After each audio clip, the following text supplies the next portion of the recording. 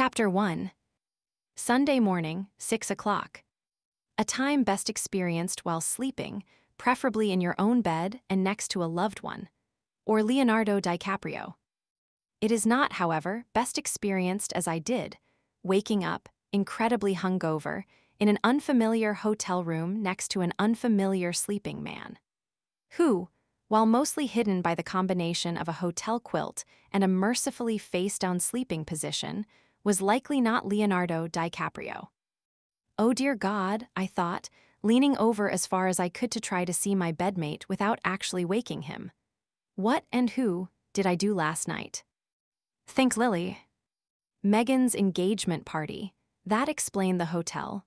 Sort of. I had been planning to stick to 2 drinks and drive myself the 45 minutes home afterward, which clearly had not worked out as intended. But what happened? My eyes traveled to my cell phone on the nightstand, triggering a hazy memory of stepping onto the hotel's terrace outside the reception the previous night to answer a call. I closed my eyes, wincing. Amy had called, repeatedly, until I finally answered.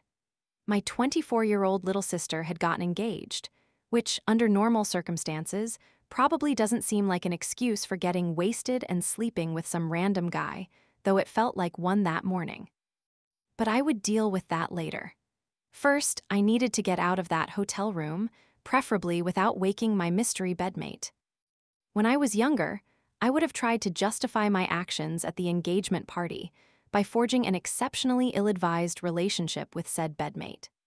I would have snuck into the bathroom to try to salvage the tattered remains of what I had looked like before I morphed into the bridesmaid of Frankenstein, crept back into the bed, and pretended to wake up Disney princess style, with a graceful, stretching yawn and perfect mascara. The courtship that would follow would be half-hearted on both of our ends, pursued by me solely so I could continue my day-to-day existence without feeling bad about myself for sleeping with him, and by him to keep getting effortlessly laid. But I was 30 now, and therefore too old to lie to myself and call it honor. Or in this case, too old to lie to myself and call a one-night stand the start of a relationship. Fine, if you wanted to be picky about it, I was 32 and therefore way too old to kid myself that this was anything worth pursuing. So I slowly inched my way off the mattress without allowing it to shift. Once fully out of bed, I breathed a quick sigh of relief, then looked around the room for my clothes. The little black dress I had worn to the party had been flung across the room's desk. It posed the next problem. The bandage-style, knockoff Hervé Leger dress had required my roommate's help to squeeze into the night before. And after a full night of drinking enough to black out, there was no way I was getting it back on without Spanx and a pair of pliers, which left bedmate's dress shirt or suit jacket. As the odds were pretty high that I would never see this guy again, considering that I didn't even know who he was, I felt no guilt buttoning his shirt over my bra and underwear. Would I be doing a very obvious walk of shame? Yes. But again, it was 6 o'clock on a Sunday morning. The only people who would see me would be hotel staff and any other walk of shamers. I could handle this. I quickly gathered my cell phone, keys, dress, shoes, and purse and tiptoed to the door, where I found 2 matching bags, one labeled Maid of Honor and one labeled Groomsman. I was Megan's maid of honor, which meant that I would, in fact, be seeing the bed's occupant again, repeatedly, and in very close proximity. Why, oh why, couldn't I have picked literally anyone else? I had to stay and face what I had done. I turned back to figure out my plan of attack and peered over the edge of the bed, trying to get a glimpse of the sleeping groomsman's face. But he stirred and gave a little half-snore. Grabbing the maid of honor bag, I ran out of the room in a panic. Breathing heavily, I leaned against the hallway wall. Maybe he won't remember either, I told myself unconvincingly. And, worst-case scenario, there are 6 bridesmaids and 6 groomsmen. There's room to hide in that number. I began to formulate a plan. I would give the shirt to Megan and ask her to return it to its owner. And if I could convince her to not tell me whom I had spent the night with, I couldn't act awkward around him because I wouldn't know who he was.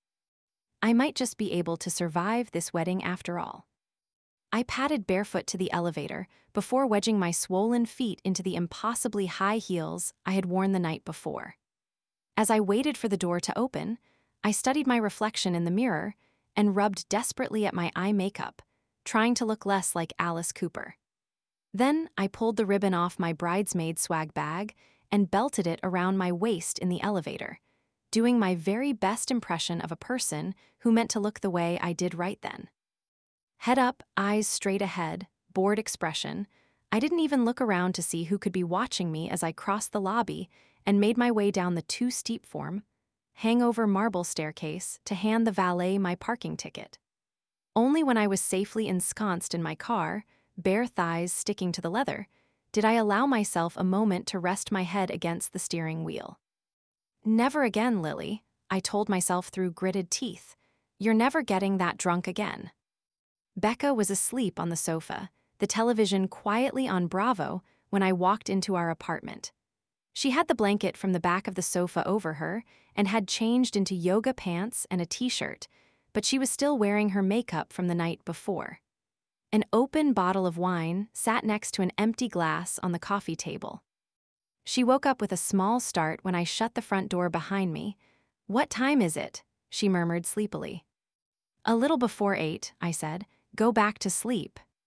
She squinted up at me. "You look terrible." I sighed, "Thanks, Beck." She sat up suddenly, taking in my unconventional outfit.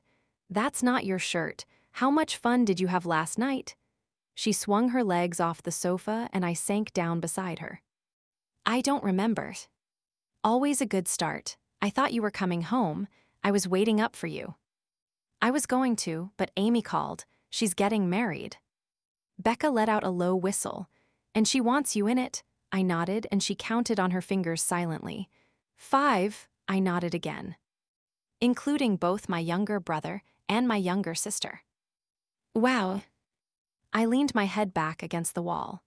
"I swear, Beck, if you get engaged this year and want me to be in your wedding, I will never forgive you." I came home alone last night and drank most of a bottle of wine myself in yoga pants, then fell asleep watching reality TV. "I think you're safe." I smiled tightly. "So whose shirt is it?" "One of the groomsmen, S." "Which one?" "Whichever one is still sleeping it off in that hotel room." "Wait, you saw him this morning, but you don't know who he is." I shook my head. He was facing the wall. Fight or flight kicked in, and I needed to get out of there fast. Becca started to laugh. "This kind of thing could only happen to you. You know that, right?" "I know." I stood up and untied the ribbon at my waist. "I'm going to take a shower and wash the shame off. You want to get pancakes when I'm done? If I have to be in 5 weddings in the same year without even a boyfriend, I'm going to need all of the carbs." Chapter 2. Of course, the story of how I got here starts well before the events of Megan's engagement party. I could take the David Copperfield approach and begin with my birth, but then we would be here for way too long and you would completely lose interest before I got to the juicy stuff, like sleeping with an anonymous groomsman and going viral for being the world's worst bridesmaid. So it's probably best to start with the basics. My name is Lily Weiss, and I am my mother's worst nightmare. In other words, I am a single, 32-year-old spinster who lacks even the hint of a marital prospect, and who is therefore increasingly unlikely to provide her with the grandchildren that she wants yesterday. Or, as I like to spin it, I am a fabulous career woman who refuses to settle for anything less than true love. Which would be an easier sell, I suppose, if my career weren't the most singularly boring job on the planet. Unique? Definitely. Well-paying? Nothing lavish, but I'm doing okay. Fabulous? Absolutely freaking not. I work as the Director of Communications at the Foundation for Scientific Technology. Capital letters theirs, not mine. Such a great title. Such a lame reality. It boils down to writing a lot of press releases for a huge science nonprofit. The foundation funds research experiments around the world, and I write about the findings of those experiments. Which sounds cool until you realize the experiments have no practical application to everyday life. Studies on marine sponge life don't exactly cure cancer. It would probably be a total dream job if I like science, but I don't. I majored in journalism in college because it was as far from my particle astrophysicist father's world as I could get. Don't get me wrong, I adore my dad. But he started his crusade to convince me to follow in his footsteps as soon as I emerged from the womb, and even that early, I wasn't feeling it. For my 8th birthday, he got me a telescope and a journal to chart the stars in. That telescope sat there collecting dust while I scribbled my first story, about a pony named Chloe, in the journal. But even majoring in journalism, I was told every time I had to write a technical article that my calling was science journalism. Apparently, I have a knack for explaining complex concepts in layman's terms. Maybe that's what comes from being raised in a household where neutrinos and quarks were dinner table conversation. And writing jobs are scarce. Writing jobs that pay enough to keep me from sleeping in my childhood bedroom and eating breakfast with my parents every morning are even scarcer. It may not be groundbreaking journalism, but my science-minded colleagues seem impressed with my ability to communicate their efforts to the rest of the world daily. It is also the one writing job that makes my father as proud of me as he would be had I actually gone into a scientific field.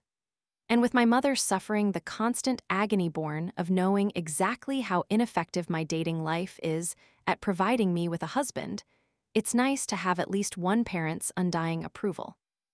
All of this is well and good, but it's really just background noise to get to my current predicament, which is the weddings, all 5 of them.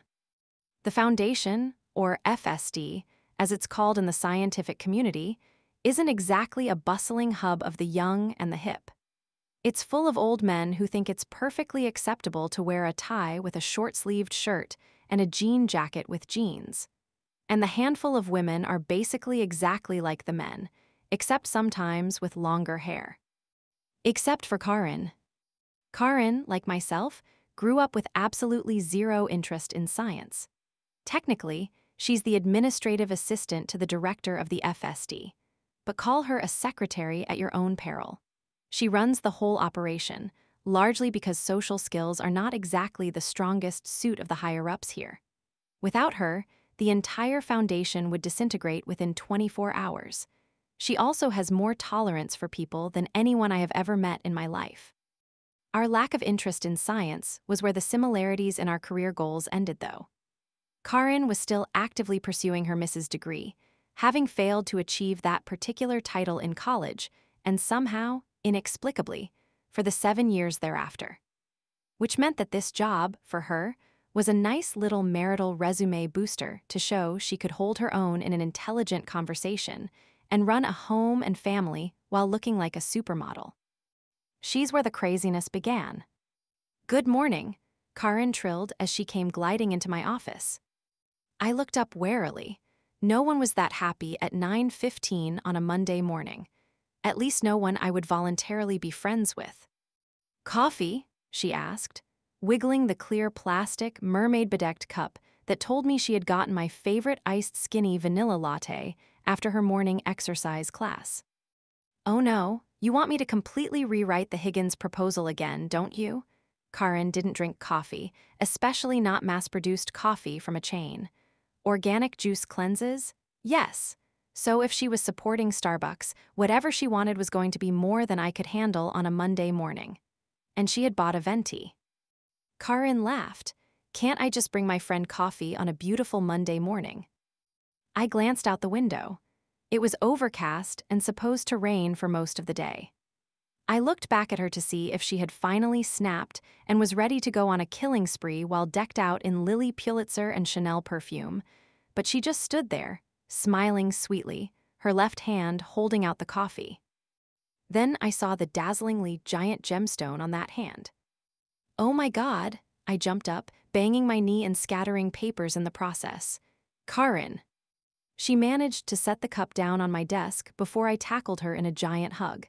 "Tell me everything." She sank gracefully into the chair at my desk, while I grabbed the coffee like the lifeline that it was. "Well, you know our anniversary was last night." I nodded, despite knowing nothing of the kind. They had only been dating since January, and it was early July now. Was she counting month anniversaries? So Greg took me to the restaurant where we had our first date, and I honestly didn't expect a thing. This was a bit of a stretch. She had bridal magazines in her desk. Granted, she had been hoarding those for years before she met Greg. But still. And we ordered drinks, but the waitstaff brought a bottle of champagne instead.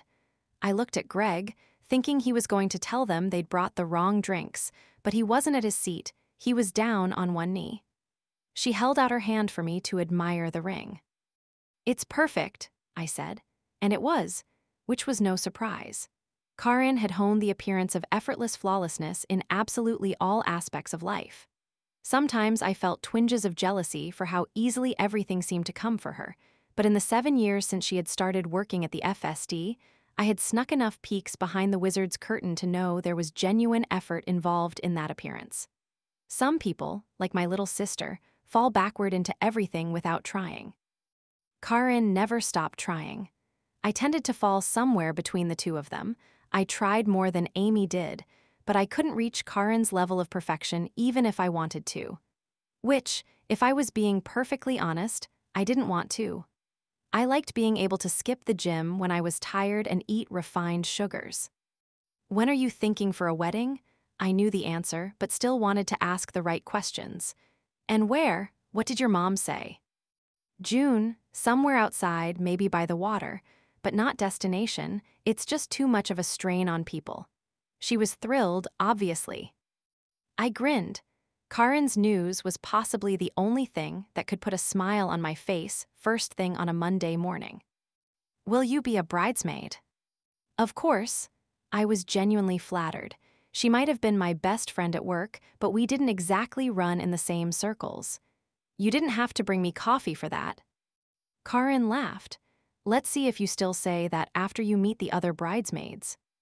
I rolled my eyes. I hadn't met her high school friends, but I had heard the stories. "I was in all of their weddings," she said with a small shrug, which was totally ridiculous as reasons went, and she knew that too. Karin's fiancé was the brother of the worst of them. Their family had more money than they knew what to do with, which explained the enormity of the rock on Karin's finger. I never understood why Karin was so desperate to impress this one particular group of girls, especially because Karin herself came from money. But as a peasant, I didn't understand the ways of the extravagantly wealthy. And I knew that the fear of not living up to these other women's standards was the primary source of anxiety in her life. "Bring it on, just tell me I don't have to wear anything floral." "In the wedding?" Karin asked, horrified. "Oh no, solids only for bridesmaid dresses." What was I thinking? I smiled. "I'm honored, really." "Thank you," she hugged me. "I'm going to need you for this." The next to fall was my college roommate, Sharon. Her engagement was no big surprise. In fact, she probably would have freaked out and not given him an answer if Josh had surprised her. Sharon didn't like being put on the spot. She and Josh had been living together for 2 years already, and she knew he had the ring before he asked. "We're just going to do City Hall," she confided when she called me. "I've never wanted a real wedding. I mean, you can come and all, but I don't want to do a bridal party or anything like that. You don't mind, do you?" I assured her, quite honestly, that I did not. I would go anywhere for her, but at my age, I was past feeling that being a bridesmaid was a necessity. I was happy to do it, but would my feelings be hurt if I didn't have to wear a puffy dress and bride-selected shoes? No. City Hall was also not much of a surprise. Through the dozen-plus years of our friendship, she had been adamant that if she ever got married, her dream wedding was Rabbi Elvis in Vegas, with random witnesses off the street. Which made sense if you knew Sharon. Not that she was the Vegas type at all, but her mother was so domineering and overbearing that if she knew a wedding was happening, Sharon would have zero input into any part of it. But once there was a ring on her finger, Sharon couldn't not tell her mom, who apparently had strong opinions other than City Hall. Sharon called me in hysterics 3 days after the engagement phone call. "She said she'll disown me if I don't have a real wedding," she wailed. "She said I'll be dead to her. She's going to sit Shiva." "She wouldn't do that. She's bluffing." "Have you met my mother? She's serious." I sighed, having lived through many soap operatic dramas between Sharon and her mother. Would she go through with sitting Shiva? Possibly. Would she also recant as soon as the first grandchild was born? Of course. But it was a moot point because if Mrs. Mayer pushed hard enough, Sharon always caved. "What are you going to do?" I asked, knowing the answer. "She already booked her rabbi to marry us." "Will he wear an Elvis costume for you at least?" Sharon laughed and then hiccuped. "Probably not, he's like 150 years old." She paused. "I hate to ask, I know I said you wouldn't have to be in it." "I'm happy to, Shar." "You mean it?" "Of course." "Thank you," she sighed in relief. "I don't know how I could get through this if you said no." When I met my best friend, Megan, for happy hour a few weeks later, she kept her left hand deliberately hidden when I showed up. "I love you," I declared, sinking into the seat opposite her where a martini sat waiting for me, dirty, with extra olives, just the way I liked it. I took a long swig, needing it after the phone call I had just had with the astrophysicist who didn't think that I had accurately explained the significance of the gamma-ray burst he had been researching. "Seriously, marry me." "Funny you should say that." Megan's eyes twinkled as she raised her hand. "I already told Tim I would marry him." Despite my 2 prior commitments, I swear that I felt nothing but joy for the girl who had been my best friend since 2nd grade. When Amber Donovan announced the name of my crush to an entire busload of kids and Megan, accidentally, clocked her with her Snoopy lunch box. Nothing cements a friendship like hitting another kid in the face with a Charles Schultz, approved hunk of plastic complete with matching thermos. I squealed over the ring and demanded all of the appropriate details, grinning broadly at the happiness radiating from her pores.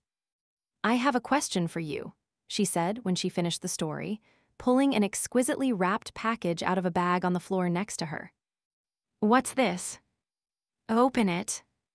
I tore into the wrapping paper and Megan laughed again, calling me vicious. Under the paper was a wooden box painted Tiffany blue with a white ribbon stripe affixed to it. "I can't say I do without you," it said in calligraphy on a card in the corner. I opened the latch and lifted the lid of the box. It contained a ring pop, a tiny bottle of champagne, Hershey's Kisses, and a pack of Essie bridal nail polishes in pale pinks. "Will you be my maid of honor?" Was written in the same calligraphy inside the box's lid. My eyes welled up. "Of course I will. How long did this take you?" "I saw it on Pinterest forever ago. Don't you ever look at my wedding board?" What on earth is a wedding board? I asked myself, shaking my head. I was going to have to figure that out. It wasn't until I was back at home that night, showing my maid of honor box to Becca, that I realized I might be a bit overextended. "Have any of them set dates yet?" she asked. Megan and Karin both did. Of course, Megan already did. Becca wasn't a huge fan of Megan, and the feeling was mutual. They tolerated each other because of me, but Becca thought Megan was bossy and controlling, and Megan thought Becca was judgmental and snarky. I knew they were both right, but loved them for those same qualities. June 27. A June wedding shocking.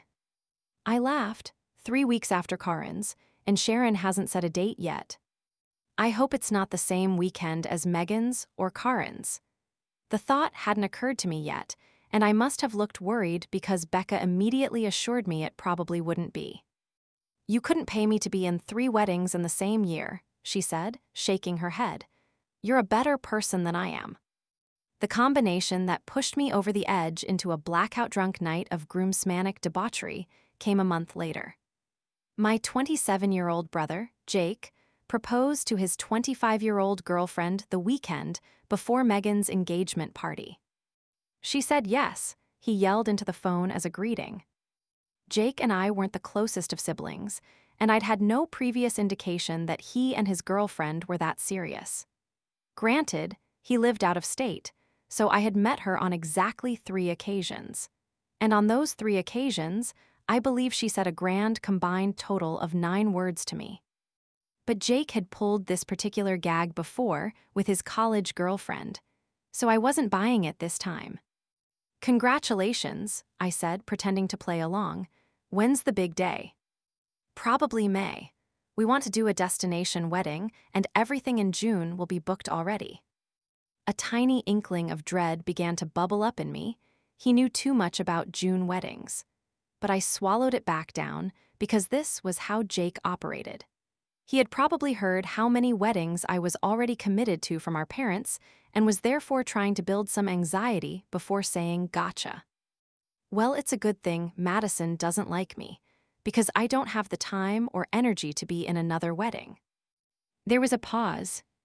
"Of course Mads likes you. We want you to be a bridesmaid." Is she going to be able to handle vows? I mean, she might have to say, "I do" in front of other people. A longer pause this time. "Lily, you're on speaker." Jake cleared his throat. "With me and Madison." "Hi, Lily," a quietly wounded voice said through the phone. My stomach dropped. "I'm a jerk," I said quickly. "Jake, I thought you were teasing me because, well, never mind. Congratulations, I'm so happy for you both. Send me a picture of the ring. I want to hear all the details." I went into autopilot engagement babble mode, my cheeks burning from the embarrassment of somehow getting it wrong when Jake was being serious. When we hung up, I let out a colorful stream of expletives, only somewhat related to the faux pas I had just made in insulting my future sister-in-law while she was on the line. Was I a bad person for feeling jealous? Probably. But I doubt there's an older sister in the world who wouldn't turn a little green, be it with envy or nausea, at the realization that she was going to be in 4 weddings, including that of her younger brother, all without so much as the prospect of a date. They were still in their mid-20s. They could date another couple of years and be fine. What was the rush? Jake's engagement festered in me all week. I love my little brother. I do. And it wasn't like I was ready to get married, or like anyone had ever proposed to me, or like I had ever been in the kind of relationship where I wanted the person to propose. I had started talking about marriage when David and I were 24, but we broke up not long after that, and I hadn't been in a serious enough relationship to think about it since. The emerging details of Jake's engagement, however, combined with my mother's proud Facebook posts and completely unself-aware comments about how happy she was to finally be planning a wedding, made me begin to wish the entire institution had been left in the dark ages where it belonged. The straw that broke the proverbial camel's back, however, came with Amy's phone call during Megan's engagement party. I felt my bag vibrate while I stood chatting with Megan's mother, but I ignored it. We were in the party room of a posh hotel, and it would have been rude to even open my bag to see who was calling. When the vibrations began again 10 seconds after ceasing, I started trying to figure out how to extricate myself from the conversation, and by the 4th call, I assumed someone must have died, so I excused myself and walked onto the terrace to take the call. "Amy, what's wrong? What happened?" "I'm getting married," she shrieked so loudly that I had to hold the phone away from my ear. "Not funny, Ames," I said. This time I was confident it was a joke. In one of the marathon phone sessions I'd had that week with my mother, Amy had been on the line and she swore up and down that Jake was too young to get married, that Madison, at 25, just 1 year older than Amy herself, was definitely too young to get married, and that even if Tyler proposed tomorrow, she would make him wait at least 4 more years. This seemed logical. While a year out of college now, Amy was still living with my parents, working a part-time job until she found something she actually wanted to do, and generally did not have her life together. Tyler, her boyfriend, was 2 years older and in law school, so while he was more centered than she was, he still seemed light years away from being ready to tie the knot. "That's because it's real. Check your text messages. I sent you a picture of the ring." My stomach leapt into my throat as I looked down at my phone screen. Sure enough, there was Amy's hand, complete with chipped remnants of blue glitter nail polish, topped with an inordinately large diamond. She should have done her nails, I thought, unkindly. "Isn't it gorgeous? It was his grandmother, S. It doesn't fit, I have to get it sized." I let Amy go on for a while, but I wasn't listening anymore. She was 24, for God's sake. Panic began to grow in my chest as I looked back in the lighted windows of Megan's party. "So it'll be in June," Amy was saying. After Tyler graduates from law school. And you'll be a bridesmaid, of course. What? Well, you're my sister. Madison will have to be in it too, I guess, right? Mom will make me include her. And we're both in hers, so I guess I have to. Jake will be one of Tyler's groomsmen. And Tyler's sister, she's 27, that's almost your age, so you'll have someone to hang out with. Oh, and Ashley, she'll be my maid of honor. You don't mind, do you? I already asked her. I mean, I guess I can have 2 maids of honor if you really want to be one, even though that means Tyler will have to have 2 best men. It's too bad you're not married, because then it'd be so easy, I'd just make you my matron of honor. I don't have to make Madison that, do I? They'll only be married like a month when we get married, that's hardly a matron. No, she'll just be a bridesmaid. Right? Oh my God, Lily, I can't believe he proposed. My head was reeling, but I think I made a vaguely appropriate response of congratulations before reminding Amy that I was at Megan's engagement party and couldn't stay on the phone. Ooh, okay, I have to go call Jake anyway, and Grandma and Aunt Anna and so many other people. I'll call you tomorrow with all the details, okay? Bye. I dropped my phone back in my purse and poured the remains of the drink I had been holding down my throat, then walked straight to the bar, where I ordered another. I drank that one the same way, ordered another, and remembered nothing further until waking up the following morning in a strange hotel room with an even stranger groomsman. Chapter 3. It was time to do some quick damage control. First, there was the issue of the mystery groomsman. I thought about it while I showered the morning after the party and decided it truly was best to not know which groomsman I had slept with. Curiosity killing the cat and all. And that cat probably actually died of shame from having to repeatedly face the guy she hooked up with while blind drunk. No thanks. If I didn't know who it was, I couldn't be awkward about it. Nor could I develop a post-hookup rebound crush on the guy in order to justify having slept with him. Having been down that road before, I felt qualified to postulate that those relationships have an expiration date on par with that of a container of yogurt, which is far less time than a typical engagement takes, and I had zero desire to walk down the aisle at Megan's wedding with someone whom I had not only slept with, but also horrifically dated and broken up with. The only solution? Tell Megan I didn't want to know who it was and move on. I could ask after the wedding if I was still curious. With that settled, there was the issue of keeping the details of 5 weddings straight. I, to put it mildly, lack major organizational skills. Karen's and Megan's weddings would be a piece of cake on that front at least. Karen was the most organized and highest functioning person I knew, and Megan had been planning her dream wedding for so many years that she would need almost nothing from me. Sharon's would be harder, as her disdain for all things wedding meant she would need a little hand-holding. But I rationalized, her mother would take over the planning, and with Sharon not wanting a wedding at all, she would be pretty laid back about the whole process. Then again, Mrs. Mayer was the opposite of laid back, and she would be running the show. But she also probably wouldn't allow any feedback from me, so there wouldn't be much I would be expected to do anyway.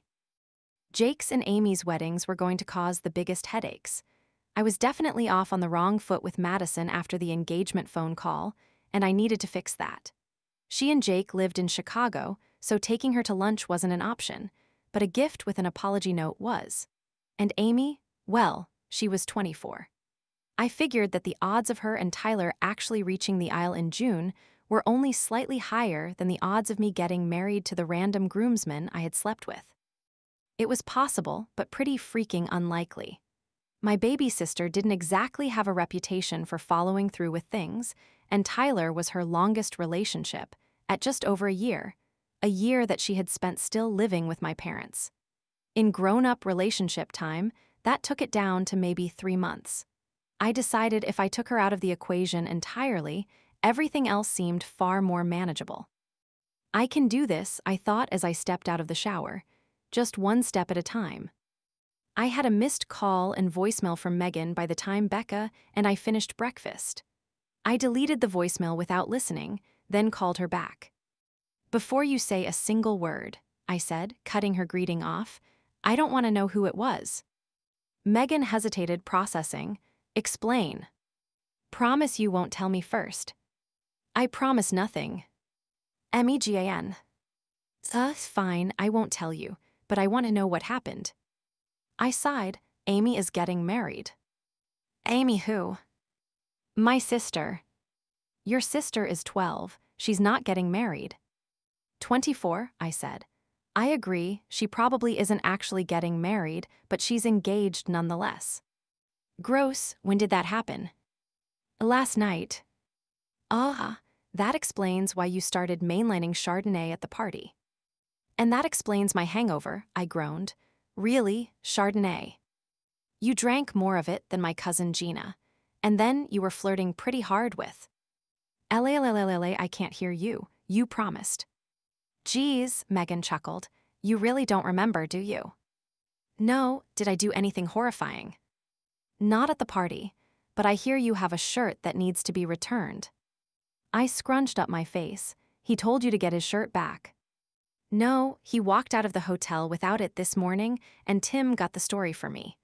I love that you made him do a walk of shame, too, though. I think it's a walk of pride when a guy does it, not shame. I paused. Why didn't he have another shirt? Because he was planning to drive home after the party, before you became a factor. I rubbed my temples. A vague recollection of holding a male arm while a disembodied voice asked a concierge if there were rooms available danced at the outskirts of my memory. Can I give you the shirt next week and have you never speak of this again? Megan agreed warily. But don't you think it'll come up? You're going to see him at the rehearsal dinner and the wedding. That's 10 months away. It'll be old news by then. If you say so, probably for the best anyway. This way you won't decide you hate him and make me rearrange the entire wedding. Even though that was well-deserved, I cringed. See, I said, faking a cheerful tone. Totally responsible decision on my part. I could practically hear Megan rolling her eyes through the phone.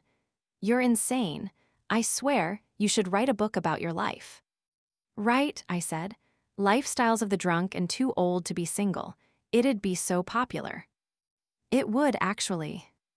Yeah, and I totally want that out there for the world to see. Whatever. I could hear the shrug in Megan's voice. Use a pen name. People would read it, and it'd be more interesting than what you write for work. You'd have fun. I told Megan I would think about it, with absolutely no intention of doing so. Besides, even with a pen name, I would have to put a Sylvia Plath clause into a contract if I wrote a book about my current exploits. There was no way I could publish a book in which I didn't know whom I had slept with unless my mother was good and dead. But, with Megan's agreement to never again discuss my drunken amnesiac escapades, I could consider the subject closed for now. Chapter 4. The rash of engagements all happened in the summer and early fall. There's something about warmer weather that apparently makes people want to commit themselves to a life of fidelity. That or engagements are contagious. Like the flu, if you don't wash your hands a lot, you might wind up sneezing and wearing a diamond. I don't pretend to understand it. There's also apparently an unspoken rule of engagements that they're supposed to last just longer than a pregnancy would coincidence. And the ensuing wedding, if at all possible, is required to take place in June, or failing that, May or July. I assume these rules are given out to all couples by the wedding deities as soon as a ring is purchased. Or they're the result of a biological urge that is activated by diamonds. Either way, having never been engaged, I didn't know either rule. When Karin got engaged, with 11 months to plan, I figured everything would be a piece of cake. I would have nearly a year before I actually needed to do anything for any of the weddings, and time to save money for dresses. But once I had 5 weddings to plan for, I needed to buckle down and calculate how I was going to do all of this. I estimated that each bridesmaid dress would probably cost around $200. For 5 dresses, that felt ridiculous because no one ever wears a bridesmaid dress again, no matter what the bride tells you. But over the course of 9 months, I could budget $1,000 for dresses.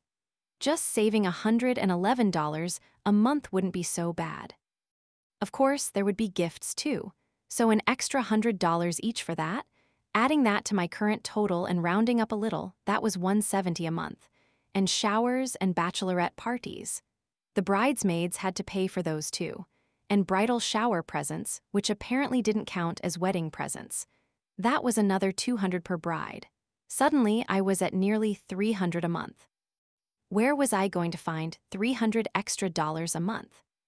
Okay, I told myself. It's only $150 per paycheck. If I start bringing my lunch to work a few days a week, I can save pretty close to that.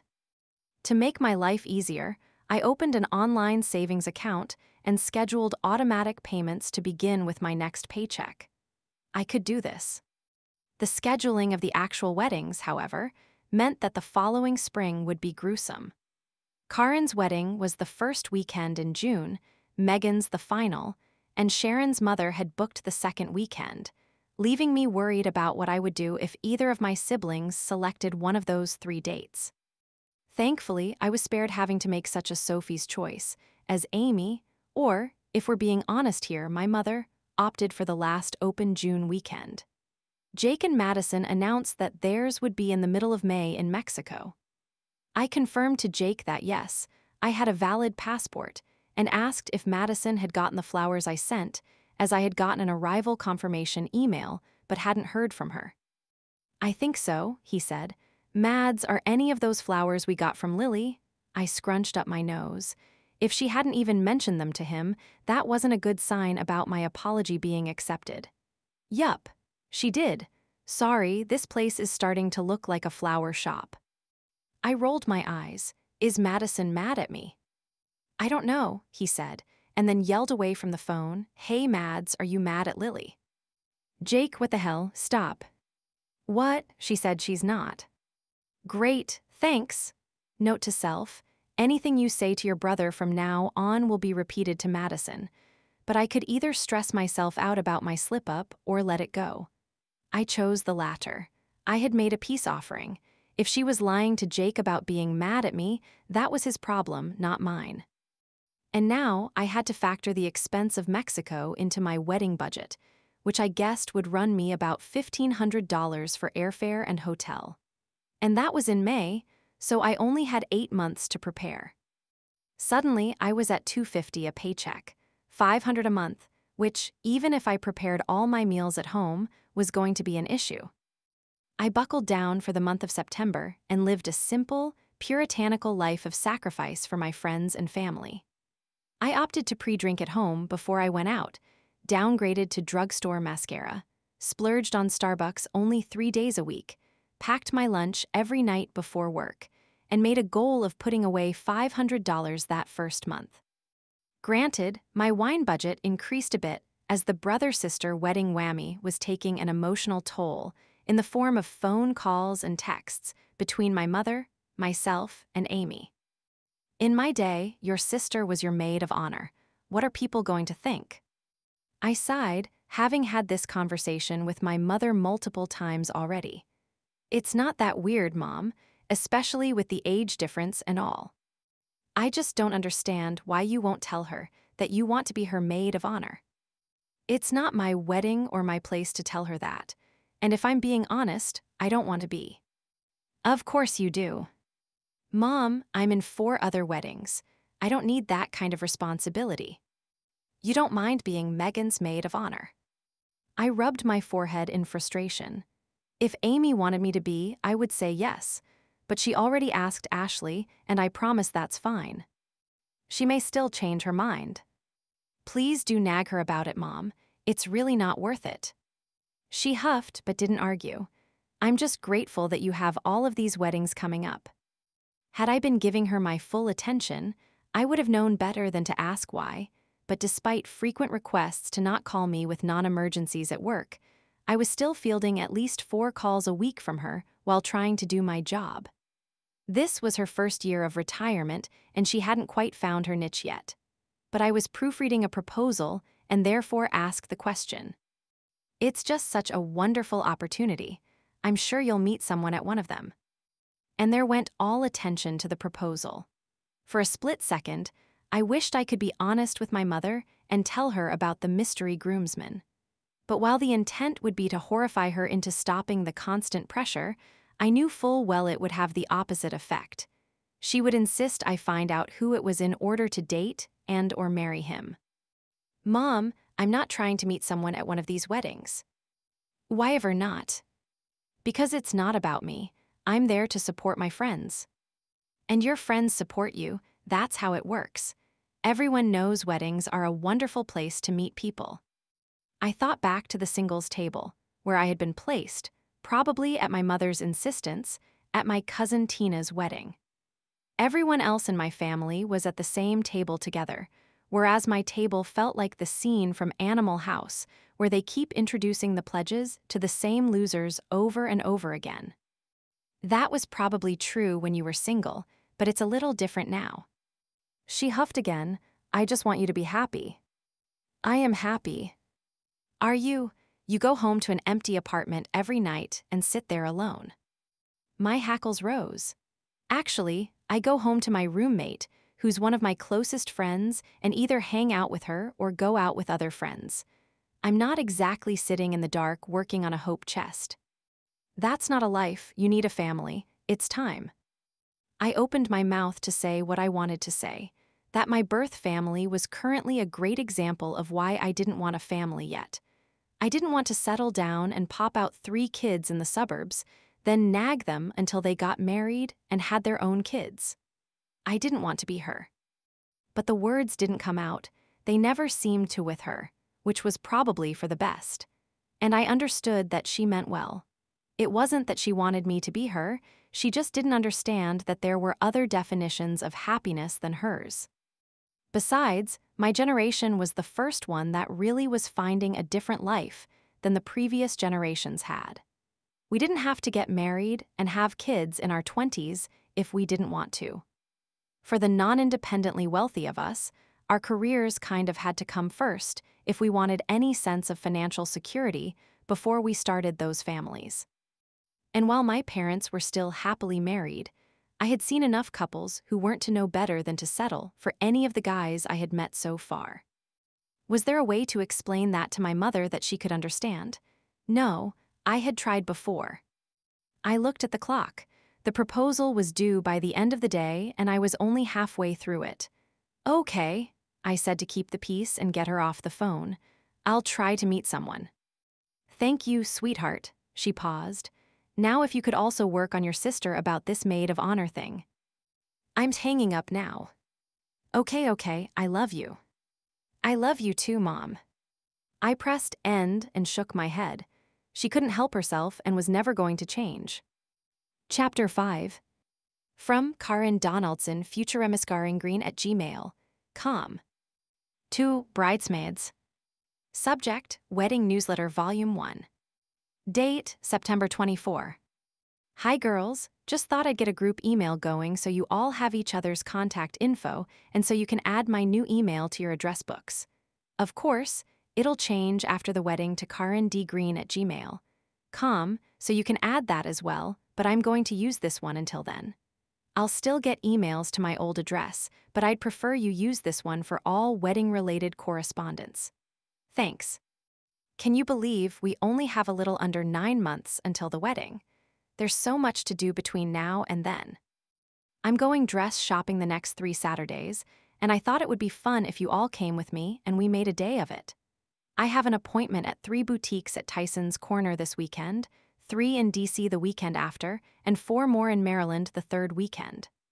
I'd love it if you came to all 3, but just let me know what works with your schedules, and I'll make sure the salons know we're coming. This is just for my dress. We'll schedule another day to go look for your dresses. Oh, and try to keep your weekends open in May. I'd like to do the shower and bachelorette separate weekends, and we'll need another weekend to figure out hair treatments, etc. Yay, I'm so excited. Love you all. The future Mrs. Karin Green. The journalism major in me cringed at the exclamation points, but I smiled over my homemade sandwich. This was what made all of the scrimping and saving worth it. Seeing how excited Karin was an interim email address excessive? Yes. But I had never seen an email that screamed excitement like this in all the years I had known Karin. Sounds great, I replied. Just let me know what time to be there on Saturday. L. Her reply pinged back less than 30 seconds later. Please, reply all in the future. It's so much easier if everyone knows the plan. My inbox dinged again. I'm in, a girl named Dana replied. I can go all 3 Saturdays. Yay, I can't wait, I'm so excited for you. What style of dress do you think you want?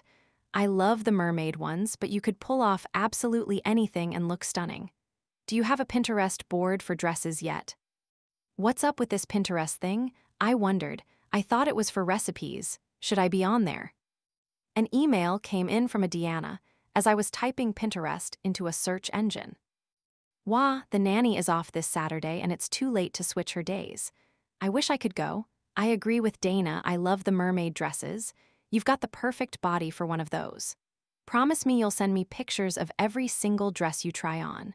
I just looked at your Pinterest board and oh my God, you're going to be the most beautiful bride. I love every dress you've pinned.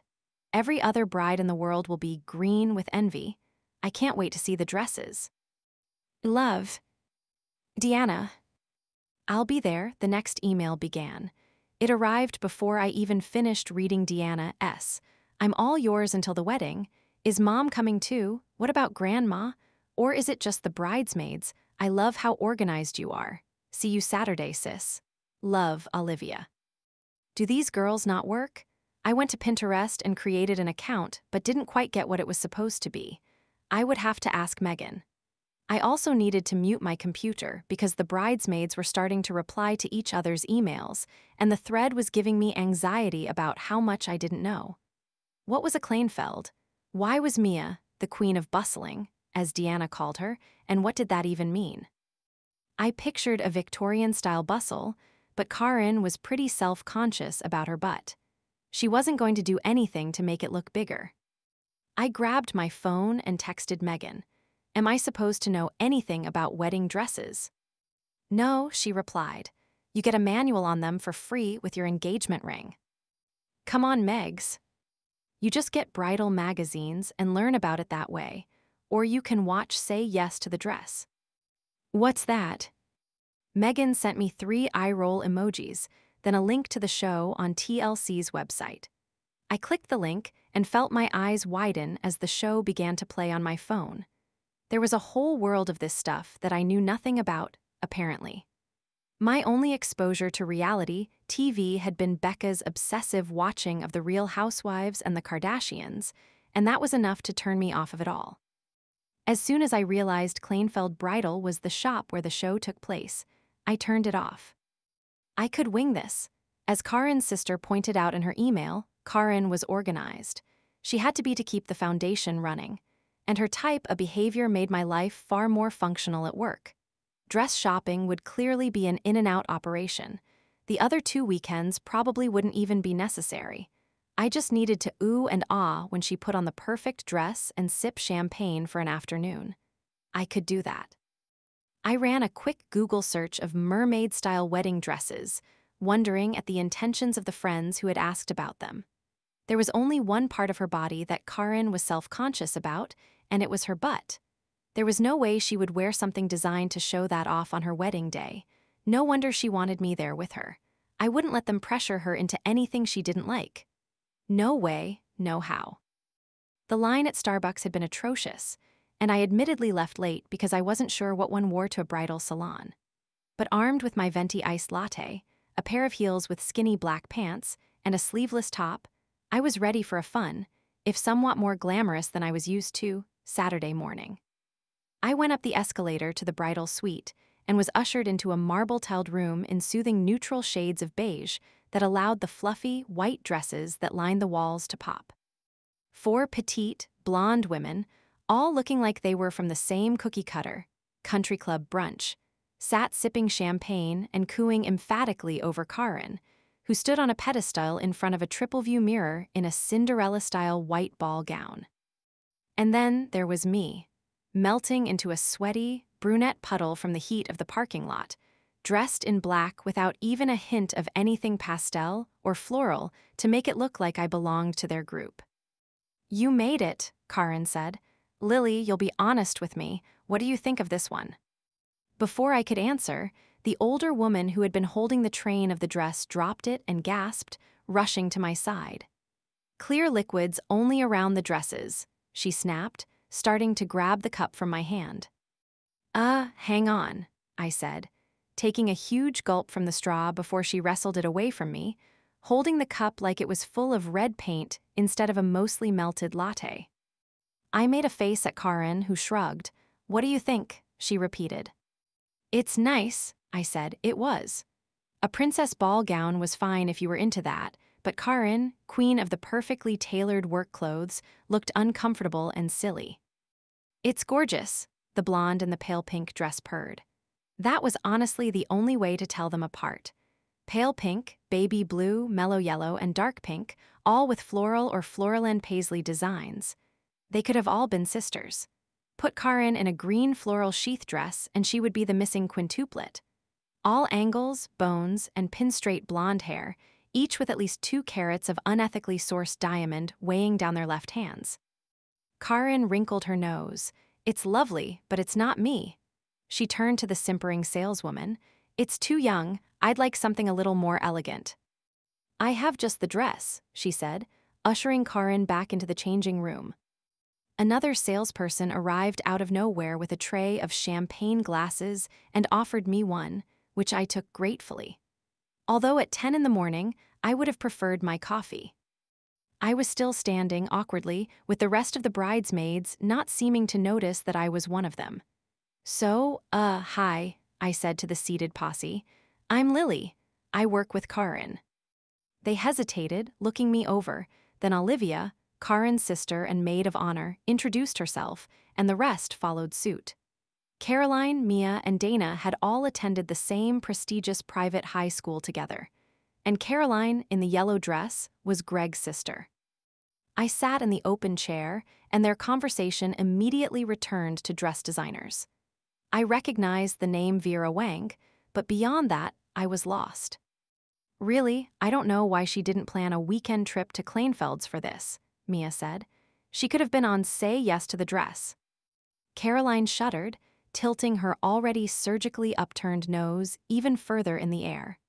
Kleinfeld's is so generic, and Karin isn't tasteless enough to want to be on that. Of course, Mia said quickly, deferring almost apologetically to Caroline's judgment. It would have been nice to spend a girls' weekend in New York, though. The bridal salons up there are just so much more chic. We'll talk her into it if she doesn't find anything down here, Olivia said. I doubt any of us would object to a weekend getaway. I had less than nothing to contribute, and no money left in the budget for such a trip. Eventually, Karin emerged in the next dress, which was skin-tight to the knee, where it flared into a sea of feathers. Olivia started to cry, and I commiserated. Okay, I thought crying was a little extreme, but it was heinous. It looked like a swan had exploded at the bottom of her dress. It's just so perfect, Olivia said, her eyes glistening as she dabbed at the corners to avoid smudging her makeup. I had never seen anyone pretty cry before. Ugly cry? Sure. But Olivia actually looked better when she cried. It wasn't fair. Wait, did she say it was perfect? I looked around. The other girls were nodding in agreement, their faces cast from the same mold. Karin burst into laughter. Lily, you have no poker face at all. They all turned to me, and I tried desperately to arrange my face into something resembling theirs. Unfortunately, I still had my original nose and ability to move my forehead, so that wasn't possible. I settled for trying to look like I didn't hate it. You do like it? Mia asked, incredulous. Karin, do you like it? You pinned one just like it, Caroline said pointedly to Karin before she could respond. The Versace, remember. Karin studied herself in the three-way mirror and shook her head. It's beautiful, but the feathers are a little too much, I think. Something a bit simpler, the saleslady asked. Karin nodded and retreated back into the dressing room. I tried on something similar for my wedding, Caroline confided. It was gorgeous, of course, but I just didn't have the curves to pull it off. You need more of an hourglass figure for a dress like that. But not too curvy, Mia said. If you're too hippie, white just isn't your friend. No, Caroline said in an exaggerated whisper. Karin would really be better off in ivory. It's more forgiving. Guess I'm not wearing white at my wedding, I thought, horrified. No one defended Karin, but a stormy look crossed Dana's face so quickly that I wondered if I had imagined it before it was replaced by an utterly bland expression. I took another swig of champagne. This was going to be a long day. Karin stepped out a few minutes later in a simple satin sheath. It was draped at the neckline to give the illusion of cleavage, which Karin didn't really have, and looked like something Zelda Fitzgerald would have worn before diving into a fountain. I adored it. Do you want something that plain? Dana asked. It's too basic, Olivia announced. You look like you're wearing a nightgown. A little tacky. Karin looked to me, and I bit the inside of my lip. I thought it was perfect. Put a long strand of pearls on her and one of those short veils that just skimmed the face, and I couldn't imagine a more elegant wedding dress. But Karin didn't seem to be a fan, so I shook my head.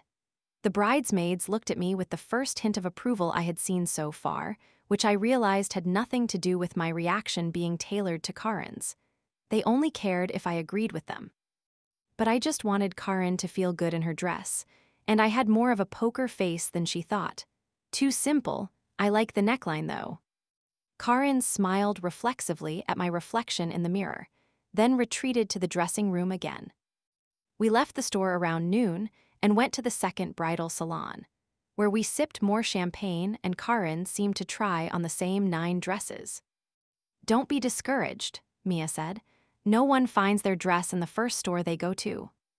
Dana nodded. As long as you get it with 7 months to go, you'll be fine. 7 months, I asked. Why 7 months? It takes that long to order a quality dress, Olivia explained. They're made from scratch to order. Oh. I suggested we break for lunch between shops 2 and 3, but Karin said we didn't have time between appointments. Besides, they were all doing juice cleanses and not eating solid foods right now. They're really wonderful for flushing the toxins out of your system, Caroline said. And it'll help you take off those extra pounds in plenty of time for the wedding. I'll send you the info for a weight loss specific plan.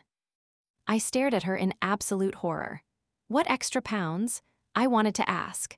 Were there days when I looked in the mirror and wished I could lose a few pounds? Of course. But I had never had a virtual stranger tell me that I needed to lose weight before. I was too shocked to make a snappy comeback and instead mumbled something that sounded like thanks as I looked at the 4 bridesmaids and wondered again what exactly I was doing there. They didn't even eat. It explained their size, but it did not reassure me that they were actually human. I tried to remember seeing Karin eat anything normal. She usually had a smoothie in disgusting shades of green and orange at lunchtime. Definitely a lot of carrot and celery sticks. But I wasn't sure I had ever seen her put a piece of office, birthday cake into her mouth. I, however, needed food and wished I had brought a snack in my purse. Not that I had the guts to eat it in front of any of them or, even worse, one of the shop assistants. If I thought the coffee thief was bad, I didn't want to know what would happen if I pulled out a sandwich. It was already 2 o'clock, and the protein bar I had scarfed down in the car just before arriving at the first salon wasn't cutting it with all of the champagne. Car, I'm sorry, but I've got to bail early. She looked surprised but didn't ask what I had going on. Okay, she said, leaning in to hug me. Thank you for coming today. Will we see you next weekend? It's my mom's birthday, but I'll come for as much as I can. Of course, she said. Well, hopefully we find something amazing at the next store and we'll be done. Send me a picture if you do. I'll try. Most of the high-end salons won't let you take pictures of their gowns. I said my goodbyes to the blondes and made my escape. When I got to my car, I turned the air conditioner up all the way and took a deep breath before I put it into reverse. That was more intense than I expected. Are all the weddings going to be like this? I took quick stock of the 5 brides. Madison was the only wild card. I had no idea what her friends would be like because I didn't really know what she was like. When it came to my sister, I knew all of the bridesmaids. Did I like them? Absolutely not. but I could be honest with Amy at least. Megan might as well have been my sister, except one I actually wanted to spend time with. And Sharon didn't even want a wedding. I doubted her mother would allow us to go dress shopping. Outside opinions might spoil her vision. So this should be as bad as it got. And Karen was fine. She didn't even mind that I bilayed early. Her friends were intimidating, but Caroline seemed like the only one with a real mean streak. Yes, they were all Stepford robots, but the rest of them didn't rub it in that they were supermodel skinny with rich husbands and an innate understanding of all things wedding. I even felt a little bad for being so judgmental about them as I waited in line at Five Guys. Whether she liked them all the time or not, they were Karen's friends and had been for a really long time. There had to be some redeeming qualities that I just hadn't seen, probably because I was too hangry to look. Maybe I'd even learn to like them by June. No, they wouldn't eat a cheeseburger with extra pickles and an order of fries in the car on their way home today. But I also refused to feel shame for eating solid food. I saw the look on Dana's face when I suggested lunch. Diamonds may be a girl's best friend, but those Five Guys Cajun fries are a pretty close second. Chapter 6. Once I had food in my belly, though, I felt guilty. Not about the food, it was worth every bite.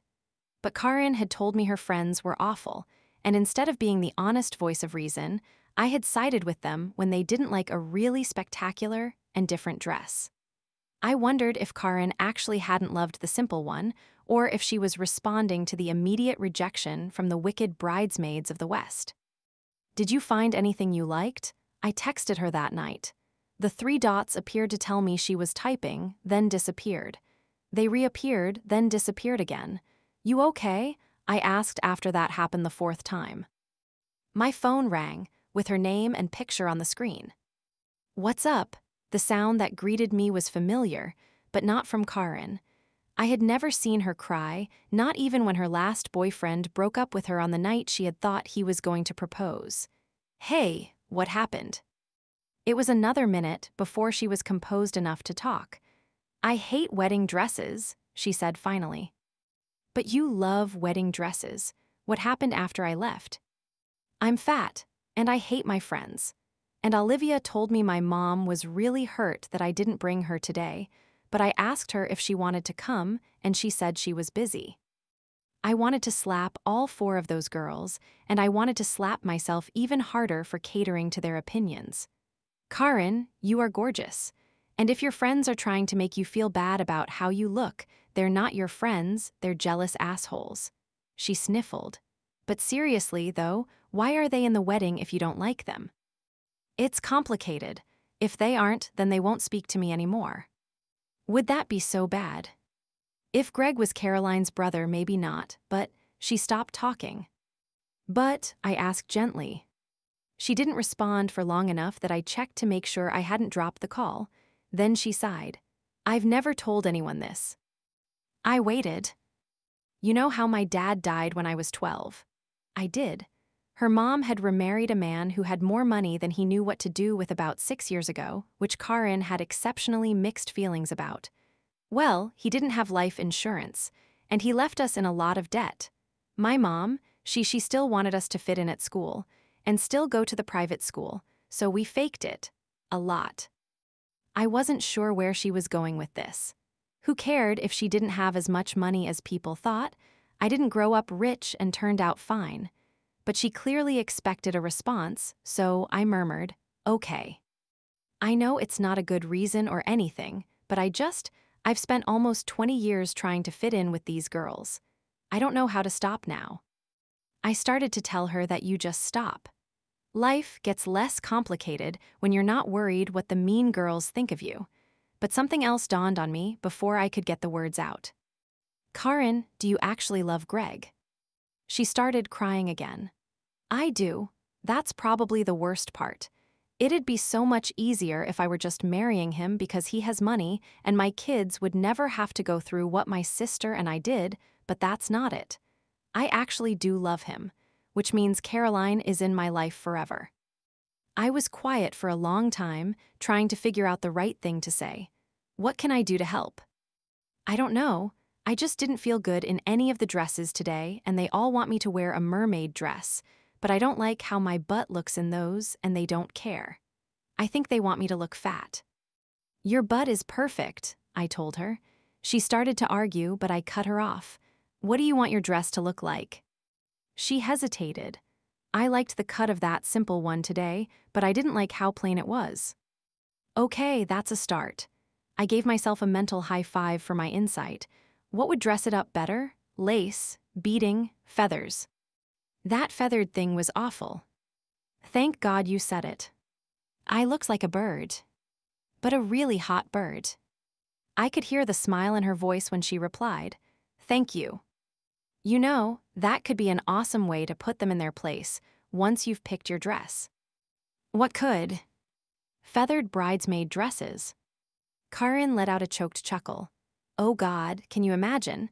But I'd be punishing you too. Can I drop from the ceiling in a cage and sing a song in my feathered dress? Lily, have you been to a wedding before? Of course, but that would have livened any of them up. Karin finally laughed for real. This is why I need you as a bridesmaid. I love you, you silly feathered goose, I told her. Now go do something that has absolutely nothing to do with wedding dresses tonight, okay? Maybe even eat some carbs. That won't solve the feeling fat in white dresses problem. You're right, because that's in your head and you need a shrink for that one, which I'm not. But if you complain that you're fat again, I'm shoving a cheeseburger in your mouth. When I got off the phone, I logged into my newly created Pinterest account and found Karin. In addition to her wedding dress board, she had boards for juice cleanses, weight loss tricks, general wedding ideas, wedding colors, wedding favors, arm toning exercises, and bridal showers. I glanced at my reflection in the mirror over my dresser. I held up an arm and shook it, watching for inordinate jiggle. I thought. No one was going to mistake my body for Jennifer Aniston, but my arms were okay. I clicked onto her wedding dresses board to see what I could find. I scrolled for about 20 minutes trying to find something resembling what we had seen earlier, but fancier, without any luck. I did, however, notice one dress was repeated on the board. 3 times, in fact. There were different pictures of the same dress, 2 on the same model, 1 on a different model. All pinned from different sources. I wouldn't have called it a simple dress. It was covered in lace and had a sash at the waist, with a corset top that drew attention to the upper back rather than the derriere. It looked nothing like the 20s-style dress that I had loved, but I could see the appeal for Karin. It was a slim cut through the hips, then didn't flare exactly, but wouldn't accentuate her butt. Clicking on the image of the dress itself took me to the designer's page, and I eventually found a where to buy link. A salon in DC carried the designer, although it didn't say if that exact dress would be there. It was Saturday night, so the shop would be closed. Their website said they were closed on Sundays, too, so I could call first thing Monday morning. An idea began to bloom. Monday morning, I waited until the shop opened at 10, then peeked around my office door to make sure Karin was nowhere nearby before shutting my door and calling. I asked about the specific dress she had pinned 3 times and was told that they had it. Great! I'll try to bring the bride by this week. We offer time slots by appointment only. Oh, when's your next available appointment? We just had a cancellation for tomorrow. Otherwise, the next available is a week from Thursday. I snagged the 11 o'clock appointment for the next day, only then realizing that if the dress wasn't good on her, my secret machinations would probably hurt more than they would help. But I rationalized, if the dress was good, I had just freed up the next 2 weekends and made dress shopping less complicated. At 10:40 the following morning, I marched into Karin's office and told her we were going to lunch. She looked up at me, then glanced down at her diamond-encrusted watch, an engagement gift from her fiancé's parents. It's too early for lunch. I rolled my eyes. You don't eat anyway. What do you care? I came behind her desk and opened her drawer, then pulled out her purse. Just come on, I have a surprise for you. She looked at me warily, but stood and took her purse. What's actually going on? You'll see when we get there. I pushed her shoulders toward the door. Come on, I have an Uber coming in 3 minutes. Karin peppered me with questions as we made our way to the Uber, but I didn't tell her what we were doing until we arrived at the salon. I have an appointment here next weekend, she said, confused. Let's just try something. Lily, I don't want to try on more dresses today. Just one, for me. She looked upset, and I wondered again if I had made a mistake doing this, but she stepped out of the car anyway. I checked us in at the front desk, and a mousy-looking woman named Rita came forward and greeted Karin. I have your dress waiting for you, she said, but I'm happy to pull more as well. Karin turned to me. What dress? What's going on? I looked at your Pinterest, I said. You pinned the same one 3 times. They have it here.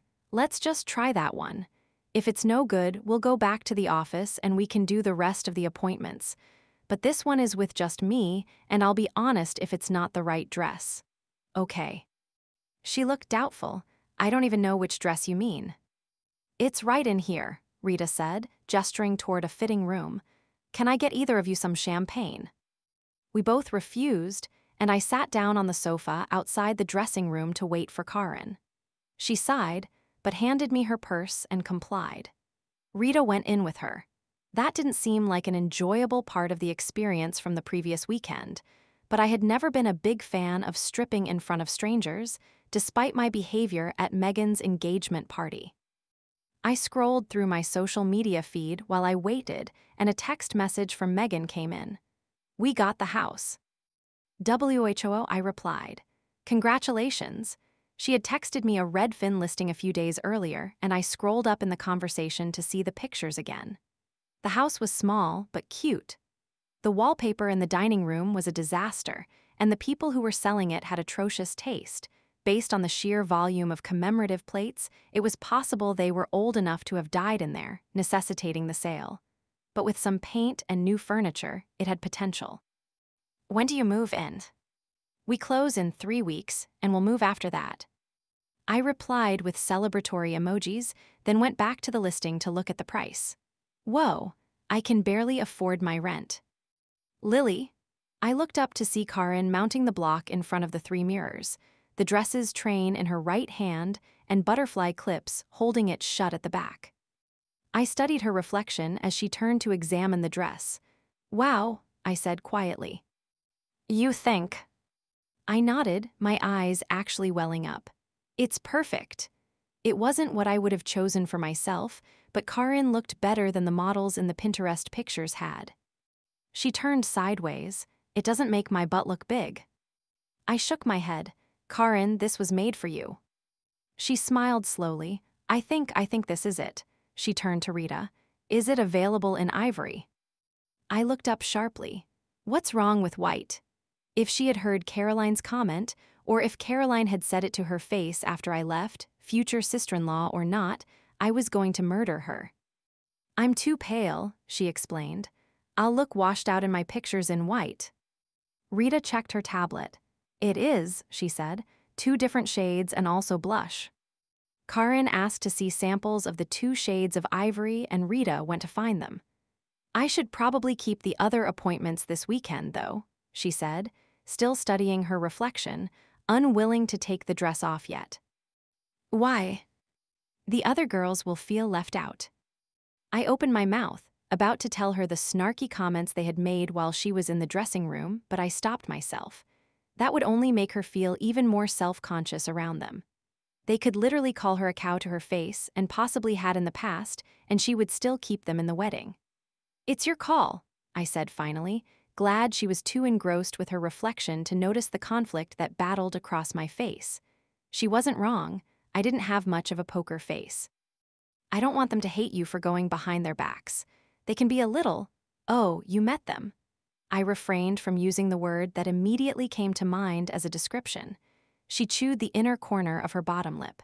Maybe I shuffle the appointments so we come here first the next weekend, so I don't have to go to all those other places. It's not nice to waste their time after all, right? I nodded. And hey, these places have a waiting list for weekend appointments, right? I asked Rita, who had returned with the fabric swatches. It'll make some other bride's day if she gets your slot. And what if you invite your mom for this weekend so she can be here when you find the dress? Is that weird? Karin asked Rita. She smiled knowingly. I'll pretend I've never seen you before. Karin dropped her shoulders in relief. I hadn't even realized how much tension she was carrying there until she lowered them. She looked at herself in the mirror again, then stepped off the pedestal to hug me. Thank you. I returned her hug tightly. Of course, I paused. Do I still get to sing in the birdcage? She laughed. You can do anything you want after this. Chapter 7. I had a package waiting for me when I got home. I tore into it, expecting the new yoga pants I had ordered, but found a journal, brightly colored dual-tipped markers, stencils, stickers, and a gift note from Megan instead. I know organization isn't your thing, but a bullet journal will help you keep all of the weddings straight. I already put some of my important dates in for you. XX, Meg. Bullet journals were more Megan than me, but she had picked one that was perfect for me. It had a turquoise background with gold lettering that said, "Get shit done." I flipped to the first page, where she had written Lily's wedding journal in sparkly gold pen. Turning to June, I saw that her wedding day was filled in with rose gold, as well as her rehearsal dinner, bridal shower, and bachelorette party. Thank you for my super cute gift, I texted her. She replied with a kissy face. I camped out in the living room and started transcribing dates from my phone calendar into the journal. Would I actually carry a journal around with me normally? No, I was pretty digital, but the profanity on it made me like it. Megan's first wedding dress shopping date conflicted with Karin's appointment at the salon where we had secretly found her dress. But I figured that my behind-the-scenes work meant I could skip the fake appointment. I was supposed to go with my mother and sister on Sunday the following weekend, and I assumed I wouldn't be involved in Madison's dress shopping since they lived in Chicago. But I realized I hadn't heard anything from Sharon about dresses and decided to check in and see how she was doing. Hey love, I texted. How's planning going? Are you looking for dresses? Can I help with anything? I don't want to get married anymore, she responded. I called her immediately. What happened? I can hire someone to break Josh's kneecaps. No, I do want to marry Josh. I just don't want a wedding. Why? She sighed. I went dress shopping with my mom and my sister, and the sales lady was so mean. She took away the only dress I liked. What do you mean the sales lady took away the dress you liked? She said it wasn't good on me. What does she care? It's not her wedding. She said it wasn't good, and she practically forced me out of it, and then put this big puffy thing on me that she said would hide my problem areas, and I started to cry. God help the bridal salon worker who says something like that in front of me, I thought. Yes, Sharon's mom was even harder on her about her weight than mine was, but I couldn't imagine Mrs. Mayer tolerating someone else bringing up her daughter's problem areas. What did your mom say? They wouldn't let her in the room with me, so I just came out and said I wanted to go home. That doesn't make any sense, though. Why would she take a dress away from you? She works on commission. Because she's mean. What store was it? Sharon named a Potomac boutique that I had passed before. I fished my laptop out of my bag and opened it. Do you remember what the dress looked like? It was white. Gonna need a little more info than that. It was satin with lace over the top part, and it was kinda A-line, but not a lot. I pulled up the boutique's website, but didn't see a way to narrow that down. Do you remember the brand? Maggie something. I Googled Maggie wedding dresses. Cetero, does that sound right? I think so, Sharon said. I clicked on a few dresses, but after shopping with Karin, something immediately caught my eye. Can I ask a stupid question? Did your mom tell the sales lady how much she was willing to spend on a dress? They made us fill out a form with our upper limit on it. And did your mom give some ridiculous number? Sharon paused. I don't know if it's ridiculous or not. So yes then. Why? Because this brand is way cheaper than most in the store. That's probably why she didn't want you to get it. Sharon was quiet for a minute. Are you serious? Yup, I said. But hang on, I'm sending you a link. Was it this one? She put me on speaker to look at the dress. No, I didn't see that one. I tried again. This one. No. One more. That's it, but the sales lady said it wasn't good on me. How did you feel in it? She sighed, beautiful. I typed the model name into Google, went to the designer's website, then clicked the where to buy link. A store in Baltimore has it, I said, and gave her the name. Go try it on there. If you still love it, get it. And if anyone says it's not good when you think it is, kick them. Sharon hesitated again. I don't want to go to a store again. They literally come in with you and make you take your bra off. I feel like you should at least get Mardi Gras beads if you have to show your boobs to someone random. Can we start a bridal shop where we give the brides beads for every dress they try on? She finally laughed. Do you want me to call and make you an appointment?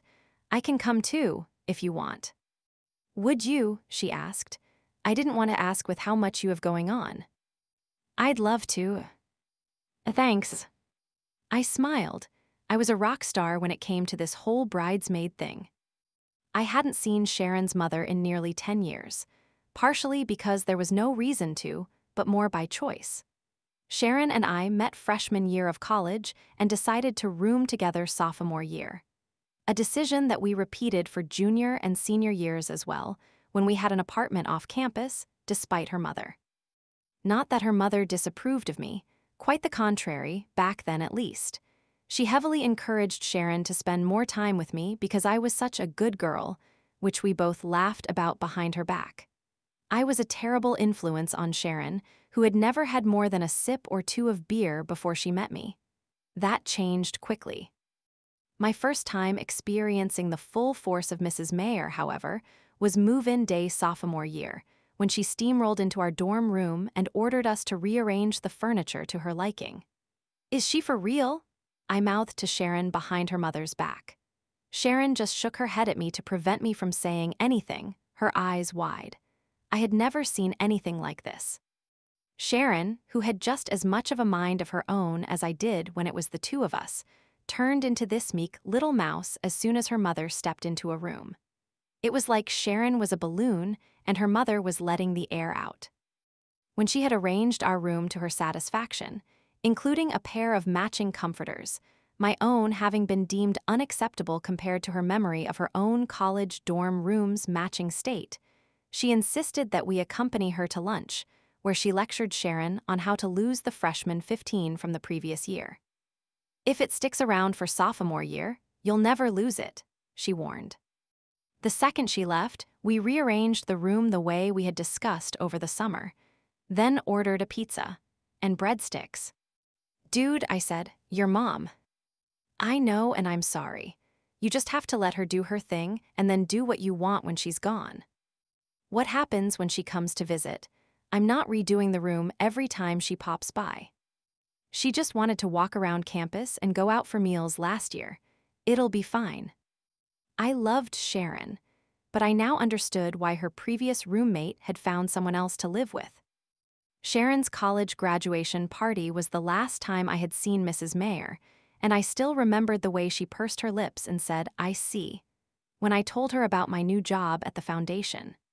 She expected me to go to law school or, at the very least, be writing for the Washington Post or New York Times. I wasn't even engaged to my then boyfriend, who had visible tattoos. But I wasn't 22 anymore. And at 32, I didn't care in the slightest if she didn't like my job. Was I curing cancer?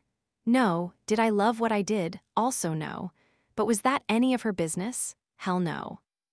I arrived at the bridal salon just before Sharon and her mom and greeted them as soon as they walked in.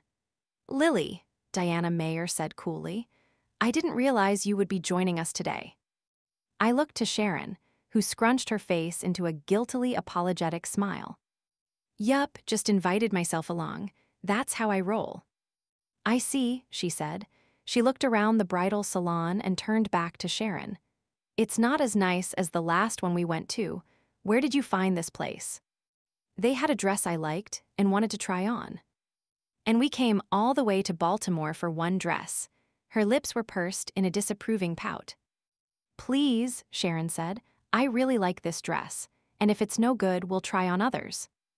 Her mother nodded her assent, and Sharon was whisked away into a dressing room while Mrs. Mayer began browsing the shop for choices she found suitable.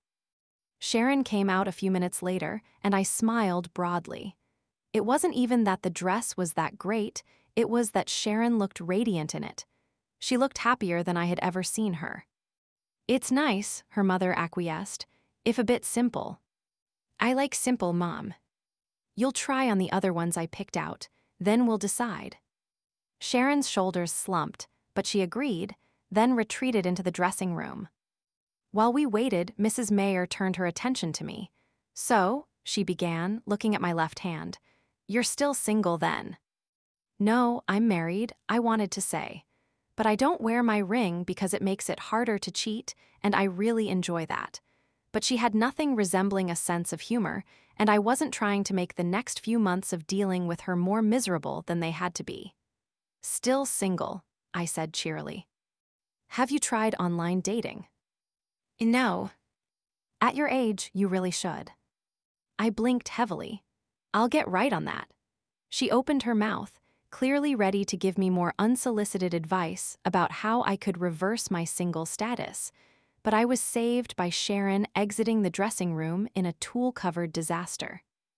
Lovely, Mrs. Mayer said, gesturing for Sharon to stand on the pedestal before the mirror. Something like this never goes out of style. I tore my eyes away from the gauzy mess of a dress and looked at Sharon's face in the mirror. She looked miserable. Say something, I thought desperately. Mrs. Mayer adjusted the shoulder and came around in front of Sharon. Why do you look like that? Smile. Sharon tried, but it was a pretty pathetic attempt. Mrs. Mayer raised her eyebrows. You want the other one then?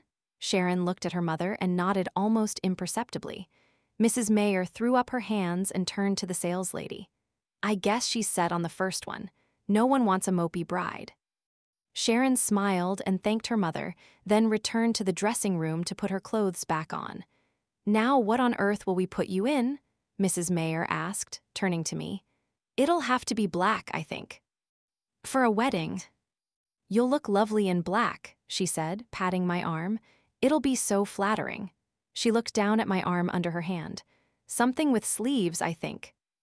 I wondered if I could get away with slipping a laxative into her cocktail at the wedding. But for now, Sharon was happy, and that was what mattered. Chapter 8. I felt so good about finding dresses for both Karin and Sharon and surviving my encounter with Mrs. Mayer that I decided to treat myself to my favorite salad for dinner. I asked Becca if she wanted to meet me at the restaurant, but she was at happy hour with friends from work. I texted Megan next to see if she wanted to grab dinner, but she was at her soon-to-be in-laws' house, so I called and ordered my salad to go. The fact that I would be dining alone was not lost on me after Mrs. Mayer's questions. But could I celebrate my successes with a glass of wine and an extravagant $28 salad that had a crab cake in it anyway? As a Marylander, that sounded divine. I got home, kicked off my shoes, poured my wine, pulled up my latest Netflix binge, and settled in to enjoy my overpriced salad. My phone dinged and I glanced down reflexively, then set my salad on the coffee table. It was an email from my bank. The subject was urgent, overdraft. Oh God, I thought. That card reader at the gas station must have had a skimmer on it. I logged into my bank account, expecting to see that someone had bought a 90-inch 4K TV and a Louis Vuitton purse, and praying that their fraud division would be easy to deal with. Not how I wanted to spend my evening, I thought as the wheel spun. The page finally opened. My mouth dropped open. There were no weird purchases. My salad had sent my bank account $12 into the red, meaning I had started the morning with $16 to my name. Holy crap. I knew my bank account was low from the auto deductions to the wedding account, but I didn't realize how bad it had got. And I had never overdrafted before. My heart was racing and my mouth was dry. I quickly moved $200 out of the wedding account and into checking to cover the overdraft fee. I had just incurred and pad the account a tiny bit, but that was literally the amount that I assumed I would need for a dress for one of the weddings.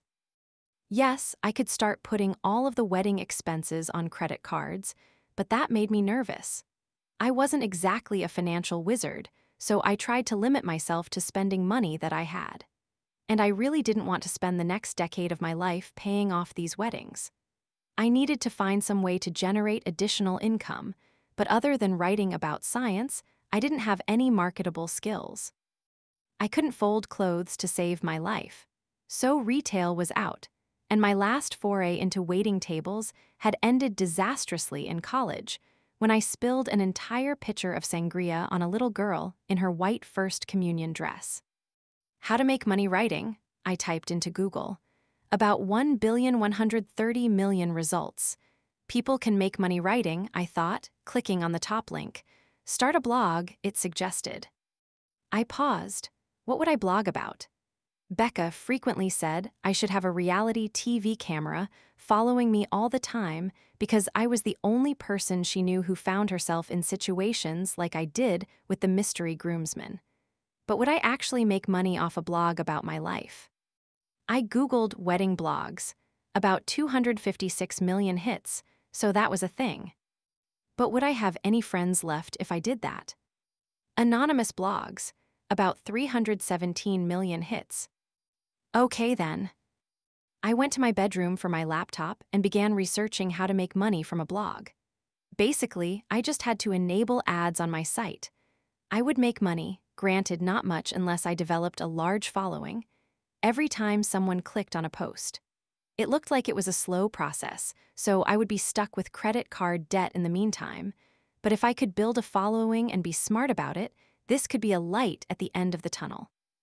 Becca walked in a little after 9. What you doing? I glanced up, startled. I hadn't even heard her open the door. My salad sat long forgotten in front of me. I realized I was hungry but didn't know if crab could sit out that long, and the lettuce had started to wilt. Do you think anyone would read a blog if I started one? She sat down on the sofa and pulled a crouton off my salad, then made a face when it didn't crunch. I mean, I would. What would you blog about? Me, the weddings, my life, all of it, I guess. Megan would go ballistic. I bit the inside of my lip. Not if it was anonymous, and I hid everyone's identities well. Why write one if it's going to be anonymous? I hesitated. I didn't want to admit to the overdraft from my now unappealing-looking salad. I need to make some money. These weddings are expensive. And, well, I kind of need a place to vent without losing all of my friends. I hadn't realized that last part was true until I said it, but it definitely was. You have me. I know, but you're not paying me to complain about people. She laughed. They have people on talk shows all the time who make a living blogging, and you're funny, you'd be good at it. She stood up and stretched. I'm gonna go change. You wanna watch something? I glanced up at the muted TV. I hadn't shut off my show and had let it run for the last couple hours. No, I think I'm going to try to flesh this out. She shrugged. Okay, I can watch in my room. I told her not to be silly, that I'd go work in mine, then tossed my salad, grabbed a protein bar, and camped out cross-legged on my bed with my laptop. I went to WordPress, and created an account. Blog title? It prompted. I thought for a minute, then started typing. Bridesmania. And I began to write. Always the bridesmaid, but glad I'm not the bride. Welcome to the blog. I'm not quite sure where to start, so I'm just going to dive right in. I'm a bridesmaid in 5 weddings this coming summer, all taking place within the same 2 months. If it sounds like the plot of that ridiculous Katherine Heigl movie, let me stop you right there, because I don't have 27 friends close enough to want me in their weddings. Does anyone? That might have been the least realistic part. Nor am I going to fall in love with a super sexy wedding columnist who looks like James Marston. Okay, if James Marston is reading this, yes, I'm single ready and have 5 weddings that I could use a date to, just saying. Although I don't think I'm allowed to bring a date to any of them, but that's a post for another day. On the contrary. No, I have one best friend, 2 close friends who want me in their weddings to help deflect from horrible friends and family members, and 2 younger siblings who apparently don't agree with the Victorian concept that the elder sibling should be married before the younger. I can't use their names because if my identity is revealed, I not only won't be in any weddings, I won't have any friends left. And despite the fact that I'm being snarky about them on the internet right now, I actually do love my friends. So I'll refer to them by letters. Bride A asked me to be in her wedding first. She's my work bestie and I adore her. Her other bridesmaids, however, I don't think they're human, and if they're cyborgs or Stepford people, they're definitely the evil kind, but in such a nice way. One of them offered to send me a juice cleanse to help me lose weight before the wedding. Isn't she sweet? She's also Bride A's future sister-in-law, so I can't be rude back in person or Bride A will suffer for it. The saddest part is that Bride A told me she doesn't even like her bridesmaids, which is pretty much the saddest thing ever. So I'll play along and behave for her sake. Bride B is lovely, but has Momzilla, Mommy Kruger? I'm not entirely sure how naming wedding party members after horror movie icons works. And basically asked me to be in the wedding that Momzilla is forcing her to have because God forbid her daughter actually have a say in her own wedding. I know I'm mixing my movie monster metaphors, but I'm going to need a bigger boat. Bride C is like Mary Poppins, practically perfect in every way, except I hooked up with a groomsman in her wedding and I don't know which one it was. How is that possible, you may ask? Well, I'll tell you. I blacked out drunk and then snuck out of the room the next morning while he was asleep facing the wall. But I made the super mature decision to not let Bride C tell me who the mystery man is because I can't be awkward around him if I don't know who he is. Bride D is my brother's fiancé. At the risk of sounding like Mariah Carey, I don't know her. I'd like to, I think, but she's like 12 and basically never speaks. And I might have thought he was kidding when he told me he was engaged and made a snarky comment while I was on speakerphone with her. Oops. However, in the grand scheme of Bride C and all, it was that big of a faux pas. Bride E is my baby sister. She's 8 years younger than me, still lives with my parents, and is walking around with her fiancé's grandmother's Tiffany diamond ring. She's 24 and has never held a full-time job or paid rent. Granted, there's a pretty close to 0% chance she actually gets married, but come on. This whole situation has to be a giant troll designed to ruin my self-esteem. No one falls ass backward into things that easily in real life, do they? Still with me. So why a blog? My roommate, who is thankfully not planning a wedding, suggested they make a reality TV show about my life. I don't do reality TV. No judgment if you do, but it's not my scene. Writing, however, is. And I figured if I could make some money off people laughing at my ridiculous existence, it would help pay off the astronomical debt I'm assuming by agreeing to be in all of these weddings. Seriously, I think getting another college degree would be cheaper. In other words, welcome. Come for the drama, stay to laugh at my mistakes. This is Bridesmania. I proofread it and fixed a couple of typos. I felt a little guilty about trashing my siblings, especially when they had caused the least actual disruption to my life so far, outside of my own sense of failure at being significantly older than both of them and still single. Which really wasn't their fault. But Jake had ridden his bicycle into my first car when he was 13, severely denting it, and Amy was just plain annoying, so it was all fair play, right? Was it any good, though? Would people want to read it? I needed an outside opinion, but my 3 closest friends were implicated in it. Becca would be honest. "Hey, Bex," I called toward the living room. I heard her mute the TV. "What's up?" "I wrote a blog post. Will you read it and tell me if it's any good?" "Sure." She sat down on my bed and I handed her my laptop. She nodded as she read along, smiling at the James Marston line, chuckling about the horror movie mom names and laughing out loud at the Mariah Carey part. "Love it," she said, passing the computer back. "But what happens if one of the brides reads it?" I tilted my head. I mean, what are the odds that that happens? Depends where you share it. Probably stay away from your social media and the big wedding websites. A grin spread across her face. Wait, this is kind of like The Help. If you put something in there that the people you're trashing wouldn't want to admit to, they won't acknowledge it's you. I was skeptical, but I don't want to put in anything bad about my friends. You wouldn't, because that's not who it's being snarky about. Karin already knows her friends are awful, Megan knows who you slept with, and Sharon knows her mom is a tyrant. But Karin will deny up and down that it could be you because she would never admit that she said she doesn't like them, and Sharon will do the same thing because she's scared of her mom. And no guy is reading a bridesmaid blog. It's foolproof. And you don't even have to shit in their pie. I smiled at the reference. Madison would probably be mortified if she read this, but I'm pretty sure she hates me anyway, so it doesn't really matter. And it's not like I know any details about her to put in the blog, and Amy doesn't read. I think you're fine. Does the title work? It's perfect, Becca said. What's your second post going to be about? I grinned, feeling better already. I have so much material. Where to begin? Chapter 9. Megan did not make my resolution to avoid the male members of her bridal party until the rehearsal dinner any easier when she and Tim moved into their new house in early October. It'll make the registry go so much smoother, she confided on the phone one night. Living in an apartment, we didn't have room for anything. This way we can really pick out what we need. Makes sense. Do you need help moving? I prayed she would say no. No, thank you, sweet baby Jesus. But is your schedule clear on the 21st? I said. Let me look, hang on. I pulled out my bullet journal. Dressed shopping with Amy the following morning, but nothing that day. I've got nothing. What's going on? Housewarming party. No gifts, just bring yourself. No gifts for real?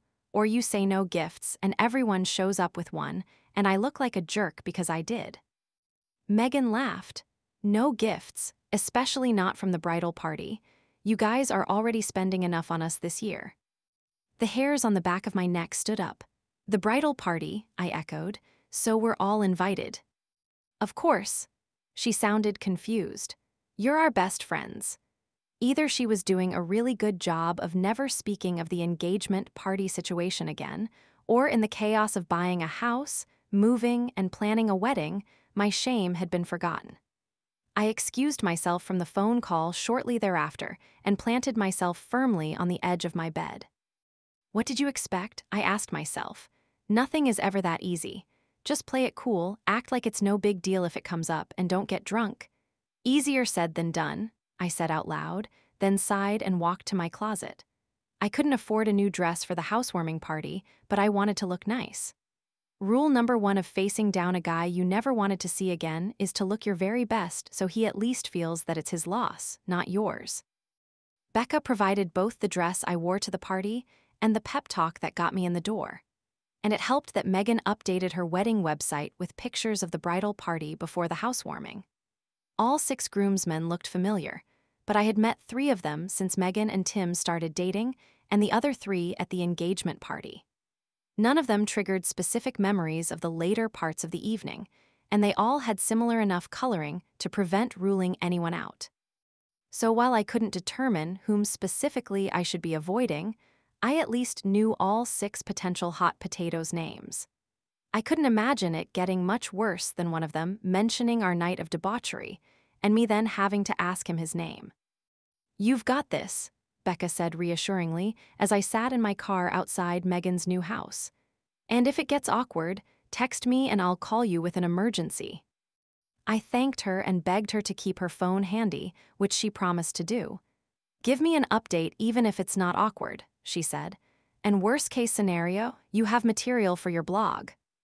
I laughed and hung up. So far, I had made 87 cents off the blog. Not exactly a runaway success, but I only had 3 posts. I was afraid to post it on the Wedding Wire or Wedding Bee forums, even though that would generate readers, because one of the brides might see it, so my only hits so far came from Google searches. But I hadn't written a post detailing the groomsmen's situation yet, so Becca was right. I could potentially get a juicy post out of this. I still hoped it would go smoothly instead, though. Before leaving the car, I typed help into a text message to her, but didn't hit send. A good offense is the best defense and all. Thus armed against future humiliation, I took a deep breath, grabbed the bottle of wine I had brought as a de facto housewarming gift just in case other people did bring them, checked the address one more time against the number on the curb, and walked up to the front door. "I love your dress," Megan said, hugging me in greeting. "Is it new?" "Borrowed, but neither new nor blue." Come in, let me give you a quick tour." She took the wine from me with a quick, "you shouldn't have," and led me on a whirlwind tour of the house. The doorbell rang as we were heading back down from a glimpse of the upstairs, and Megan shooed me toward the kitchen, where the island was made up as a bar. "Plenty of gin and olives. Make yourself a martini." I will not get drunk, I told myself. No matter how much easier it would make things, I will not get drunk. A glimpse around the living room showed two of the groomsmen playing a video game with Tim, while another perused the bookshelves, and a fourth told a story to two of the other bridesmaids. I threw them a half-hearted wave as I crossed through the dining room, where more people were helping themselves to the platters of appetizers. I passed Megan's parents and spoke to them for a few minutes, hoping desperately that I hadn't done anything too embarrassing in front of them at the engagement party. They greeted me as warmly as ever, and, relieved, I excused myself to get a drink. "One is fine," I rationalized. A handful of people were seated at the kitchen table, more gathered by the back porch door off the kitchen, and two more at the bar area. I stiffened as a man behind the island looked up at me and smiled with obvious recognition. "Lily," he said, coming around to kiss me on the cheek. "Mark," I said, mentally thanking Megan for putting those pictures on her website. He was the best man. "What are you drinking? White wines?" I grimaced faintly. "No, thank you, I had enough of that the last time I saw you." Mark laughed. I grabbed the gin. "Martinis are more my style anyway." Mark reached for the shaker and the vermouth. "I can do it," I protested. "Nah, I make a mean one. How do you take it?" "Dirty," a voice behind me said. "Lily likes everything dirty." I whirled around and saw the last of the 6 groomsmen, Justin, grinning lasciviously at me. I hadn't needed his picture to know his name. Justin had been creepily hitting on me since I met him a year earlier at Megan's birthday party. Empirically, Justin was attractive. He had green eyes and a nice, even smile. And he was tall. At 5'9" myself, tall was always a plus. His personality, however, quickly sapped the appeal of his physical characteristics, especially since he tried to stick his tongue down my throat within about 6 minutes of meeting him. Nope. Hard pass. Please let it be anyone but him, I thought desperately. But my stomach dropped as an image of his arm around me as I stumbled outside at the engagement party so he could smoke a cigarette came crashing back. I didn't remember kissing him, but I could picture his head leaning in toward mine. Not irrefutable evidence, but combined with the dirty comment, this was probably my guy. Lily, why?" Mark laughed. "So you're the reason Megan has like 17 jars of olives here. Makes sense now." Deep breath. I can have 1 drink an hour and be fine, or 2 drinks now and none later. And then I can handle this. What can I say? I like olives. I laughed nervously, turning back to Mark as he began mixing my drink. "Careful," I warned him, faking a level of gaiety I certainly didn't feel. "If it's not good, you don't get a tip." They both laughed. "I can do this. Just act like a normal human being who hasn't slept with anyone here." He poured the drink and speared 3 olives to put in it before handing it to me. I took a sip and smiled. "I'll put $1 in the jar. Thanks." "Anything for the maid of honor," he replied. Why couldn't I have slept with that one? I asked myself. Yes, he's nerdy, but he's sweet at least. I turned around and Justin leaned against the island, his hip touching mine. Nope, I thought, scanning the room, looking for salvation. Megan called my name from the living room. "Duty calls," I said without a backward glance and catapulted myself at Megan. "What's up, Megs?" Megan grabbed my arm and dragged me into the powder room, nearly spilling my martini on her new floors. "I'm going to kill her," she hissed. "What, who?" "Claire, Tim's sister." I mentally flipped back through the bridesmaids. Tim's sister was the tiny one with a severe case of resting bitch face. She couldn't have been more than 4'11", but what she lacked in size, she made up for in attitude, all of it negative. Megan had been complaining about her from the moment they met. What did she do? She just can't ever say anything nice. Like we just bought a house.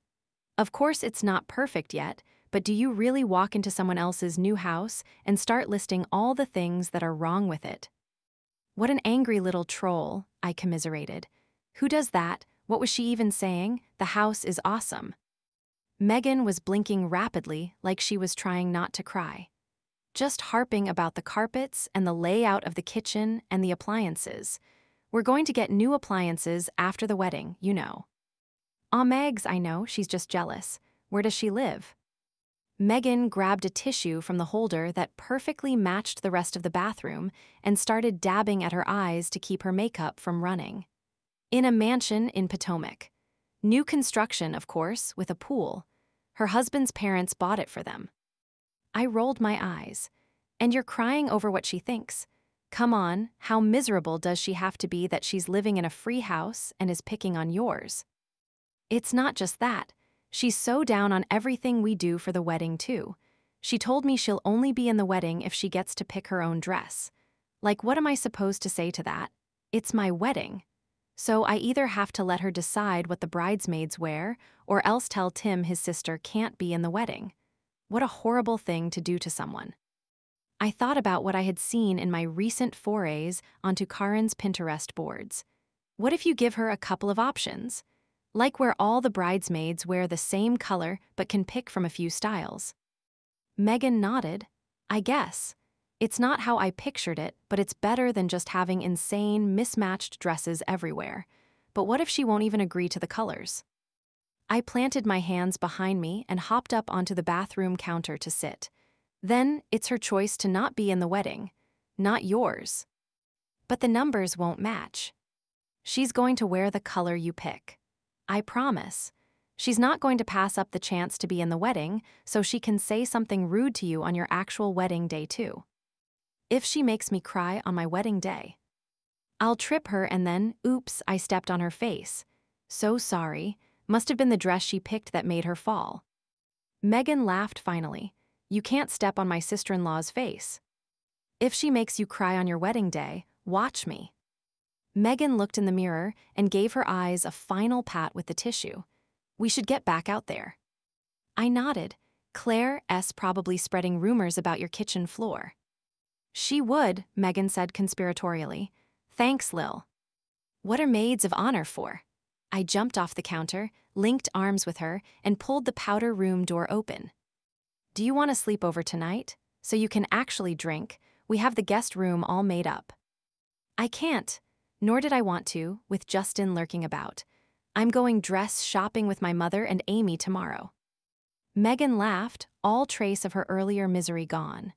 That's so cute. They're looking for a dress like she's actually getting married. I groaned. It's like a toddler playing dress-up. Megan nodded distractedly, then saw someone near the front door and called out, Maria. Untangling my arm from hers, she rushed off to greet her newest guest. I looked around. I could stick to Megan's side all night, but with her running around in manic hostess mode, that didn't seem particularly appealing, even though it was the safest option. Better to mingle a bit and then make an early escape. I had a sip of my drink left. Justin wouldn't still be in the kitchen, right? I drank the last drops and decided to risk it for a second and final drink.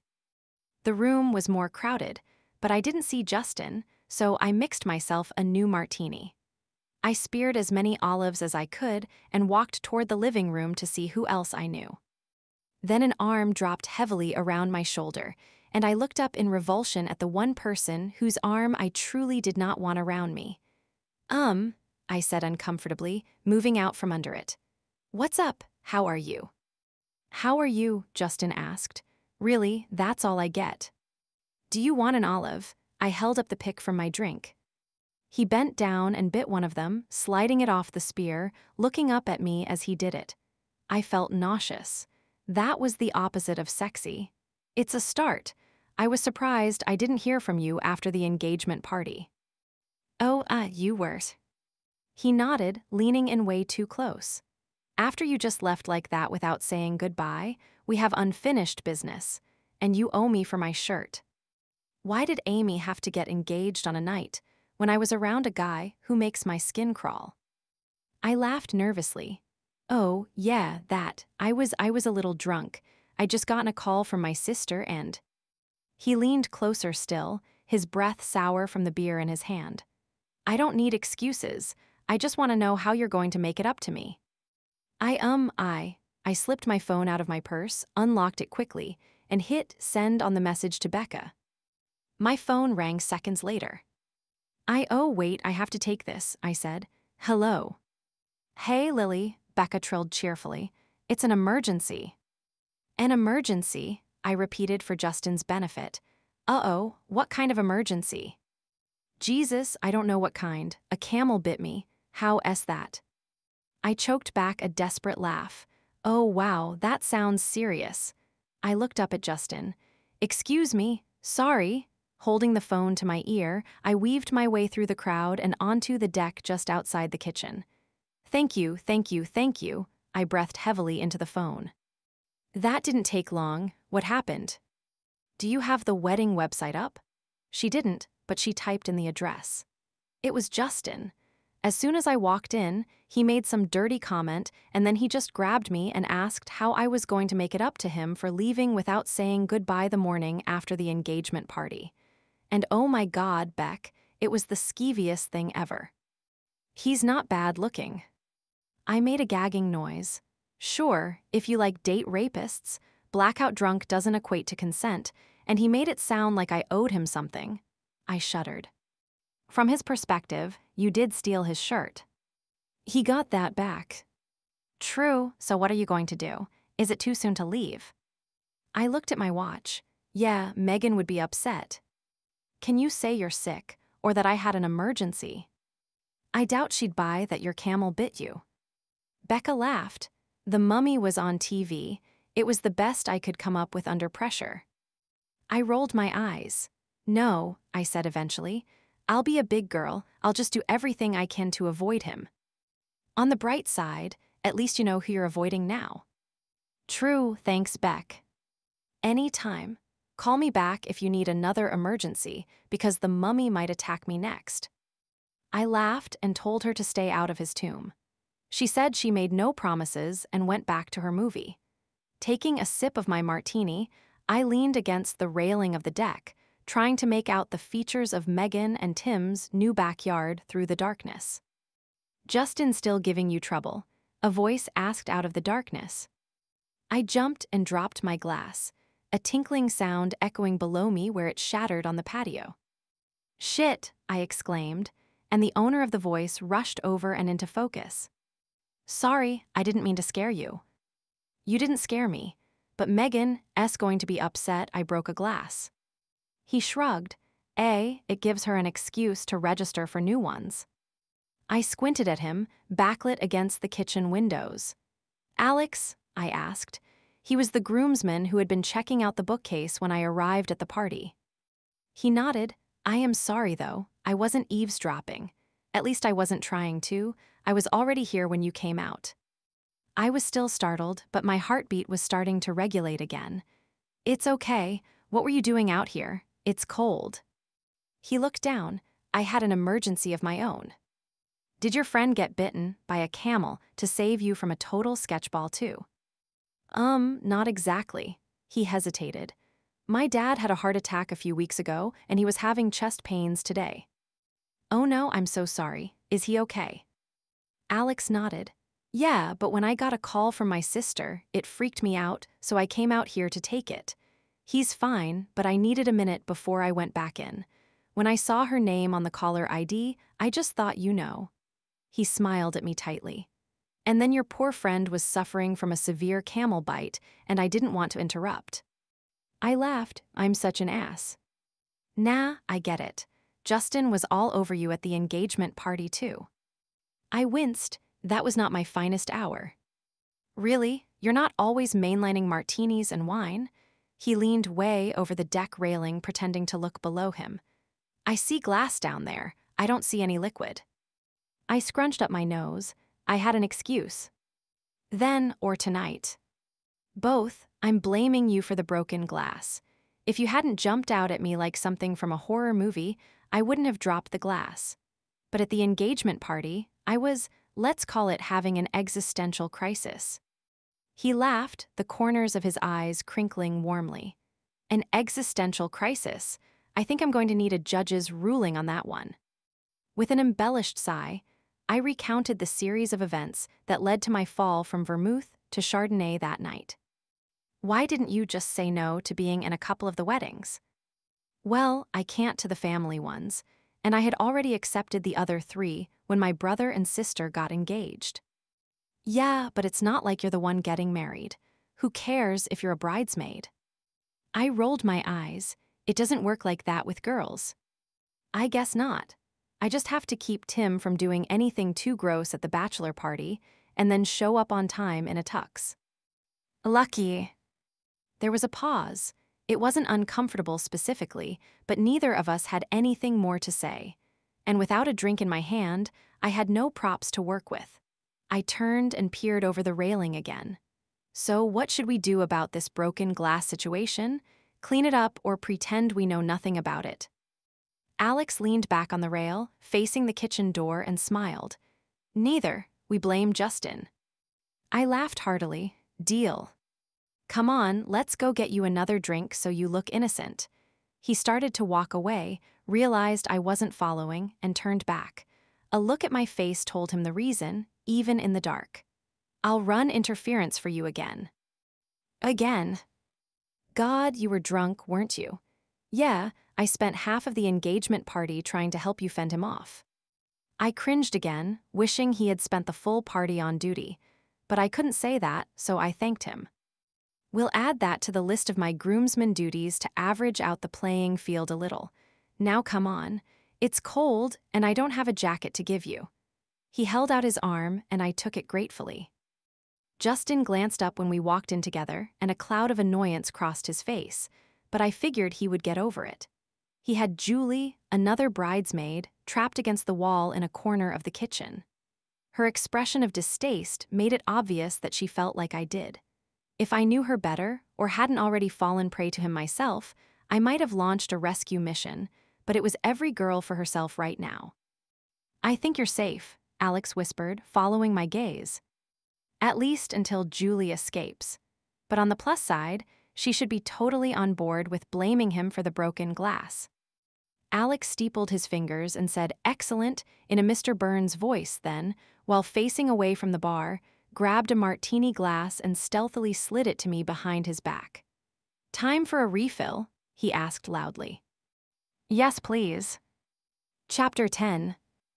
I wasn't hungover when I arrived at the bridal salon the following morning to shop with Amy, my mother, my grandmother, and Amy's best friend, an anemic-looking girl named Ashley, whose vocal fry always left me feeling like she was both younger and ditzier than she actually was. I had known her since she was 11, but she had never left much of an impression other than being a very washed-out wingwoman to my annoyingly ebullient sister. But after the first hour of dress shopping, I began to feel symptoms similar to a hangover.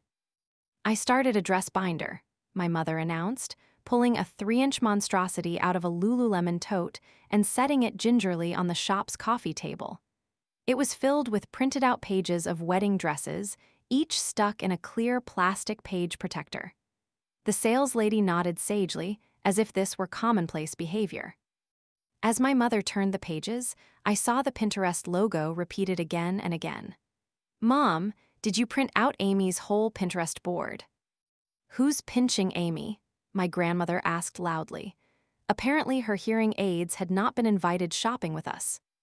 My mother ignored her. Where else would I have gotten the pictures? You could have just pulled up Pinterest on your phone. She's new to this, my mother told the saleslady in a stage whisper. She's never been married. I desperately missed the champagne offerings from Karen's salons. I definitely want a princess gown, Amy said. Or maybe a mermaid. Do they make a princess mermaid? Because I don't feel like I'm quite old enough to get away with a mermaid gown. They look so much better on older brides. She turned to me.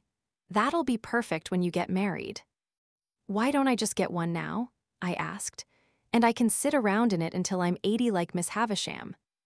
Was she that art teacher we didn't like? Ashley asked.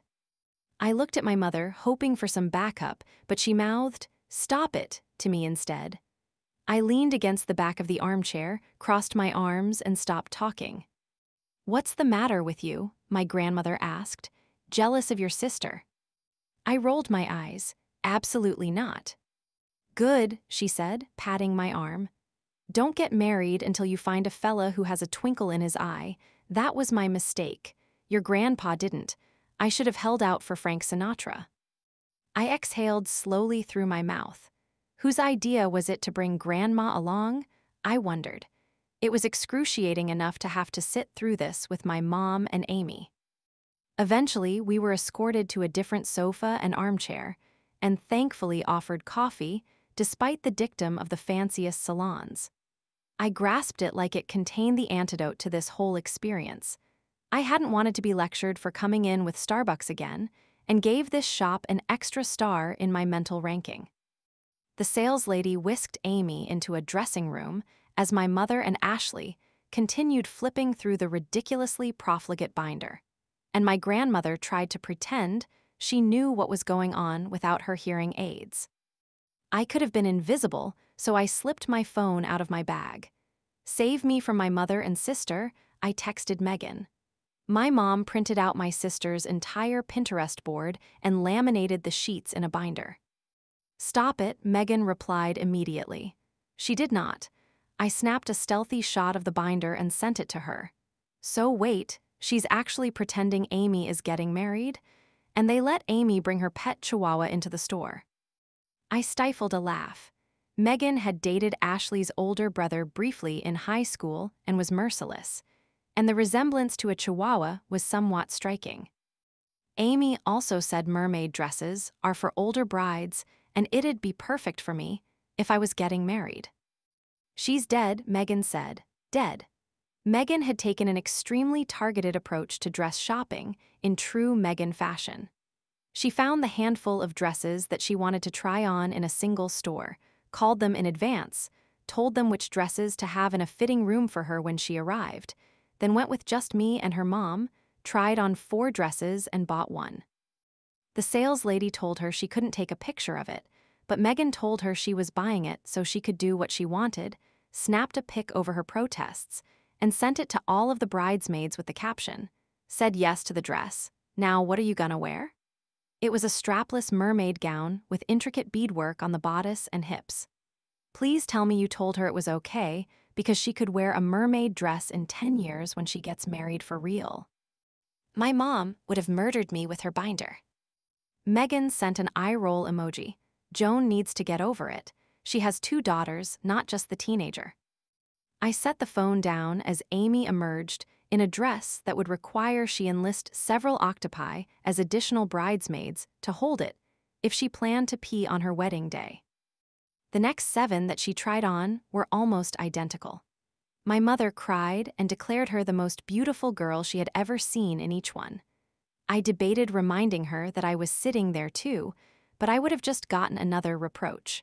So I said she looked gorgeous in all of them and tried to keep my actual opinions to a minimum.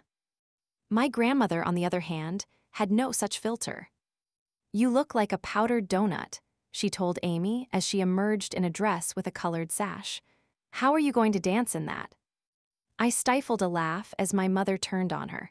"Mom, I told you if you came with us you had to behave. I'm just supposed to lie to my granddaughter about her wedding dress." "Yes." Amy's face fell, and I felt the first real sympathy I had ever felt for her. I still didn't think for a minute this wedding was actually happening, but she clearly did. And my grandmother referring to her as a pastry wasn't how she envisioned dress shopping, even before my mother's impassioned, utterly unconvincing argument. I rose and went to Amy. I was a pro at wedding dress shopping by now. "How do you feel in the dress, Ames?"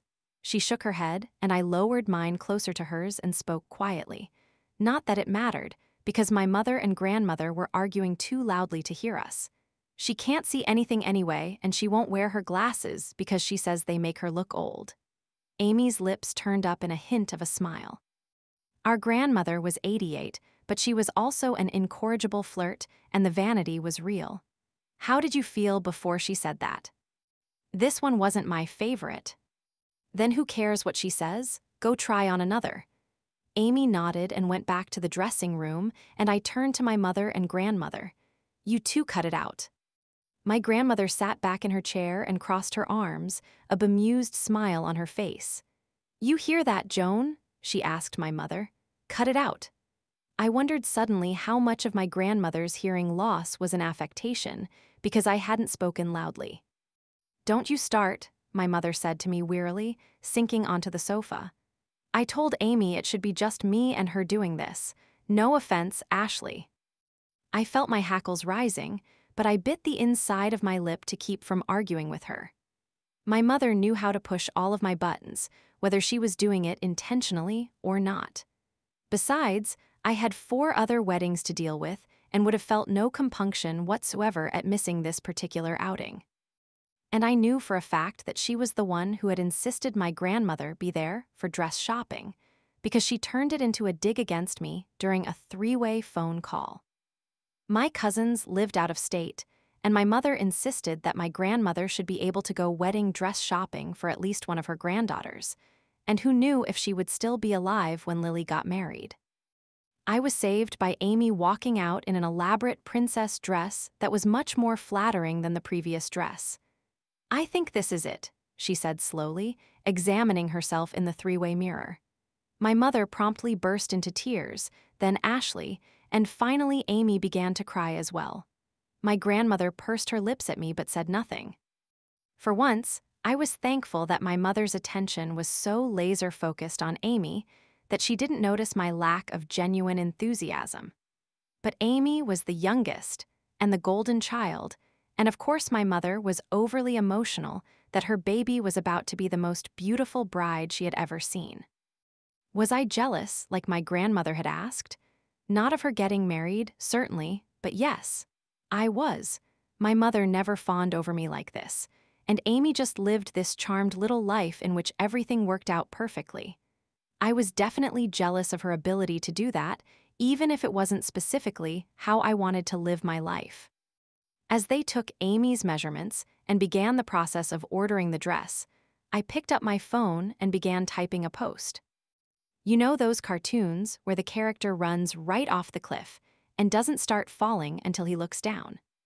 That's my little sister, except she never bothers to look down. Instead, she merrily skips along until she's back on solid ground, never realizing she left it in the first place. So for her, getting married is a pretty little fairy tale ending to her perfect romance, which is complete bullshit because she's been with this dude for a year and has lived at home the whole time. So like, if they want to sleep together, do they have to wait until my parents aren't home? Like they're in high school? Sounds super romantic to me. Actually, it's gross, and for once I'm thrilled that my childhood bedroom is now my mom's treadmill room, because if they were doing it on my old bed, I would puke. But I don't understand how you live your life like that. How do you not check for the ground beneath your feet? Even the coyote knew to do that, and he was such an optimist, always believing he would finally get that roadrunner. Or maybe he was just a very hungry realist with an Amazon Prime account. But either way, I can't do that. I look down. Which is probably why she's getting married, ostensibly. I still don't totally believe it, and I'm on my way to dying alone with a cat that will eat my face before anyone discovers me. Truly a terrible fate because I hate cats. And there was that article that says they really will eat you. But even when I try not to look down, it doesn't matter because someone always taps me on the shoulder and points out that I've run off the cliff. Remember that groomsman I hooked up with? Well, I found out which one it was, and he's the single grossest guy, not physically. Physically, he's not terrible, but he's like Jabba the Hutt in a decent body I've ever met, and that's who I get drunk and hook up with. Maybe being a cat lady with a half-eaten face won't be so bad after all. I felt a little guilty putting my sister's business out there like that, but it was anonymous, and if I was being honest, it wasn't like that many people were really reading it anyway. I hit publish. Besides, it felt good to be writing, and it was certainly better than holding all of that annoyance in. And hey, maybe I'd break $1 today. Chapter 11.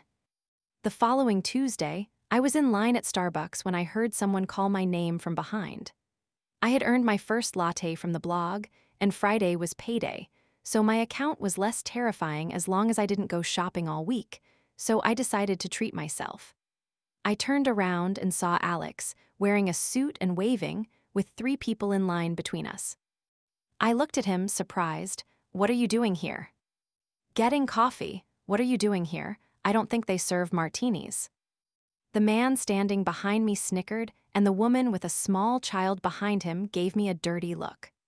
I glanced surreptitiously at my watch, but I wasn't running late for once, so I gestured for the people between us, rude as they were, to go ahead of me and moved back to where he stood in line. "Cute, very cute. I'm actually not an alcoholic, for the record." "For the record," he repeated with a grin, "I didn't actually think you were. Unless you're having another, what did you call it? Existential crisis." I laughed and elbowed him sharply. "You're a jerk, you know that." "Yup, which is why I'm not protecting you from Justin the next time you see him." "Did I say jerk? I meant gem. You're a gem." "That's more like it," he said. "Do you work around here? Or are you just hanging around until the nearest bar opens?" I rolled my eyes as we moved closer in line. "Work, the foundation for scientific technology." He eyed me with surprised respect. "I didn't have you pegged as a scientist." "Particle astrophysics, you shouldn't be so judgmental." "Really?" "No, I'm their head of PR. I write a lot of press releases and make really minuscule discoveries sound interesting to laypeople." "That's still higher tech than I would have guessed." "What was your guess?" He looked me up and down. "Gossip columnist or fashion blogger?" I burst out laughing. "Yup, that's me, in my outfit from TJ Maxx. Just the woman with the young son remained in line in front of us." "What do you do?" "Stalk PR people for scientific organizations at coffee shops before murdering them at weddings." "Pays well, does it? That's a nice suit." He laughed. "I'm a lawyer, at Waters and Flynn." "Never heard of them," I said, "but cool, they're near here." 2 blocks down on M. I'm on L Street." "I know," he said. "We represent some of your scientists, patent law." "Oh, maybe I have. Oh shoot, sorry, a grand skinny vanilla latte," I said, turning to the barista. I pulled out my wallet, but Alex edged in next to me, flashing the app on his phone. "And a venti Americano." He looked down at me.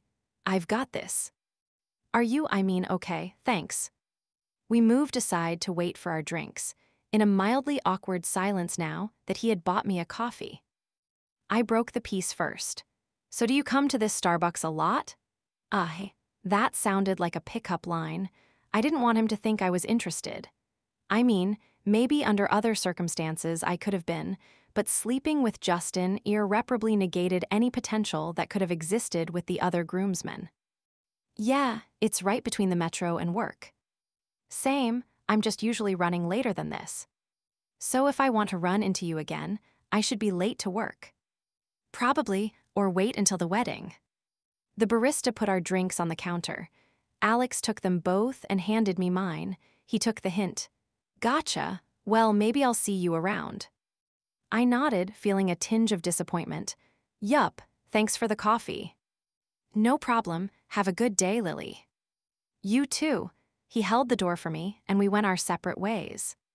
"Good job, Lily. You meet a nice guy who buys your coffee and holds the door for you, but you can't like him because you slept with the slimy creep who is in the same wedding with both you and the nice guy. And you wonder why you're single." I had planned on Tuesday being a one-time splurge, but I was able to justify going Wednesday because I hadn't paid for my coffee on Tuesday. Thursday, maybe I was hoping I would see Alex again. "Grand skinny vanilla latte," I told the barista absently while fishing my wallet out of my bag. "Are you Lily?" she asked. I looked up warily. Was I coming to this Starbucks too often? "Yees, why?" "Your coffee is already paid for. We just need to make it. She turned toward the staff making the drinks. Lily is here. What's going on? Your friend paid for your drink and left you a note on the cup. Do you have the right Lily? The barista nodded. He said you got a grand, skinny vanilla latte and that you had dark hair and eyes and a red bag. What did he look like? She said he left you a note, which probably has his name on it, so can you do this later? The man in line behind me asked impatiently. I normally would have told him where he could shove his attitude, but I was too flustered. Instead, I apologized reflexively and stepped toward the pickup area to wait. Lily, a different barista called out, and I snatched the cup before she could even set it down. On the sleeve, in black Sharpie, all capital letters, it read, "Start getting to work on time. Alex." I set the cup down on an open spot at the bar by the window and snapped a picture. I sent it to Becca first. What does this mean? Then I texted Karin as well. I wanted to send it to Megan, but I didn't want to put her in the middle with Alex if I could avoid it. That groomsman from Megan's party? Becca replied immediately. I told her yes. Ugh, why are guys never that cute and sweet with me? Is it cute and sweet or weird? Cute and sweet, definitely. But what does it mean? Karin texted back. Means get to work on time so I don't have to cover for you every day. She put a winky face to show she was teasing. He likes you, Becca said. Does he though? He didn't put his phone number on it or anything. Yeah, but he's saying he wants to see you again. I hesitated. I can't, I wrote eventually. Why not? Because I already hooked up with the gross groomsman from Megan's wedding. Would she actually care?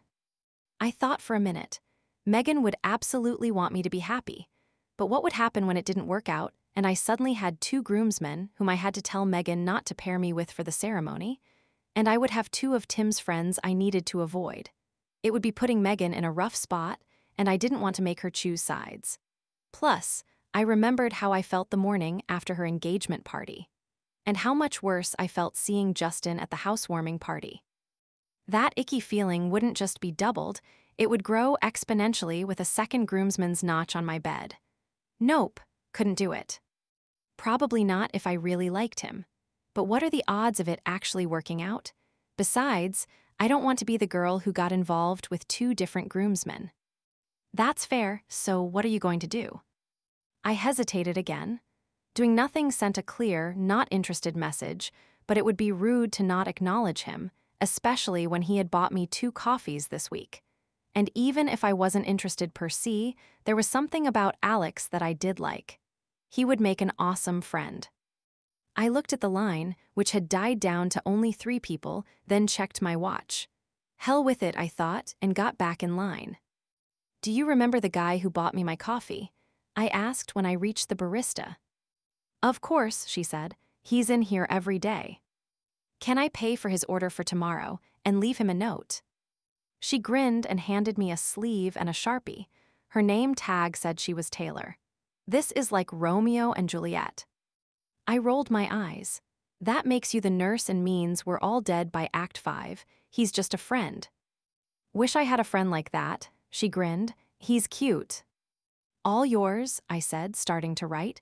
Why? Being late works out well when I get free coffee for it. You're encouraging bad habits. Lily, too flirty, I told myself, then grabbed another sleeve. Taylor smiled irritatingly and I tried again. Never gonna happen, but thanks for the coffee. Lily, much better. I handed it to Taylor. I like the first one better, she said. Just friends, I said again. I paid for the coffee and left, much later for work than usual. I made it until lunch before I texted Megan. What's Alex's story? The 3 dots appeared immediately to show she was typing. Funny, he asked Tim the same thing about you the other day. What's going on there? Nothing. My phone rang. Megan knew me better than that. Tell me everything, she said. There isn't anything to tell. We hung out a little at your party, and then I ran into him at Starbucks on Tuesday. Yeah, he told Tim he ran into you, and I thought about leaving out the coffee note, but I hadn't encouraged anything, so there was nothing wrong with telling Megan that he had been flirty. Maybe. Was he being flirty? What are you leaving out? She really did know me too well. I told her about the coffee cup. Oh, I like that. He's a good guy. What's his deal? He went to high school with Tim. He's divorced. Got married a few years ago, but it didn't work out. I recoiled slightly. Sure, I knew people who had been divorced. At 32, who didn't? But I had avoided dating into that pool. Anyone who had already hit that level of commitment seemed like they were on a different plane of existence than I was. Kids. Nah. When did they split up? Last year, I think. He was kind of out of commission while they were married, then he started trying to reconnect with people after it ended. Sounds like she was pretty controlling. So is he, like, hitting on me? Megan laughed. Since when do you need to ask that question? I don't know, this one is weird. He's a little weird, but not creepy weird, just quirky. I can see that, I said, but like, what now? Do you want his number? I can ask Tim. God, no. Megan laughed again. Is that not how dating works anymore? I'm an old, soon-to-be-married lady. I don't know how you kids do these things nowadays. Dating happens entirely through coffee sleeves now. You've missed everything. Apparently, are you interested though? My heart twisted a tiny little bit in my chest, not over Alex, over the question itself. I could read between the lines of the words she chose to emphasize. Megan would give her blessing if I were serious enough. But otherwise, she didn't want to deal with the fallout, and I couldn't fault her for that. We had been down a similar road before. No, I said quickly, maybe too quickly. He seems cool, but just as a friend. I heard her sigh in relief. Obviously, I'd say go for it if you liked him, but you know.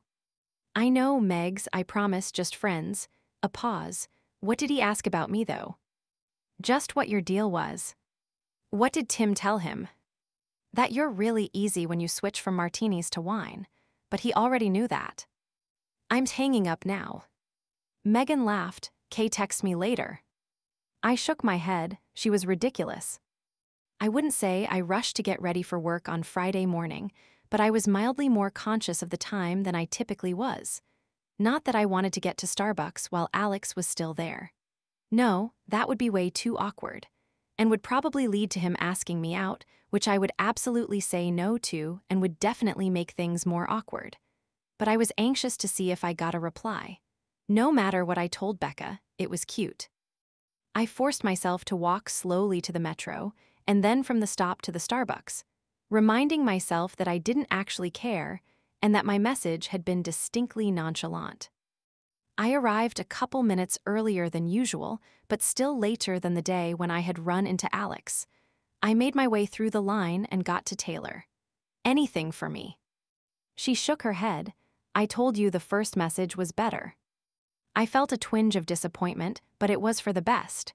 Really, there were plenty of fish in the sea who weren't off limits. Grand skinny vanilla latte then, I told her. Actually, make it a venti. I deserved a treat for behaving like a grown-up. Chapter 12. From Karin Donaldson, futuremiscaringgreen@gmail.com. To Bridesmaids. Subject, Wedding Newsletter Volume 2. Date, October 28. You guys, my wedding dress is officially being made. How crazy is that? Now it's time to focus on you. I want all of you to feel as beautiful as you did on your wedding days, or will someday, Lily. When you stand up there with me, so we need to find you the perfect dresses. I've got some ideas, but I want as many of you as possible to come shopping for them so we can make sure we find something that flatters everyone equally. Which shouldn't be hard. I mean, you all look like runway models anyway. How does next Saturday look? There was more, a lot more, actually, but I had stopped reading. The only thing runway model-esque about me was possibly my height. I stood a solid 6 inches over the rest of Karin's Lilliputian bridesmaids. And while I felt pretty good about my pant size most days, you could probably fit one of Karin's friends inside each leg and still have room for dessert. I heard the chimes starting to signal a chorus of replies, but I muted my computer. I had work to do on a press release about a presentation being made at the next Cosmic Ray conference. An hour later, Karin popped her head into my office. "What's wrong?" I looked up. I was almost finished with the draft. "Nothing, why?" "You didn't respond to my email." "Oh," I clicked over to my inbox to see 38 new messages. "Jesus.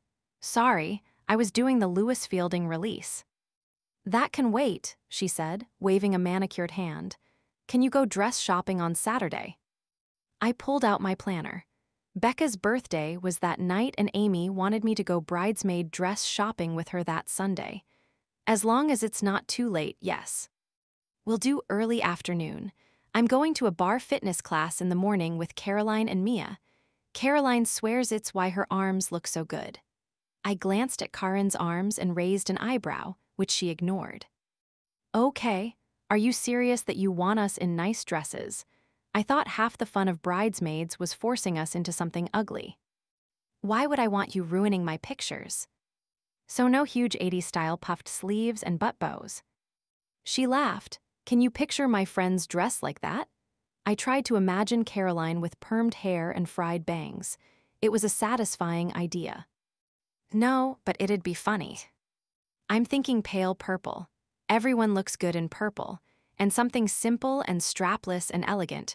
You know, something you'd totally wear again."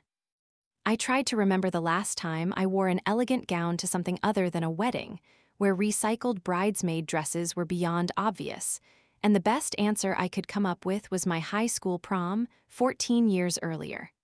And purple. Did I even own anything purple? Granted, black was the primary color of my wardrobe, but still. "Saturday it is." "Great. Can you reply that in an email so everyone knows you're in? And bring a good strapless bra so we can see what the dresses will actually look like." I looked down at my chest and back up at Karin's. A good strapless bra probably existed for her, but when you're a D-cup, good strapless bra becomes an oxymoron. I'll try. I hopped off the metro a stop early on my way home, determined to find a bra that got the job done. Either Bloomingdale's or Lord & Taylor had to have a contraption that would hold my boobs up adequately for a wedding. I checked my bank account from the escalator at the station. This was definitely a wedding expense, as I would probably need a high-quality strapless bra for more than one of the weddings, but it was going to have to go on my credit card to be worried about later. 2 stores, 11 bras, and 1 saleslady who had to be forcibly removed from my dressing room after trying to adjust my breasts herself later.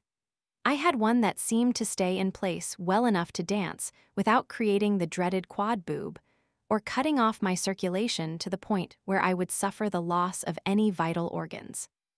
It cost a gut-wrenching $98 before tax and looked like it was part of a Victorian asylum restraining device, rather than the pretty, lacy underthings that the girls who were less blessed in the chest were able to buy. But it would serve. I walked back toward the metro station. If it were warmer out, I would have walked the 1.5 miles home, but there was a chill in the air, and the sun was setting earlier and earlier, making that option less desirable. Plus, I was still in my work shoes. My phone vibrated to tell me I had a text, and I looked down at it, narrowly avoiding a collision with someone exiting the metro station while also looking at his phone. "Lily." I looked up, Alex again. "What are you doing here?" "Going home. I live 2 blocks that way. What are you doing here?"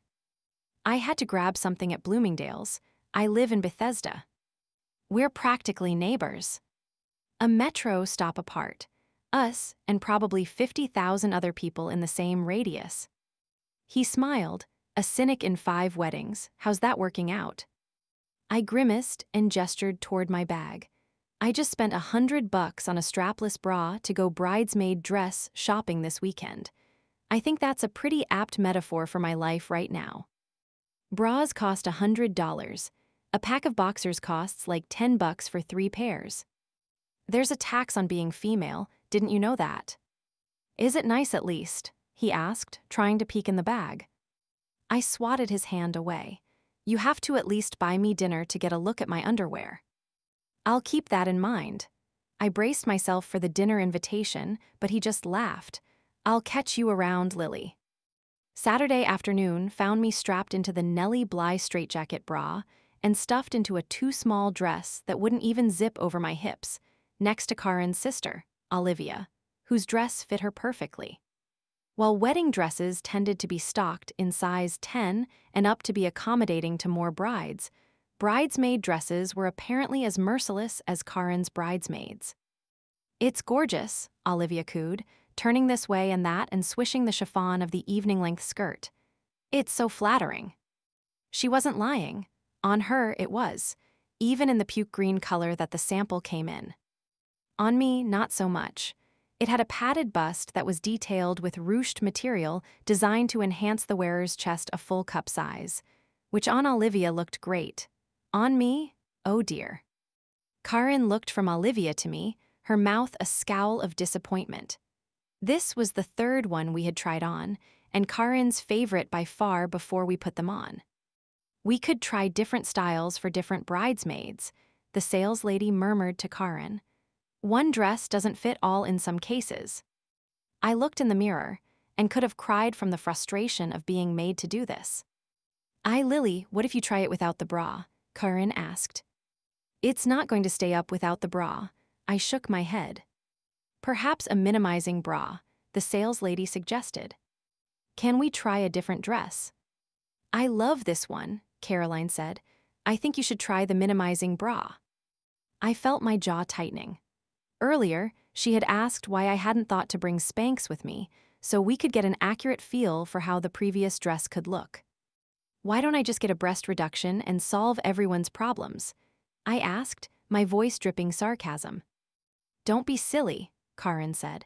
"You'd have swelling and we wouldn't have an accurate idea of your post-op size in time to order the dresses."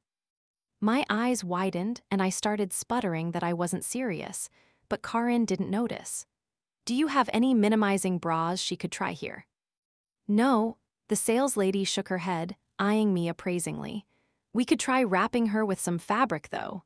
I pictured Barbara Streisand binding her chest in Yentl.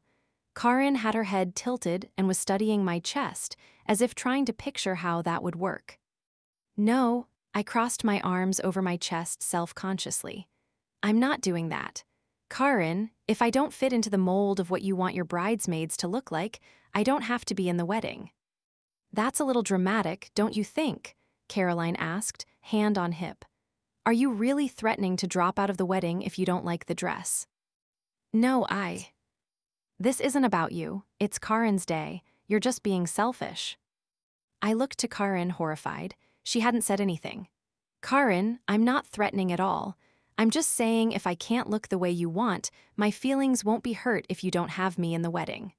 Was that true? Of course not. But I would still rather not be in the wedding than have her be miserable over how I looked in it. "You could get a minimizing bra," Caroline said, "and maybe try a diet. We can't do anything about your height, but if you wear flats with a long dress and we all wear heels, it won't be so bad." I recoiled, stung. I had considered the money I'd spent on the strapless bra to be a major concession to the fact that I didn't look like Karen's other bridesmaids, but this was too much. I opened my mouth, about to tell her to go do something that wasn't anatomically possible for her to do to herself, when I saw something interesting that made me hesitate. Dana was standing a little behind Caroline, and from that safe vantage point, she was glaring at her with the same unadulterated hatred that was probably mirrored on my face. Oh, thank God, I thought, it's not just me. Bolstered by that, I started to turn back to Caroline, ready to tell her where she could shove her minimizing bra, but a quick glance at Karen stopped me. Caroline was going to be her sister-in-law, and saying what I wanted to say would make it harder for me to stay in Karen's life. I took a deep breath and counted to 10. "I'll try to find a different bra," I finally said, measuredly. "And I'm happy to wear flats. I'll even get some Spanx if I have to, but I'm not changing how I actually look." "That's perfect," Karen said, clearly not knowing how to fix the situation, but also unwilling or maybe unable to stand up to Caroline. Let's try a different dress. Maybe are there other styles that go with this one? We can mix and match." "Mixing and matching is tacky," Caroline said. Besides, the rest of us are good in the same dress, so it would just be her in a different one. I balled my fists involuntarily.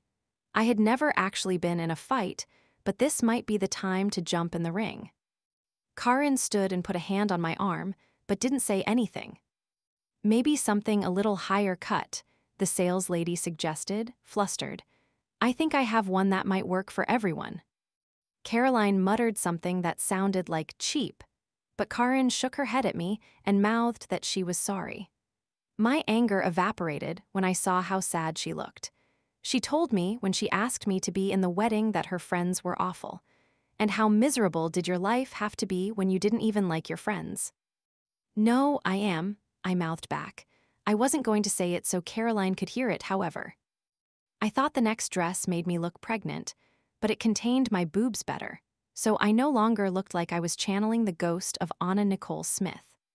The other girls looked willowy and ethereal in it, and while Olivia and Caroline huffed that they liked the earlier ones better, Dana said she was happy in whatever made Karin happy, and Karin said it was her favorite of the dresses, which was a lie that even Caroline couldn't effectively argue against. As I peeled it off in the dressing room, I looked at the price tag, then did a double take. $585 for a dress that made me look like I had chewed Willy Wonka's gum and was turning into a gigantic blueberry. If you factored in the money I had spent on a strapless bra, then added the cost of Spanx and a minimizing bra, I'd be spending over $800 before shoes on clothes for Karin's wedding. I sat down, still in my straitjacket bra and underwear, and pulled my planner out of my bag. I could put it on a credit card, but that was significantly higher than the $200 maximum I had planned on for each bridesmaid dress. In fact, that was 80% of my dress budget overall, for just one wedding. I threw my clothes back on and poked my head out of the dressing room, gesturing wildly for Karin to join me. "What's wrong?" she asked. I stopped myself. She looked so defeated. "Nothing, sorry, I'm good." "You don't hate the dress." I did. I hated it. But I loved Karin, and this was a stressful situation, and I hadn't been any actual assistance when the whole reason she said she needed me as a bridesmaid was to help when the wicked bridesmaids of the West created scenes like this. "It's great," I lied. "I'll totally wear it the next time I'm a guest at a wedding." She hugged me, and I mentally tallied which credit card could handle the load. "Thank you, Lily." Karin, Olivia, and Caroline had all driven together and parked on the first level of the garage. Deanna and Mia were both parked on the second level and exited the elevator in a flurry of air kisses, leaving me alone with Dana as we rode to the third floor. I watched her from the corner of my eye as she dug through her Prada purse for her keys. "What the hell?" I shrugged. "Does Caroline always suck that much?" She looked at me in surprise as the elevator doors opened, as if she had forgotten I was there. "I don't." She stopped herself, took a deep breath, and then replied, "Yes." I started to laugh. "What's so funny?" "You," I said. "You're a real person." She looked confused. "I thought you were all Stepford robots." She didn't seem to get the reference. All perfect and no emotions. She looked down. "Oh no." "Sorry, it was a joke." "No, I know." "Why do you all put up with her if she's always like that?" Her face was drawn when she looked back up, as though she was suddenly exhausted. "I don't really anymore. I try to avoid her as much as I can now, but this is for Karin, so I'm here." "Were you in her wedding?" "I was." "What was that horror show like?" That elicited the ghost of a smile. "You don't even want to know." "I'm just glad it's not just me." "It's not. She's the actual worst person on the planet." Her eyes widened.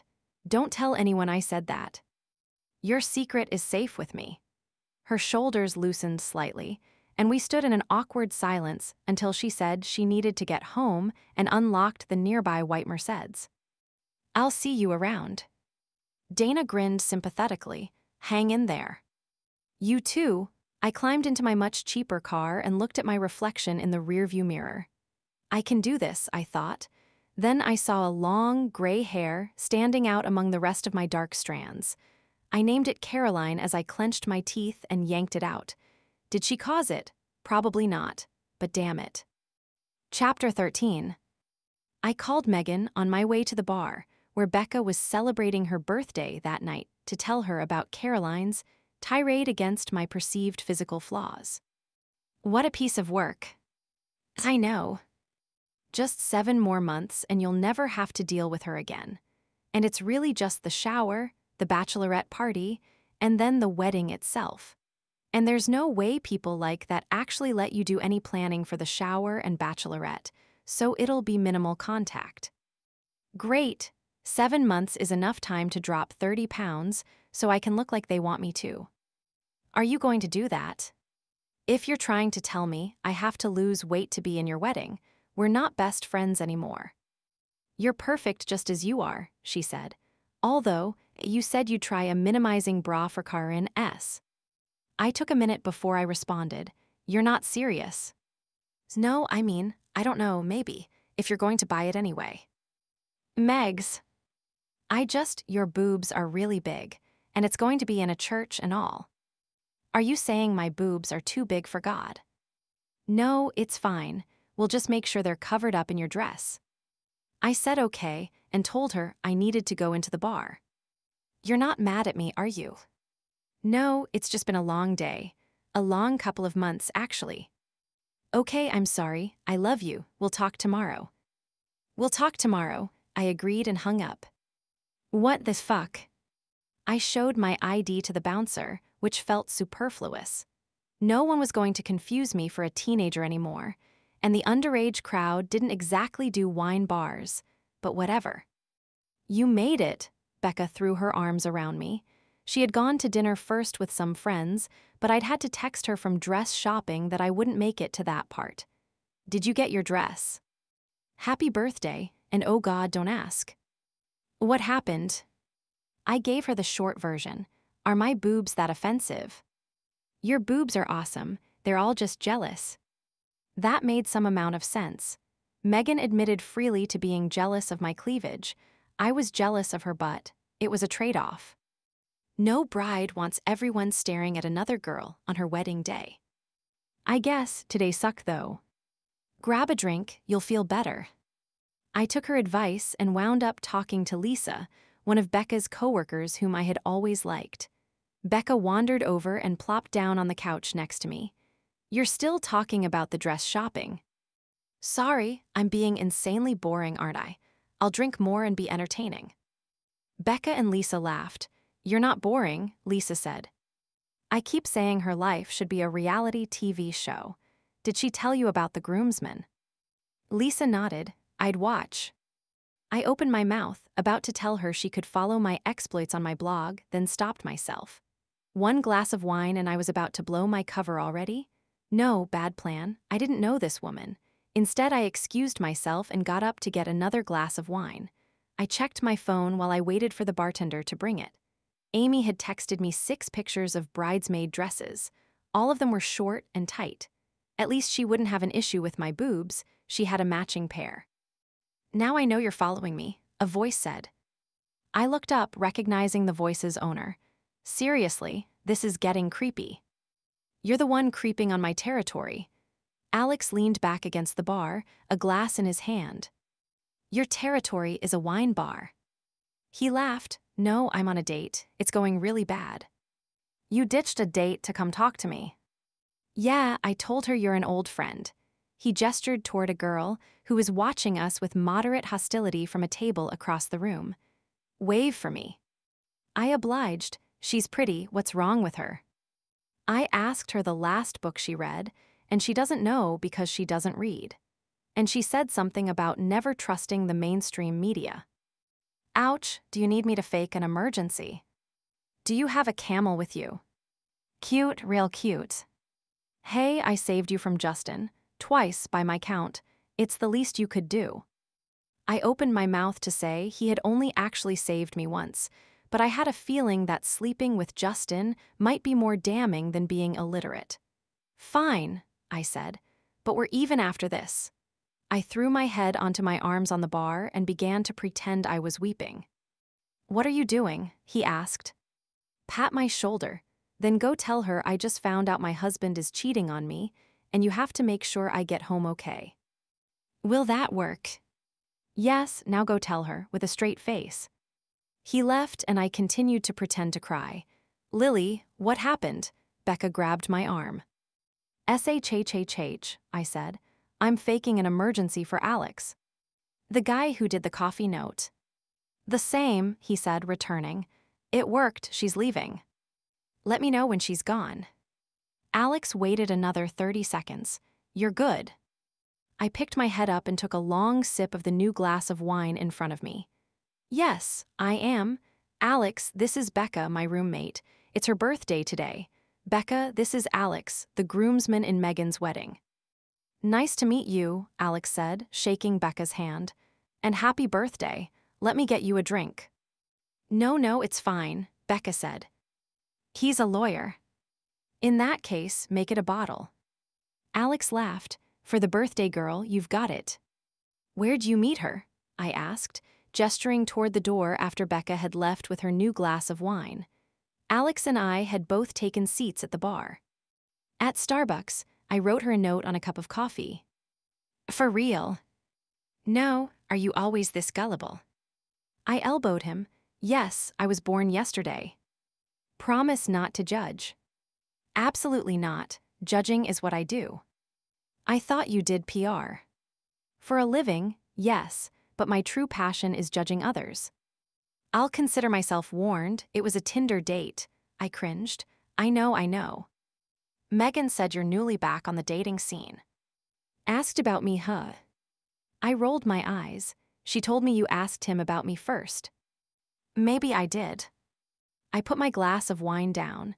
I was getting flirty, and that meant it was time to stop drinking. I was not letting wine lead me into the same pit with a second groomsman just because I'd had a rough day. Evidently, he felt the same way because he also set his glass down. We sat in silence for a minute. What's the latest update on all the weddings? I put my head in my hands and groaned. We're at the bridesmaid dress shopping stage. It's the worst. Why? Horrible bridesmaids and body shaming. He looked over at me. At the risk of getting slapped for being out of line, what could they shame you about, unless you were the one doing the shaming? I laughed. Me? No, although that would have been a great twist. When the one who thinks she's in charge of the world told me to get a minimizing bra and a pair of Spanx, I should have looked her up and down and told her to get a boob job and eat a cheeseburger. What's a minimizing bra? Is that what you spent all that money on?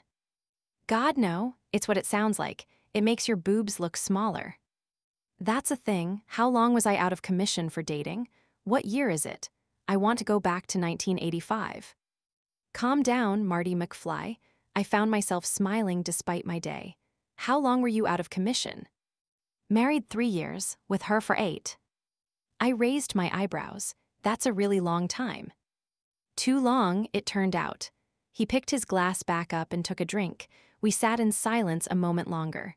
How about you? Why are you single?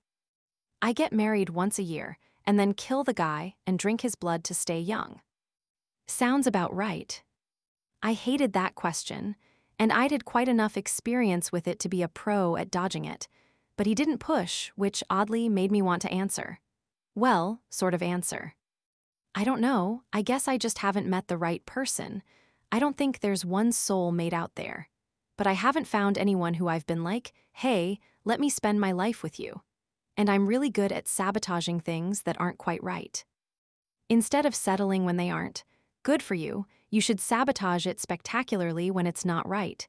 Don't settle, settling is bad. Remind me not to play Oregon Trail with you. He laughed heartily. Oh, we are going back to 1985, apparently. I clinked my glass to his. To Doc Brown, wherever and whenever he may be. Becca appeared at my side. We're heading to Scotch, she said, naming another bar. Do you want to stay longer? I did, which meant I shouldn't. No, I'm coming. I looked at Alex. It was nice running into you. Again. Can I see you again? Yes, say yes. At this rate, I think that's unavoidable. I flashed him a smile and got up to leave. See you around. I didn't turn around, but I could feel him watching me walk away. "Smooth," Becca said as we walked out. "Teach me your ways." Just trying to be good. He's off limits. Chapter 14. Amy called me at 7 Sunday morning, and again 2 minutes later, then 3 more times until I finally answered. "What?" I asked gruffly. I had stayed out with Becca until shortly after 1 in the morning when I declared defeat and went home, drunkenly mad at myself for not getting Alex's number before I left the bar. But 6 hours and an empty bed later, I was very glad I didn't have it. "Did you make an appointment for today?" "Was I supposed to?" "Yes, it's for your dress." I rubbed my eyes and came away with black fingers. Apparently, I hadn't taken my makeup off when I fell into bed. "You didn't tell me you hadn't made an appointment." "Isn't that your job? You're the bridesmaid." "Technically, it's your job. If you're going to delegate things to me, you have to tell me what you need me to do." "Well, I haven't done any of this before, and you're in like a million weddings, so I figured you knew what you were doing." I sighed heavily, lacking the energy to fight with her. "Which salon are you trying to go to?" By then, I knew them all. She named a fairly low-key one with a relatively less snooty staff. "I'll call as soon as they open and see if they can squeeze us in. If they can't, I'll take the next available appointment." Just not on a Saturday morning. Ashley and I started doing kickboxing, and not Mondays or Tuesdays. Actually, just make sure it's a Sunday, and soon. Why can't Ashley do any of this if she's your maid of honor? Ashley works a real job. I gritted my teeth. I work a real job, Amy. Ashley is in finance, not some fluffy PR thing. I'm hanging up now. Okay, let me know what happens when you call the shop. I Googled the store to find out what time it opened, then set my alarm for 3 hours later and went back to sleep. Amy was the absolute worst, and I had no idea why Tyler wanted such a mess for a wife. The bridal salon agreed to squeeze us in that afternoon because we were only doing bridesmaid dresses, and I mentioned that another wedding I was in had an appointment the following week. My mother, Amy, and Ashley arrived unapologetically 10 minutes later than I told them to. Amy was unnaturally bronzed for November. "Did you go to a tanning salon?" "God, no," she said, flipping her hair over her shoulder. "That makes you look so old." I never went tanning and could have been a stand-in if they made a new Casper movie, but it still felt like an attempted zing. "Where'd the tan come from then?" "Spray." "Nah, Tyler and I went to Mexico last weekend. Didn't you see my Insta stories?" I didn't tell her that I deliberately never watch her Instagram stories. It isn't that I am completely uninterested in her life. Although I kind of am, it is more that I can't deal with the boomerang everything and the excessive stickering, GIFs, and random videos detailing every vapid thing she does. It is like a constant vlog of her everyday life instead of a highlight reel, and is exhausting on every level. "Must have missed it. Why'd you go to Mexico?" "Mom didn't tell you." My mother was across the store already, stacking bridesmaid dresses across her arm while a sales lady hovered anxiously, offering to put them in a room for us. I tended to stop listening when she talked about Amy because it was all wedding talk now, but I didn't remember hearing anything about Mexico. "No."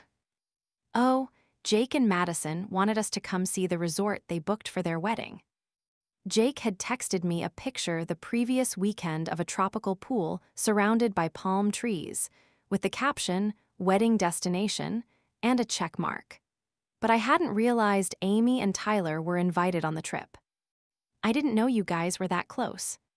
Jake figured it would be some good bonding time, so I could get to know Madison better, and he could get to know Tyler. "Did anyone think to invite me?" "Would you have come? It was kind of a couples thing anyway." "No, I wouldn't have gone. I didn't have the time, money, or inclination to have that much togetherness with my siblings and soon-to-be siblings-in-law. But it still stung to be excluded for the sin of being single." I shrugged, trying to brush it off. How was Madison? "She's actually really nice. Kind of shy, but we got massages and manicures, and once you get a few drinks in her, she's fun." So she has more personality than the wallpaper. Amy made a face. You should be nicer, she's going to be our sister. You were the one who said that about her when Jake brought her home the first time. Yeah, but I didn't know her then. You should make an effort to get to know her.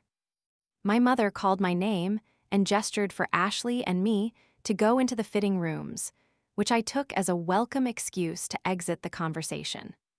Lectures on social graces from a virtual toddler who still lived at home and was too immature to call and make dress-fitting appointments herself weren't good for anyone. Somewhere between the discussion of how anything short would work for everyone except me, because my legs were too long, and low cut would be fine, oh, but not on Lily, I decided to mentally excuse myself from the conversation. After my experience the previous day, I was willing to put on whatever they wanted as long as I didn't have to pay attention to what they were saying about it. And although I would never admit it to either of my siblings, my feelings were hurt that I hadn't even been considered for the weekend in Mexico. I mean, yes, Jake and Amy had always been closer than I was with either of them. They were only 3 years apart, whereas I was 5 and 8 years older than them, respectively. They had spent a year in high school together. I had already graduated from college and was working at the foundation by that year. Everyone had always said the age difference would matter less as we got older, but instead of that happening, the two of them seemed to have suddenly bypassed me entirely and now were doing a whole level of adulting that I hadn't gotten to yet. Serious relationships, engagements, and joint vacations. What just happened? Eventually, Amy, Ashley, and my mother agreed on some pink chiffon disaster that I thought made me look like a piece of cotton candy, but it only cost $175, putting me somewhat back on track. For this wedding at least. So I said it was great. Come to dinner tonight? My mother asked as I waited for the saleslady to return with my overburdened credit card. Your grandmother is coming and we're getting takeout. I agreed, mostly because it saved me a trip to see my grandmother soon. I had been so busy between work and weddings that the only time I had seen her in the last 3 months was when she came shopping for Amy's wedding dress. Tyler and Amy dominated the conversation at dinner, prattling on happily about the many features of Jake and Madison's wedding resort. There are hot tubs in every room, Amy said, and they bring you drinks all day at the pool. And the food was amazing, Tyler said. You can get room service at any hour of the day or night, and it's all free. Everything is included, so it's really a steal, all things considered. How much would you call a steal? I asked. My mother shot me a look. Jake said it would come out to a little over $2,000 a person for the weekend. $2,000? Everyone stopped to look at me. For a weekend? Well, a little more if you're not sharing a room, so probably $2,500 for you, but that includes airfare, Amy said, and all the meals and drinks. And Jake said the wedding itself costs almost nothing because the resort does most of it for free when you bring a certain number of guests, which is great because Mom and Dad have enough on their plate with our wedding. She nudged Tyler playfully, and he picked up her hand and kissed it. It's not exactly free when all of your guests are paying $2,000 a piece to be there. What happened to that real job you were bragging about? Amy asked. It's not like you can't afford it. I'm in 4 other weddings too, Amy, including yours. Girls, stop it, my dad said, exchanging a look across the table with my mother that immediately told me this dinner wasn't a random, spur-of-the-moment thing. I sat back in my chair and crossed my arms defiantly, but my mind was reeling. I had only factored $1,500 into my wedding budget for Jake and Madison's wedding, and definitely had not realized I would be paying more for being single. Not to mention, I had already spent more on bridesmaid dresses alone than I had saved. An extra $1,000? I was going to be paying these weddings off for years at this rate. We actually had an idea, my mother said hesitantly. We were going to pitch it after dinner. What? I braced for the worst. We'll pay for your trip, she said, then stopped. What do I have to do in return? My parents exchanged a look again. I quickly inventoried what they could have in mind versus what I would be willing to do. I doubted they would come up with anything too morally repugnant. Get your grandmother there. What's that supposed to mean? Grandma chimed in angrily. While she was as spunky as she had ever been, perhaps more so, as she had definitely lost any semblance of a filter with age, she didn't walk so well anymore since breaking a hip 2 years earlier. But she was still driving, despite a minor stroke, practically no reflexes, and significant hearing loss in both ears. No one wanted to ask the question of how her vision was because it was obvious the answer would be terrifying. And she was still convinced she could do everything she had done 60 years earlier. From lifting the sofa to clean under it, to driving nearly 500 miles to visit her hometown. You need help, my mother told her. You can't get your own luggage to the airport, let alone deal with checking it, and you ought to be in a wheelchair to get on the plane. I'm not riding in a wheelchair like some invalid, she argued, brandishing a fork at my mother. You act like I've never flown on an airplane, but I've been all over the world and I'll do it all again, without help. Mom, don't start with this. Don't start with what, Joan? I'm not a child, no matter how you treat me. I don't need someone to drive Miss Daisy over here. No offense, Joan. The second Joan was directed at me. After 32 years of being her granddaughter, my grandmother still called me by my mother's name 90% of the time.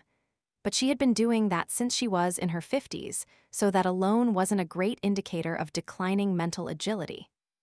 I turned to my parents. Would I have to share a room with her? And what's so wrong with sharing a room with me? I exchanged a look with Amy, who was trying not to laugh. My grandmother had absolutely no sense of modesty left. When she got a medical alert button, she raised her shirt to show it to us rather than pulling it out of her shirt, without a bra on. No, my dad ignored my grandmother completely. Your own room. Just get her to the airport on the airplane and to the hotel, then the reverse after the wedding. That's all. That's all. Deal, I said, relief sweeping over me as I imagined the numbers on my credit card bill rolling backward. Besides, it would make great material for my blog. I didn't agree to this deal, my grandmother said, struggling to rise from the table. Do you need some help? I asked her. She gave me a sharp look but sat back down in her chair. It'll be good bonding time. If we rent a car there, I'm driving, she said gruffly. There's a shuttle from the airport, my father said immediately. You're not driving in Mexico. You shouldn't even be driving here, my mother added. Grandma looked back at me. Better to go with you than with them, she conceded. I nodded to my parents and my mother's shoulders sagged slightly in relief, making me realize that I hadn't been the one they were worried about convincing in this deal. But Grandma and I had always done better together than my mother and I had. Or than she and my mother had, for that matter.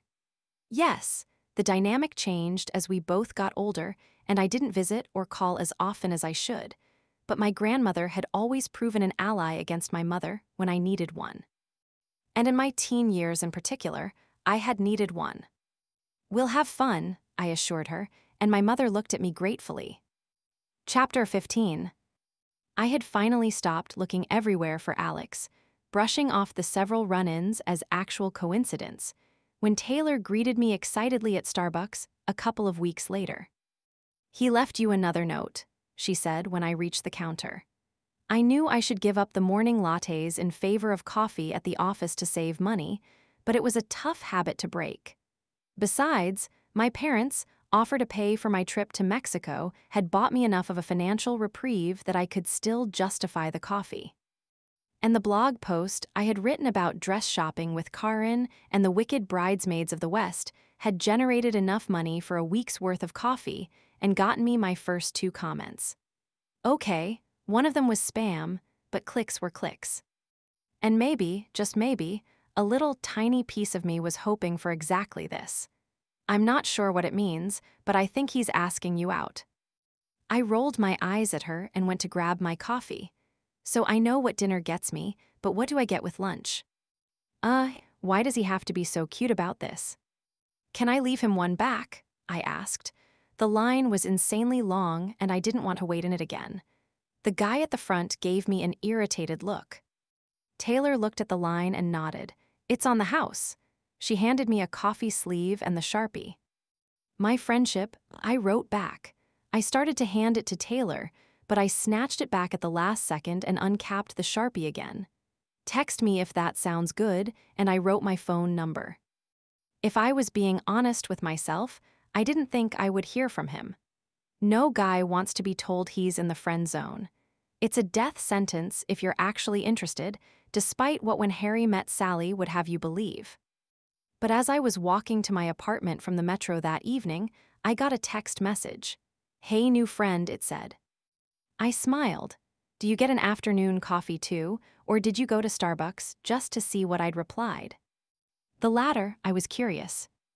Don't you know you're supposed to wait a solid 24 hours before you text someone the first time? Why, we're friends. I don't have to play stupid games. Good point. So lunch, tomorrow. Yeah, I replied, marveling at this strange new thing I had found, where I didn't need to play games and friendship was pre-established as being all that was on the table with a guy. That sounds great. Megan texted me a link to some bridesmaid dresses that night. She had picked a fabric and color and was going to let us choose from 6 different styles of dresses. I unwillingly recalled Caroline's critique that was tacky, but I put it aside. Her country club-bred view of weddings wasn't everyone's. Besides, Megan had her own issues with her fiancé's contentious sister, and if this would keep her calm, it was a win. "What else is going on?" she asked. "How was shopping with your sister?" I told her about Amy's trip to Mexico and sent her a picture of the cotton candy dress. But I didn't mention my lunch plans with Alex. "Hey," he greeted me outside the restaurant. "Hey. Is this weird?" "Nope, friends have lunch together all the time." "Good," he opened the door for me. We sat at our table and perused the menus. I had been good about packing my lunch the past few months, but this wasn't a restaurant I had been to even when I still went out to lunch. "What's good here?" "I have no idea," he admitted. "I usually just grab a sandwich from the deli next to my building." "Which deli?" "Goldman S. They have great salads there." He grinned, "So I can expect to run into you there too." I shook my head. "Not anytime soon. I'm living on a shoestring budget to afford all of these weddings." "What do you need to afford, other than devil bras?" I grimaced. I had forgotten I was supposed to be looking for a minimizing bra, but I began ticking off expenses on my fingers. Dresses for all 5, shoes for all 5, my share of the bridal shower and bachelorette parties, shower presents, wedding gifts, and everything for my brother's wedding, which is in Mexico. He raised his eyebrows. "Guys really do have it easier than girls for weddings, huh?" "You have no idea." "How much does a bridesmaid dress cost?" The cheapest one so far was $175. The most expensive was almost $600. $600 for a dress. Can you keep the tags on and return it? Not a bridesmaid dress. They're custom made in the color and fabric the bride wants. And you're doing all of this, why? They're my friends. I might have sounded a little more defensive than I intended. Well, and my brother and sister are 2 of them, so I don't have a choice there. My parents are paying for Mexico, though. That's nice of them. I took a sip of my water. Kind of, I made a deal. What kind of deals? He laughed when I explained about my grandmother. She sounds like a riot. I shrugged. I probably would have done it for free anyway, but they offered to pay for me, so I wasn't going to say no. That's fair. The waitress came to take our order. "Do you get to bring a date to them at least?" he asked when she had gone. "Nope, all 5 are strictly no ring, no bring." Even Tim and Megan, S. Wait, are you allowed to bring a date? They haven't said I couldn't. That's half the reason I joined Tinder. I figured I should start looking for a date for the wedding. I shook my head. If your invitation doesn't say and guest on it, you don't get a date. What kind of barbaric system is this? Did you let people bring dates to your wedding? I have no idea. I wasn't exactly involved in the planning process. By choice or by necessity? Necessity. Lauren is a little intense with that stuff. He paused. Who will save you from Justin at the wedding if you can't bring a date? Hi, friend, I said with a cheeky grin. Walked right into that one, did I? I kept grinning. You asked what lunch got you after all. What are friends for? He smiled back. Alex was funny. I could see why Megan called him a little weird, but we just meshed. Especially once you took sexual tension out of the equation.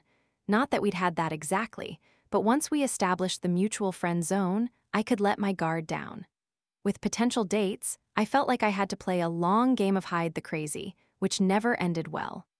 Apparently he was having a good time, too, because he started in surprise when he glanced at his watch. It's almost 2, he said, shaking his head and holding up his hand to signal for the check. Oh crap, I didn't really care. I spent my first 2 years at the foundation tiptoeing around when I was late, only to eventually discover that no one actually cared when I showed up as long as I did my work. Which, surprisingly, made me slightly more conscientious of my timing. Some kids take the whole bowl of candy when someone leaves a "Take One" sign on Halloween, not me. Being late when they weren't monitoring me felt like stealing. Of course, I was never going to be on time, but I was better about it overall. So I felt no guilt taking a long lunch occasionally. I'm late for a client meeting. The waitress brought the check and he handed her a credit card. I protested that we should split it. My only wedding expenses are 1/6 of the bachelor party costs and renting a tux, and that's 1 tux, not 5. It's on me. I didn't argue. I had a good time, I told him, as we waited for his card to return.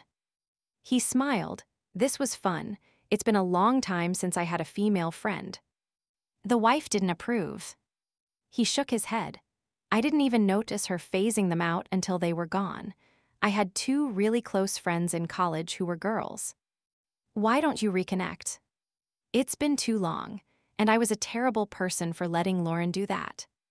It happens. Speaking as someone who's been phased out by a guy friend's girlfriend before, I'd welcome hearing an "I'm sorry." He looked thoughtful. Maybe, I'm sure I can find them on Facebook. You're not even still Facebook friends with them. Alex smiled tightly. Lauren it wasn't worth the fight.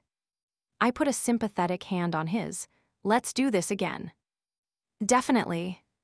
When I eventually made my way back to my desk, still smiling, I saw I had an email from Madison. A first. It was to both Amy and me. Hey, future sisters-in-law. Just wanted to send a quick update since you 2 are the only bridesmaids who aren't in town with me. I found my dress. I'm attaching a picture, Amy. It's the same one I showed you in Mexico. Bridesmaid dress shopping is a little more interesting. Amy, I ordered the one you sent me a link to for yours, and it's adorable. I found a store near me to try it on. It's too bad your wedding is after mine, or I'd consider it for my shower. I know everyone says they'll wear their bridesmaid dresses again and don't, but I really will. Speaking of the shower, we're looking at April 17, with a bachelorette party the following weekend on April 23. I know that's not ideal for you too, so I promise it's fine if you can't make it to one or both. You'll get the official invitations later, of course, but I wanted to put it on your radar just in case. Your mom said she'll try to come out for the shower if you want to coordinate. And finally, dresses for you too. My sister, my cousin, and my best friend are my other bridesmaids. The 4 of us went shopping last weekend and found a dress that should be flattering on everyone, but I want you to approve it before anyone orders. A couple of salons in your area have it, if you can get by sometime in the next couple of weeks, either together or separately, to check it out, and then just let me know what you think. I'm attaching the link below, along with links to the 2 salons that have it. Thanks, girls. Looking forward to hearing from you. Madison. I clicked the link, but my phone rang before the page loaded. Lily Weiss, I answered automatically. What do you think of the dress? Amy asked by way of a greeting. I looked back to my screen. It was a pale yellow chiffon sheath that just hung straight down. I think I'm going to look like Big Bird in it. Right, a Hawaii yellow. I looked down at my pasty arm in the 3/4 length sleeved top I was wearing. Guess we're spray tanning for Mexico. Great, then we'll look orange against the yellow. She can't be serious. I thought she was your new best friend. Amy ignored me. And 2 separate weekends for the shower and bachelorette party. I was going to try to go, but we already went to Mexico for them. That one didn't sound like any great hardship. Lily, I work at Lululemon and Tyler has a job offer, but he's still in school now. I don't have as much money as you do. I started to say something snarky about living off our parents, but I stopped myself. Amy was on my side here. Huh, you think I have money right now. Do you know how much the dress for my friend Karen's wedding cost? How much? $5.85. Shit, is it cute at least? Nope. Does she secretly hate you? I smiled. I don't think so. She just lives on a different planet than we do sometimes. I know you don't like the one I picked, but I tried to keep it in a reasonable price range at least. I had no idea she had paid attention to that. Thank you. I didn't deny hating the dress, but I could concede that it might look sweet on someone nearly a decade younger than me. So when do you want to go try on the dresses? I could go tomorrow morning. I work a 9 to 5. Every day, I rolled my eyes. She had never held an office job. Gross. Okay, what about Thursday night? You're on. I typed out a reply to Madison, thanking her for keeping us in the loop and complimenting her dress. I added that I would start looking at flights and see what was doable for her shower as well. I hit send, hoping that my tone was conciliatory enough to make that situation less awkward. Today was a good day, I thought, leaning back in my chair. Lil, did you ever finish updating the website with the HAWC write-up? Karen was at my door, a stack of papers in her hand. No, I'll do that now. I glanced at the calendar on my wall. Just 6 more months until all of this was over and I could go back to having an actual life. Chapter 16. When I arrived at the bridal salon on Thursday night, Amy was already there, with our mother. I didn't realize you were coming, I said as she kissed my cheek. Amy invited me. I gave Amy an annoyed look and mouthed, "Why?" Amy shrugged. I did not need a repeat of the why this dress would look good on someone who isn't Lily game today. But wasn't this whole endeavor pointless anyway? Neither Amy nor I were going to say we hated the dress and make Madison pick a different one, so what did it matter how it fit us? What are you going to wear, Mom? Amy called from the dressing room. The store only had one of the dresses, so we were taking turns trying it on. To which wedding? Jake's. I thought I'd go with you to shop for yours for mine. Why don't you come with me for both? Ooh, okay, fun. She emerged from the dressing room in the yellow chiffon and did a little twirl. I don't hate it. She studied her reflection in the mirror and bit her lip. I don't love it, but it's fine. I looked at her critically, studying how the dress fit her. We were built similarly, but Amy was a little thinner these days. She had been a chubby teenager and worked really hard to maintain her current weight. But the dress was flowy without bulk and looked like it would be cool in the Mexican heat and forgiving of problem areas without necessitating Spanx. And even more thankfully, it had wide straps, so I could wear a normal bra. The color even looked good on Amy, with the remnants of her tan from Mexico. It looks good, Ames. My mother was biting her lip in an unconscious imitation of Amy's face. You do like it? Amy asked her. Who are her other bridesmaids? My mom asked. She said it was her sister, her cousin, and a friend. Are they bigger girls? I looked at her in alarm. What? My mother ignored me. It's just such a shame to hide your figure in something like that, especially when you've worked so hard. I know, but it's not my wedding. It'll be fine. Mom looked unsure. Amy shrugged at me, then handed me her phone and struck a pose. Take a picture so we can send it to Madison. I did, internally girding my loins for the jellyfish of a comment that was about to come my way when I put on the same forgiving dress. Amy retreated to the dressing room and emerged a couple minutes later in her jeans. Tag, you're it. Whatever they were discussing, while I was in the fitting room, was said too quietly for me to hear more than a murmur of voices. I pulled off my shirt and pants and put on the dress. I stepped back to get as full a view as I could in the fitting room mirror. It actually wasn't bad. Yes, the color was frightful on me, but the fit was somewhat flattering. Would I choose this dress on my own, even in a different color? No, but it was the first one any bride had picked that didn't make me feel overly self-conscious. I smiled faintly at my reflection. Yes, I would be the much older spinster sister at my brother's fabulous destination wedding in a color that didn't suit me at all. But I would still look pretty good doing it, and even my mother couldn't find a flaw with that. Actually, scratch that. This was my mother we were talking about. I took a deep breath and stepped out into the shop. My mother and Amy both tilted their heads to the same degree at the same time. Amy needs to get out of that house, I thought, like right now. You look great, Amy said.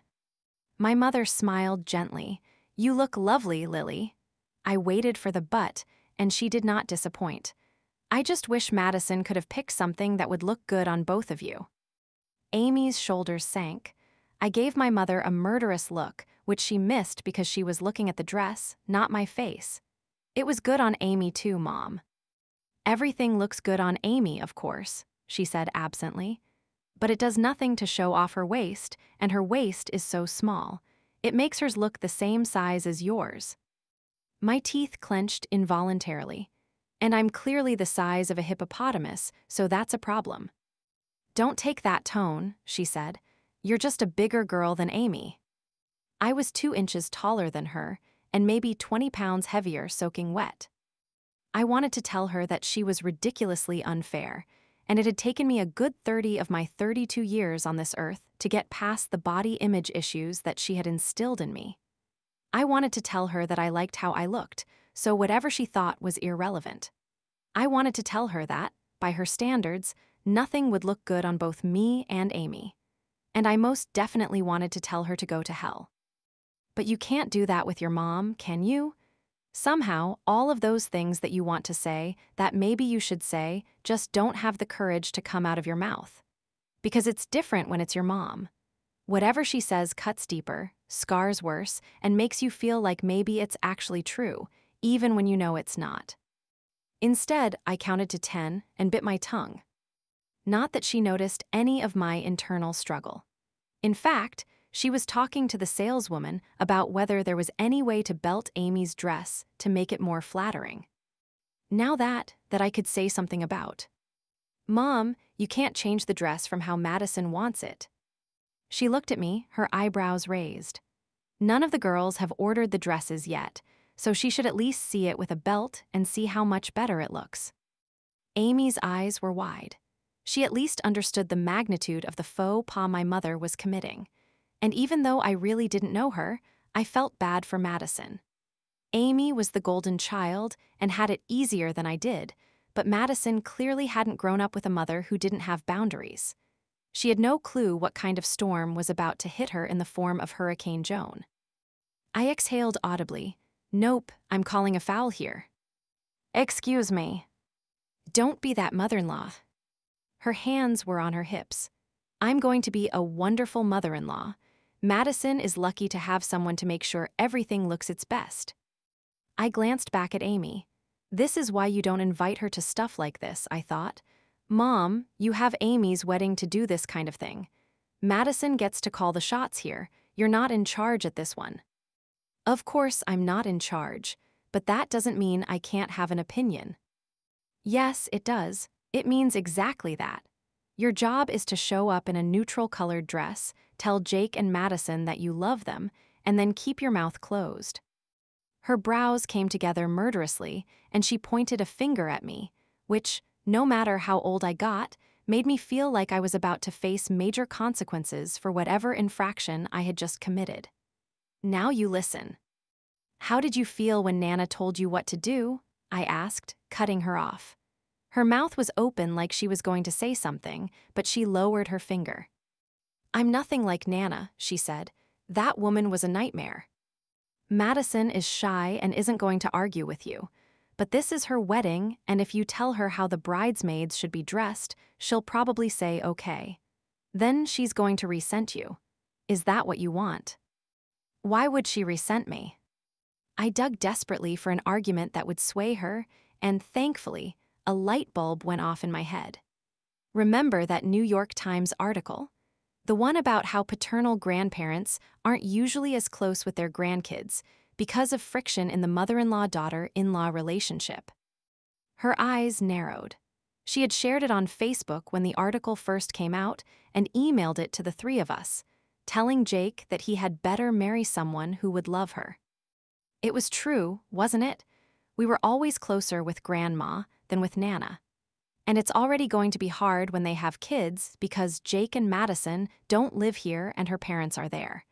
Do you really want to make it even more likely that you don't get to see their kids as much? She looked to Amy. Do you agree with this? Amy's hand was at her mouth and she was chewing on her cuticles. She nodded almost imperceptibly. Fine, my mother said, throwing up her hands in defeat.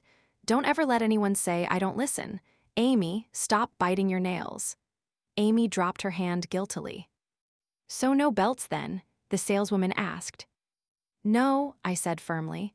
I'm going to go take this off. Amy, can you tell Madison it's great? Wait, Amy said. Let me get a picture of you in it. I turned to face her and tried to look less annoyed than I was, then returned to the dressing room to put my work clothes back on. I was starving, and, the adrenaline of the confrontation gone, exhausted. Obsessed came the text from my sister to both me and Madison, with pictures of the two of us in the dress.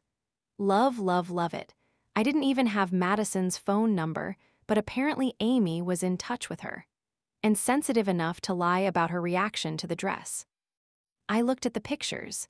Amy was radiant, her arm thrown over her head in a rapturous pose. I looked constipated, my arms at my sides, jaw clenched, a forced, fake smile on my lips that came nowhere near my eyes. Shit.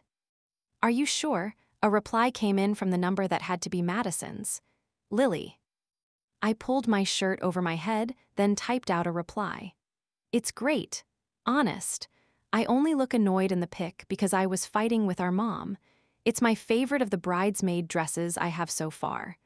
I realized that was an unintentional dig at Amy as soon as I said it, but I was too annoyed to care. Fighting about the dress? No, I lied firmly at the same time that Amy replied, yes. I rubbed my forehead. She meant yes, we're sure we love the dress. No, I was fighting with my mom about something else.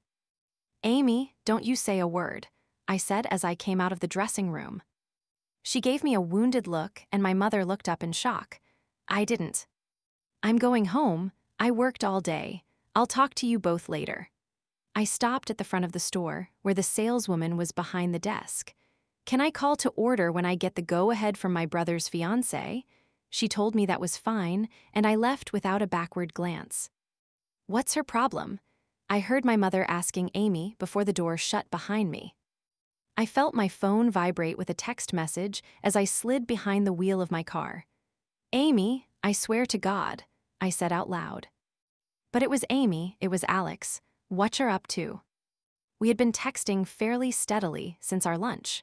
It didn't have the all-day, everyday urgency of a budding relationship, more like the comfortable give-and-take of a friend with whom you never quite ended the conversation. I couldn't remember if I had told him I was going dress shopping tonight or not. Attempting matricide, you. As your lawyer, I'm going to have to advise you to refrain from texting me details of that if I'm to defend you in court. No juror would side against me. They might even give me a medal. In that case, let me know if you need help getting rid of the body. If I learned anything from Breaking Bad, it was to not dissolve a body in a bathtub. I chuckled, good to know. The 3 dots appeared, then disappeared, and then reappeared. You wanna grab a drink? There was no hesitation. I would love to grab a drink. Someplace with food preferably. I'm starving. Chapter 17. Sharon called me the night before I was due to go bridesmaid dress shopping with her, her sister, her future sister-in-law, and her mother. We still on for tomorrow? I asked. I was on my sofa, painting my nails. Manicures were another casualty in the bridesmaid budget. And I still remembered Mrs. Mayer's horrified reaction to my chewed-up nails in college. If I used part of a cotton ball on a cuticle stick in acetone, I could probably clean them up enough to meet her standards, or at least to fly under her radar. Yeah, but she trailed off. But what? I kind of need you to do me a favor. No problem, what's up? She paused. I don't want you to wear black at my wedding. That's fine. I'm wearing purple, pink, and Big Bird, yellow for 3 of the others. Whatever you want me to wear will be great. Another pause. No, I mean, can you tell my mom you don't want to wear black? This time I hesitated. Why can't you tell her that? Sharon sighed. I did, but she just has this idea in her head of what it should look like, and she can't hear me. So will you do it? I groaned internally. The absolute last thing I wanted to do was pick a fight with Sharon's mom. But the only reason Sharon was having this wedding was her mother. If she needed a champion to make sure some part of it was hers, I suppose that responsibility fell to me. Her sister, the maid of honor, certainly wasn't going to do it. I had never gotten a solid read on Bethany. Was she actually her mother's little clone, agreeing with her every whim? Or was she doing what Sharon did and complying to survive? Or had it started as the latter and simply become the former? It wasn't the kind of thing you could ask someone about her sister and overbearing mother. Please, she asked when I hadn't responded. Okay, is there any particular color you do want? If I'm going to die on the cross here, I want to make sure it's not in vain. I don't know, I just don't want it to look like a funeral. Other than that, I don't really care. What if she wants to downgrade to navy? Navy, I feel like that's just as bad. So something light. Well, not white, obviously, but something, I don't know, happy. I wondered briefly if I could convince her to pick one of the 3 dresses I already had. Now that would be a victory, I thought. Then I shook my head to remove the disloyal thought. Sharon deserved her own dream wedding, not her mother, and certainly not my half-assed attempts to be able to afford a proper manicure again. I grabbed a bottle of wine from the fridge and poured myself a glass after hanging up the phone. Then I looked down at my stomach. Becca walked in as I was attempting to pour the wine back into the bottle. What? She asked. I looked up guiltily. Do we have a funnel? Why would we have a funnel? I gestured toward the mess I was making with the wine. You could just, I don't know, drink it. I need my wits about me for tomorrow morning, and wine has calories. I looked at her. Why are you so dressed up? She shot me a huge grin. I have a date tonight. With who? Will. Should I know who that is? Becca rolled her eyes. You know Will. From work. The one and only. I raised my eyebrows, impressed. Becca had had a crush on him for forever, which she had all but given up on because he never seemed to show any reciprocal interest. How'd you swing that one? I have no idea, she said giddily. We were just talking this afternoon, and he looked at me and asked if I wanted to have dinner with him tonight. A little voice in my head wondered if she had misunderstood, and it was more like a grabbing drinks with Alex kind of thing, but I told it to shut up. If anyone was due for a little happiness, it was Becca, who hadn't been on a date in the 2 years we had been living together and probably a while before that. She had been living with her last boyfriend until she caught him cheating on her. She hadn't quite recovered from that one yet. Where is he taking you? Some new Asian fusion restaurant in Georgetown. With a smile, I held out what was left in the wineglass. Do you need this? She laughed. Yes, please. I stood in front of the full-length mirror on the back of my bedroom door before I went to bed and pulled up the stomach of my pajamas. I hated that my mom was getting to me, but between her, Karen's bridesmaids, and the sense I had that Sharon's mom wanted to put me in black because it was slimming, well, I wasn't feeling my best. Plus, not that I wanted to date Alex by any stretch of the imagination, but he had been a little too eager to jump into the friend zone. I went back into the kitchen and threw away the bread, the cookies, and the bag of M and MS that I had stashed on top of the refrigerator. If I waited until morning, I wouldn't have the willpower. Baby steps, I told myself as I climbed into bed. I grabbed my phone off the nightstand to set my alarm early enough to make sure I didn't arrive with Helena Bonham Carter hair, and saw I had a text from Alex. Good luck tomorrow. Thanks, do you have anything fun going on this weekend? Not really, having brunch with Tim and Megan tomorrow. Ouch, I hadn't been invited to that. I wondered if that was deliberate on Megan's part. Then again, she knew I was going bridesmaid dress shopping with Sharon, so she probably assumed I couldn't come anyway. I hadn't had time to do anything other than wedding stuff in forever. Much more fun than I'll be having. The bride wants me to tell her mother that she doesn't want us to wear black. Why doesn't she tell her mother that? I lay back against my pillows and texted out the short version of the story. Remember not to dissolve the body in the bathtub. I sent a laughing emoji. You seem kind of fixated on this dissolving bodies thing. Should I be worried? Nah, I'm more like Dexter. I have a code for my kills. If the FBI is watching your Netflix account, you may be in trouble. He sent back the emoji with a finger to its lips, and I shook my head, feeling better. I'm going to sleep. Gotta be well rested to battle the dragon tomorrow. You've got this, he replied. I was smiling when I put down the phone. I was not still smiling when I arrived at the bridal salon, but I was wearing my newly purchased Spanx, so come what may, less of the conversation would be about my need to drop a few pounds. I hoped. Good morning, I said as I got to Sharon's group. Hey, Sharon said, jumping up to greet me. She gestured toward the one woman I didn't know. Elise, this is Lily, she was my college roommate. Lily, this is Josh's sister, Elise.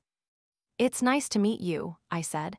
Then I turned to Sharon's mother and sister. And good to see you, Mrs. Mayer, Bethany.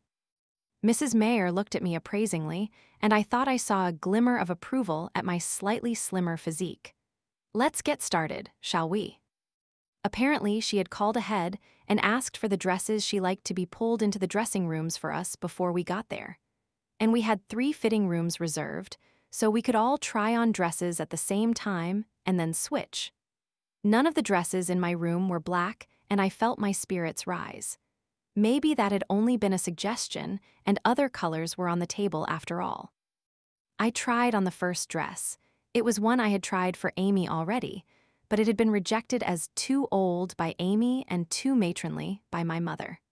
But Goldilocks over here thought it was just right age-wise, which I suppose spoke more to my actual age and what my mother felt my marital status should be, but whatever. And I had to admit, as I turned this way, and that in the dressing room mirror, it looked better with the Spanx under it than it had the last time I put it on. But this was Mrs. Mayer we were dealing with, so I took a deep, calming breath before I exited the fitting room. Bethany and Elise were already out of their rooms. Mrs. Mayer was walking around the other 2 girls to view the dresses from all angles.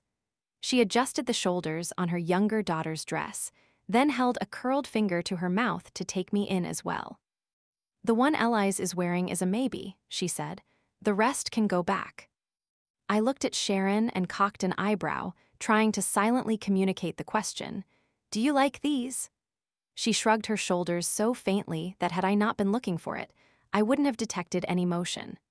But this wasn't my first rodeo, so I knew how to read her body language and returned silently to my dressing room for the next round. The next dress was far and away my favorite of all the dresses that I had tried on for any bride. It was fitted to the waist, then had a slight flare, and a neckline that cut straight across, but angled up toward the neck from the edges.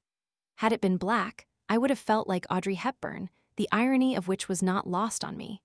I twirled around for my own benefit and smiled at my reflection. This was a dress that I would actually buy to wear as a guest to a wedding. This was one I would wear again. The lineup was already underway again when I came out. Apparently, the other 2 girls knew to operate on the same military style of dress time that Mrs. Mayer preferred. She circled us again, a shark examining its prey. Lily S. is a possibility, the rest are. I caught a glimpse of Bethany's face before she put her mask up. Her fingers clutched the hem of the dress she was wearing, then she dropped it. Bethany loved the dress she was in. Did I love the dress I was in? Yes. Did I actually care what I wore to Sharon's wedding as long as it didn't cost as much as my dress for Karin? S. Nope. My mouth opened involuntarily.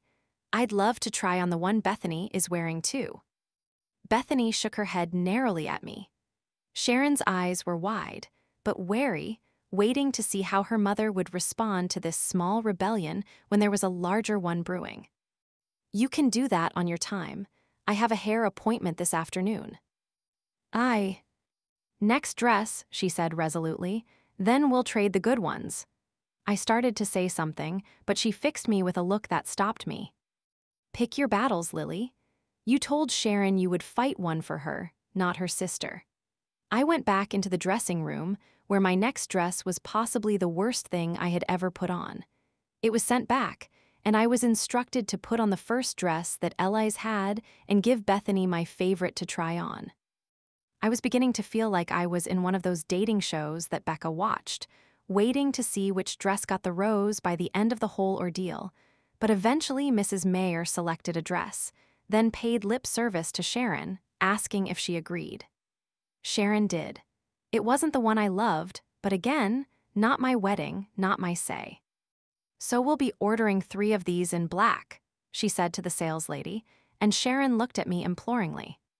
Crap, I thought, then I cleared my throat. Mrs. Mayer turned in surprise. Actually, Mrs. M., I'm not sure. She looked at me wearily, as if this was no surprise. Of course, you're pregnant, aren't you? She turned to her daughter. I told you asking someone who wasn't family to be in the wedding was a mistake. What? No, I'm not pregnant. I stared at her, horrified. Then what's the matter? I'm not a huge fan of black. Since when? She looked pointedly at me. I hadn't thought this one out. My shirt, shoes, purse, and coat were all black. I meant for weddings. It's considered bad luck. She turned to the saleswoman. Have you ever heard of such a thing? It used to be considered a faux pas, but black bridesmaid dresses are very in fashion right now, she reassured Mrs. Mayer. It's a bad omen in my culture. Her hand went to her hip. You're half Jewish and half what again? Episcopalian, I said quietly.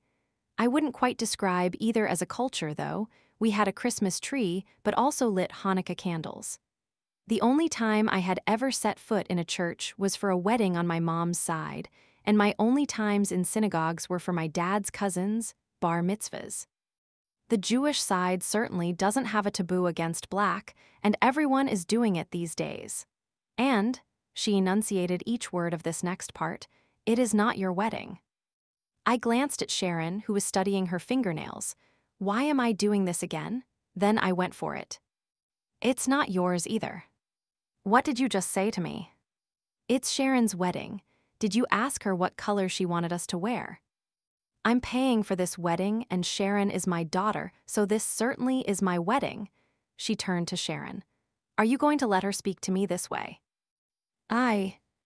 Mrs. Mayer cut her off. I understand that Sharon wanted you in her wedding for sentimental value, but this is completely inappropriate. Ask her then, I said quietly. If Sharon says she wants black, I'll wear it and you'll never hear a peep from me about it. Sharon looked at me, aghast, then realized her mother was watching and adjusted her face. Well, Mrs. Mayer asked, we're all waiting. Her eyes darted to me like a frightened animal. They're all so pale, she squeaked almost inaudibly. They'll look like ghosts in black. So they'll go tanning.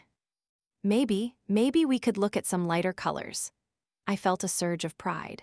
In all of the years we had been friends, I could count on one hand the number of times Sharon had actually stood up to her mom. And the wedding dress was perhaps the first time I had seen her get her own way. But something changed in Mrs. Mayer's face. That's what you want? She asked, eyes narrowed. Sharon nodded. She turned to the saleslady. Fine, what other colors does this dress come in? I looked to Sharon, who mouthed, thank you, behind her mother's back. I nodded and gave her a half smile, already mentally drafting a blog post about Momzilla. I texted Alex as I left the salon. So what can you dissolve a body in? Asking for a friend. He replied immediately. According to AMC, a plastic bin. Went that well, huh? She asked if I was pregnant. He sent back a shocked emoji. Meet you in the bins section at Home Depot in an hour. Oh, so you're a full-service kind of lawyer. Only for my favorite clients. And if you invent a new product for disposing of horrible mothers, I can help you patent it too. What a pal. I crossed the street toward my car feeling moderately better. I couldn't wait to peel the Spanx off, but the pregnancy comment had put me over the edge. I was going home to change and then going to the gym. Maybe if I added a couple of workouts a week, everyone would leave me alone about how I looked. You feel like going to a movie tonight. That felt date-like and I hesitated. Is that still a thing? Yeah, but going alone sucks. I've never gone alone, not brave enough. Really, I go alone all the time. God, I don't even remember the last time I saw a movie in the theater. If you don't have a boyfriend, you basically never see a movie when you're an adult. Guess I need a boyfriend, he replied with a winky face. Or we could, be rebels and go as friends. I laughed and agreed, on the condition that I got peanut M and MS. I could do a short workout at the gym before the movie. You need to start slow, after all. Chapter 18. From Karin Donaldson, futuremiskaringreen@gmail.com. To Bridesmaids. Subject, Wedding Newsletter Volume 5. Date, December 18. We are officially in the home stretch, ladies. Less than 6 months to go until I say I do. The hard parts for me, at least, are all over. The venue is booked, the dresses are ordered, the photographer and makeup artists are hired, and the menu is set. Hugh, I'm tired just typing all of that. Now, I wanted to make you all aware of a few dates for your collective and individual planning purposes. I'd like my shower to take place at least a month, but no more than 6 weeks before the wedding itself. That gives us time to update the registry before the wedding, but not so much time that we lose momentum for the big day. Which means it will need to be either the last weekend in April or the first weekend in May. I'll let you decide from there.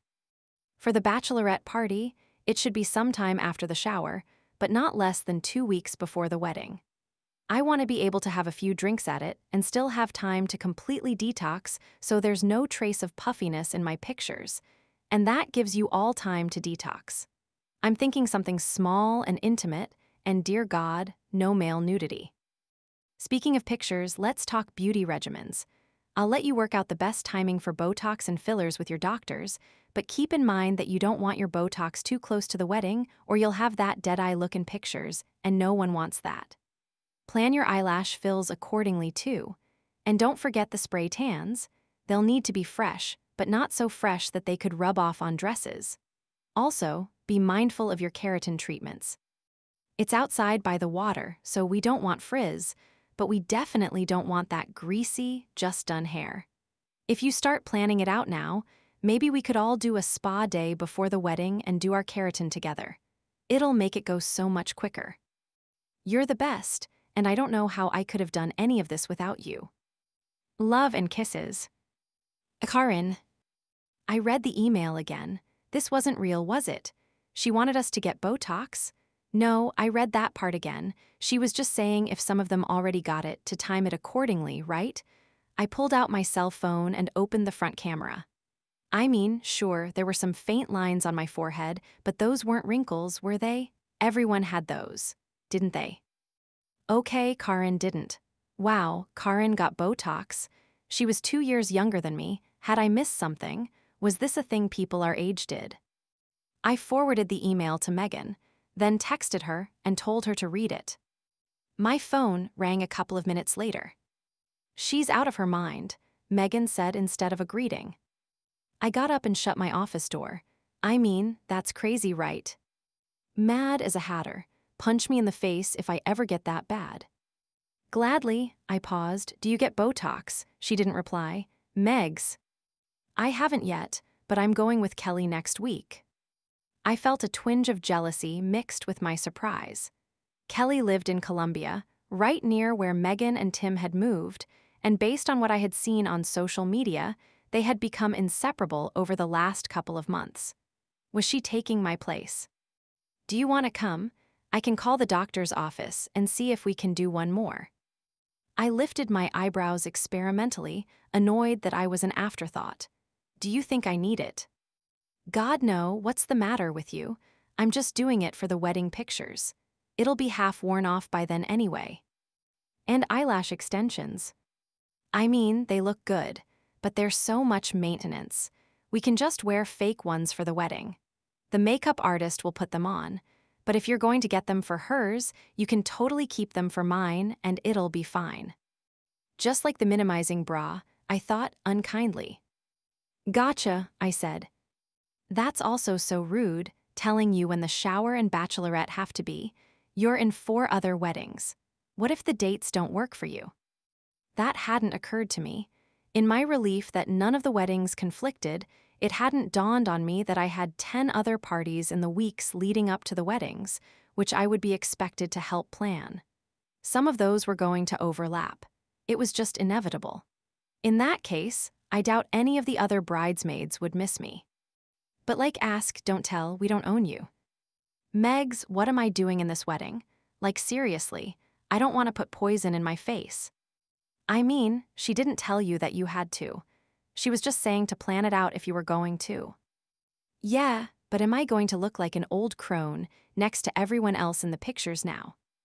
No, you're going to look like a normal human being who doesn't get work done and is happy with how she looks. I'm jealous, honestly. I wish I didn't care how old I looked. I didn't respond. There was no way she meant that as an insult. Megan just sometimes had foot-and-mouth disease, and I didn't think she realized how beaten down I still was about my looks by the attack of the horror show mothers. Thanks, I think, I said eventually. Another phone rang in the background on Megan's end. I've got to go actually work. Don't change a thing, you're perfect and I love you. I slumped over my desk. Wah, I thought. I was so sick of weddings and brides and bridesmaids. After all of the dresses had been found, my official bridesmaid duties had hit a bit of a lull, which I thought would be a well-deserved reprieve. It was. I may have gotten a 2-month break from people harping on how I looked, but my friends had all suddenly disappeared. Oh, they were still there, physically at least. But who were these people? I literally hadn't had a single conversation with Megan, Karin, or Sharon that didn't immediately revert back to weddings. None of them ever had time to hang out unless I wanted to be a third wheel with their fiancés, which I really didn't, or unless I wanted to join them at bridal expos, which I was willing to do once, but had no desire to do repeatedly.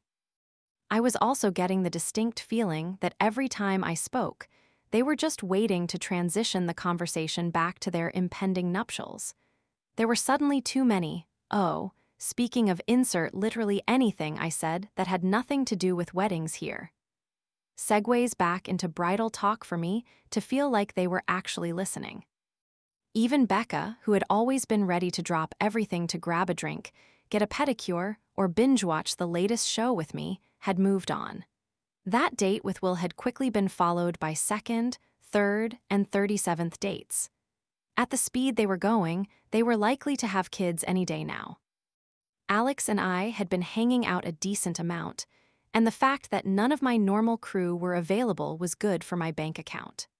Karin was always talking me into the clothes I didn't need, Megan into the restaurants I couldn't afford, and Becca into the carryout more nights than we should. And it wasn't like the blog was earning me any real money yet. Dress shopping may have been over, but Karin's ridiculous email missives and the follow-ups from Caroline and her minions had continued to provide excellent fodder. As had my mother and sisters running discussion about every wedding decision, which they felt the inexplicable need to conduct through 3-way calls and group chats with me. But growing an audience was a slow process, and I was only making a few dollars per post so far. Then again, this latest email was so out of the realm of realistic that my readers might think I was just making things up. I wondered if Karin had always been this nuts, and I somehow just hadn't seen it. Knock, knock, Karin said, pushing the door open. My eyes went to the notifications on my computer screen. 18 replies. I blinked heavily. Hey. Everything okay? I didn't hear from you. Yeah, was just on a phone call. Unlike the rest of your bridesmaids, I wanted to tell her. A thought dawned on me. Are you still going to work after you get married? She looked taken aback. At first, yes. At first? Well, not when I have kids, of course. My mother worked up until last year, when the last of her children finished college and she finally retired. My father would happily work until he was 120 if he lived that long, both because he loved his job and because he wouldn't last long without an excuse to leave the house. So the idea of becoming a stay-at-home mom, especially one who would probably also have a nanny, was foreign to me. Are you planning on kids soon? Well, not immediately, but probably in a year or so. I'm not getting any younger and egg quality deteriorates after 35. Was I a terrible person for debating how worthwhile it was to stay in her wedding, when we would only work together for another year or two at most, and apparently have nothing in common by then? She shook her head. Why do you ask anyway? I tried to banish the disloyal thoughts. No reason, just curious. So dates are okay? Yeah, should be fine, I said absently. Then I thought about it. Wait, bachelorette might be a problem depending on the weekend. Her eyebrows didn't move, something I hadn't really realized before, but her eyes narrowed slightly. Why? My brother's wedding in Mexico is the second weekend in May. I grimaced. Actually, the shower could be an issue too. It depends on when my brothers and sisters' showers and bachelorette parties are. Well, if they haven't planned them yet, doesn't mine take priority? I set my jaw. Imagine if it were Olivia's wedding versus mine. You have to go to the family events. But you're not getting married. I didn't mean that literally.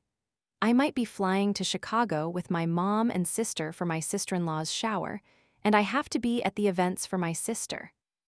But I asked you to be a bridesmaid first.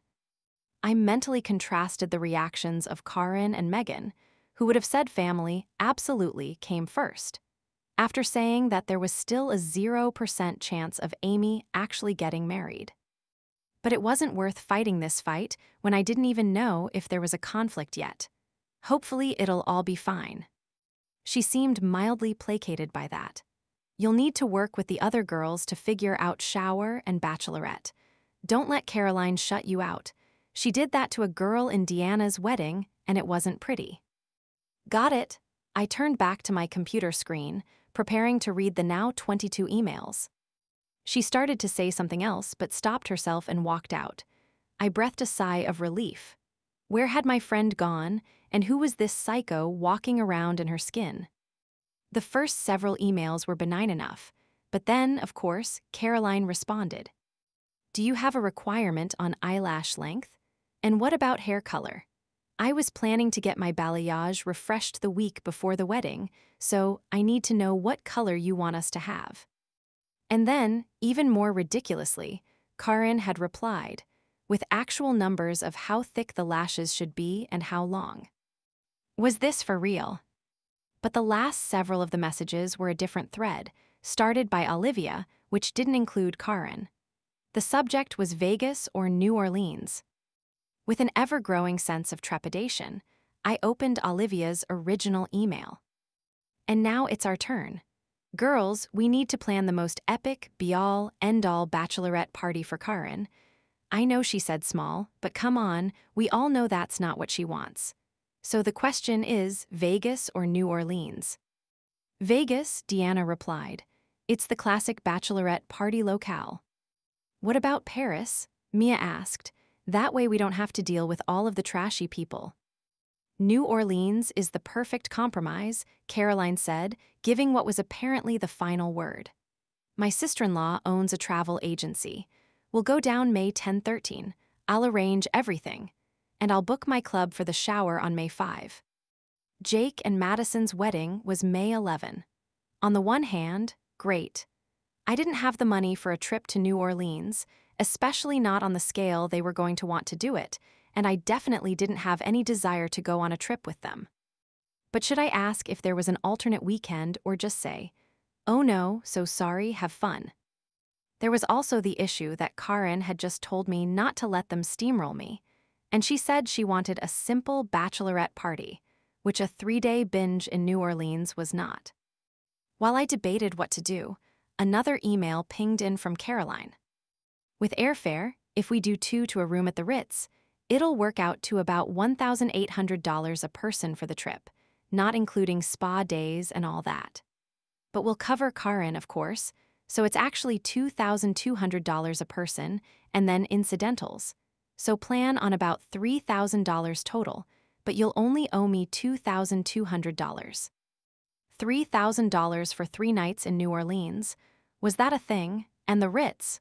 She was kidding, right? I called Megan back and hissed an outline of the latest emails to her. Must be nice, she said. Nice, to ask your friends to spend $3,000 each on your bachelorette party. Nice to be able to afford to do that. I had assumed we would do a night of bar hopping for Megan's bachelorette party. Did she want something bigger? And dear God, what if they all did? Do you want to do a trip for yours? I asked quietly. I mean, I'd love it, but it's too much money, so no. Another email pinged in and I told Megan I had to go, feeling like the world's worst friend. I wasn't spending $3,000 on a bender for Karin, but I wished I had the money to do it for Megan, if that was what she wanted. The latest email was also from Caroline. Renting the party room at her club with catering would run approximately $1,000 each, depending on how big the guest list was. I pushed my chair back and went to Karin's office in a panic. What's up? She asked, looking at my wild-eyed face. Are you okay? I sat down shakily in the chair across from her. I'm sorry, I can't be in your wedding. She blinked several times at me. Because of the shower and bachelorette party dates. No, Karin, Caroline just emailed that she wants each of us to spend $3,000 on a trip for your bachelorette party and another $1,000 on your shower, and I don't have the money for that. Did you tell Caroline that? Well, no. Don't you think you should start there, rather than dropping out of the wedding? I didn't want to admit that I was too ashamed to tell Caroline I couldn't afford it. My shoulders dropped in resignation. I can try. And I don't want a fancy trip. Tell them I just want something simple, like I said in my email. Okay, I said, my face puckered in anxiety. I got up and turned to leave. Oh, and Lily. Yeah. I can give you my doctor's name if you want a recommendation for some Botox. Just a little, to smooth those lines out. I gritted my teeth. Thanks, just email it. She smiled, of course. Back at my desk, I read the most recent emails, all agreeing that the Ritz and Caroline's club would be perfect, then hit reply all. Hi everyone. Unfortunately, I'm out of town that weekend for my brother's wedding in Mexico. I also just talked to Karin, who said she definitely doesn't want a trip. She wants to do something simple and closer to home. And is there any way to cut down on shower costs? Maybe we do the favors or flowers or the food ourselves. Let me know your ideas. I'm happy to put in as much manpower as we need. The reply took longer than I expected. Nearly half an hour passed before Caroline's email came in. Lily. The rest of the bridesmaids and I just had a phone conference because, frankly, we're shocked that you would spoil the surprise to Karin within minutes of the plan being hatched. What kind of person does that? We then called Karin, who was ecstatic over the idea of a trip to New Orleans. It's her favorite place in the country, after all, so I don't know what kind of trip you told her about, but she definitely loves the idea, even though it's not a surprise anymore, thanks to you. As for the shower, no. My club does not allow for outside food vendors or personal catering. And unless you're a professional florist or cookie designer, then no, the flowers or favors will not be an option either. We're sorry that you won't be able to attend with us. You can Venmo me your share of the money to this email address. It will only be $1,750 for the accommodations with you not coming, but send $2,000 to cover your share of food, drink, spa, and incidentals for Karin, and an additional $1,000 for the shower. And in the future, please talk to us before you go running to Karin. Thanks. Caroline and the rest of the bridesmaids. Welp, that went about how I expected. Except there was a 0% chance that I was Venmoing Caroline $3,000. And not just because I didn't have it. I cracked my knuckles and hit reply all again. I didn't work in PR for nothing. I knew how to talk to horrible people. Dear Caroline et al. I'm afraid I will not be paying for the party that I will not be attending. I'll make my own apologies to Karin on that front. As for the shower, please keep in mind that I am working on a fixed budget. I will do my best to chip in my share, but we may hit a point at which I cannot go higher. I will try to rework my budget to cover my share of the costs that you've outlined so far. Thank you for your understanding. Lily. I marched back to Karin's office, but didn't sit down this time. She looked up warily. Am I about to get another angry phone call over this? Possibly, but I'm here to tell you that I will be unable to attend your bachelorette party. It's the weekend of my brother's wedding. And just so you hear it from me, not them, I'm also not paying $2,000 for a trip that I'm not going on. I'm sure they don't expect you to pay that. I shrugged. Okay, whatever, just be aware that when they call you, that's where I'm at. Her cell phone started buzzing on her desk. Right on cue, I looked at it pointedly. She sighed, I really don't have time for all of this right now. Can't you just try to get along with them? For my sake. The phone stopped ringing, then began again. Karin picked it up. Hi, Caroline, she nodded. Actually, she's here with me right now. No, she told me that. I mean, it is a lot of... She paused as Caroline cut her off. Oh, I mean, well, let me ask her, hang on. If we do it the next weekend, will you come to New Orleans then? No, that's my best friend's bachelorette party, and I still don't have the money. She pursed her lips. She said she still can't come, she said into the phone. Look, do you want her phone number so you two can talk about this directly? I shook my head frantically and mouthed, no. Well, you need to figure it out. I'm not getting in the middle here. I can pay my own way if I have to. No, I wasn't implying that. Caroline, I'm grateful for everything you do. Yes, I know you just want to make sure everything is perfect, and I appreciate you so much for that. Lily just didn't grow up like us. It's different for her. Long pause. Thank you. I'll talk to you soon. Love you too. She hung up the phone and turned back to me, still standing in her doorway. Okay, I explained, she said. I didn't hear anything that sounded like an actual explanation, unless it was the implication that I grew up poor, but okay. But Caroline has a point too, that it's not fair to ask everyone else to pay for my trip and for you to not help. So maybe if you can chip in some, it'll smooth things over. It doesn't have to be the full amount. Are you serious right now? She rubbed her temple. Lily, come on, we're all adults here. There's no reason for all of the drama. She picked her phone back up. I'm texting you both so you have each other's numbers. You can work it out yourselves. I don't want her having my numbers. Look, you said you'd be in my wedding. I told you what they were like, and you said it was fine. Can you just stop being a drama queen and handle it? I was stunned into silence. A drama queen, me. Fine, I said quietly, and left her office without another word. Chapter 19. Fuck these weddings. There, I said it.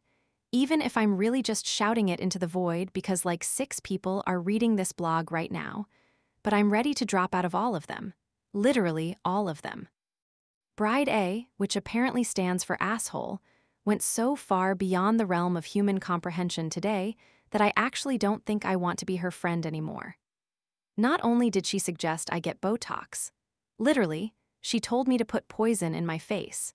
But she also expects me to shell out $2,000 for her bachelorette weekend, AT the Ritz that I won't even be attending, because I'll be at my brother's wedding in Mexico. Look, I played along when she made me get a minimizing bra and Spanx. I laughed it off when she only rejected my joke about getting a breast reduction because I would be too swollen to get an accurate dress size measurement.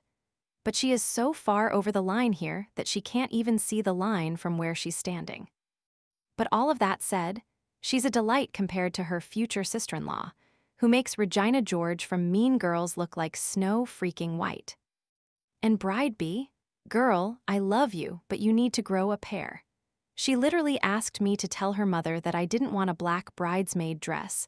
I would love a black bridesmaid dress. I dress like I'm on my way to a funeral most days anyway, because she didn't have the guts to do it herself. Technically, Bride C hasn't done anything wrong. Okay, she's been a little insensitive, but that's not really anything new. But there's this groomsman who is actually kind of awesome, and I can't do anything about that because of the other groomsmen, so I'm over that wedding too. Bride D, I still don't know her. But my mom made me feel fat over her bridesmaid dress, and I have to take my grandma to Mexico in order to afford to even go to that wedding. So that one is tainted now too. And my darling little sister. Can we call a spade and stop the farce now? You're not getting married. You're a child. And I can't return the dress that looks like a chewed-up piece of Bubblicious, so let's cut the crap before I have to spend more money on your make-believe wedding, please. I have had enough. And I'm going to do absolutely nothing about it except rant in this blog that no one is reading because I'm too chicken shit to cut ties with any of these people. Cool. Any advice, anyone reading? Is anyone alive out there? A tiny voice in my head told me to cool down before I published this one, but I mentally gave it the finger and hit publish anyway. My previous posts had been fairly benign and had got me almost nowhere. Go big or go home, right? Hell with it, I thought, and grabbed my coat. I was going home too. It didn't dawn on me until much later that I probably shouldn't have used my work computer to post something personal. Chapter 20. Early in January, my mother texted me on a Friday, asking me to come to dinner to discuss a trip to Chicago for Madison's bridal shower. Does it have to be tonight? Why, do you have a date or something? I didn't, but Alex and I were planning to binge a new Netflix show that Becca said was too scary for her. Not that she was home much anymore anyway, and if she was, Will was with her. I have plans with a friend. Can you reschedule? We need to figure out what we're doing. I sighed and texted Alex. Can we watch tomorrow instead? Or start later tonight and finish tomorrow? My mom is demanding I be at her house for dinner to figure out going to Chicago for my brother's fiancée's bridal shower. Kill me now, please. Was supposed to go on a date tomorrow, but I can cancel. No, I don't want you to cancel for me. 3 dots, then nothing, then 3 dots again. Honestly, I was probably going to cancel anyway. Let's start the show when you get home tonight and we'll see how good it is before we decide. Deal. I replied to my mom, fine, but can we make it early? She told me to be there at 6. It's important that we go, Amy was saying. I'd be so hurt if she didn't come to mine. She might not come to yours, I cautioned. Remember, her wedding is 2 weeks before the date we're talking about. She told me she's coming. Do you actually talk to her? Amy gave me a dirty look. Yeah, maybe you should too. Girls, stop, our mother said absently. Amy is probably right, Lily.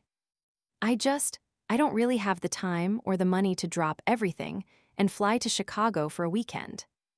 She's going to be our sister. In-law, calm down, Ames. She crossed her arms. Are you even going to come to my shower at this rate? I rolled my eyes. I don't know, is it in Chicago? Why are you being such a bitch? I looked at my mother, who said nothing. Seriously, I asked her. Amy, language, she said mildly. I looked to my dad, who was extremely engaged in eating his salad and staying as far from the conversation as possible. He never publicly took my side against my mother, but he usually would against Amy when she was being ridiculous.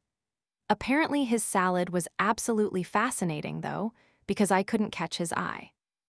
I huffed, defeated. I can try to find reasonable airfare, and if we share a hotel room, I can probably swing it. Maybe you shouldn't be in all of those weddings, Amy said, bolstered by our mother's refusal to actually check her.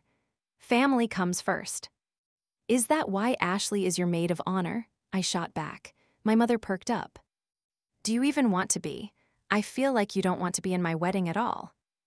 I stood up and put my napkin on the table. Okay, I'm out of here.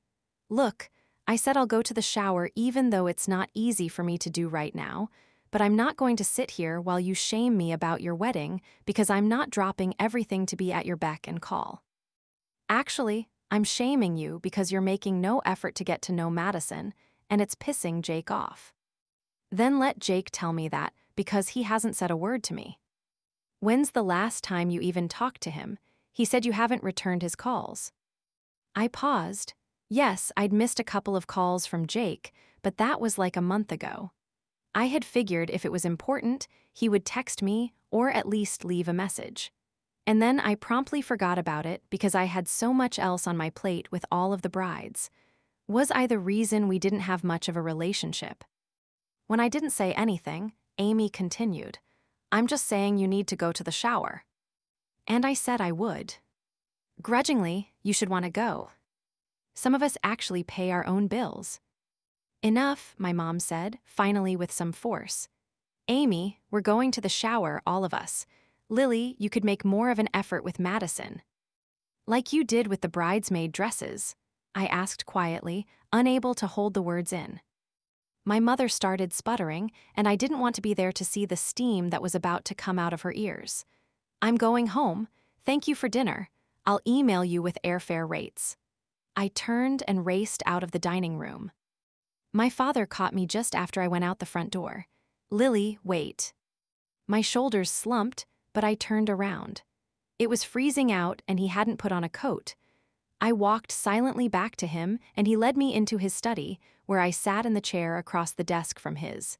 He closed the door behind us and sat down as well. I know, I said.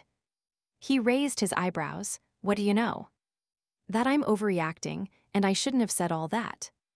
That wasn't what I was going to say. I was going to ask if you're okay. You don't seem happy. I'm just stressed about all the weddings, and Amy's not exactly helping. Can't she stop already? We're both adults now. He looked amused.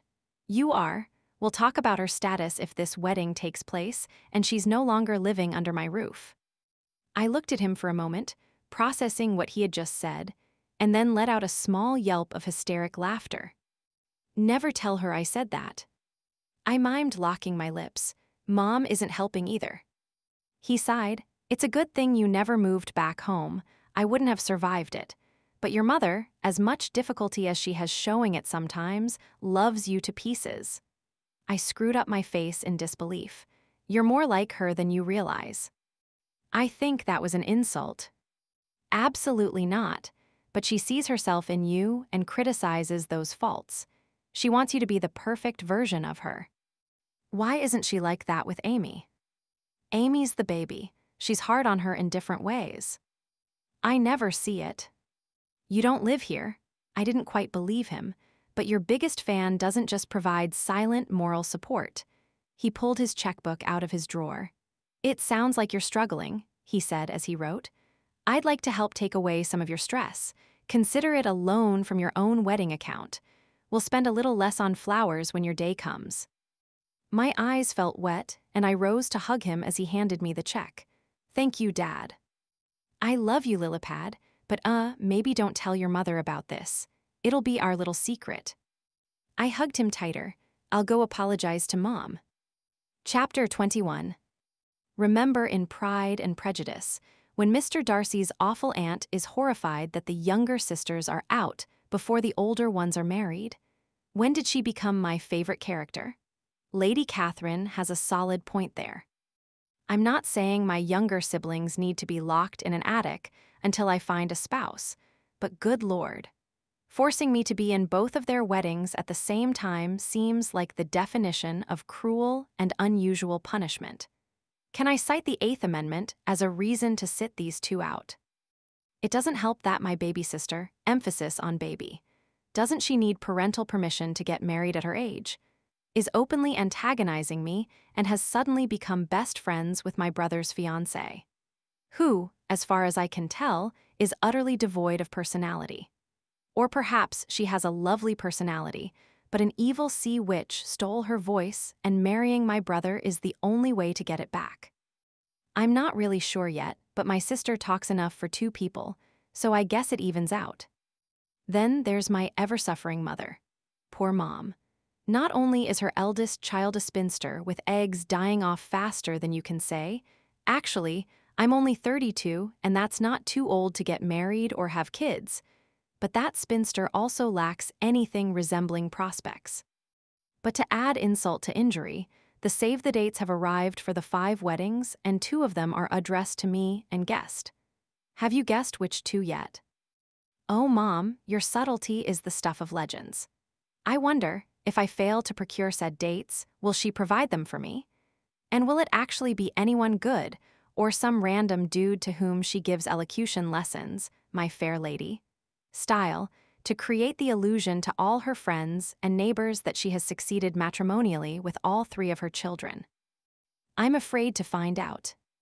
My mouth twitched into a smile as I reread that one. Yes, the save-the-dates for Amy's and Jake's weddings had included and guessed, but with the express caveat from my mother that it only applied if I was dating someone seriously. She would never find me a wedding date.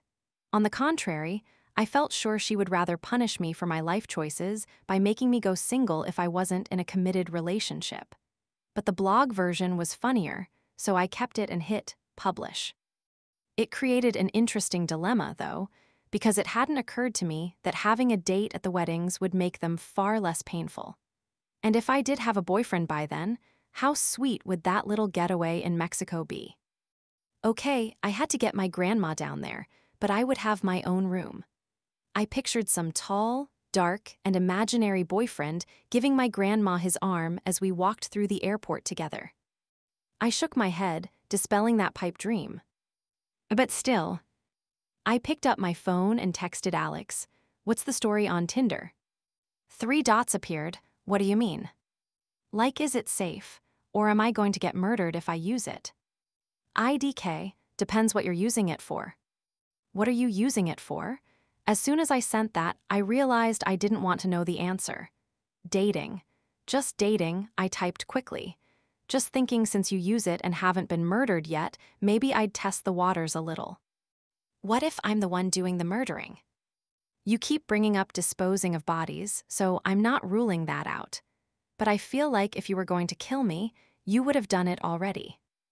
Tache, just link it to your Facebook profile so people can see you're not sketchy, and only meet people who linked it to theirs so you know you're not getting catfished. And don't give anyone your address or real phone number. I have to link it to my Facebook. I replied with horrified face emojis. My mom is my Facebook friend. No one on Facebook will see Tinder stuff. It just shows potential dates that you're a real person, not a Russian troll trying to steal their identity. There was a pause. Why the sudden interest? I can apparently bring a date to Amy's and Jake's weddings. He sent the gif of Katniss Everdeen, volunteering as tribute. Was he flirting? I shook my head and replied with a laughing emoji. My mom said only if I'm actually dating the person. Do you do everything your mom says? Don't you? No way, I eat candy for breakfast all the time. You do not. Fine, busted. I brush my teeth twice a day and always take an umbrella when it might rain. I was smiling. I'll buy you dinner if you help me set up a profile. That's the weirdest date request ever, but sure. I started to put my phone down, then picked it back up. Amy's criticism that I hadn't made an effort with Madison or replied to Jake was still rankling me. Probably because it was deserved. But where to begin with Madison? As I thought. I started a new text to her. Hey future sis, just checking in and saying hi. How's all of the wedding planning going? I hesitated before hitting send. I wished I had something to ask about other than the wedding, but I honestly didn't know what else she liked, other than my brother, which led me to believe her taste was questionable overall. We were friends on Facebook and Instagram, but her posts were infrequent and bland. And she didn't have a Twitter, so I couldn't even see who she followed or retweeted. So with nothing else to work from, I sent the message. The 3 dots appeared and she replied a minute later. Hi, I'm good. Everything seems to be coming together pretty well. Not exactly effusive, and not much material to get a conversation going. I was contemplating what else I could say when she replied again.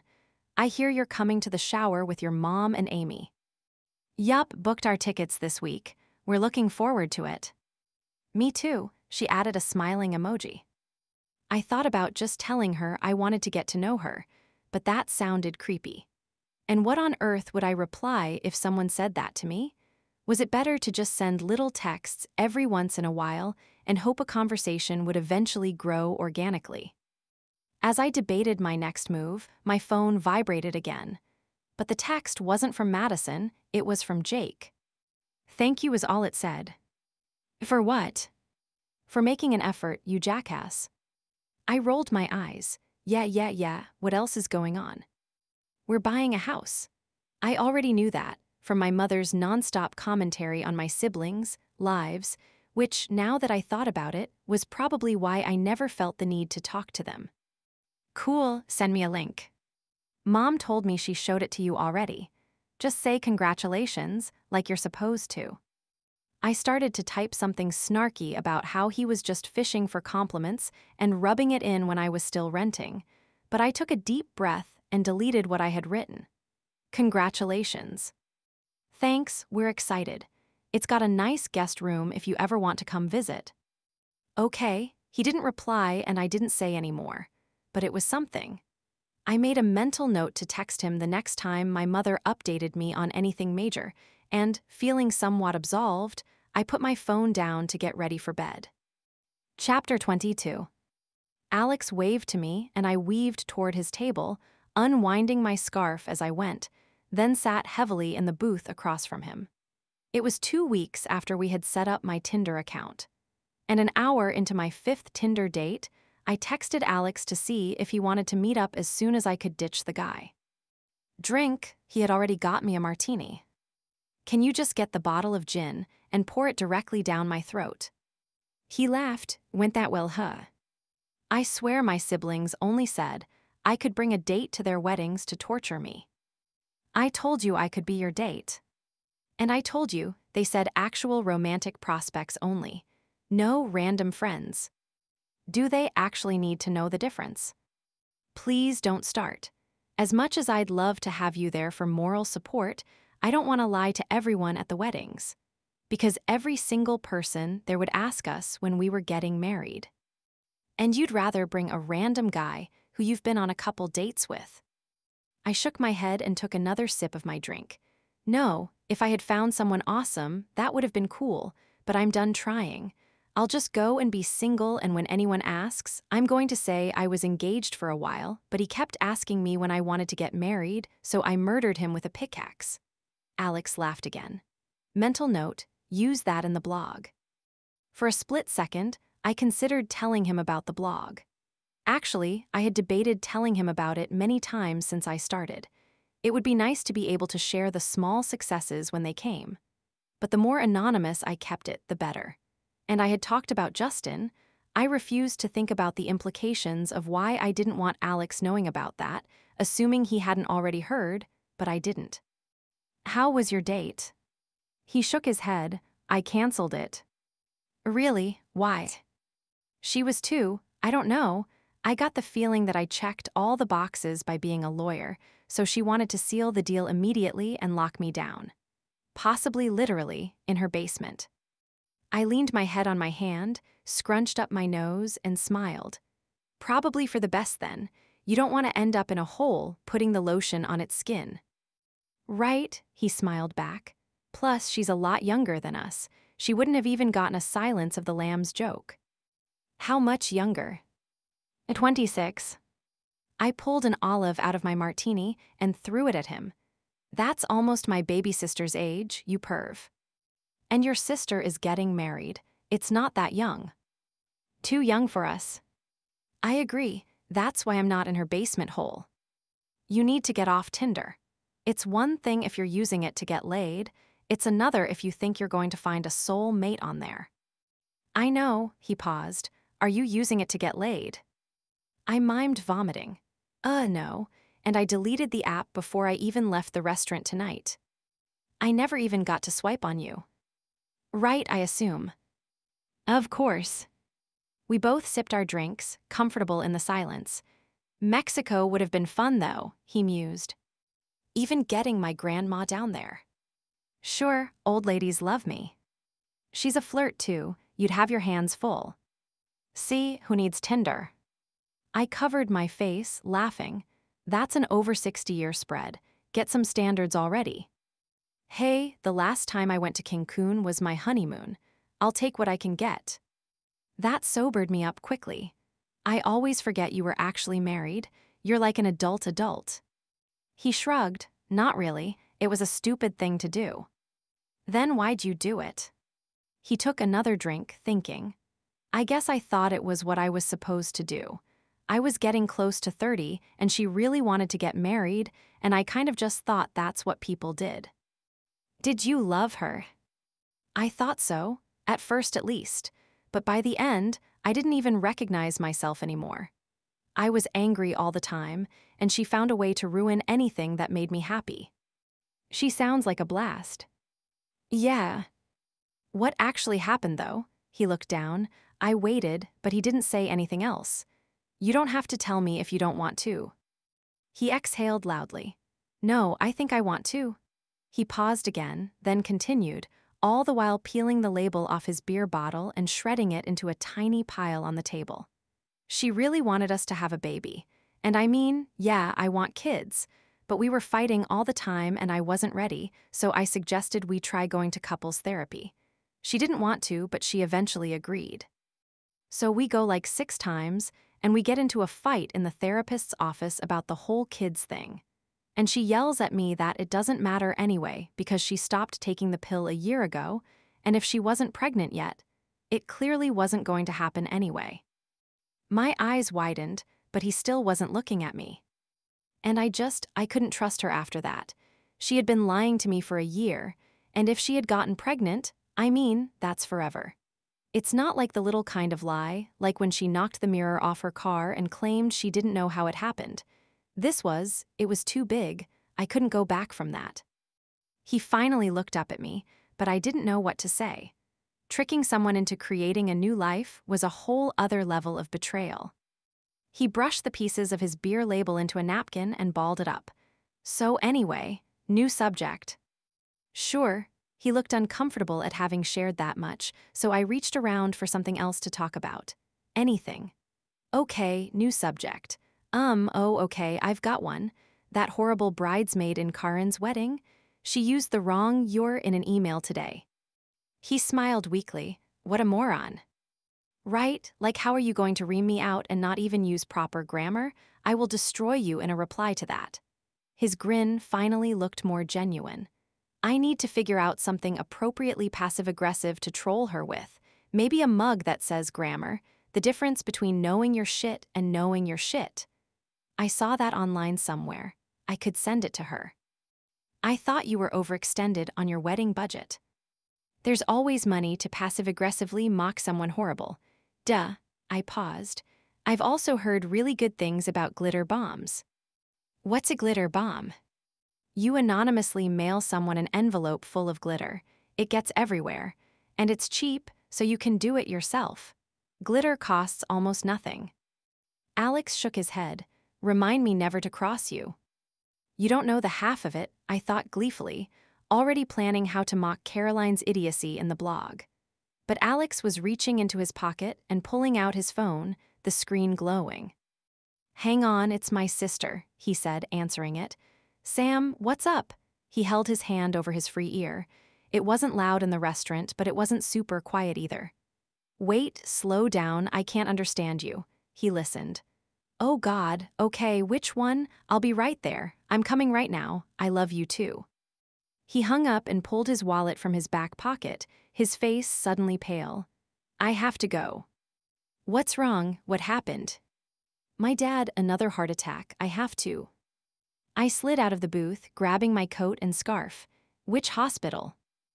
Sibley. I punched it into my phone while he threw some cash down on the table. I'll have an Uber here in 2 minutes. Come on, let's go outside.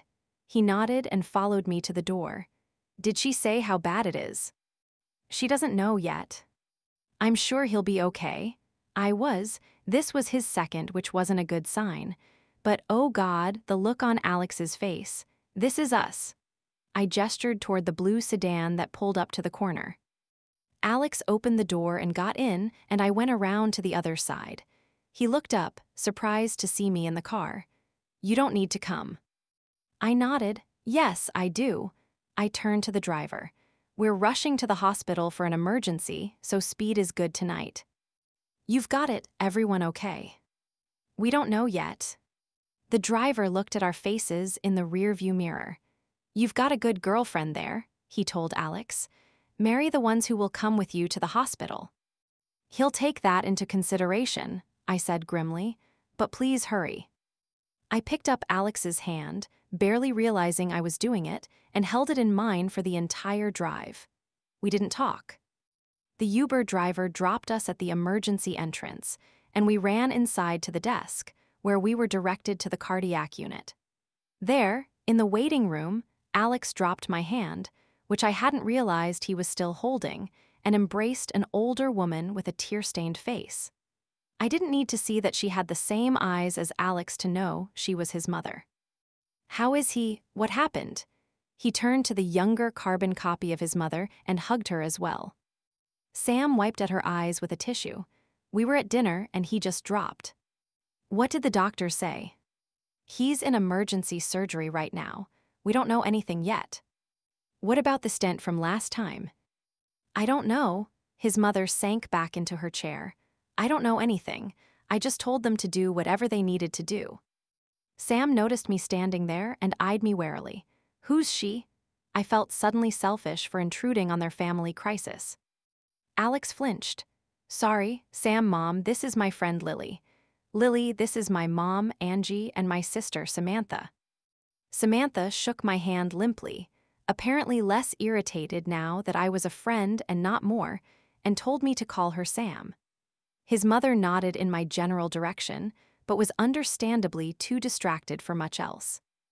I'm going to see if I can get an update, Alex said, looking around for the nurse's station.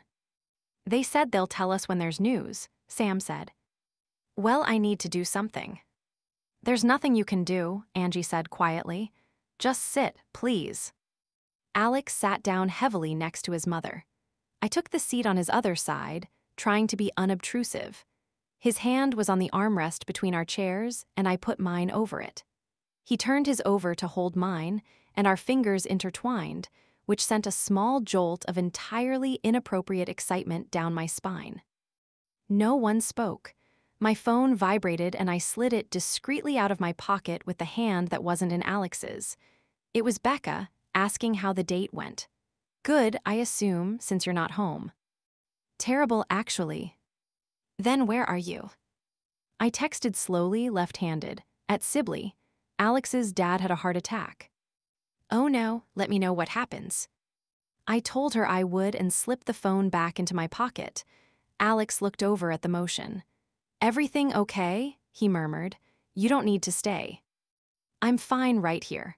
I looked over to his mother and sister. Can I get anyone anything? Water, coffee? They both shook their heads. I could use a coffee, Alex said. I'll go. Stay, I told him, standing and untangling our fingers. You don't want to be gone if the doctor comes out.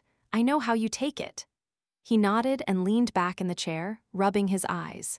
He looked older in the harsh fluorescent lighting, and there was a hint of gray in his sideburns that I swore hadn't been there earlier. I followed signs to the cafe, which was closed, but there was a vending machine that served coffee. I got a cup for Alex and paused as I passed the food machine. They had Skittles, so I got a bag for him as well. We had joked when we went to the movies that his preference was perfect because I wouldn't steal any. I maintained that the calories weren't worth it if the candy wasn't chocolate. By the time I got back, a doctor was talking to the family.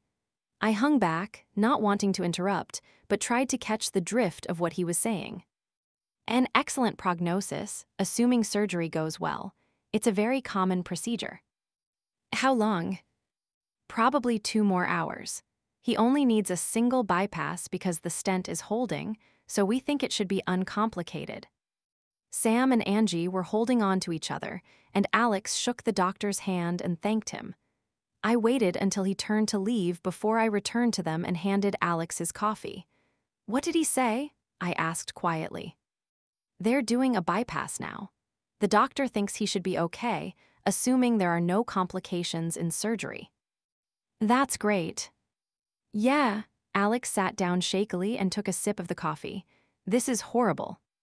There was only a vending machine. I held up the bag of Skittles, but I figured these would make a decent chaser. I sat down next to him, "And I won't even steal any like you did with my M and MS after swearing you wouldn't." He smiled weakly. "I'm like that blood type that's a universal receiver but with candy. I'll take any of it." "Hospital humor, I like it." He put his hand over mine on the armrest. "Thank you." I laid my head on his shoulder. "Obviously, I hope there's not a next time but any time." He leaned his head on mine, and we sat like that for a long time. Chapter 23. Sharon texted me the Tuesday after Alex's dad went into the hospital. "Do you want to go to dinner Friday night?" I hesitated. I was exhausted. I was broke. And I sort of wanted to keep my weekend open in case Alex needed me. His dad was scheduled to come home either Thursday or Friday, and I got the feeling he might need some extra support. But Sharon never asked to hang out anymore. We had been inseparable in college. When you're actually friends with your roommate, you tend to do everything together. Once she moved home after graduation, though, our relationship shifted to being conducted largely through texts and social media. She always came out for my birthday, and we would grab lunch from time to time. But the asking began to feel one-sided long before she even met Josh, and I'll admit, I stopped trying so hard because of that. We still texted multiple times a week, so the conversation never ended, but sometimes she felt more like a pen pal than one of my closest friends. So I said sure and asked where she wanted to go. The three dots appeared and stayed for an inordinately long time, making me worry this would be some family event with her mother, and that I had been invited solely to be the bearer of bad news. Again. The message finally appeared. "Yay, wear something cute. I mean, you always look cute, but look extra cute. Josh's cousin Seth just broke up with his girlfriend, and you two are going to be the perfect match. He's a doctor and he's even taller than you. Just don't wear heels that are too tall. He's a groomsman in the wedding too, so if you two hit it off, you have a date and everything. And if you get married, we'll be related." My shoulders sank. She was still typing. Was I opposed to being fixed up with a doctor? No, of course not. But had I reached the spinster stage where this was a thing? Yes, I had filled her in on the whole Tinder debacle, so she was just trying to help. But I still wondered if it was too late to bail and hang out with Alex instead. "Okay," I replied eventually. If Sharon noticed my lack of enthusiasm, she didn't mention it. And either way, I was happy to see her away from her mother. She turned into such a timid mouse around Mrs. Mayer, and I missed my friend. I wrinkled my nose at my reflection in the elevator of my apartment building as I went down to catch my Uber to dinner. I had sent a picture of my outfit to Megan, and she said it was perfect, but I wasn't so sure. What did one wear to look cute, but not desperate, when a friend decides to set her up on a date? Plus, Megan seemed a little too excited about this whole situation, telling me that of course I could bring the doctor as a date to her wedding. Which was 100% about Justin, and I knew it. After getting the necessary details from Sharon, I had snooped on Facebook. His profile picture was still him with a girl who I assumed was the ex, which either meant he wasn't over her or he just wasn't into social media. Neither seemed promising. He wouldn't be named people's sexiest man alive anytime soon, but he wasn't bad looking. And I did trust Sharon. So, with some trepidation and a little bit of nervous excitement, I touched up my lipstick before climbing out of the Uber and walked into the restaurant. Sharon, Josh, and Dr. Seth were inside already, but still waiting to be seated. Sharon ran over and hugged me. "I'm sorry I'm late," I said automatically. "You're not. I told you 15 minutes earlier than our reservation time on purpose." I laughed. We may not hang out often anymore, but she still knew me. And that was enough to make me feel more at ease about meeting Dr. Seth. I kissed Josh on the cheek as a greeting and held out my hand to the cousin. "You must be Seth, it's nice to meet you." He nodded tensely and shook my hand, mumbling something incoherent that could have been "likewise" or could have been "I like guys," before looking away. I was not, I realized, the only one who wasn't totally feeling the matchmaker game. Awesome, I thought. Either I'm not Doctor's wife hot, or he's not over his ex. Based on the Facebook picture, I could tell myself it was the latter. And at least I had Ubered to the restaurant, so I could drink.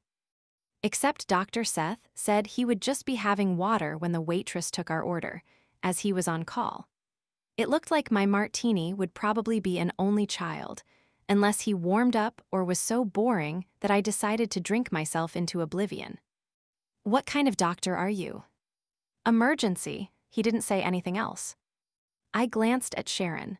Had she already told him everything he needed to know about me, or was conversation just not his strong suit? She nodded encouragingly, and I sighed. "What hospital?" "Sibley." I opened my mouth, and what a delightful bedside manner you must have on the tip of my tongue. Had this been a real date, I would have said it. I was comfortable enough with who I was to recognize that a guy was either going to like me, snarky warts and all, or he was. But I had seen zero evidence of a sense of humor or even a personality so far, and I didn't want to make waves with Sharon's soon-to-be in-laws. So I bit my tongue and instead replied cheerily, "Oh, wow, I was just there last weekend." He seemed mildly more interested as he looked me up and down, scanning for injuries or illnesses. "For what?" "Oh, not for me. My friend's dad had a heart attack and I went with him." A nod and he checked his phone. I was dull again. Our drinks arrived and I took a long sip, then gave up and turned to Sharon. "So what's the latest with your mom?" I didn't want Sharon to feel bad, so I hadn't told her about the phone call I received from her mother the week before, in which she ripped me apart for sending Sharon's aunts shower invitations to the wrong aunts' houses. I asked why they couldn't just accept that it was a mistake and open each other's, which was apparently a completely irrational and unacceptable answer on my part. As soon as I got off the phone, I set her ringtone to be Darth Vader's theme music, then wrote a scathing blog post to make myself feel better. Sharon rolled her eyes. She's extremely focused on flowers at the moment. "How lucky for that florist." She pursed her lips, amused. "That poor man, he has no idea what he's in for." "Should I warn him?" He's getting paid. He'll be fine. And my mom can't be the worst he's dealt with." I sipped my drink to avoid laughing. Oh yes, she can, I thought. "Did you pick a color scheme yet?" "Tiffany blue and white," she said, and I smiled broadly. Breakfast at Tiffany's was Sharon's favorite movie, book, poster, and Halloween costume when we were in college. And while her mother's preference for black dresses would probably have been more fitting if she wanted to make that a theme, I loved that Sharon was happy with her choice. "You could probably do some cool Tiffany-style favors. I saw some on Pinterest." "Since when do you use Pinterest?" "I'm quite the expert on all things wedding these days." Sharon looked to Seth and Josh, who were now both scrolling on their phones. She cleared her throat. "Lily is in 5 weddings this summer, including ours." Josh read her tone and put his phone away. Seth looked up from his and saw Sharon raising her eyebrows at him. "Is that a lot?" Sharon laughed, pleased she had got him to engage. "Men, yes, that's an insane amount, but it means Lily will be a pro when it's time for her to get married." He looked back down at his phone and I cringed. Great, he's going to think I'm trying to marry him. "Which hopefully won't be for a very long time," I added quickly. "I've had enough weddings for a while." "But not too long," Sharon said. "I mean, you want kids and all." I stood up. "I'm going to go find the ladies' room. Sharon, come with me." "I don't." I gave her a sharp look and she stood up. "We'll be right back." I let her lead the way, as she had been to the restaurant before, but as soon as we were out of earshot, I grabbed her arm. "Dude, what are you trying to do to me here?" "What do you mean?" "Look, he's attractive. I'll give you that. but this guy is clearly not into it, and you're talking about me getting married. You're making it sound like I've got a wedding dress on under my clothes and a tux in my purse that I'm ready to shove him into." Her face dropped. "I'm sorry. I hated his ex, and he's actually pretty funny when he's not being all mopey. I just thought how great it would be for everyone if you two hit it off." I felt terrible. Her intentions were good, even if the guy was a dud. When did they break up? "Last weekend." I started to laugh. At least it wasn't me that was the problem. "What? And how long were they together?" "A couple years, maybe." I put an arm around her. "I love you for trying. But Shar, he's not over his ex yet. I could be a Victoria's Secret model and he wouldn't be into it." She shook her head. "No, I guess not," she said sadly. "I just want you to be happy, and I didn't want someone else to snap him up. He's a really good guy, I promise." I smiled wryly. "So not my type at all, huh?" She laughed, having lived through several of my terrible choices in men. "No, I guess not." "Let's go back. He's clearly not digging this, but maybe he'll be over the ex by the rehearsal dinner, and then we can say we got together at your wedding." I linked arms with her as we worked our way back to the table. "Seriously, though, do you want me to send you some favor ideas?" "I would love that. Will Mama Mayer approve, or will I have to talk her out of something else first?" Sharon scrunched up her nose. "I owe you forever on that one." Hey, I was proud. You actually stood up to her in the end. I was proud of myself, too. It didn't occur to me that having you protest black was a bad plan. She gestured to my outfit. I laughed. "Can you picture my eventual wedding? It'll look like a funeral, but with better hors d'oeuvres. It'll happen, you know."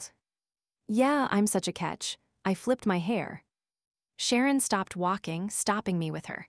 "You are Lil, and when you realize that, other people will too." I couldn't explain why, but I felt a lump in my throat. "Enough of that," I said, swatting at her gently with the back of my hand. "Let's go see if we can get Seth to answer a question with more than one word. It'll be a fun game." I looked at my phone discreetly as we waited for the check. Seth had warmed up some, but not enough for me to tell if he actually had no personality or was just trying to give Mr. Darcy a run for his money at who could brood the most. But he hadn't faked getting called into work, which I counted as a win because I was at least more interesting than an evening at home crying over his ex-girlfriend. "Whatcha up to?" Alex had texted about half an hour earlier. Disappointing one of my many brides by not being remotely interested in her fiancé's cousin. 3 dots. "Oh. You okay?" "Yeah, just got home from my parents' house." "Dad okay?" The dots appeared, disappeared, and then reappeared. "Yeah." "Who are you texting?" Sharon whispered. "Alex," she gave me a look. "What?" She glanced over at Josh and Seth, who were looking at something on Josh's phone together, then leaned closer and whispered, "Are you sure it's not you who's not interested tonight?" "Just friends, I promise." She shrugged, then took a last sip of her wine. "Just saying." I slid my phone back into my purse and left it there until we left the restaurant. But once I was in my Uber home, I pulled up the conversation with Alex. He didn't usually give me one-word answers. Something was up. "I'm leaving dinner now. You want to meet up for a drink?" "Nah, I don't want to go anywhere." "You want me to come to your place?" "If you want, I only have beer though." "Totally not coming then." I knew I had finally gotten a smile out of him before he even replied. Yeah. I asked for his address, then leaned forward and asked my driver if he minded changing the destination. He was in basketball shorts and a ratty Springsteen shirt when he opened the door, a beer already in his hand. "That's a new look for you," I said, walking past him and looking around. Pretty standard boy apartment. Leather sofa. Giant TV. Not much on the walls. Bigger and nicer than my place, but that made sense because he made more money than I did. I crossed to the balcony door to check out the view. "I'm hanging out here when the weather gets warm." I gestured to the pool in the courtyard. "I haven't even been down there." "We'll change that." I went to the kitchen and opened the refrigerator to grab a beer. Make yourself at home, he said, a hint of a smile playing across his face. Hey, I've been here a good 90 seconds and you hadn't offered me a drink yet. A girl's gotta do what a girl's gotta do. Opener. Do you want to just look in the drawers until you find it? I can. He rolled his eyes good-naturedly, took the beer from me, and opened it with his hand. Twist off. You don't know everything after all. First time for everything. I touched my bottle to his. To your dad's health. He looked down. He is okay, right? Alex sighed and leaned against the counter. Yeah, he's home and seems fine, all things considered. Then what's wrong? It just kind of hit me tonight. What did? He hesitated. He's getting old, like he's going to die someday, maybe soon. I shuddered involuntarily.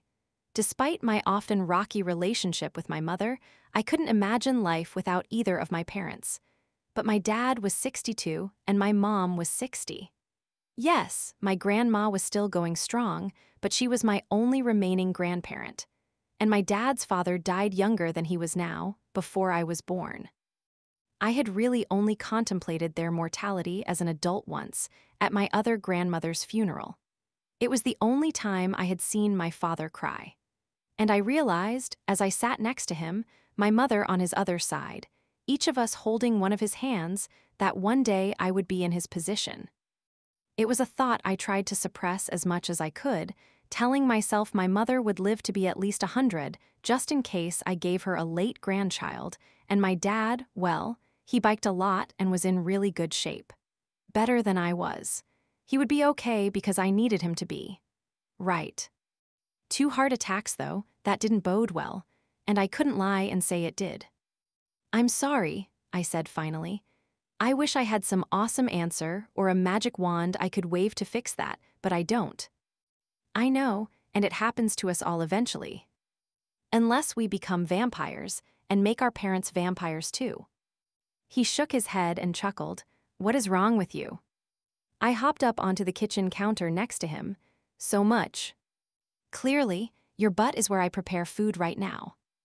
Hey, you said to make myself at home. Remind me not to eat anything you've cooked, if this is how you are at home.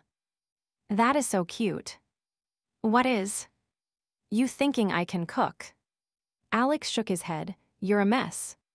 I jumped down from the counter and cocked a finger at him.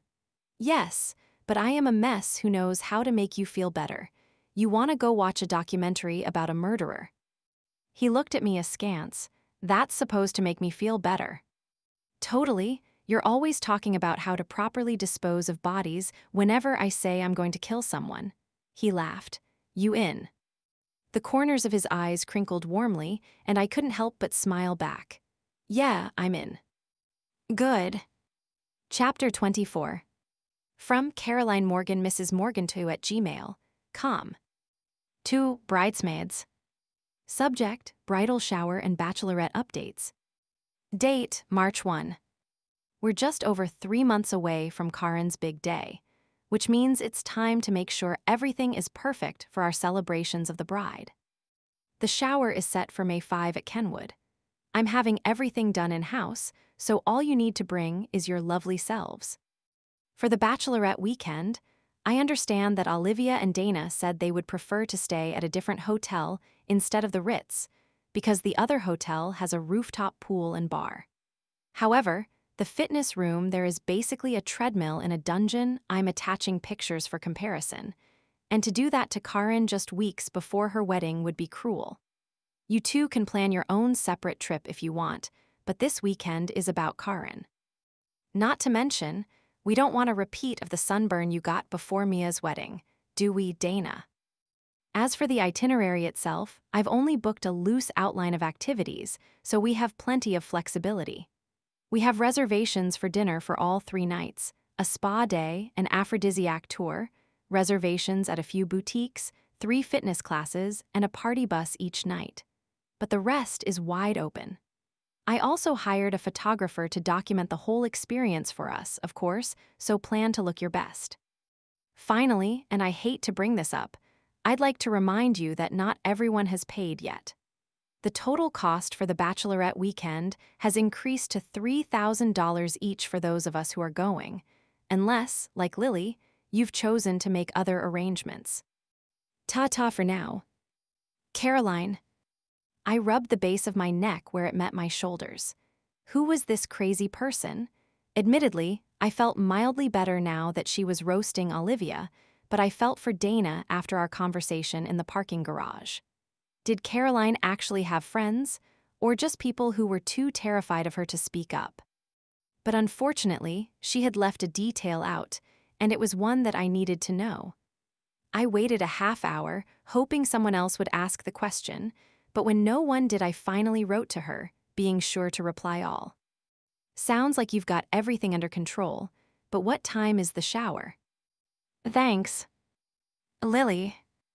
She shot back an immediate answer saying only 3:00 p.m. I entered it in my calendar, noting that the rest of that weekend was blissfully wide open, although I was sure that would change. And with the wedding in Mexico the following weekend, I wouldn't have much of a reprieve before the next round of chaos. Not that I'd had anything that felt even mildly like a break since the engagements began anyway.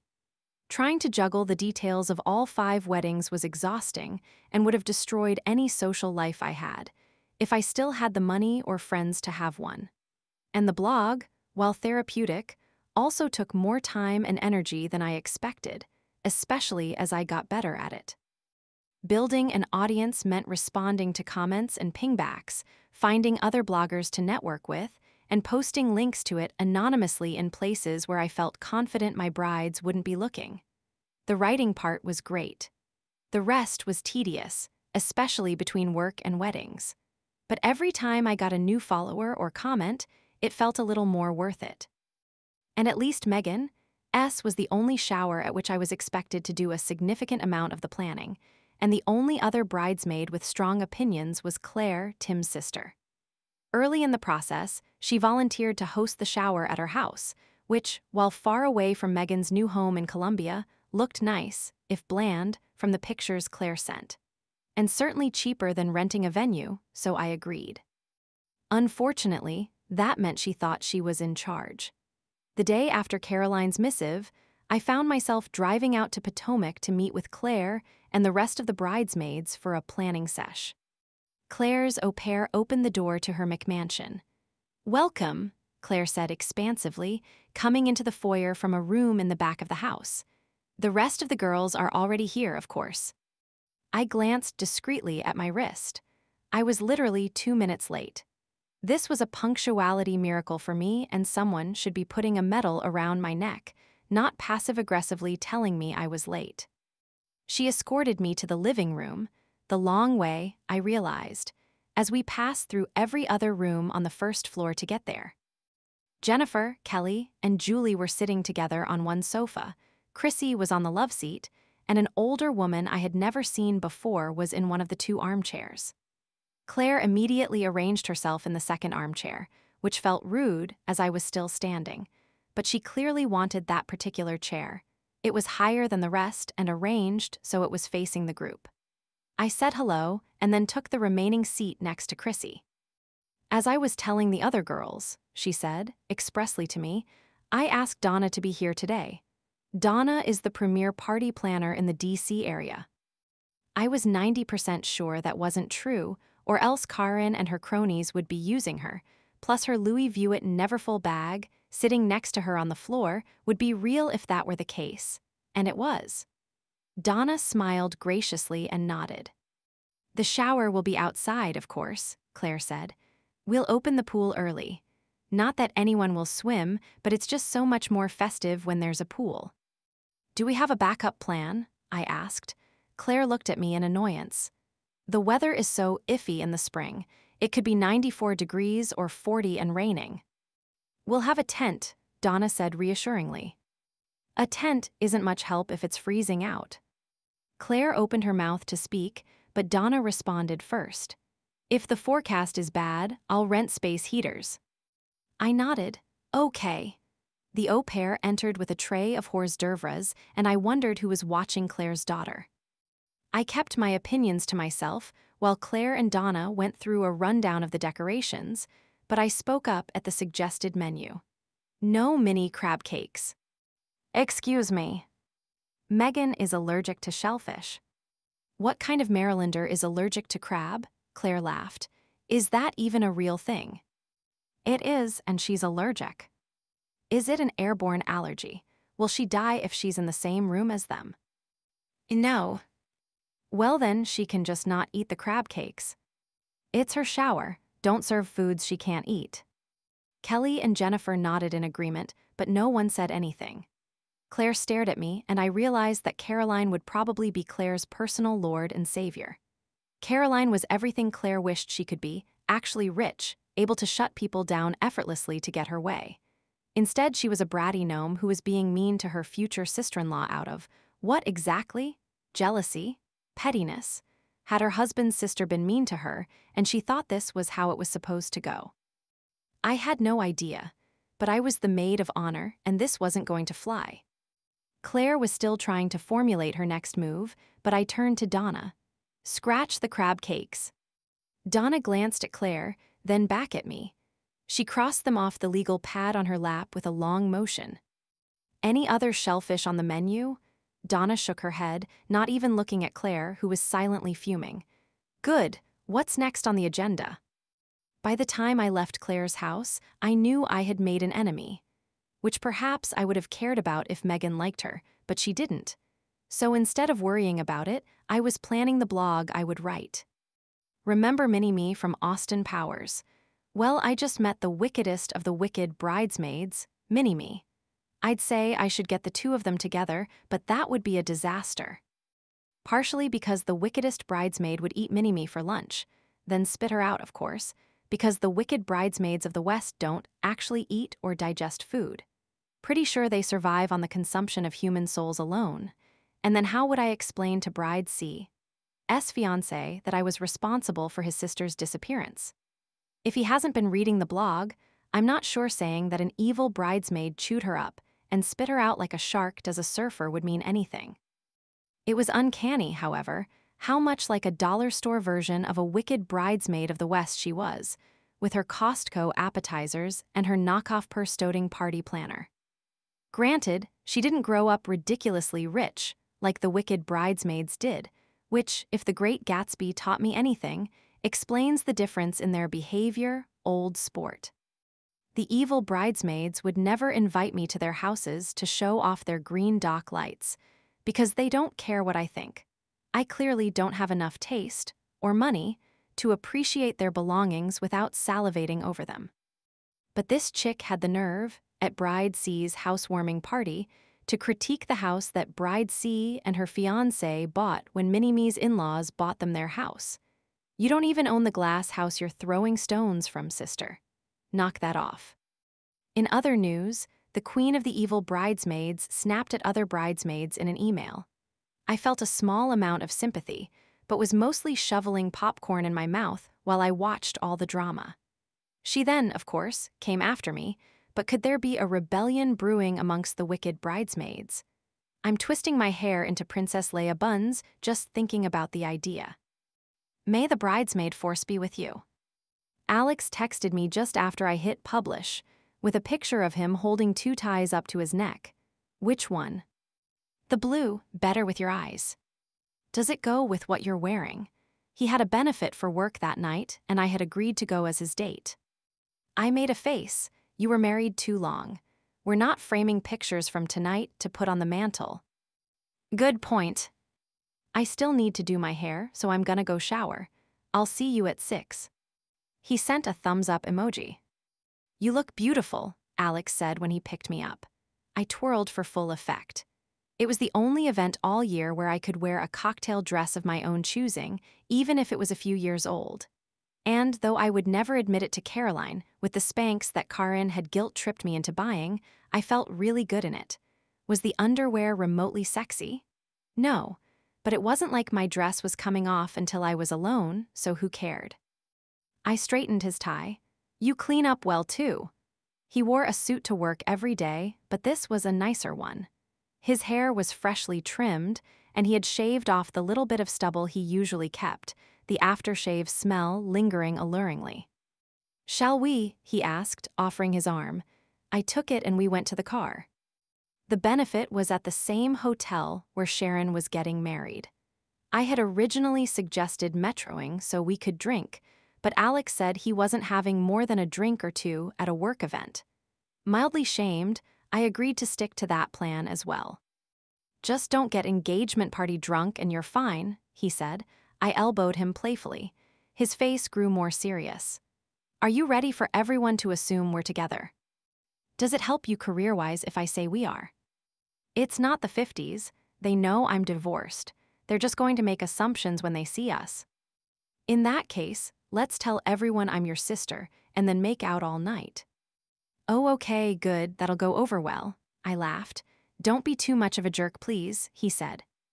"I'll be like Goldilocks, just right." He brushed a hair off my forehead. She was breaking and entering.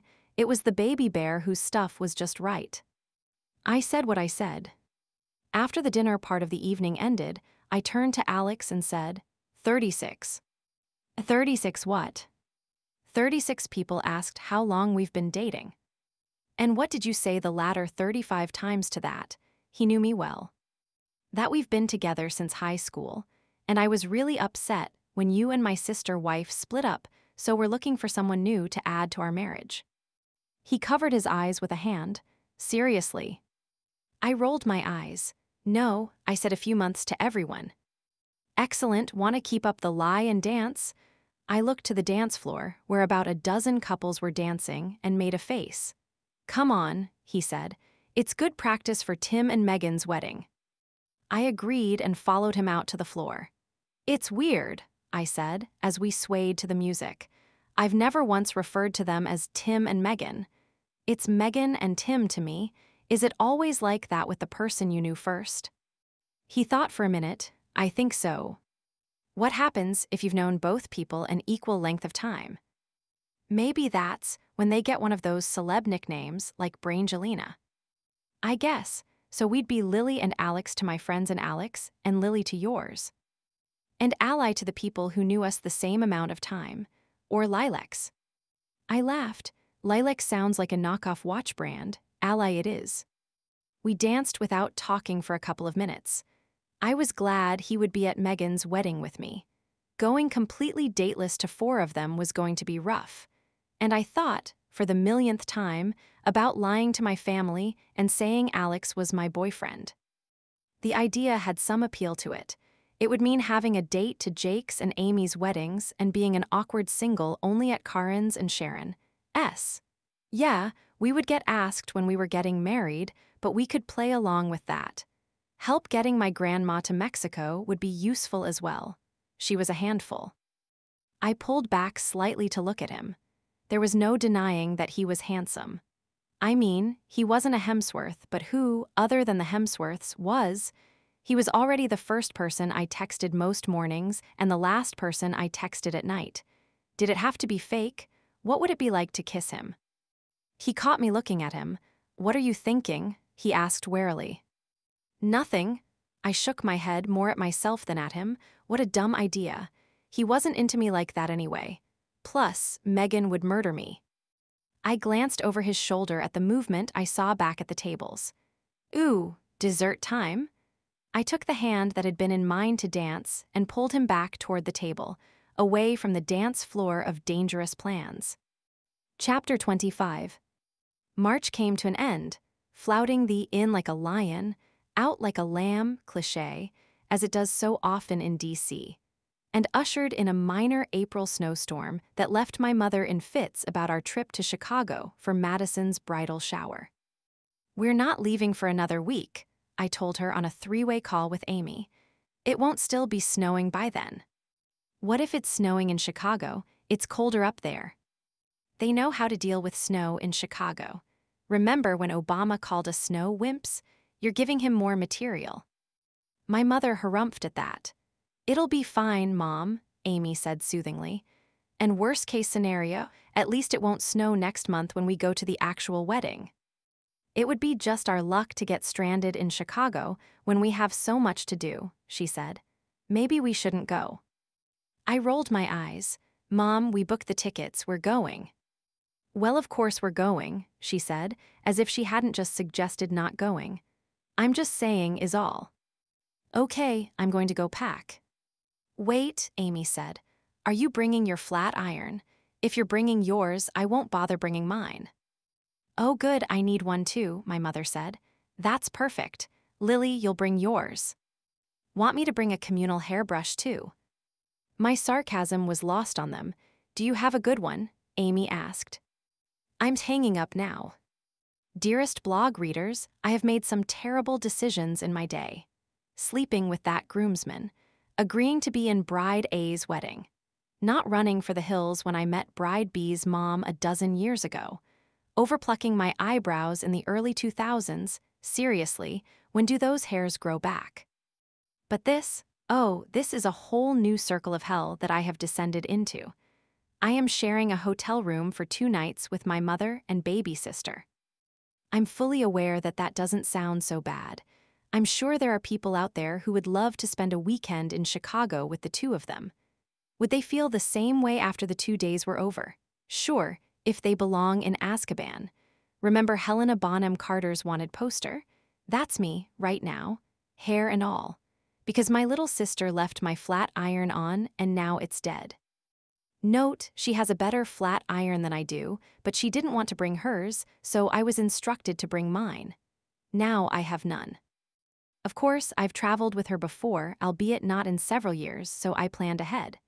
I packed twice as many outfits as I needed, knowing she would take at least one. My first choice for future sister-in-law's bridal shower, little sis looked lovely in it, almost as lovely as the clothes owner would have looked. But by the time I got out of the shower, she was already in my outfit and it would take too long to change, so couldn't I just wear something else? And to add insult to injury, my mother didn't pack any makeup because yours always looks so nice. You can just do mine. You may have birthed me, but that doesn't mean I want to share a mascara wand with you. That's how you get pink eye. Blah blah blah, the shower was lovely and all, even if I looked like someone pieced me together from Goodwill. And even bigger shocker, you know how my future sister-in-law doesn't speak? I may have solved the mystery because her mother never stops. Oh my. I felt like she was taking a medical history and worried that I was going to have to provide a urine sample. Maybe future sister-in-law never got a chance to speak growing up and doesn't know how. Gotta go, though.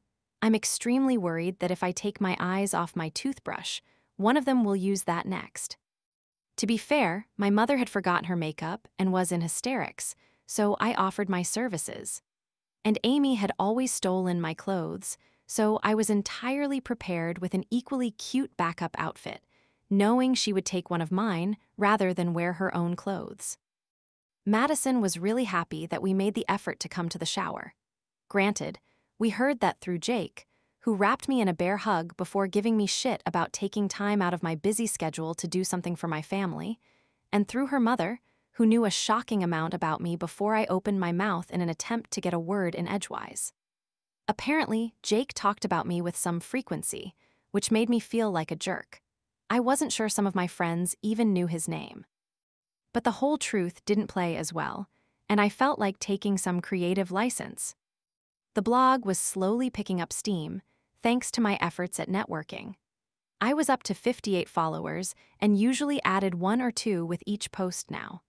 But more importantly, I was excited about writing for the first time since college, when I was on the campus newspaper staff. The only writing I had done since then was for the foundation, and it was refreshing to write something that I so thoroughly enjoyed. And strangers on the internet were appreciating what I was writing, too, which was quite the ego boost. Unfortunately, having an audience also wiped away any sense of decency that I had in mocking others. But as I rationalized it to myself, with 58 followers, the odds of the guilty parties ever seeing what I wrote about them were minuscule at best. And maybe if they weren't being so toxic, I wouldn't have written about them in the first place. Plus, the flat iron really was a point of contention. Amy swore she turned it off, yet it somehow stopped working between her using it before the bridal shower and that evening when I tried to touch up my hair before dinner. To stop the bickering, my mother finally snapped at us. "If it's that big of a deal, I'll buy you a new flat iron. Why can't you two get along?" Going to kill them, I texted Megan from the bed I was sharing with Amy after we shut out the light. She didn't reply. That was happening more and more frequently these days. Was it wedding stress or living with Tim or just us growing apart? I didn't know. Thank God for Alex. I copied my text to Megan and sent it to him. "Chicago is a good place for that," he said. "What they do?" I explained the clothes and flat iron debacles. "Why didn't you just say no?" I rolled my eyes. "Doesn't make a difference when I do." "Have you actually tried it? Or if they say to bring your flat iron so they don't have to bring theirs, just don't bring one." Isn't that totally passive-aggressive? Says the girl who told me there's always money to passive-aggressively troll someone. No, if you actually say the word no to them and then follow through, that's the exact opposite of passive-aggressive. But it's my mom and sister. Even better, they need tough love from someone who actually loves them. Do I, though? Yes, now go to bed, and don't add to Chicago's murder stats. Okay, good night. Who are you texting? Amy whispered over our mother's snores. A friend. You smile like that for all your friends. Yes, I said defensively, setting my phone down. Okay, she murmured. I waited a moment, listening to our mother's half-starts and then resumptions of the noise she was making. How are we going to sleep over that? Right, how does Dad sleep every night? He must be used to it by now. Thank God Tyler doesn't snore. We didn't speak for another minute or two, and I thought about what Alex had said. Hey, Ames. Yeah. Can you please ask before you take my clothes? I don't actually mind lending you stuff if you ask first. But today sucked. I'm sorry, she whispered, surprising me. I was just trying your outfit on, and then Mom said it was so much better than what I brought. I didn't think you'd mind. I seldom saw my mother critique Amy in the same way she did me, but I thought back to my dad's comment that she was hard on Amy in different ways. And I wondered if Amy saw how often she did it to me, or if we both thought we were the only one. How much of the tension between us is because of her? And was she just doing what she had learned as a kid? My mother and her sister competed over absolutely everything. And my cousin, who was 6 months younger than me, was married, with her second baby on the way, which was probably part of why my mom was so upset that I was still single. It meant Anna was winning the Joan, and Anna battle royale for sibling superiority. But Anna's youngest was still single, so Amy's impending wedding gave my mother a leg up, hence the current favoritism, at least as I saw it. I wondered if it was something genetic, and if I was destined to do the same thing to my eventual kids.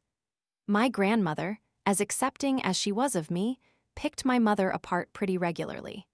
And while my mother said she had learned to ignore her, I had seen her change her hairstyle after a comment from my grandma, or remove an outfit from circulation entirely.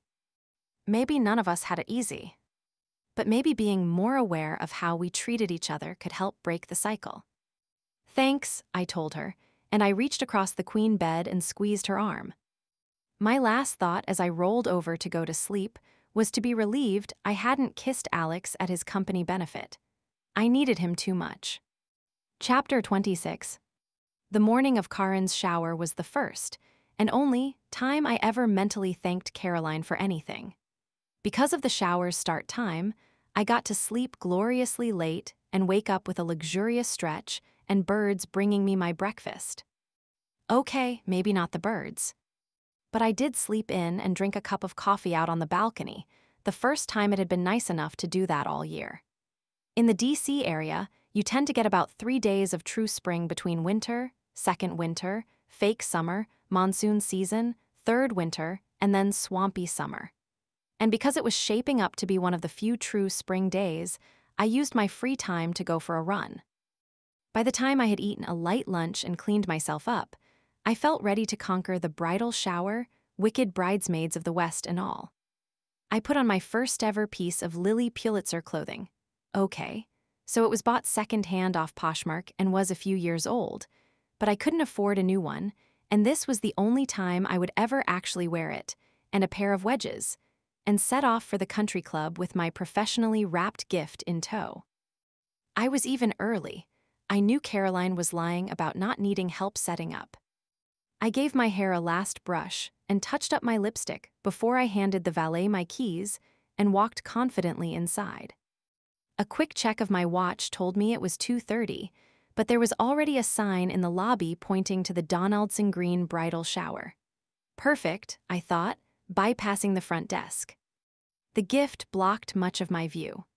I had gone with a registry vase that was just barely out of my price range, and the box was enormous, especially festooned with the multiple bows and spiraling ribbons that belied a talent far beyond my wrapping abilities. I pushed through the glass-paneled door into the room where the shower would be held and stopped cold. Busboys buzzed around the room, piling half-empty glasses and plates into bins, throwing away discarded napkins and wrapping paper, and pulling down decorations. Setting the gift down, I checked my watch. Then I pulled out my phone and checked the time against that. Both read the same, 2:32.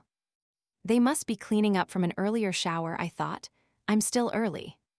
But there were bags of personalized cookies on the table closest to me, and I could see, even from the doorway, that they said Karin against a pale green background for a play on her new last name. I felt sick. How could I have messed this up? I did literally nothing all day and actually bought a dress to fit in. I knew that missing the bachelorette weekend upset Karin, so it was incredibly important to me that I not make waves for her shower. Hot tears pricked at my eyes as I picked up the present and left the room. In the hall, I set it down again and pulled my phone back out, searching my emails for the one from Caroline that said the time. I found it, 3:00 p.m. I reread it, noticing suddenly that it had gone only to me, not to all of the other bridesmaids. And I realized, with a sense of foreboding, that omission wasn't because the other bridesmaids already knew the time. She didn't want them to see that she had just deliberately told me the wrong time. My hands started shaking as I considered the implications of what she had done. Karin was never going to forgive me, which, okay, if she knew what I had been saying about her on the internet, I could understand, but she didn't. Caroline did this to me entirely because she didn't like me and knew she could get away with it. There was no way she would own it, even if I told Karin everything. "You're late," a coolly amused voice said. I looked up to see Caroline smirking. Karin was upset. My fists balled involuntarily. How could you do that? Like, I expect you to do that kind of thing to me, but how could you do that to her? I don't know what you mean. She brushed past me to go into the party room, but I grabbed her arm. "Take your hand off me." I dropped her arm. "I have the email. You told me it was at 3. "Interesting. I have an email too, telling you it was at 12. She looked me up and down. "How old is that dress anyway?" I'm showing her the email. "I'm not letting you get away with this." She shrugged. "I already showed her the one telling you the time, with all of your email addresses on it." "What does that even mean? You faked an email to make me look bad. Don't you have anything else going on in your life?" She colored slightly. "Oh, you are not even a thought in my mind. I just didn't want you showing up in your yard sale dress and ruining Karin's day. She doesn't need you. She has me. And we're going to be family now. You're nothing." I just looked at her, too angry to speak. Finally, voice shaking, I said, "This isn't over." "Oh, but it is. Besides," a cruel smile crept across her lips, "I don't think Karin still wants you in the wedding after this. You can go back to your tacky little life now." She walked back into the party room and started ordering the busboys around. I debated hurling the heavy crystal vase at her head, but she was the type who would sue for assault.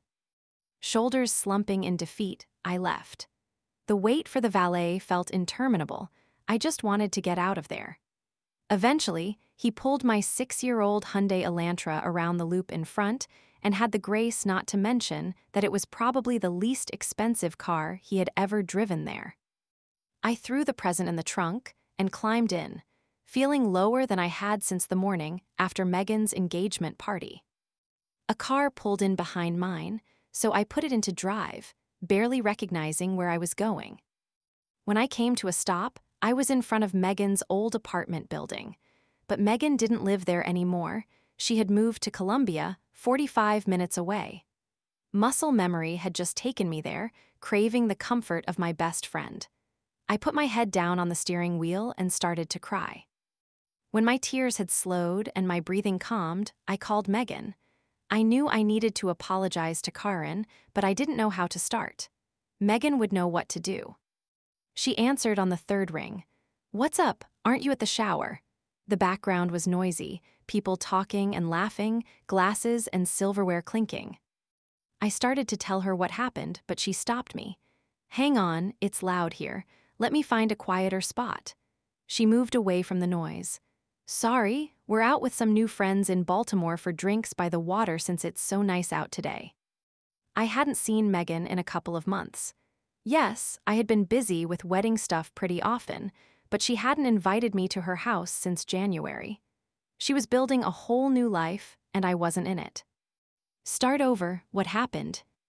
I gave her the short version, not wanting to keep her from her new friends, and also worried she would just cut me off if I spent too long explaining.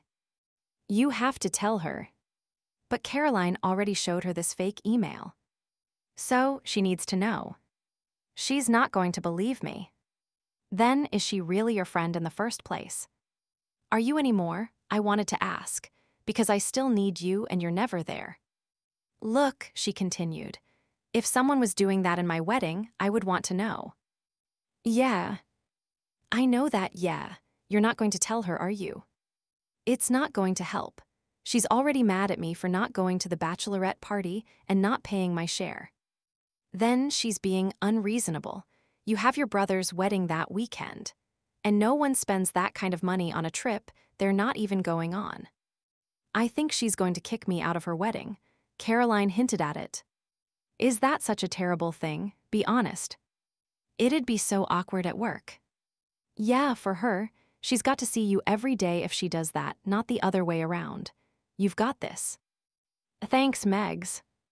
Listen, I've got to go back in. Call me later, okay? I said I would, but we both knew that I wouldn't because we were done talking for the day. Which wasn't how it used to be, but Megan had a new life now. And I didn't. Chapter 27.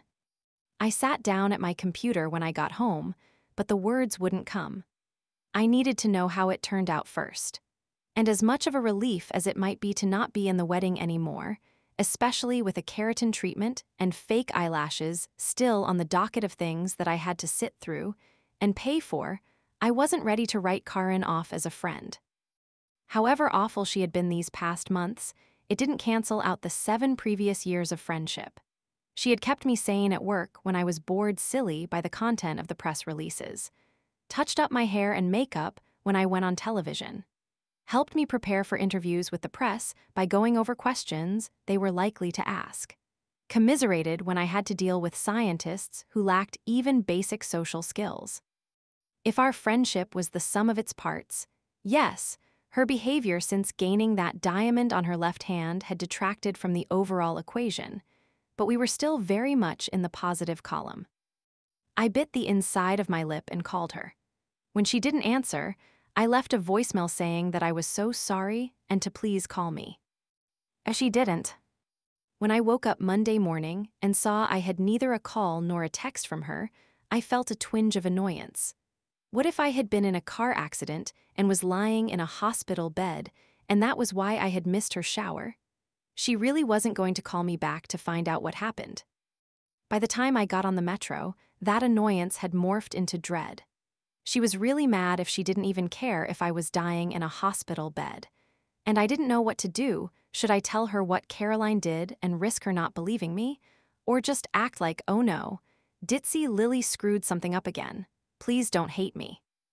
Maybe I should just quit instead of facing her again. No, I wasn't making real money off the blog, but there had to be some other writing job that would pay the bills. I didn't like my job anyway, I rationalized to myself. So maybe if I just didn't go back, I could find something that I actually enjoyed doing, and it wouldn't have to be about never seeing her again. Just get there, I told myself. Take your cues from her. Morning, Alex texted me just before I got to Starbucks. When he asked about the shower the previous night, I hadn't gone into detail. Just said Caroline was a nightmare and left it at that. So he didn't know I was a wreck today. Hey. Left you something at Starbucks. You seemed a little down last night. How did he know that from a couple of texts? You're the best. I know. I cut the line and waved to Taylor, who pointed toward the pickup counter. The weather had flip-flopped back to cold after the previous day's sunshine and warmth, so it was a hot coffee, not iced. 7 more weeks and you'll be done with weddings. You've got this, was scrawled on the sleeve. Bolstered by the knowledge that one person was still there for me, I steeled myself to see Karin and walked the remaining 3 blocks to the foundation. She looked up annoyed when I came into her office. Not that her eyebrows actually rose anymore, but she looked at me expectantly nonetheless. Karin, I'm so sorry. Yeah, you said that in your voicemail.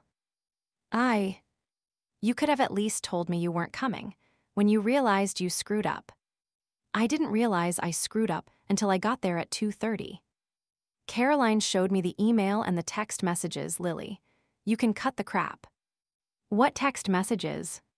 She texted asking where you were, and you said you thought it was at 3.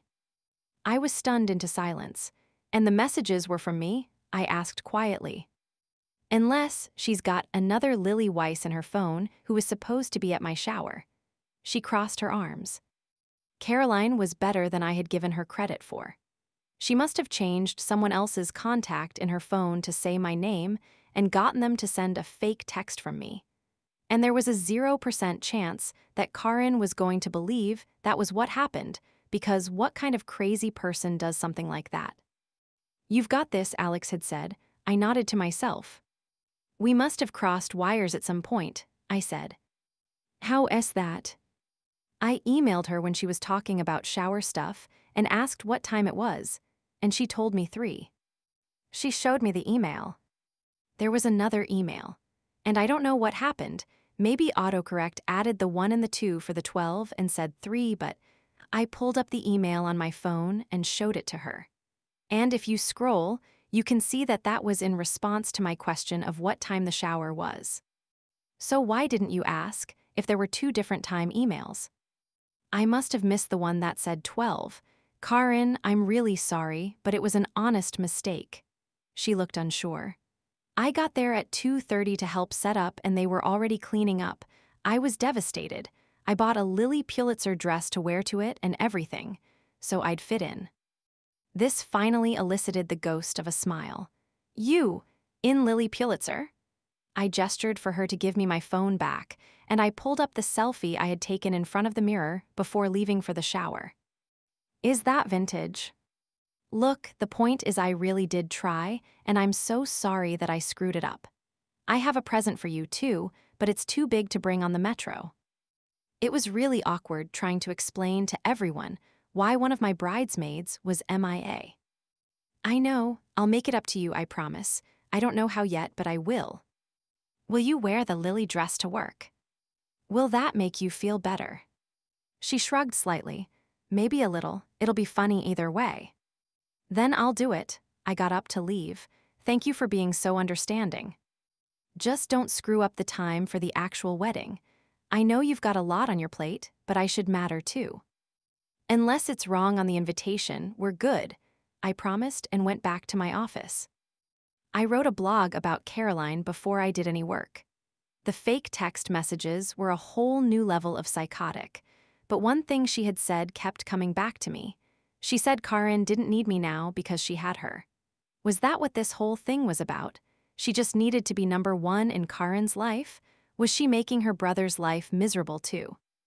Or did she sense that Karin had been trying to impress her for most of their lives and didn't want to lose her little minion to a less fawning friend? After I hit publish, I leaned back in my chair. It was just after 10:30 and I hadn't done anything remotely productive. Who had time to work with all of this pettiness? But before I dug into my work emails, I texted Alex. "Thanks for the coffee. Drinks after work? You won't believe the story I have for you."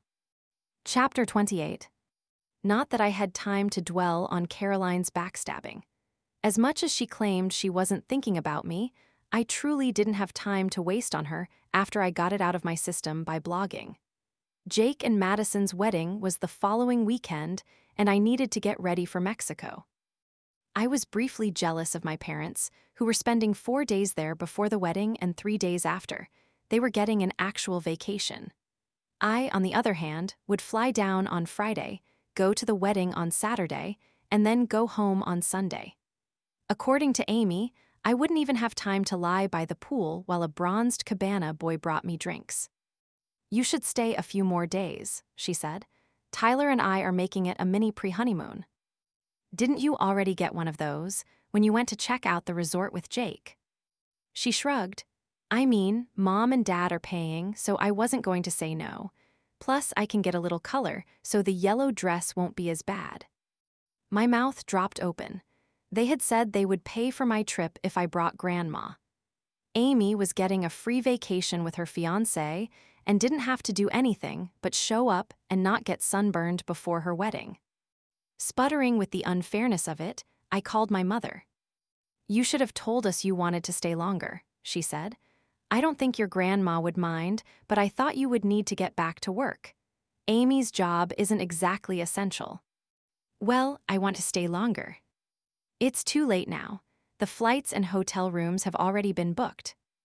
I spent the day fuming at my mother and sister, then did my best to shrug it off. I was still getting a free trip to Mexico after all, and if nothing else, my grandmother would provide fabulous blog material. "This is stupid," Grandma grumbled as she opened her door for me. "I don't need a babysitter." "I'm not your babysitter," I said good-naturedly. "I'm just your travel buddy today." "I don't need a travel buddy." "Well, you've got one. And I'm your eldest grandchild, so how about we just enjoy the time together?" "Don't patronize me, Joan." "Lily." "I know your name, Joan." "It's Lily, but okay. Do you have everything packed?" "Of course I do. I'm not a child." "Do you have your passport?" "What do I need a passport for? This was going to be a long day." "You need one for Mexico," I said measuredly. "Do you have a valid one?" "I've never needed a passport to go to Mexico in my life." "Have you ever been to Mexico?" "No." I discreetly pulled my phone out and texted my mother, who was already in Mexico.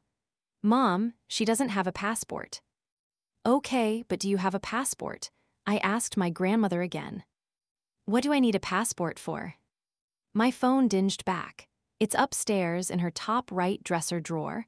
I took her to get it renewed myself." "Mom said it's in your top dresser drawer. Do you want me to go get it?" "It's already in my purse. Why are you being so dramatic, Joan?" I bit the inside of my bottom lip. I was being underpaid, apparently. But the abundance of free booze once we got there would be a welcome reprieve. "Great," I said with false cheerfulness. "I'll just put your suitcase in the car and we'll be on our way." I figured an Uber would be the best way to get to the airport, because the driver could drop us right at the terminal, and I could put my grandmother directly into a wheelchair. So that was how I had gotten to her house as well. "Where's your car? Who's driving?"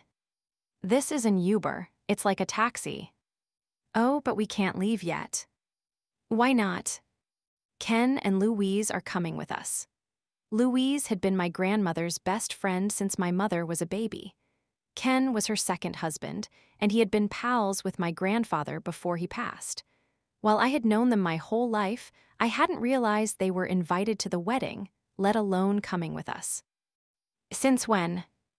I told them we could give them a ride to the airport. I looked at the Uber, which was a CRV. It would probably hold all of the luggage, but we would be extremely squished in the backseat. "Did you think maybe you should have let me know that?" She shrugged. "My Uber rating is about to drop off the charts," I thought despairingly. I went to the driver's window and tried to explain the situation. She couldn't have been nicer, but she also didn't fully understand what kind of craziness was about to occur in her car. Ken's Cadillac careened into view and came to a crooked stop on the street outside my grandmother's house. "Hello, Lily," Louise waved cheerfully. "Who's ready to go to Mexico?" She pulled a rainbow-colored sombrero out of the backseat and put it on her head. My eyes widened. Holy hell. My blog readers are never, ever going to believe this is real. We crammed the luggage into the trunk, and Ken sat in the front seat. As the youngest member of our traveling party, I was wedged into the backseat between my grandmother and Louise, who proceeded to grill our Uber driver about her family, education, marital status, and why she didn't yet have children. We would have to take a taxi back home because there was no chance any Uber driver would ever pick me up again. I texted my father this time, in the Uber on the way to the airport. She told Ken and Louise they could come with us. My father sent back a facepalm emoji. "At least they'll keep her distracted on the plane. I'll have a drink waiting for you when you get here." My phone dinged again. "Have a great trip," Alex wrote.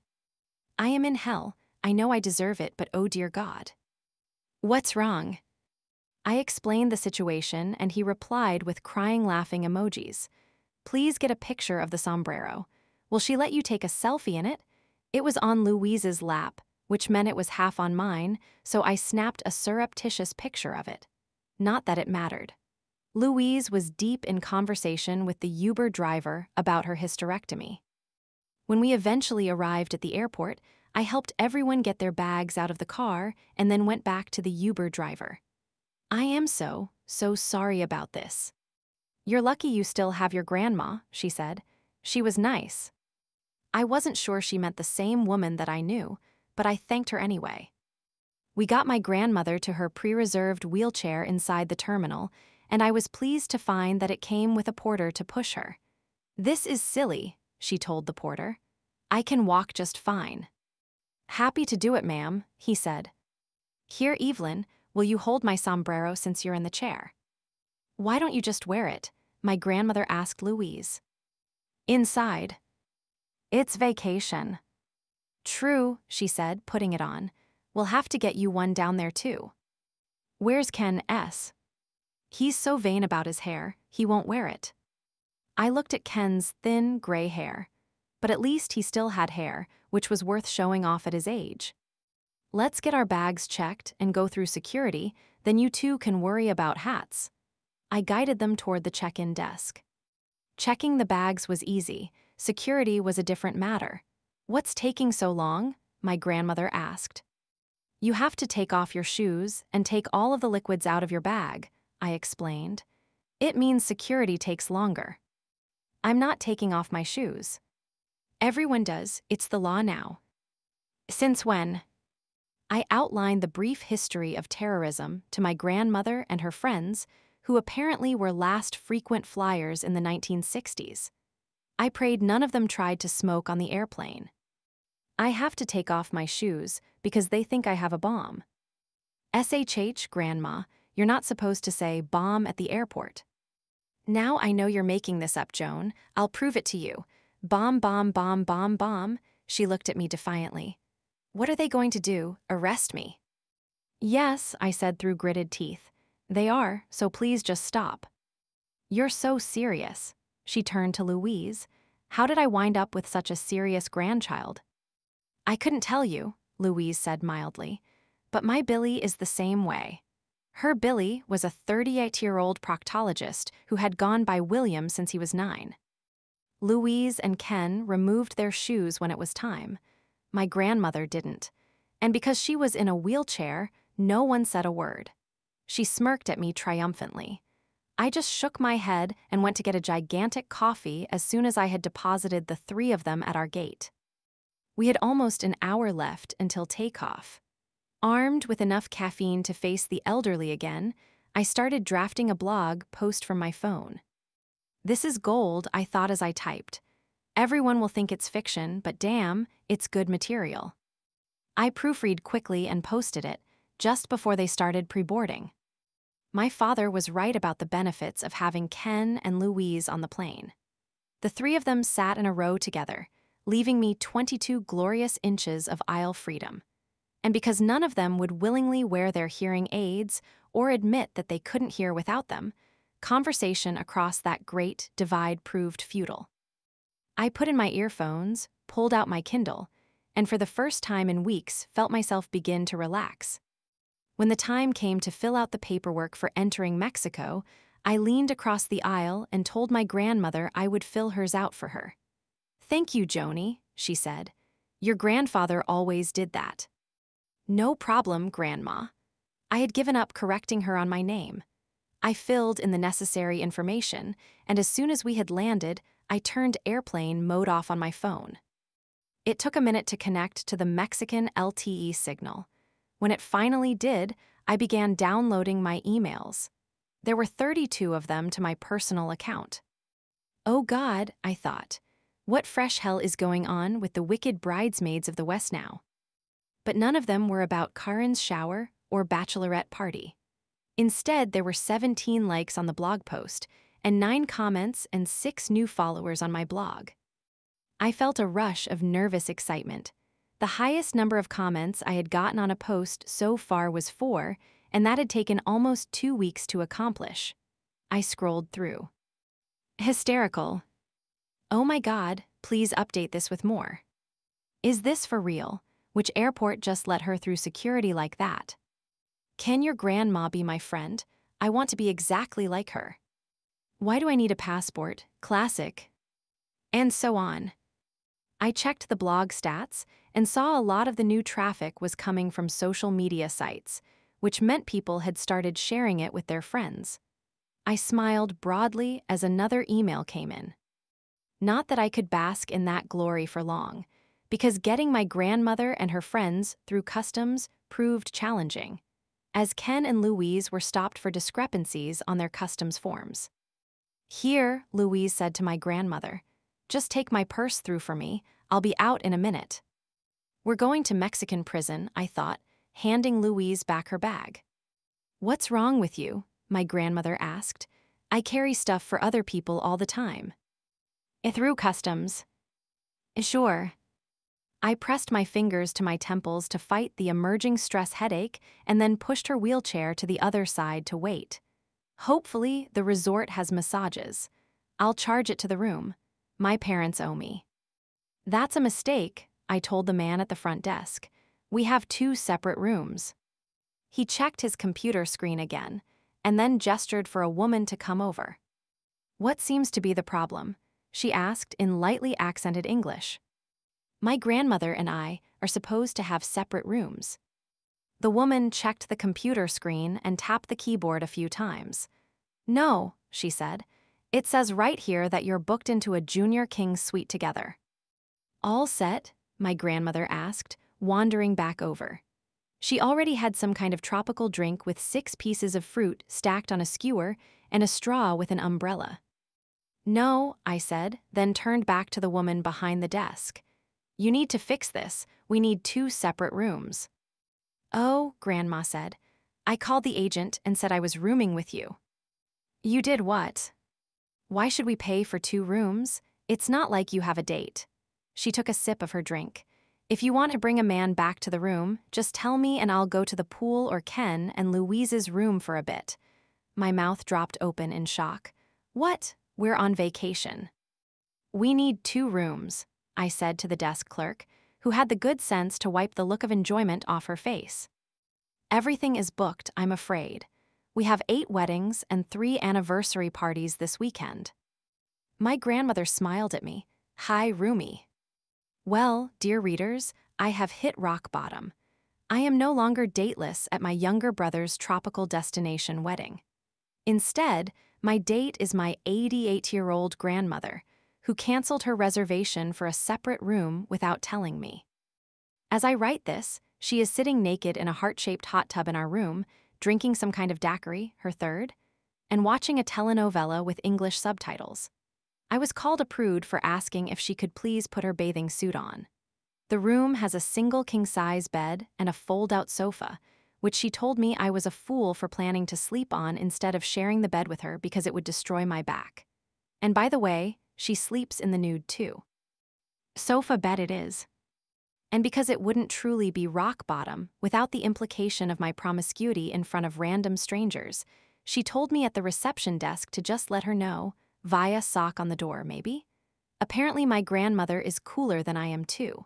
Another dagger to the heart. If I wanted to bring a gentleman caller back to the room for a visit, and she would make herself scarce. Which brings me to my next greatest fear. That I will return from the rehearsal dinner tonight to one of her compression socks on the door.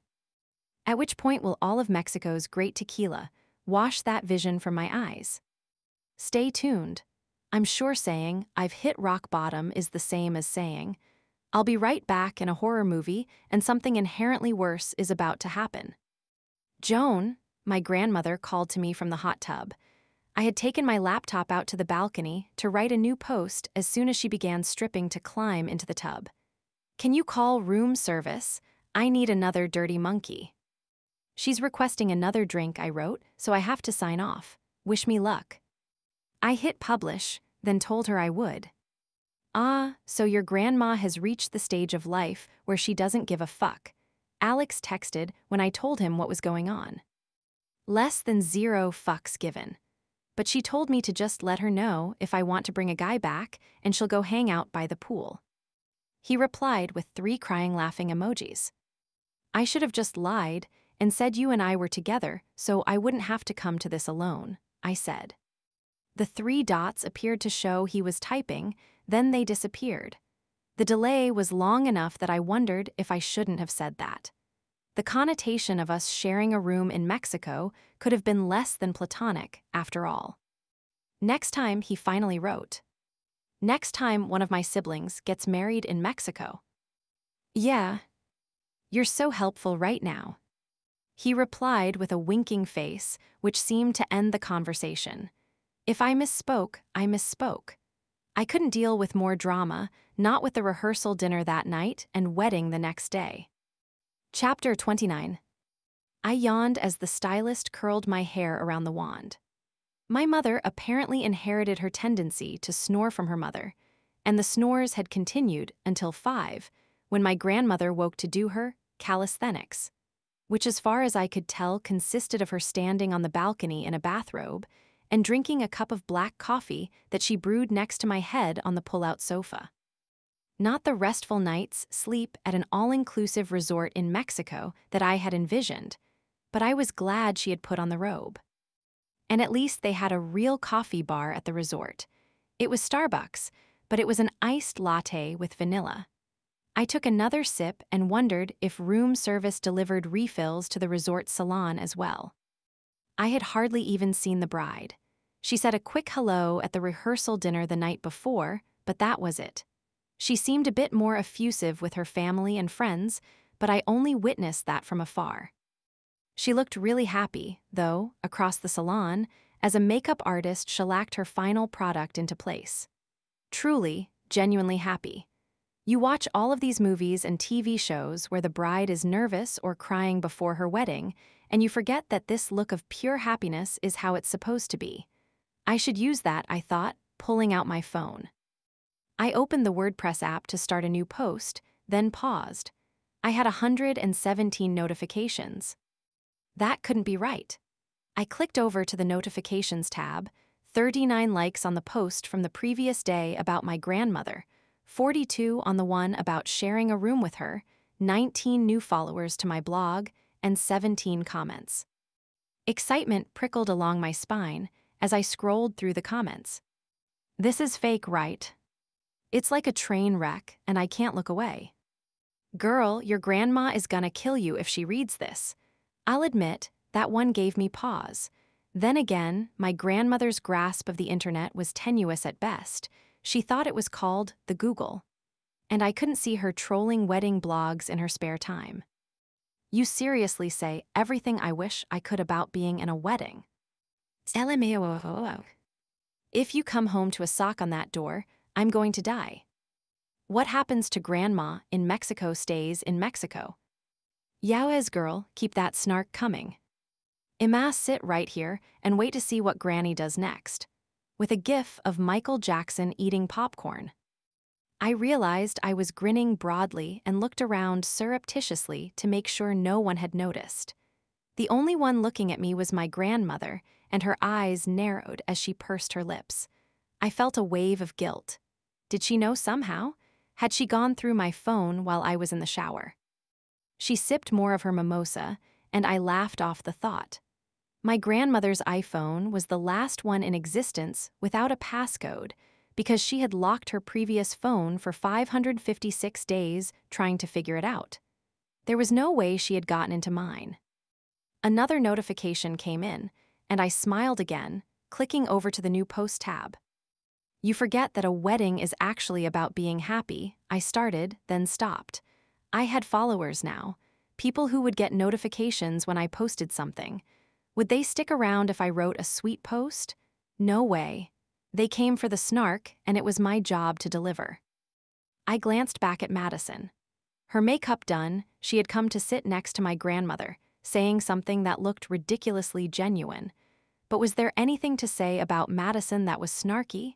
She was sweet. Not simperingly, sickeningly so, but just a nice Midwestern girl without an ounce of my sardonic humor. I couldn't annihilate her on the internet.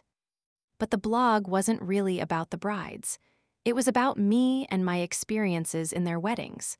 They were supporting cast at best. I hadn't realized that before, and it was empowering because it was the first thing all year that had been about me, not them. I was still thinking about what I would write when they called me to get my makeup done. And by the time I was finished, we had to do photos and then go to the wedding itself, so I was out of time. I can sneak away for a little during the reception, I thought. After I walked down the aisle in my yellow dress, my job was done until it was time to get my grandma on the plane back home.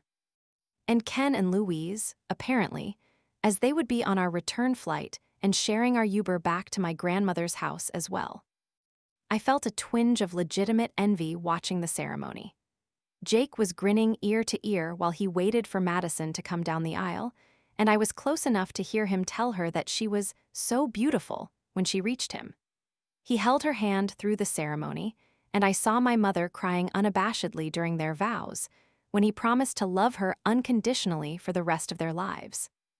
My mother had never shed tears of joy over me, of anxiety, irritation, and anger. Sure, but joyous tears, and the way Jake and Madison looked at each other, they could have been the only ones there. No one had ever looked at me like that.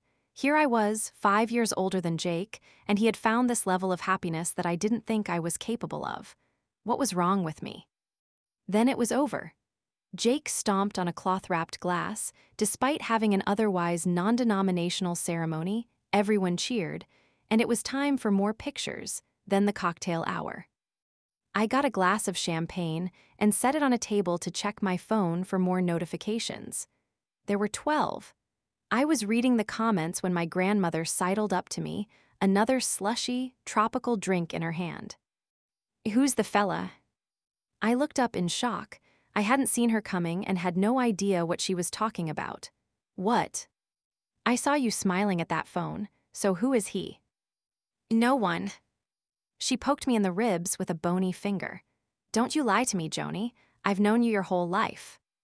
"Lily, Grandma, and no guy. I was just reading something funny." She gave me a sly look that told me she didn't believe a word I said. "Don't drag me all the way to a foreign country for your wedding, please. I'm too old and it's too hot." I sighed. I promise I'm not getting married, probably ever at this rate. "Is it a girl then?" My mouth dropped open. "What? It's legal now. No one said you had to marry a boy." "Grandma." "Just promise me it'll be closer to home." I closed my eyes and counted to 10. Okay, first of all, I'm straight. Second, I'm single. Third, I have 0 marital prospects on the horizon. She shook her head and made a tusk-tusk noise. "We'll fix that, Joan," she said, patting my arm reassuringly. Then she called to Louise and made her way to her friend as fast as her bad hip would allow. That woman is going to be the death of me, I thought, drinking the rest of my champagne and going back to my phone. Jake and Madison had a sweetheart table, so I was seated with Amy, Tyler, my parents, my grandmother, and my aunt and uncle for the meal and toasts, which felt agonizingly slow. I just wanted to find a place to camp out and write a post about what my grandmother had just said, but with my mother's eyes on me every time I pulled out my phone, that was proving difficult. I felt a buzz while Madison's sister was giving her maid of honor speech, and I glanced down at my phone next to my leg on the seat. "How drunk is Grandma?" Alex asked. She asked me if I was a lesbian and said she was cool with it as long as my wedding is in a cooler climate and closer to home. He sent laughing emojis. "How's the wedding otherwise?" "Well, I look like Big Bird in my dress, but my brother seems really happy. So a success. And no Justin, so it's already a step up from Tim and Megan's, right? Depends if there's an old lady knee-high on the doorknob when I get back to my room tonight. Keep me posted." He sent a gif of the scene from Grease with the guys saying, "Tell me more, tell me more." You are such a nerd, you know that. Did you laugh? Well, yeah. Then who's the real nerd? My mother elbowed me, people were clapping, and I was still on my phone. "Sorry," I whispered. "It's your brother's wedding. Put the phone away," she hissed out of the side of her mouth. I slipped it under my leg. After what felt like an eternity, the dancing began. My parents were on the dance floor, as were Amy and Tyler, and my grandmother had left the table, so I felt safe to start typing a post. I was mulling over where to begin when my grandmother appeared in front of me, holding the arm of a handsome man. "Oh God, it's happening," I thought in horror, looking up at the guy.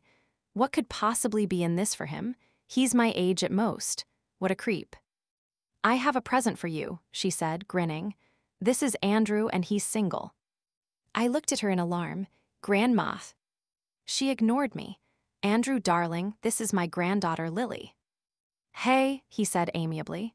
He looked vaguely familiar, which hopefully did not mean he was a second cousin, and she got my name right for once. "I'll leave you two to get better acquainted," my grandmother said with a wink. "And remember, just let me know if you need the room tonight." I wanted to crawl under my chair. "Would you like to dance?" Andrew asked.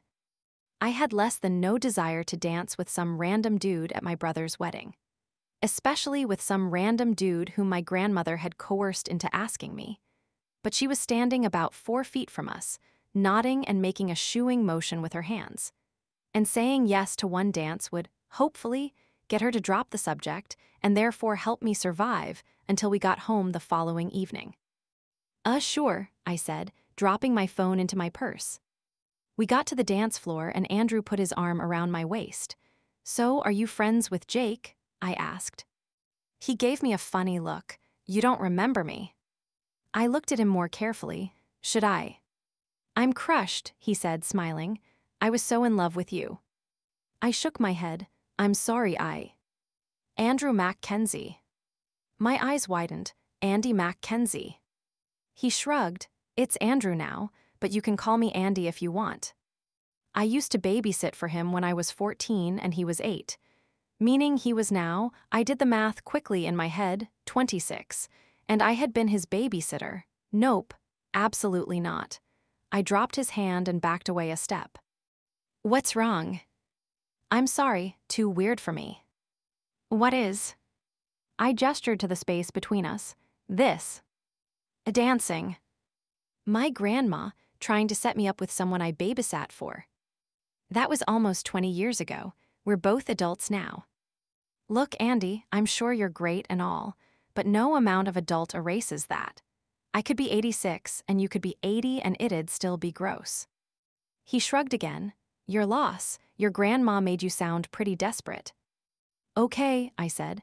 "Thanks, bye, have a nice life."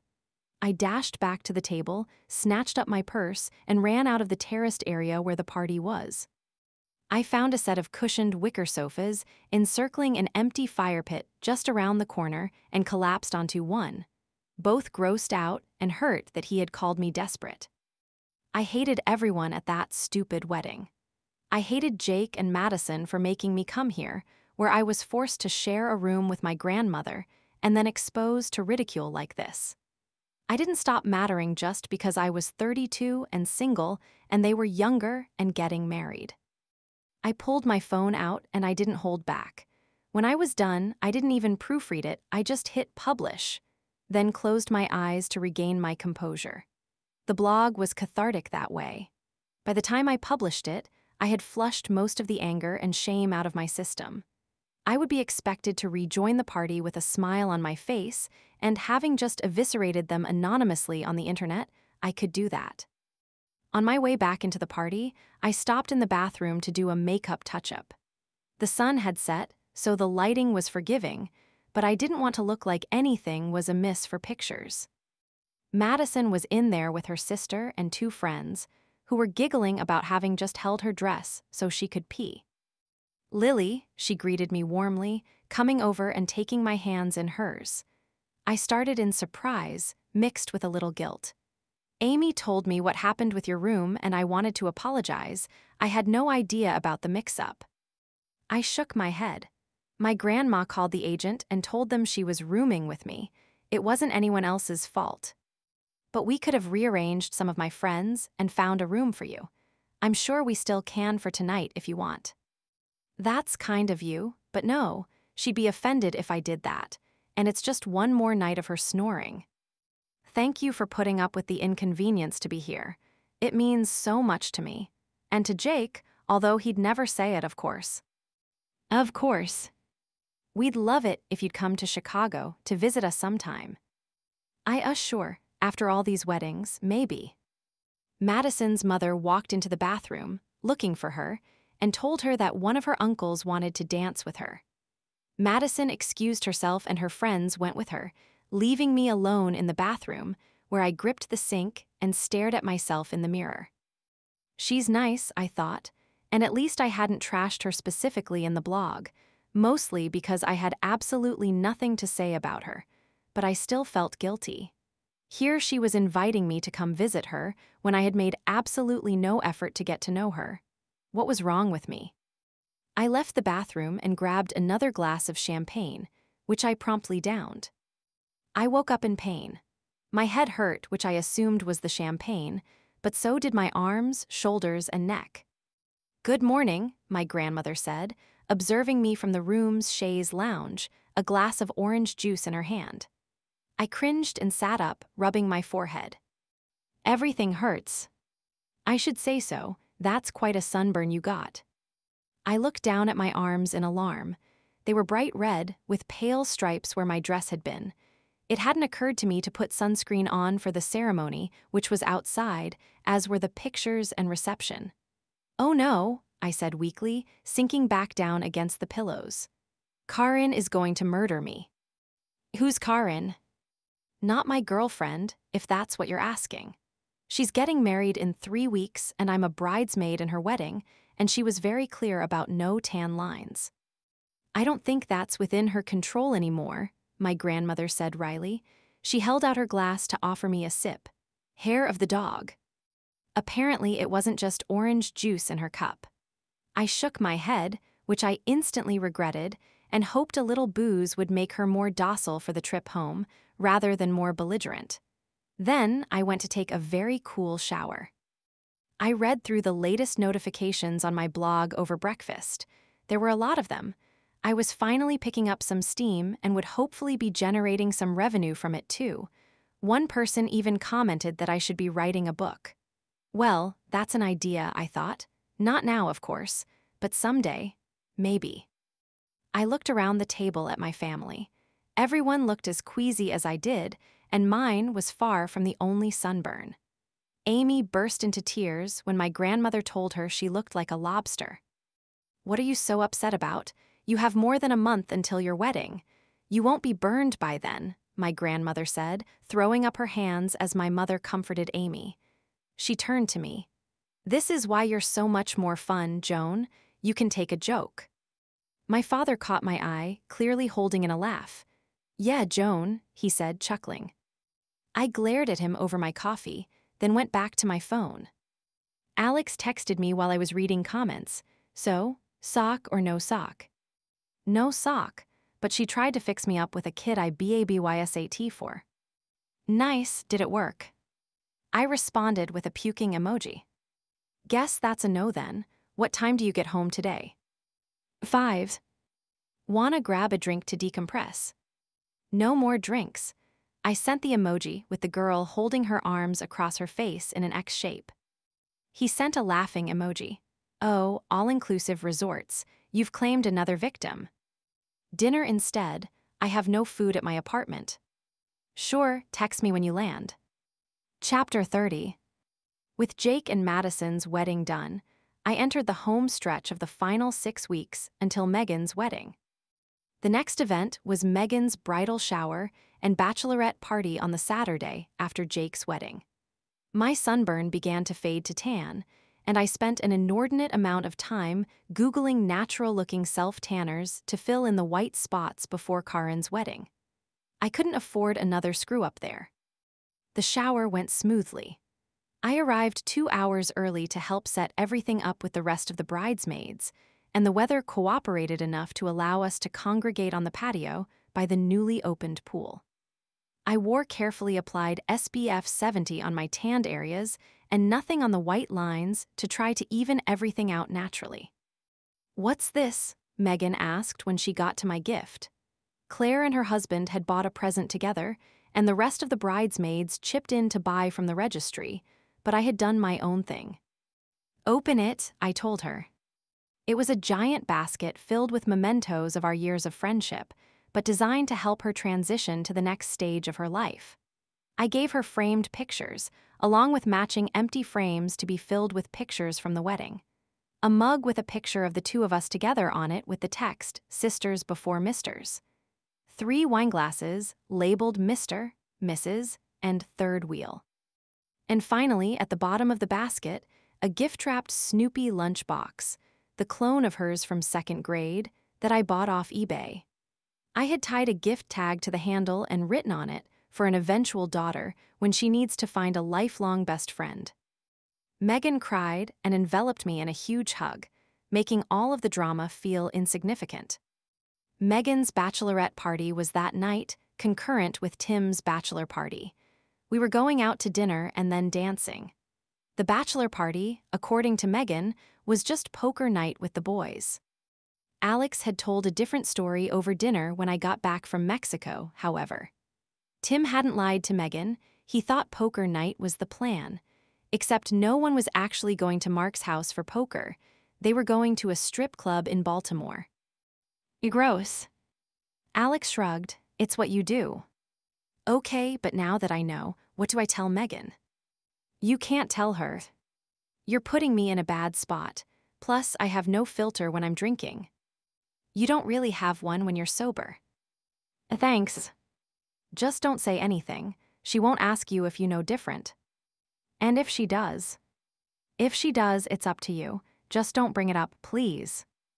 Armed with that knowledge, I texted Alex when my Uber pulled up at the restaurant. Be good tonight. Who me? He asked, followed by the halo emoji. You and Tim, please. Will do, you be good too. I rolled my eyes. I planned to stay relatively sober. Not my night, I reminded myself as I stepped out of the car.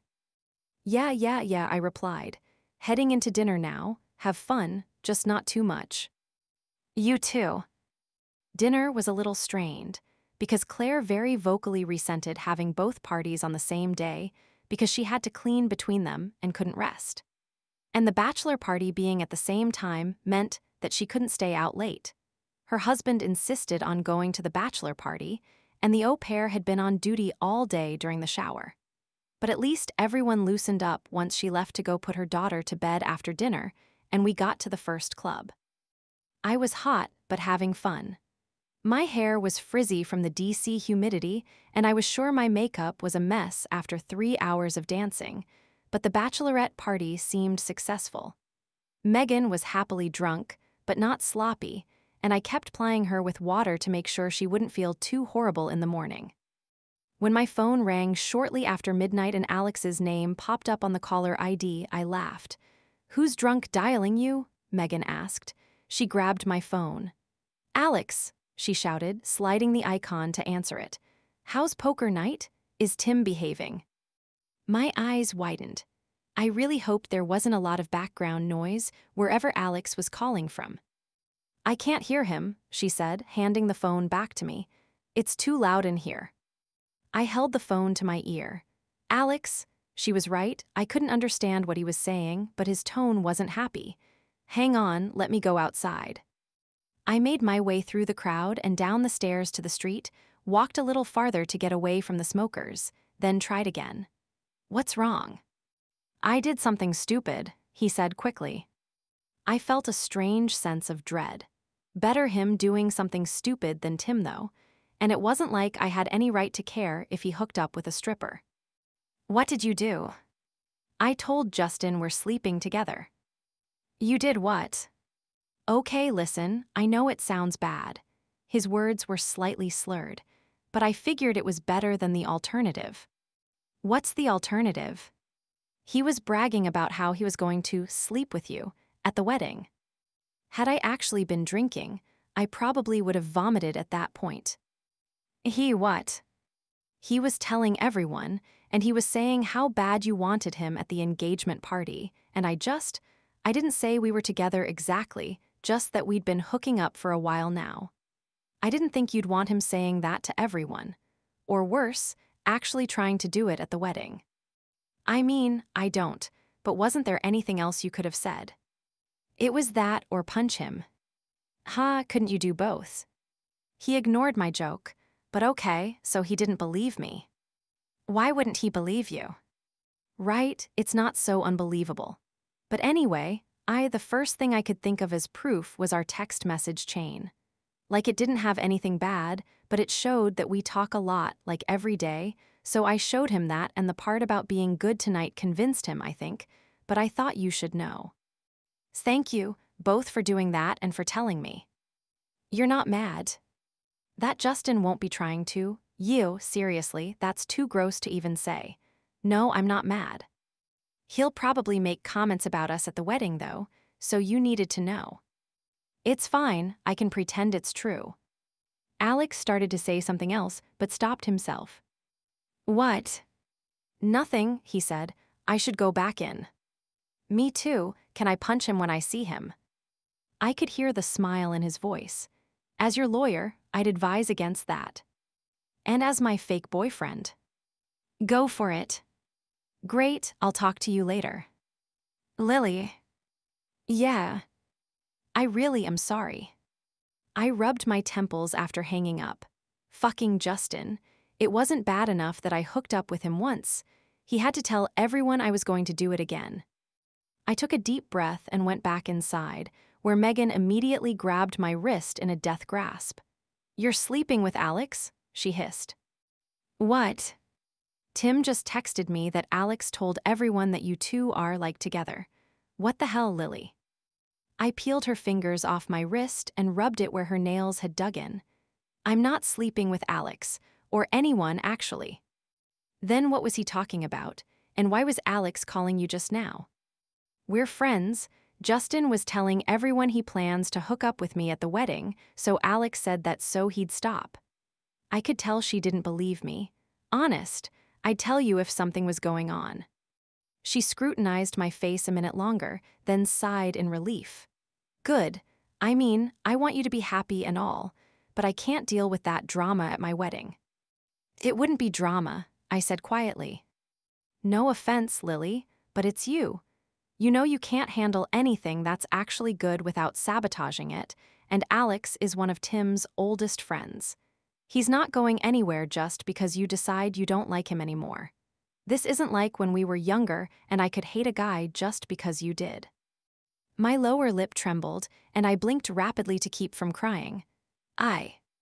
Don't get upset. I'm not trying to be mean. You just don't do relationships, so it's for the best if you aren't sleeping with my husband's friends. That's all. Come on, let's get another drink. I let her pull me back toward the bar, but when she rejoined the rest of her friends, I pulled out my phone and pretended to answer a text. I need to go, I told her. Because of what I said. No, I lied. Amy is having an emergency about Tyler. Is she okay? Yeah, I'm sure it'll be fine, but I need to go. Okay, Megan said, pulling me in for a hug that I didn't return. Call me tomorrow. I made it to the sidewalk before I began crying in earnest. Then I clung to a light post for dear life while I tried to get myself under control enough to walk to the metro. I swallowed a huge lump and began walking, just needing to get home.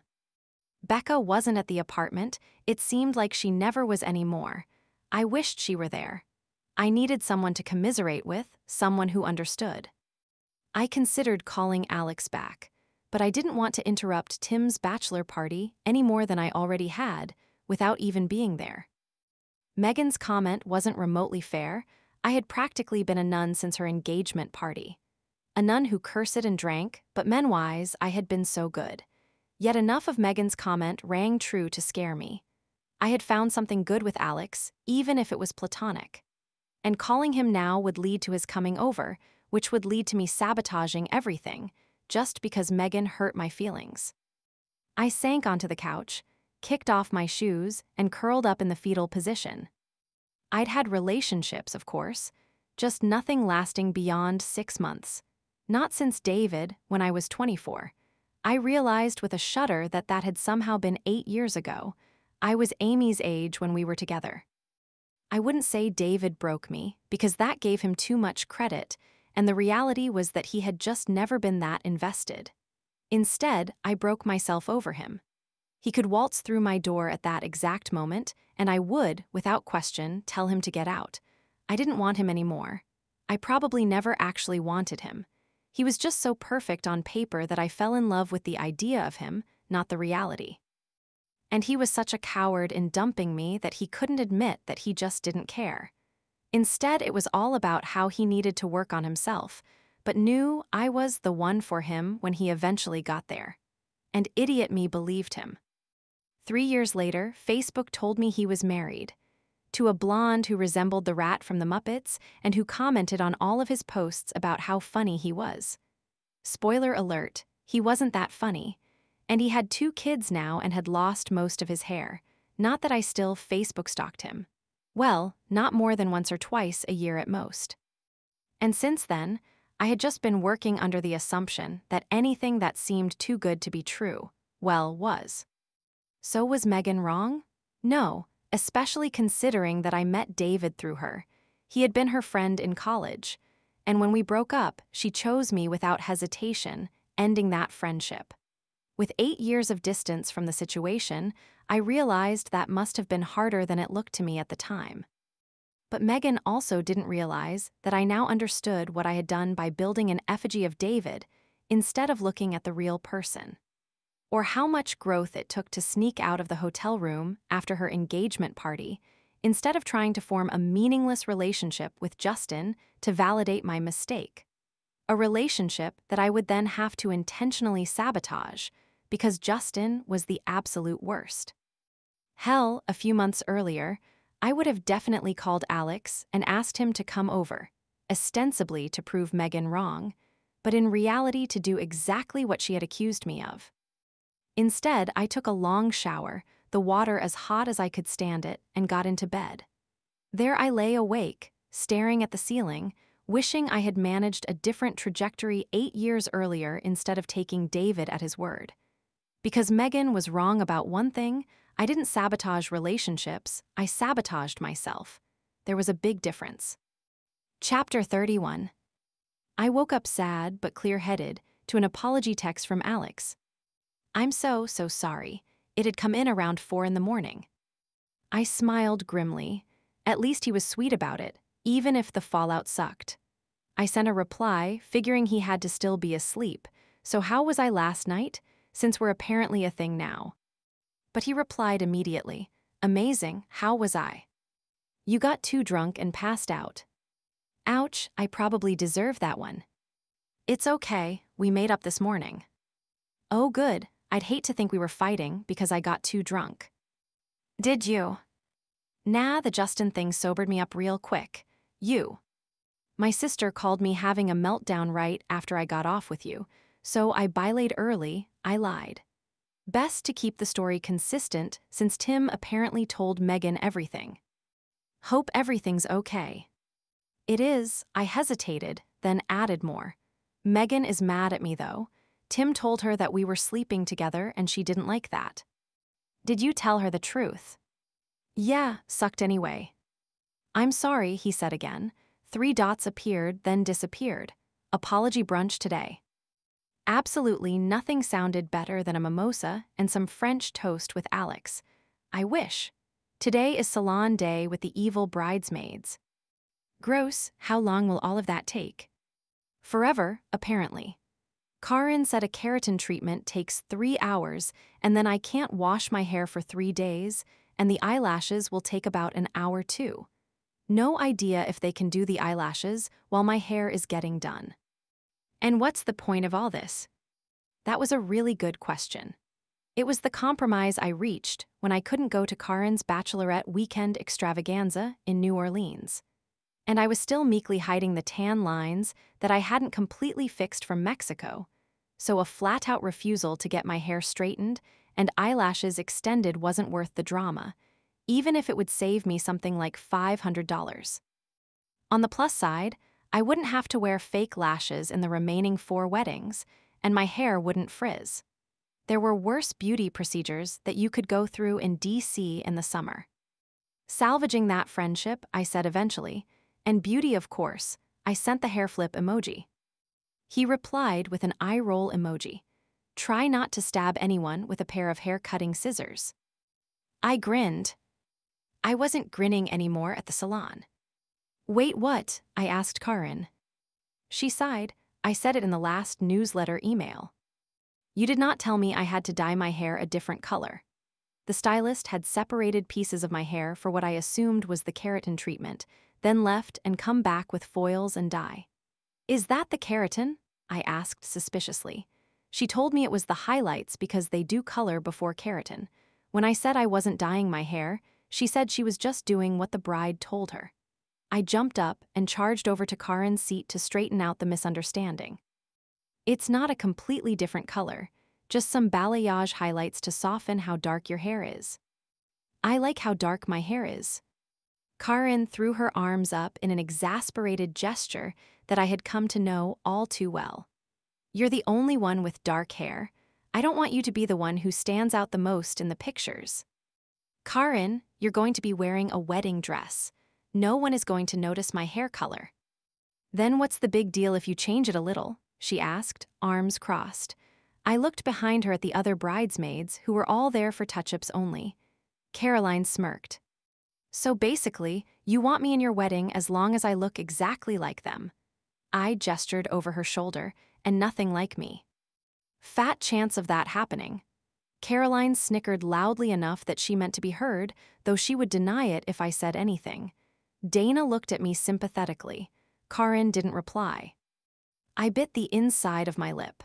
Hard. And for the approximately 900th time, I debated just telling her I was done and walking away. But if I did that, she would never forgive me. Fine, I said through gritted teeth. As long as it's just highlights, not a full color change. If you'd read the email, Karin said, but I walked away and went back to the stylist's chair. Subtle, I warned her, or I'm going on Yelp. By the time I left the salon 5 hours later, I didn't recognize the reflection of the girl in the mirror behind the checkout desk. The highlights were subtle by the stylist's definition, but still more blonde than my hair had ever been before. My hair was stick straight, with strict instructions not to let it bend or get wet for 72 hours, and I looked like a Kewpie doll with the eyelashes. If it wouldn't have ruined them, I would have been shedding some angry tears. I went home and sat down in front of my laptop. Bridezilla A just attacked me at a salon. No, like actual assault. As I sat docilely in her stylist's chair, cheating on my own stylist, no less like a lamb waiting for the slaughter, or in this case, the keratin treatment to destroy the natural beachy waves that are the envy of so many people.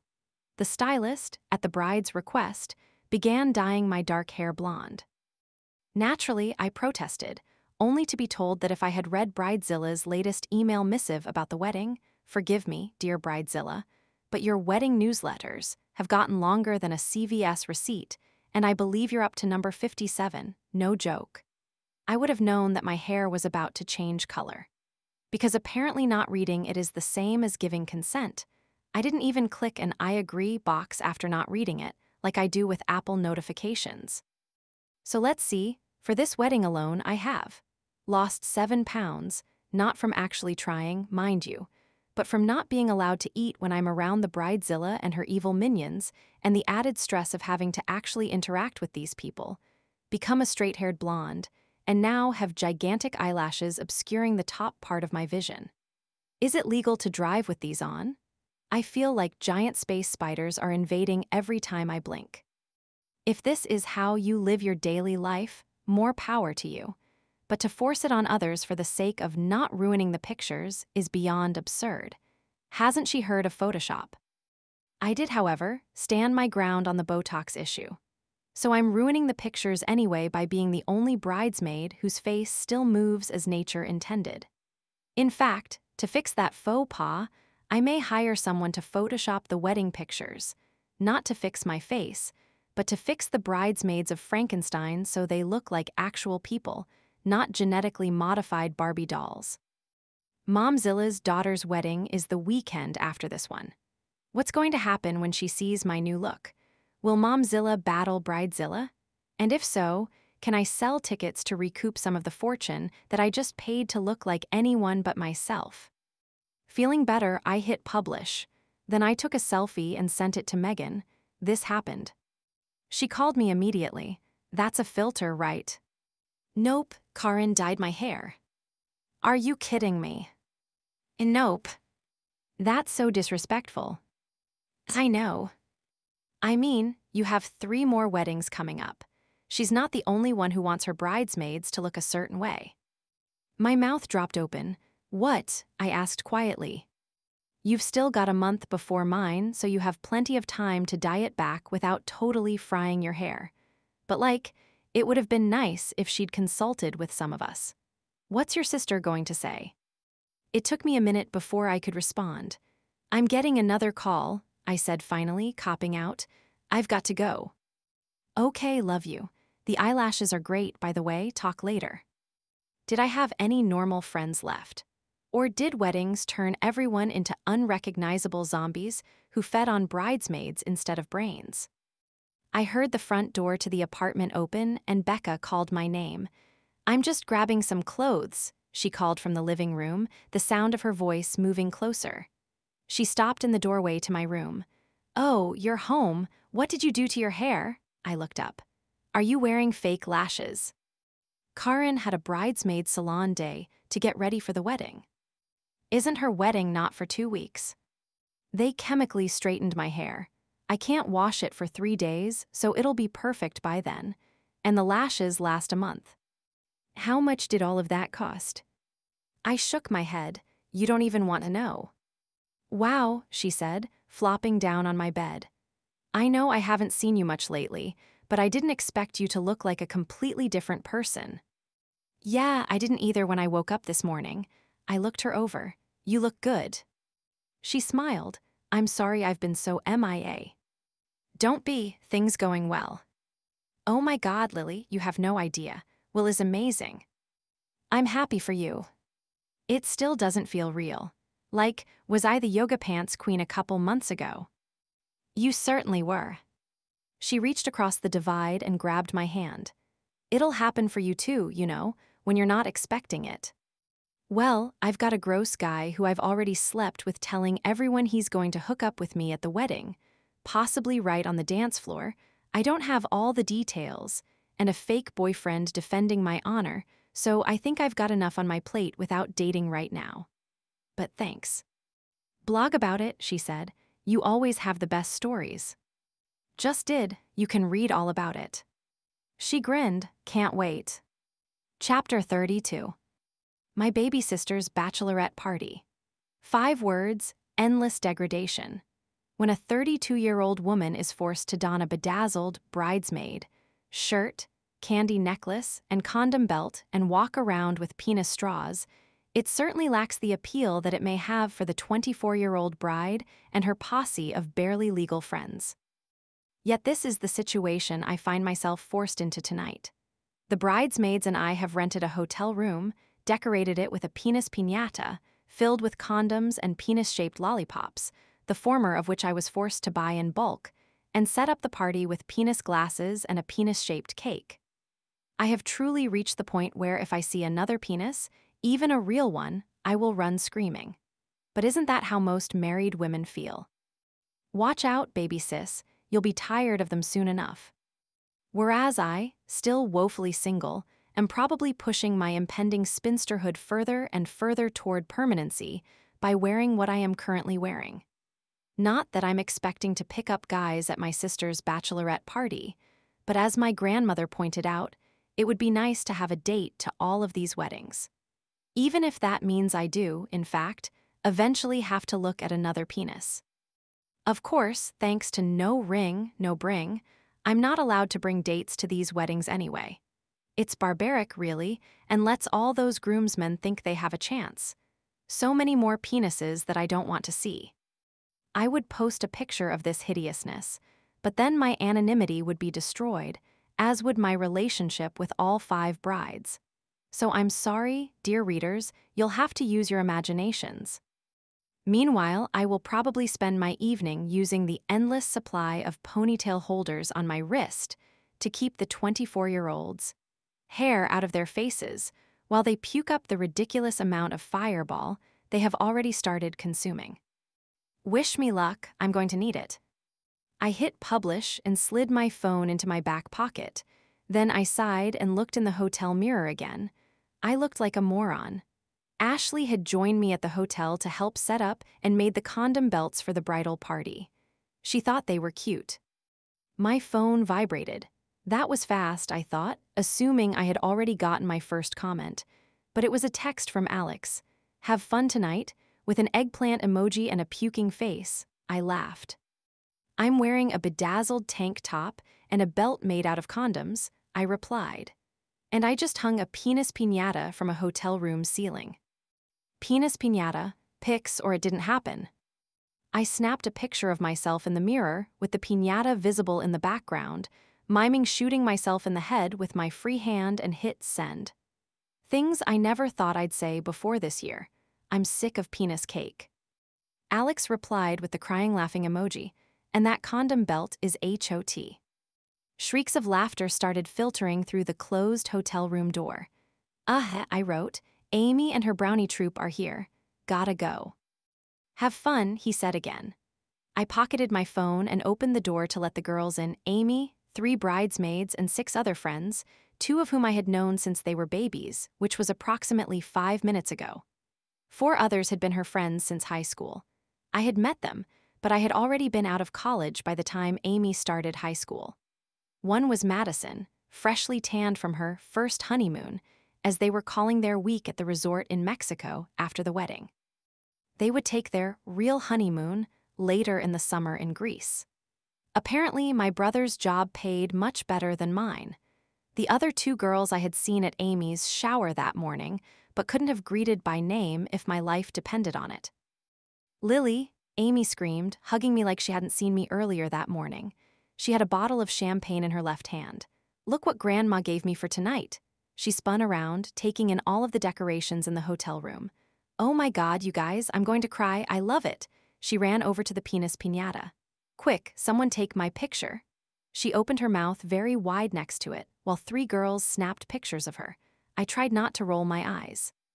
Once she had selected her favorite of the pictures, sent it to herself, and uploaded it to both her Instagram and Snapchat stories, she declared it was time for a drink. I peeked at my watch and saw it was only 8:30. I was in for a long night. Does anyone have a corkscrew? She asked, holding up the bottle of champagne and pulling the foil off the top. I do. Ashley pulled one out of her monogrammed Maid of Honor bag. A maid of honor is always prepared. Ashley grabbed the champagne bottle and opened her corkscrew as the girls grabbed glasses and chattered excitedly. Whoa, I rushed to Ashley's side. You don't open champagne with a corkscrew. You do. I sighed again and looked around the room, then took the bottle from Ashley, told the girls to have their glasses ready, and expertly opened it, wondering what would have happened had there not been a responsible adult there. I poured a few drops in all of the plastic bachelorette cups that were shoved toward me. To Amy, Ashley declared, the future Mrs. Gilchrist. To Amy, everyone echoed. Now let's get drunk, Amy yelled, and the ensuing shrieks made me worry we were going to have a hotel noise complaint on our hands very soon. By the time we left for the first bar, I had a splitting headache and had already begun to debate whether Excedrin was a better choice than drinking, but I figured it would be less intense once we were out of that hotel room. Besides, we were going to a bar in Adams Morgan that I used to love hanging out at. Granted, that was when I was Amy's age, but it would be fun to go back to one of my old haunts, right? No. They say you can't go home again. Well, they lie. You can go home. Going home is fine. Your mom may nag you about being single, but at least she'll cook for you and feign concern while bemoaning your failure to produce grandchildren. You can totally go home. What you cannot do, under any circumstances, is return to your favorite bar after not having gone for the last 6 years. Because the same people are still there.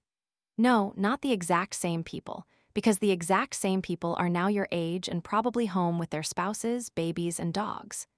But the same generic, mid-20s crowd is absolutely still there, and suddenly you're the oldest person in the room other than 3 creepy guys, one of the bouncers, and the dude who is clearly the owner. But unlike the other geriatrics in the room, I was wearing a belt made out of condoms.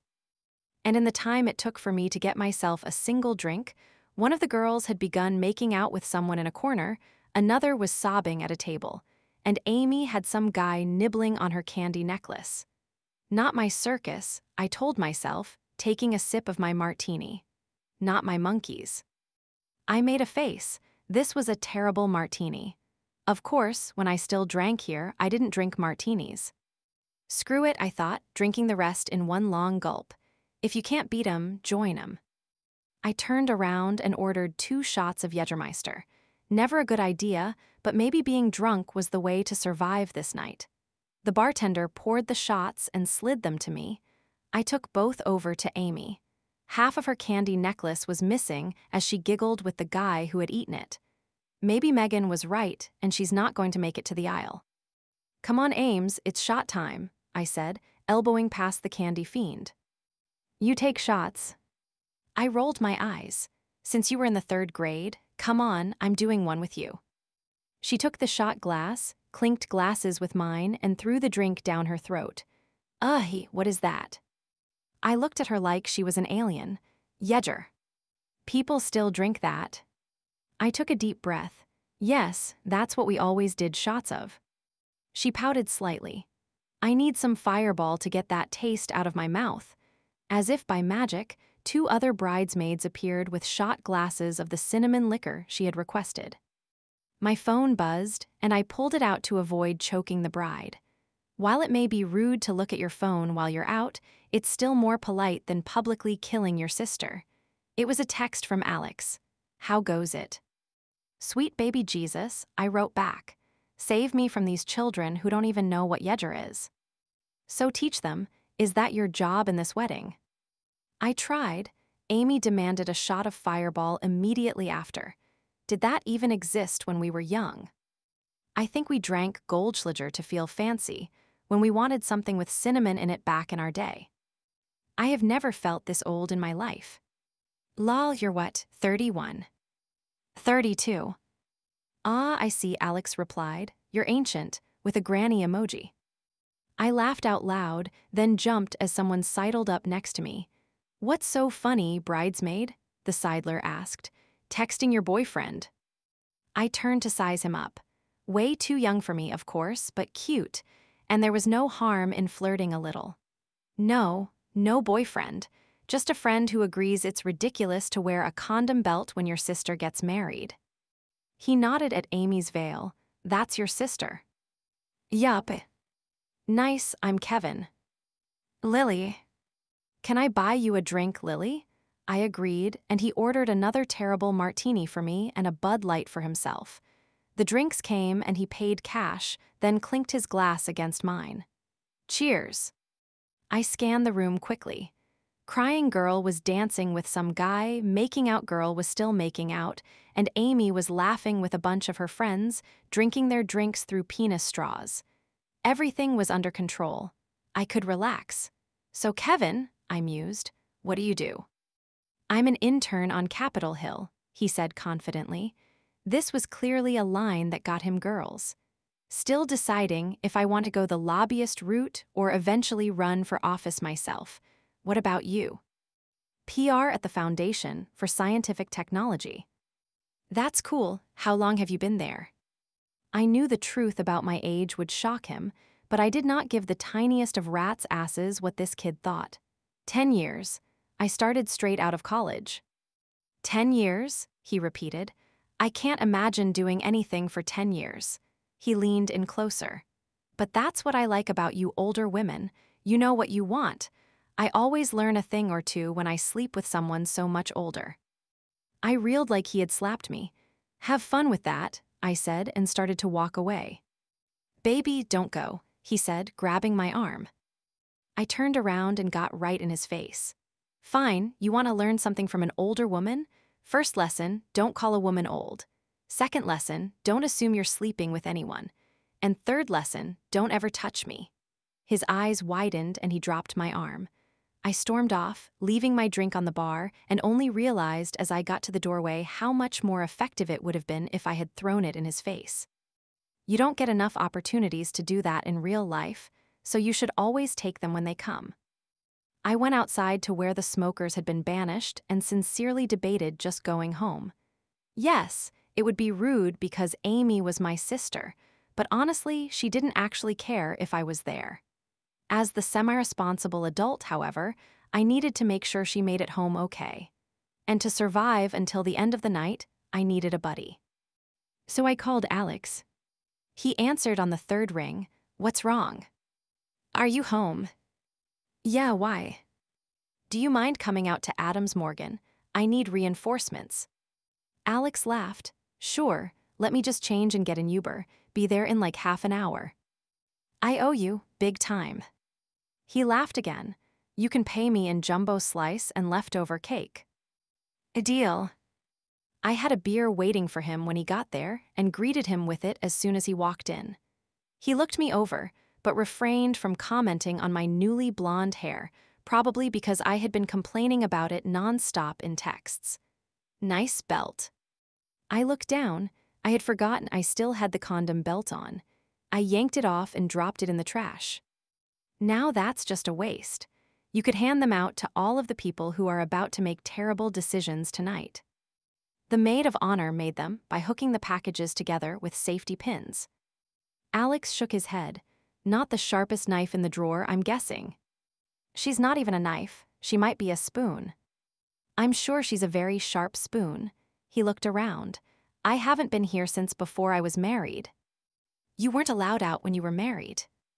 If I was a good boy, I could go to the movies. He rolled his eyes at me. You don't still come to places like this, do you? God, no. A bar-top table opened up and we looked at each other, then made our way over.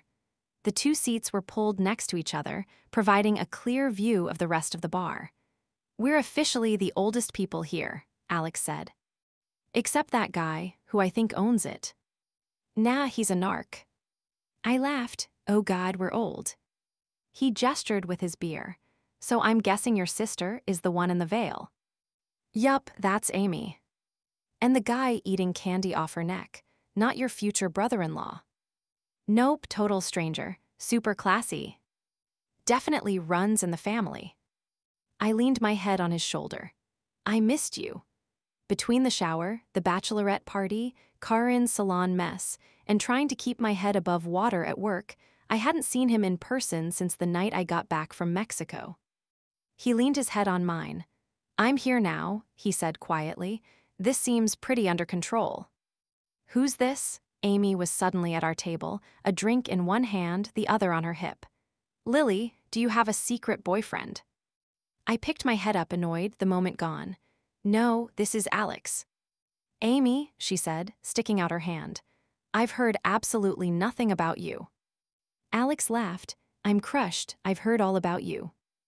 Don't believe a word Lily tells you. I'm delightful. Funny, she told me you're delightful. I guess that's wrong. She did not. Did. Amy turned to me. I like him. Where have you been hiding him? He's cute too. We're just friends, Amy. So friend, what do you do? I'm a lawyer.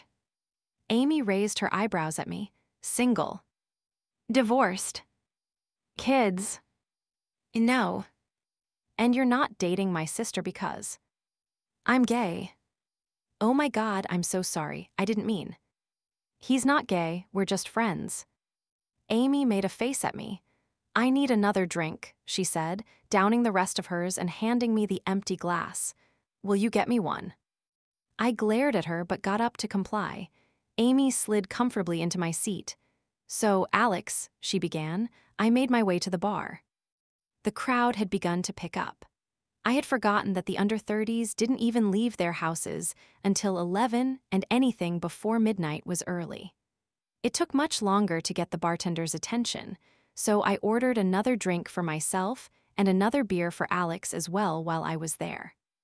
By the time I made it back to the table, Alex was smiling at my sister. You're welcome, she said when I handed her the drink. Thank you is the traditional response. I'll let Alex tell you, she said sweetly, giving me a wet kiss on the cheek. Back to my party, it was nice to meet you.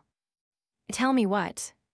He laughed. Your sister invited me to her wedding, as your date. I blinked rapidly. She did what now? He shrugged. My mother is going to have a field day with this one. I told her my answer depended entirely on you. Do you want to go? Do you want me to? I asked you first. He shrugged again. Could be good practice for Tim and Megan, and it will keep your older relatives from asking why you're still single. He had a point. Okay, I said, feeling a twinge of something other than dread about my sister's wedding for the first time since it was announced. It's a date, he said, clinking his glass against mine. Chapter 33. When the evening devolved, it devolved quickly.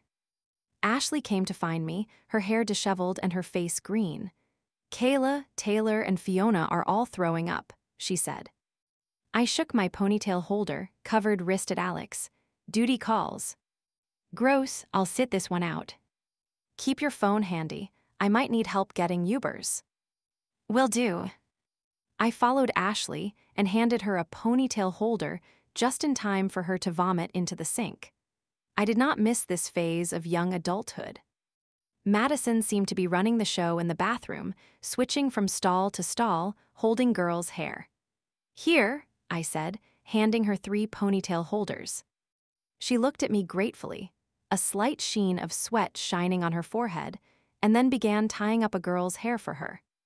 Taylor flushed the toilet and exited the stall. I feel better, she announced. I'm going to get another drink. Nope, I told her cheerfully, steering her toward the wall, away from the door. You're done. Ashley seemed much more composed after she threw up, and I suspected her nausea was more from the smell of vomit in the bathroom than from too much alcohol. I realized Amy was nowhere to be found. Has anyone seen my sister? Ashley and Madison exchanged a look. What? She was talking to some guy, Madison said, and Ashley shot her a murderous look. My shoulders dropped. Not now, Amy, I thought despairingly. I knew my little sister had inherited some of my self-sabotaging ways, but she was within 3 weeks of the altar. Where? I asked. The booths by the dance floor, Madison said. Round everyone up, I told her. We're heading back to the hotel. I'll get Amy. I made a beeline for the booths. But when I got there, I found Alex sitting next to Amy, the guy who had been eating candy off Amy's necklace across from them. What are you doing, Alex? Amy slurred. Being a cockblock, he responded matter-of-factly. You'll thank me tomorrow.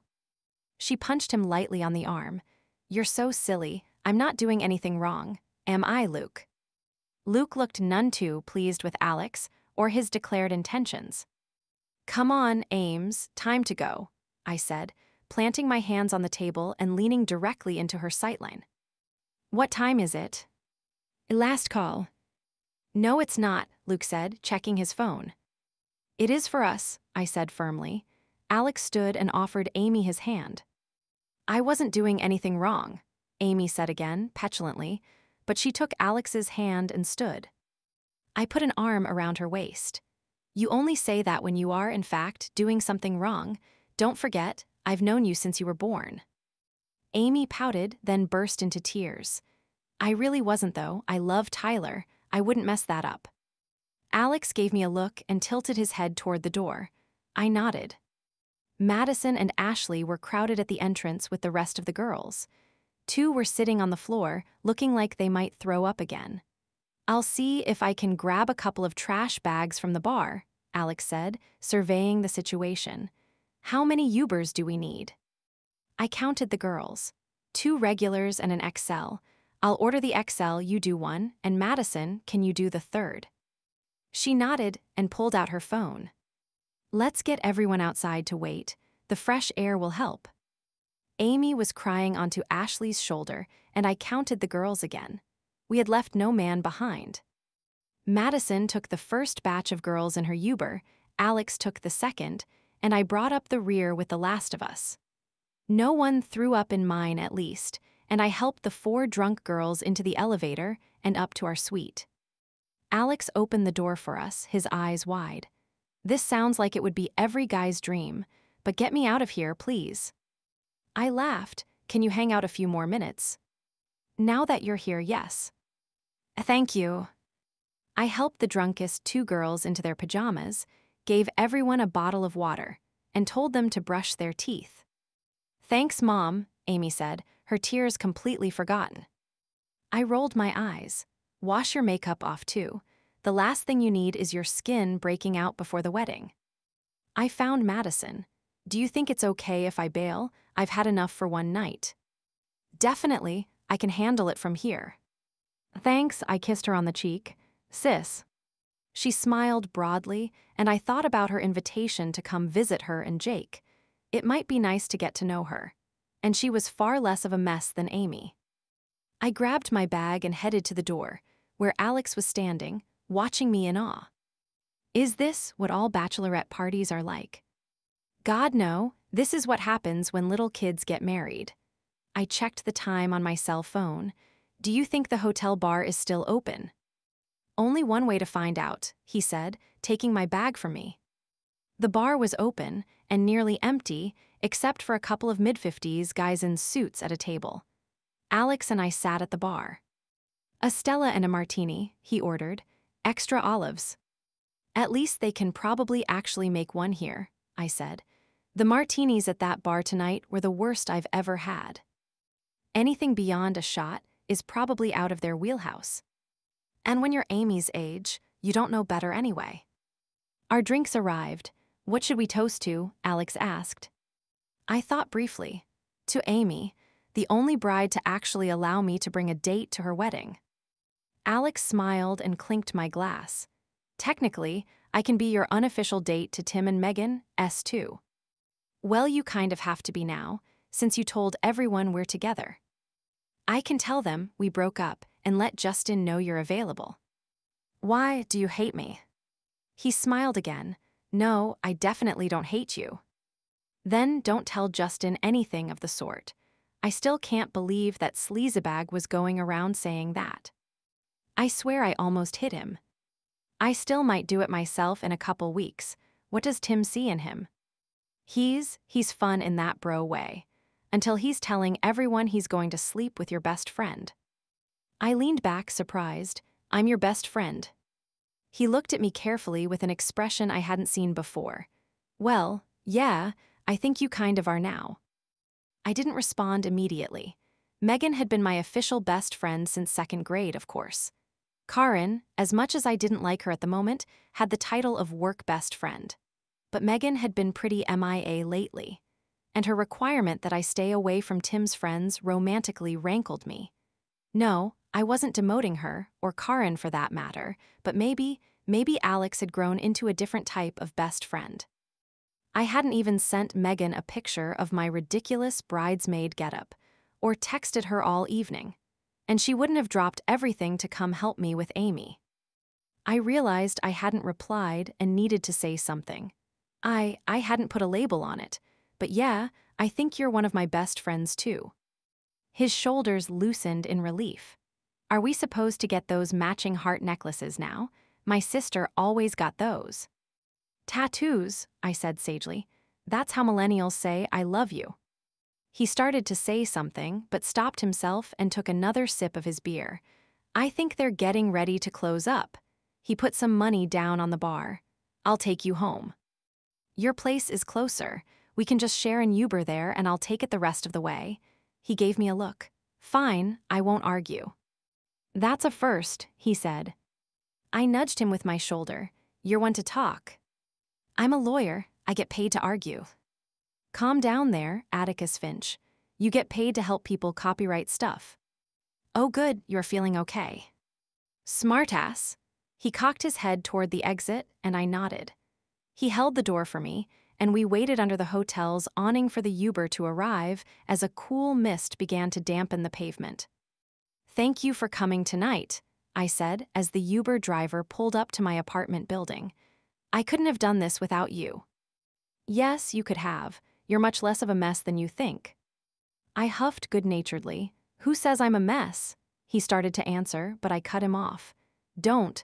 Even I can't say that with a straight face. I'll walk you up. You don't need to, it's right here, and I'm not drunk. I know, but I want to. I shrugged, and he told the Uber driver he would be right back. We walked the few feet to the door.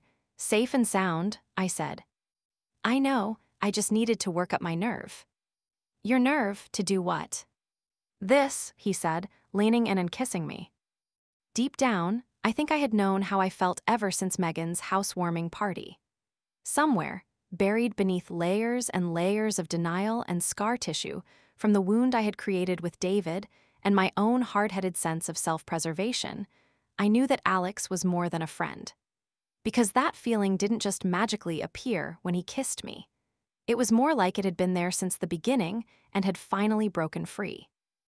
And because it had always been there, it didn't take long for me to get over my surprise and kiss him back, hungrily, greedily, like he was the oxygen I needed to survive, because right then he was. He pulled back slightly. It must have been him, because I know it wasn't me, and smiled, touching a finger to my cheek so gently that it sent a shiver of anticipation down my spine. I opened my mouth to tell him to come upstairs, to get rid of the Uber driver and be mine, but Megan's words came back to me. And while I couldn't imagine a scenario in which I would stop liking Alex, there were a million where he stopped liking me. Like when he inevitably found out about Justin, which would probably happen at the wedding. I can't deal with that drama at my wedding, Megan had said. But it wasn't just her comment. I had ruined this one before it even began. And while I wasn't exactly in the running to be named Bridesmaid of the Year, I had one thing within my control. I could avoid sleeping with a second groomsman in my best friend's wedding. I can't, I said, my face contorting from the pain of admitting that. I want to, but I can't. Yes, you can, Alex said, taking my hands. Lily, there's nothing keeping us apart. I know Megan didn't like it when she thought we were just sleeping together, but she'd get over it if we were serious. I shook my head and pulled my hands away, starting to cry. I'm sorry. I want to, but I can't do this. Alex was saying my name, but I had to get away. I dug in my purse until I found my key fob and waved it blindly at the locking mechanism to open the door. I ran past him into the building, half praying he would follow me, half praying he wouldn't. I turned, just in time to get a glimpse of his bewildered and hurt face as the door closed behind me. Then I sank down on the tattered sofa in the lobby and cried until I had no tears left. At some point, I left the lobby and made my way upstairs to my apartment, which was devoid of Becca, as it had been ever since she started dating Will. I kicked off my shoes by the door and padded barefoot to my bedroom, planning to go right to bed. But my open laptop caught my eye and I stopped.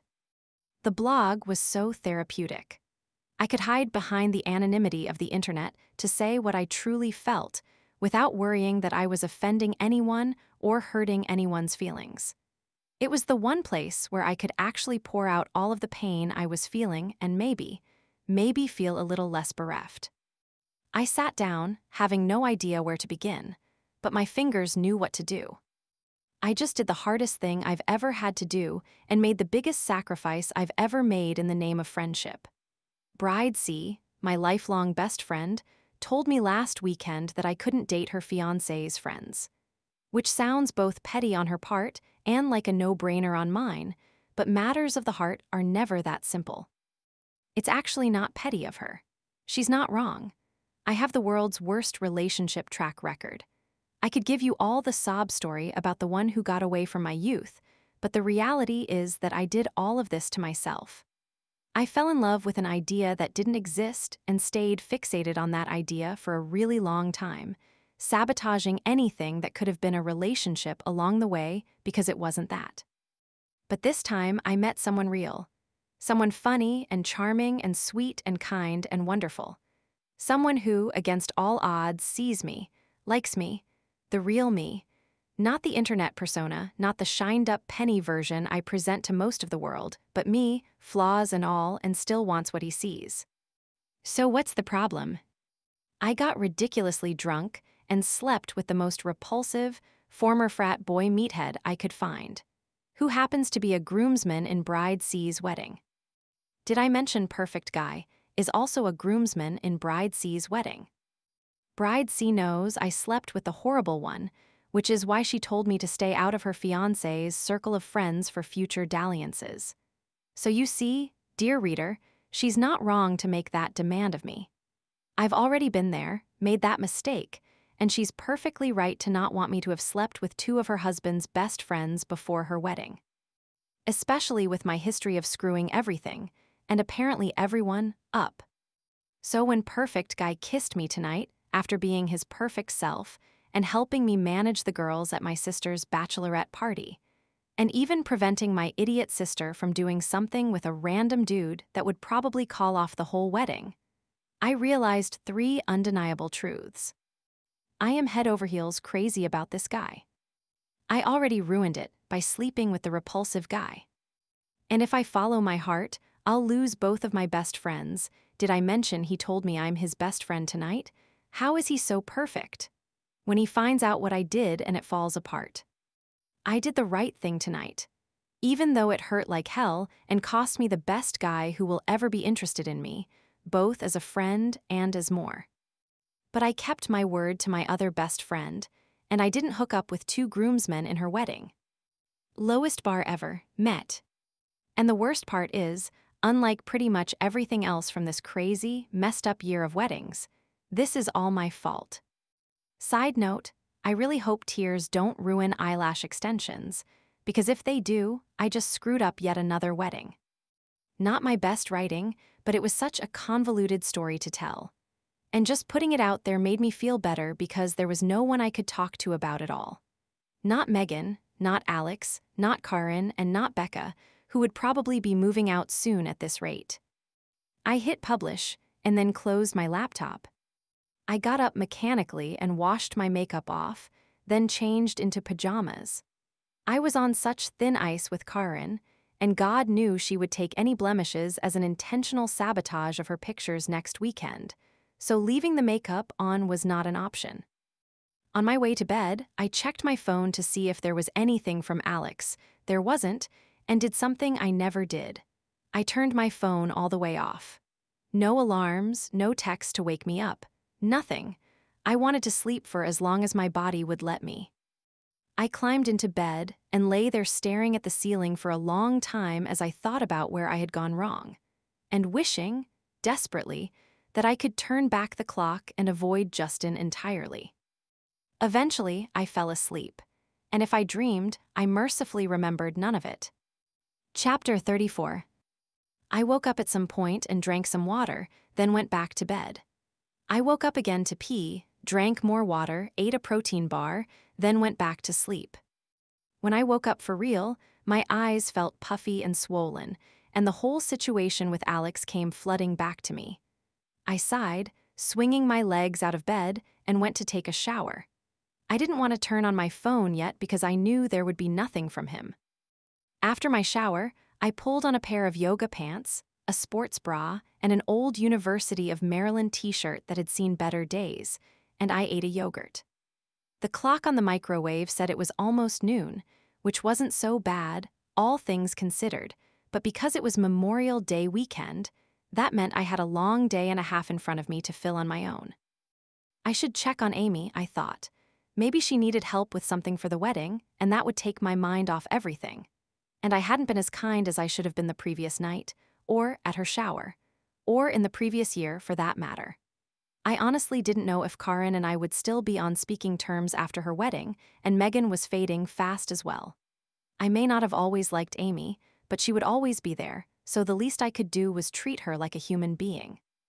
Of course, calling her also meant I would have to tell her Alex wasn't coming to the wedding. But if I was lucky, she wouldn't remember that she had invited him in the first place. With a distinct feeling of dread, hoping there would be something from Alex saying I was still his best friend. But knowing that there wouldn't, I picked up my phone and held the power button. It buzzed relentlessly in my hand, notifications filling the screen. Voicemails and missed calls from Megan, Karin, Amy, Sharon, Megan again, Becca, Megan again, Jake, Sharon again, Becca again, my mother, a cousin I hadn't talked to in ages, and a couple of numbers I didn't recognize. The emails were still loading. 250, no, 300, no, 487, no, 726 new emails. What on earth? I looked at the calendar icon. It was Sunday. I had slept for close to 32 hours, which thankfully didn't matter because of the holiday, but still, what was going on? The text messages came clanging in as well. I clicked Megan's thread first. Are you kidding me? Jesus, Lily. You started a fucking blog. What were you thinking? I don't even know what to say to you right now. Are you really not even going to answer me? The blog, oh God, the blog. I dashed across the room to my laptop and flipped it open, my heart racing. My name wasn't anywhere on it, so Megan must have stumbled on it randomly and figured out it was me. Of course she would be able to tell that I wrote it. She knew me so well. I refreshed my blog dashboard page. When I saw the number of hits, I closed my eyes, assuming I would see the real number when I opened them. In the 32 hours since I had hit publish, the blog had amassed over 1 million new views. What the hell? I exhaled. Lily, Becca called, the door opening.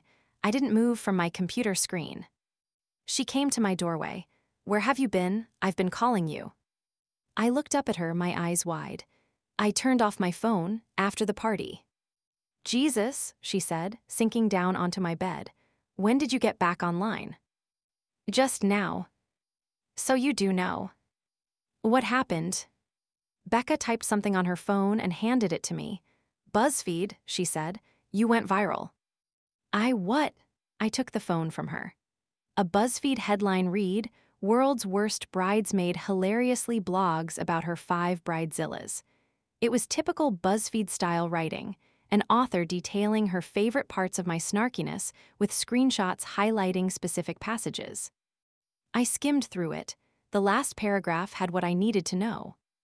And while I can't 100% confirm who the bridesmaid from hell is, a recurring IP address where posts and comments from the blog's owner originated is registered to the Foundation for Scientific Technology.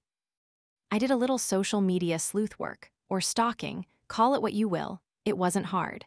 There are only 3 women under 50 who work there, and it looks like FSD's Public Relations Director, Lily Weiss, is in fact listed on 5 different wedding websites as a bridesmaid, including her brother, S, her sister, S, and 3 friends, one of whom is a coworker.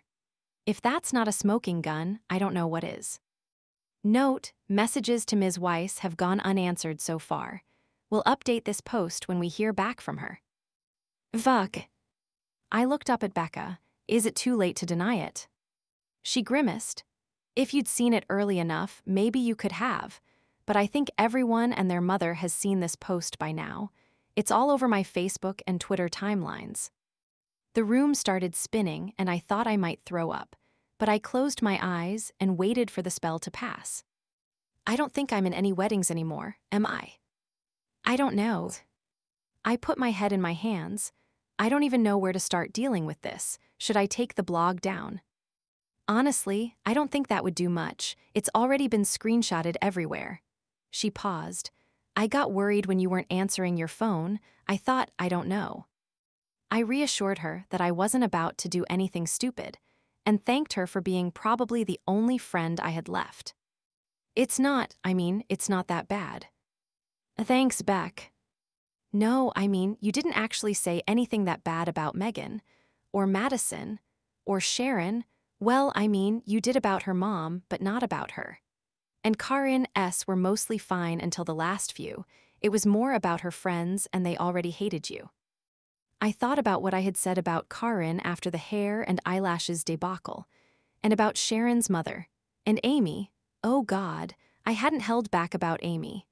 Did I say she had been flirting with someone else at her bachelorette party? I couldn't remember now. I took a deep breath and exhaled through my mouth, trying to fight off the impending panic attack. Becca excused herself when I said I needed to go through my voicemails, and I climbed back into bed to listen. The first one was from Megan. I don't even know what to say right now. You put my business out there in a blog. What were you thinking? Don't call me back yet. I don't think I'm ready to talk to you. Could have been worse, all things considered. Karin S. was next, and her voice quivered with anger. How could you do this to me the week before my wedding? Everyone is mad at me because you published what I said about them. What kind of person does that? Amy didn't leave a message. She clearly listened to my outgoing greeting and then hung up instead of saying anything. Sharon's message was hard to hear through her tears, but what I could make out was, "Tell me that wasn't you. My mom is mortified. I'm mortified. I told her it couldn't actually be you and that you're going to sue BuzzFeed. Just tell me you didn't do that. You didn't say that." Megan's second message began slightly more measuredly. "I appreciate that you didn't sleep with Alex," she began. "But is that really what you think of me? I come across like such a raging bitch, and you don't even begin to address that you might have done anything wrong in this situation. You aren't exactly a saint here. Plus, Tim's sister says she's not going to be in the wedding anymore if you are, which maybe I should thank you for, but it's still a mess I have to clean up. And seriously, why haven't you called me back?" I took the phone away from my ear and switched to the text messages. Becca had texted asking where I was, but I skipped over that thread. There was one message from Alex. My heart in my throat, I clicked it. "After all of this, you slept with Justin? You got a couple things wrong, though. I'm not perfect, and I definitely don't know who you are." A sob rose up in my throat. I deserved everything I got from my friends and then some, but this.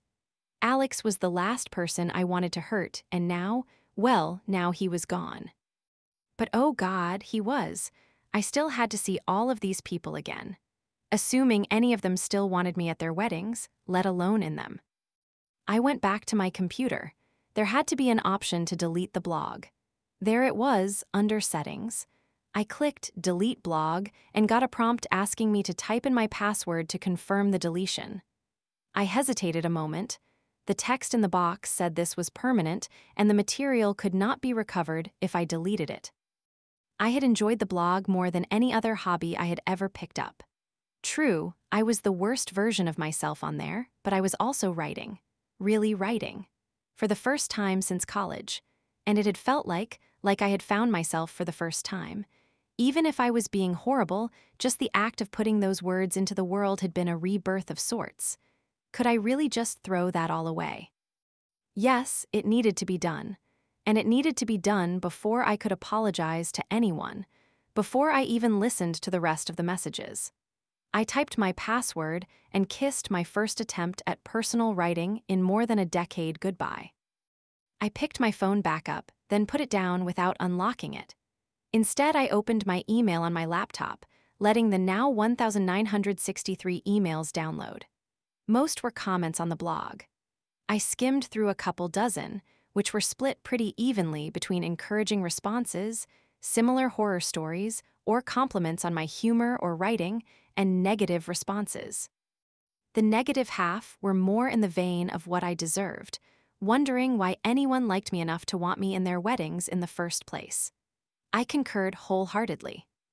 When I filtered out the WordPress notifications, there were 2 from BuzzFeed writers, one from someone at AOL News, which I didn't know was still a thing, and one from a Washington Post reporter trying to confirm my identity as the author of the blog. That last one scared me. A lot. If BuzzFeed figured out who I was because I posted from work, this could have negative splashback there. Could I get fired? I was supposed to represent the public image of the foundation, and my own public image had just gone viral for all the wrong reasons. I didn't imagine that going over well. And while yes, I had contemplated quitting over Karin, I hadn't been serious. How would I pay my rent? I put my head in my hands again and tried to get my breathing under control. What had I done?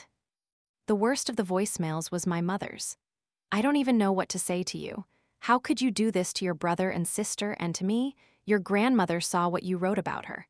And about that man, your father read that. Is this who I raised? What am I supposed to tell people?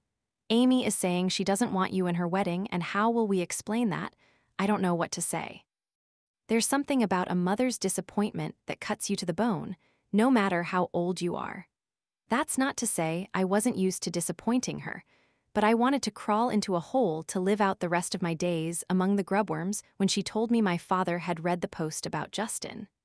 And when she mentioned my grandmother, I realized I had to start an actual list of people I had wronged, because she hadn't even crossed my mind. Granted, if I lost my job, I was about to have nothing but time to make it up to them and would probably wind up moving in with my grandma because there was no way my mother would take me now. Grandma, well, she would probably get over it. Jake's voicemail was concise, at least. Madison has been crying for an hour. Why can't you just be a normal sister and make her feel welcome? I can't believe how selfish you are. I grabbed a notepad and started my apology list. Karin had probably gotten the worst of it in the blog, and I was sure her friends were giving her holy hell, so she belonged at the top.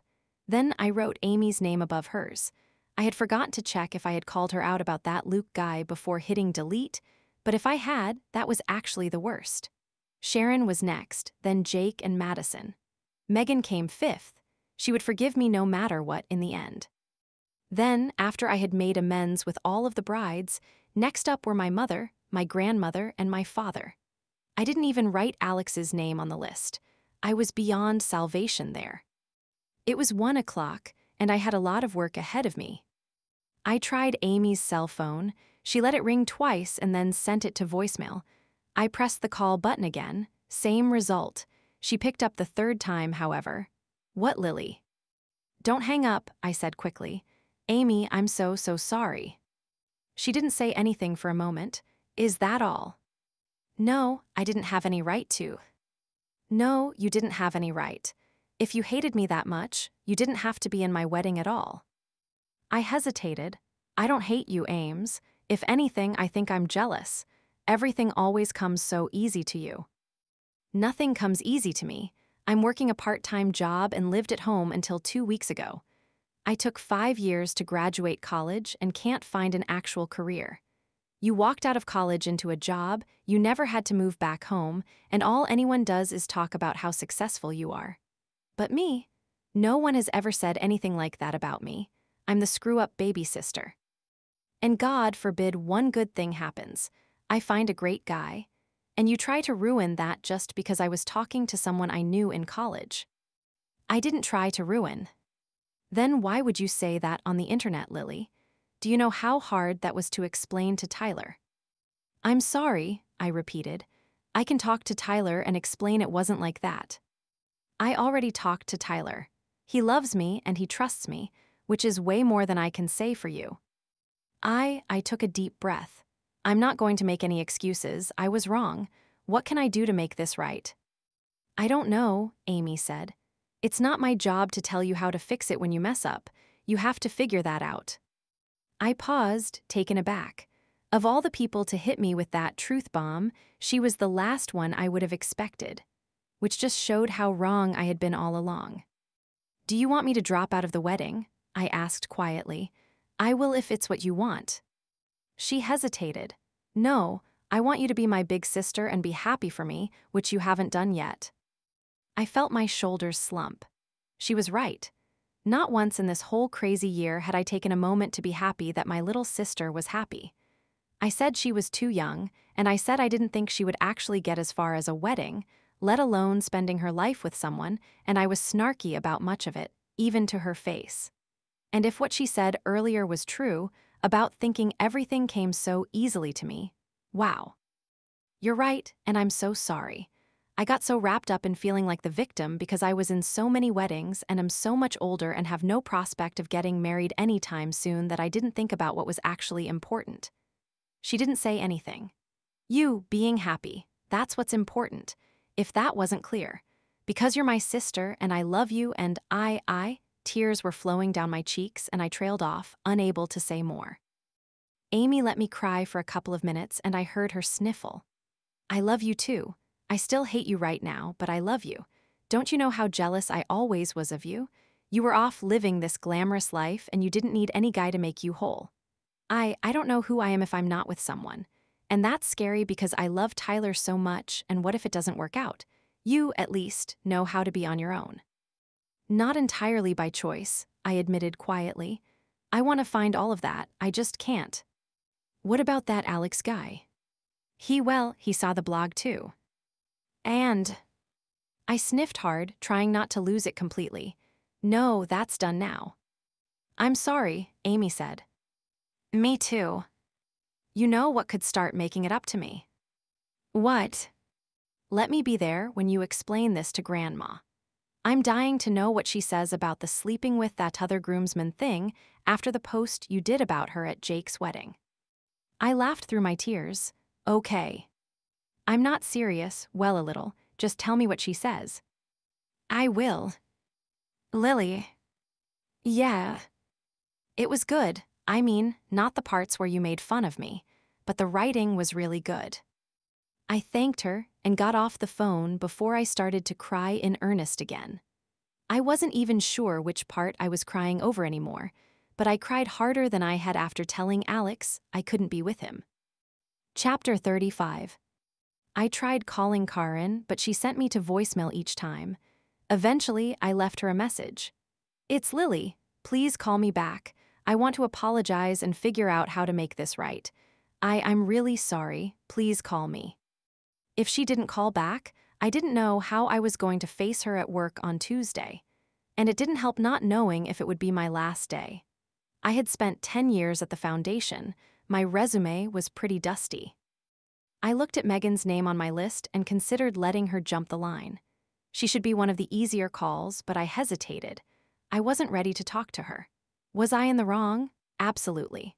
But I had also just made a huge sacrifice for her, bigger than any I had ever made in my life. And the fact that none of her messages acknowledged that beyond saying she was glad that I hadn't slept with Alex, did she even read the post? It was never about sleeping with him. I mean, yes, that probably would have happened if I hadn't said no, but this wasn't a hookup. I felt terrible about hurting her, but I also felt terrible that she didn't realize she had hurt me. And I couldn't talk to her until I could make the conversation not be about me losing one of the most important people in my life, because I was trying to do right by her, which I couldn't do yet. No, it was better to go in order. It was time to call Sharon. With the exception of saying she needed to be brave enough to stand up to her mom, I didn't think my posts about her were that bad. I mean, I was saying what she wished she had the courage to say to her mother. But her tear-filled voicemail told me that her mother was going to make her life miserable over this, and that was my fault. It wasn't you, right? She said by way of a greeting. I paused. No, it was me. There was a sharp intake of breath past her teeth. I see, she said, echoing her mother's censure of choice. A tiny piece of my heart that hadn't yet shattered fell apart.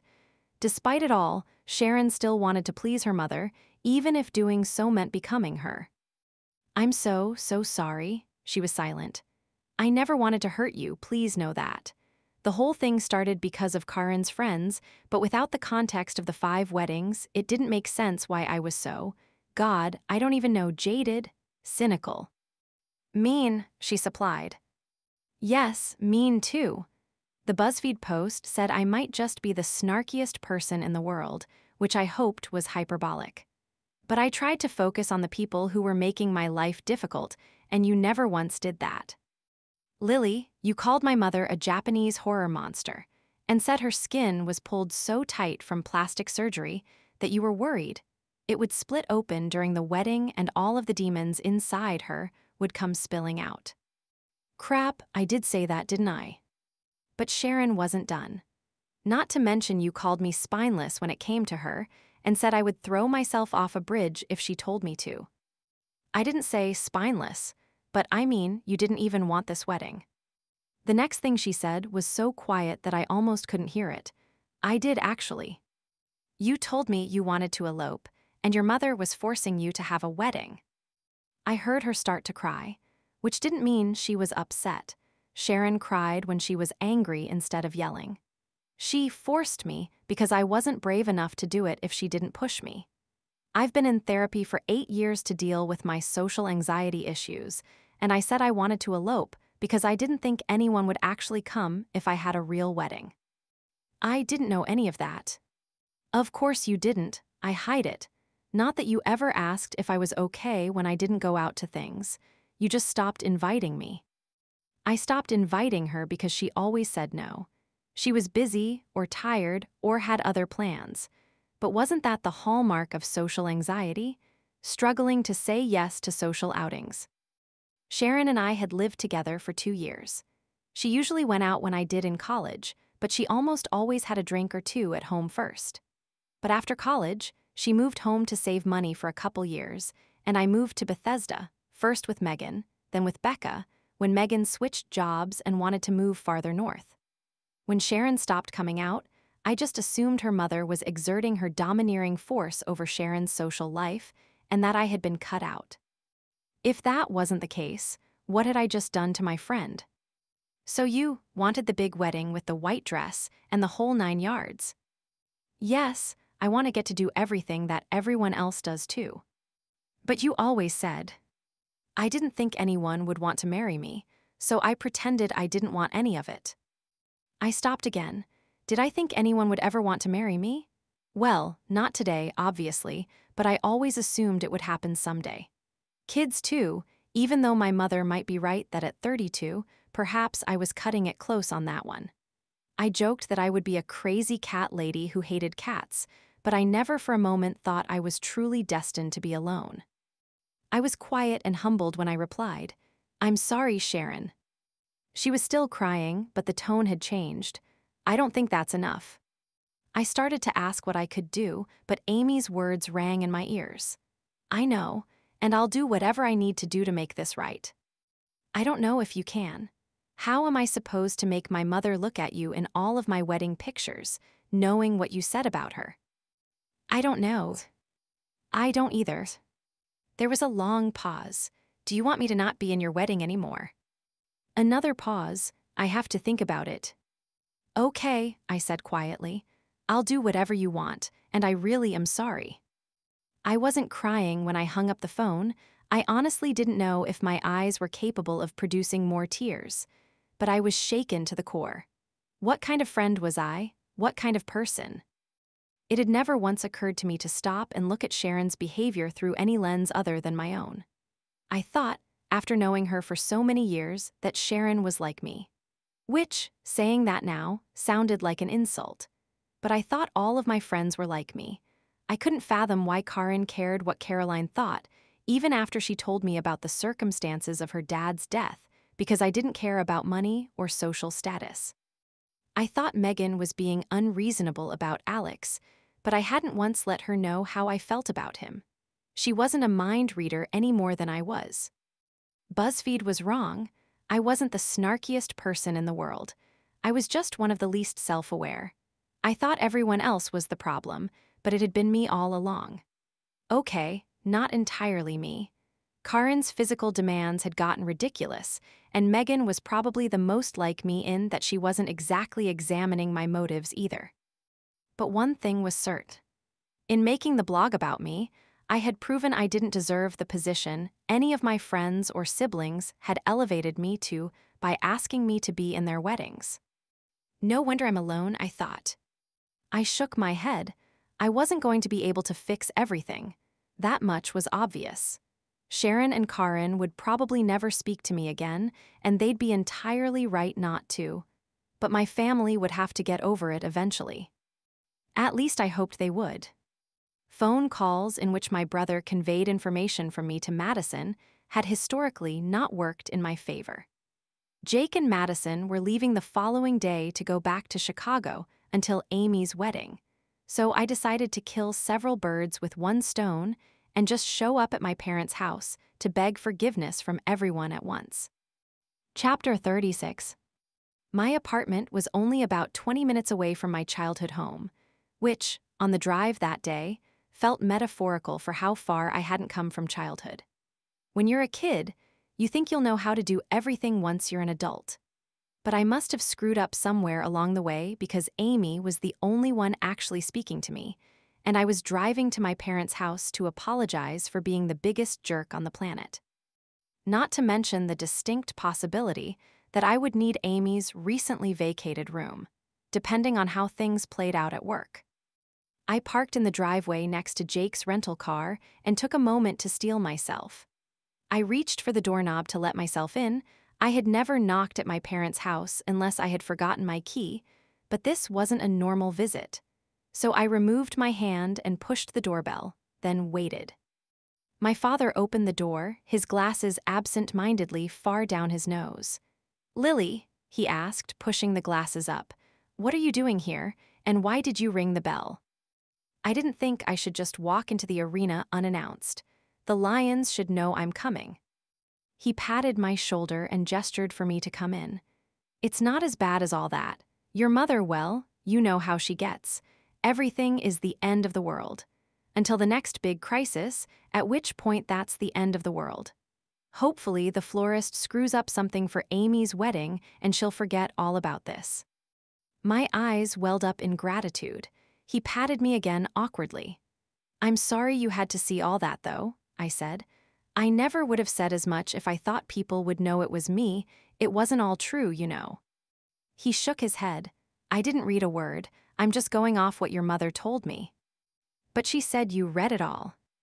"Good God, no. Sweetheart, I didn't survive having 2 teenage daughters by going snooping through your private thoughts. If I found a diary, and I did from time to time, I kept it closed." I looked at him in wonder.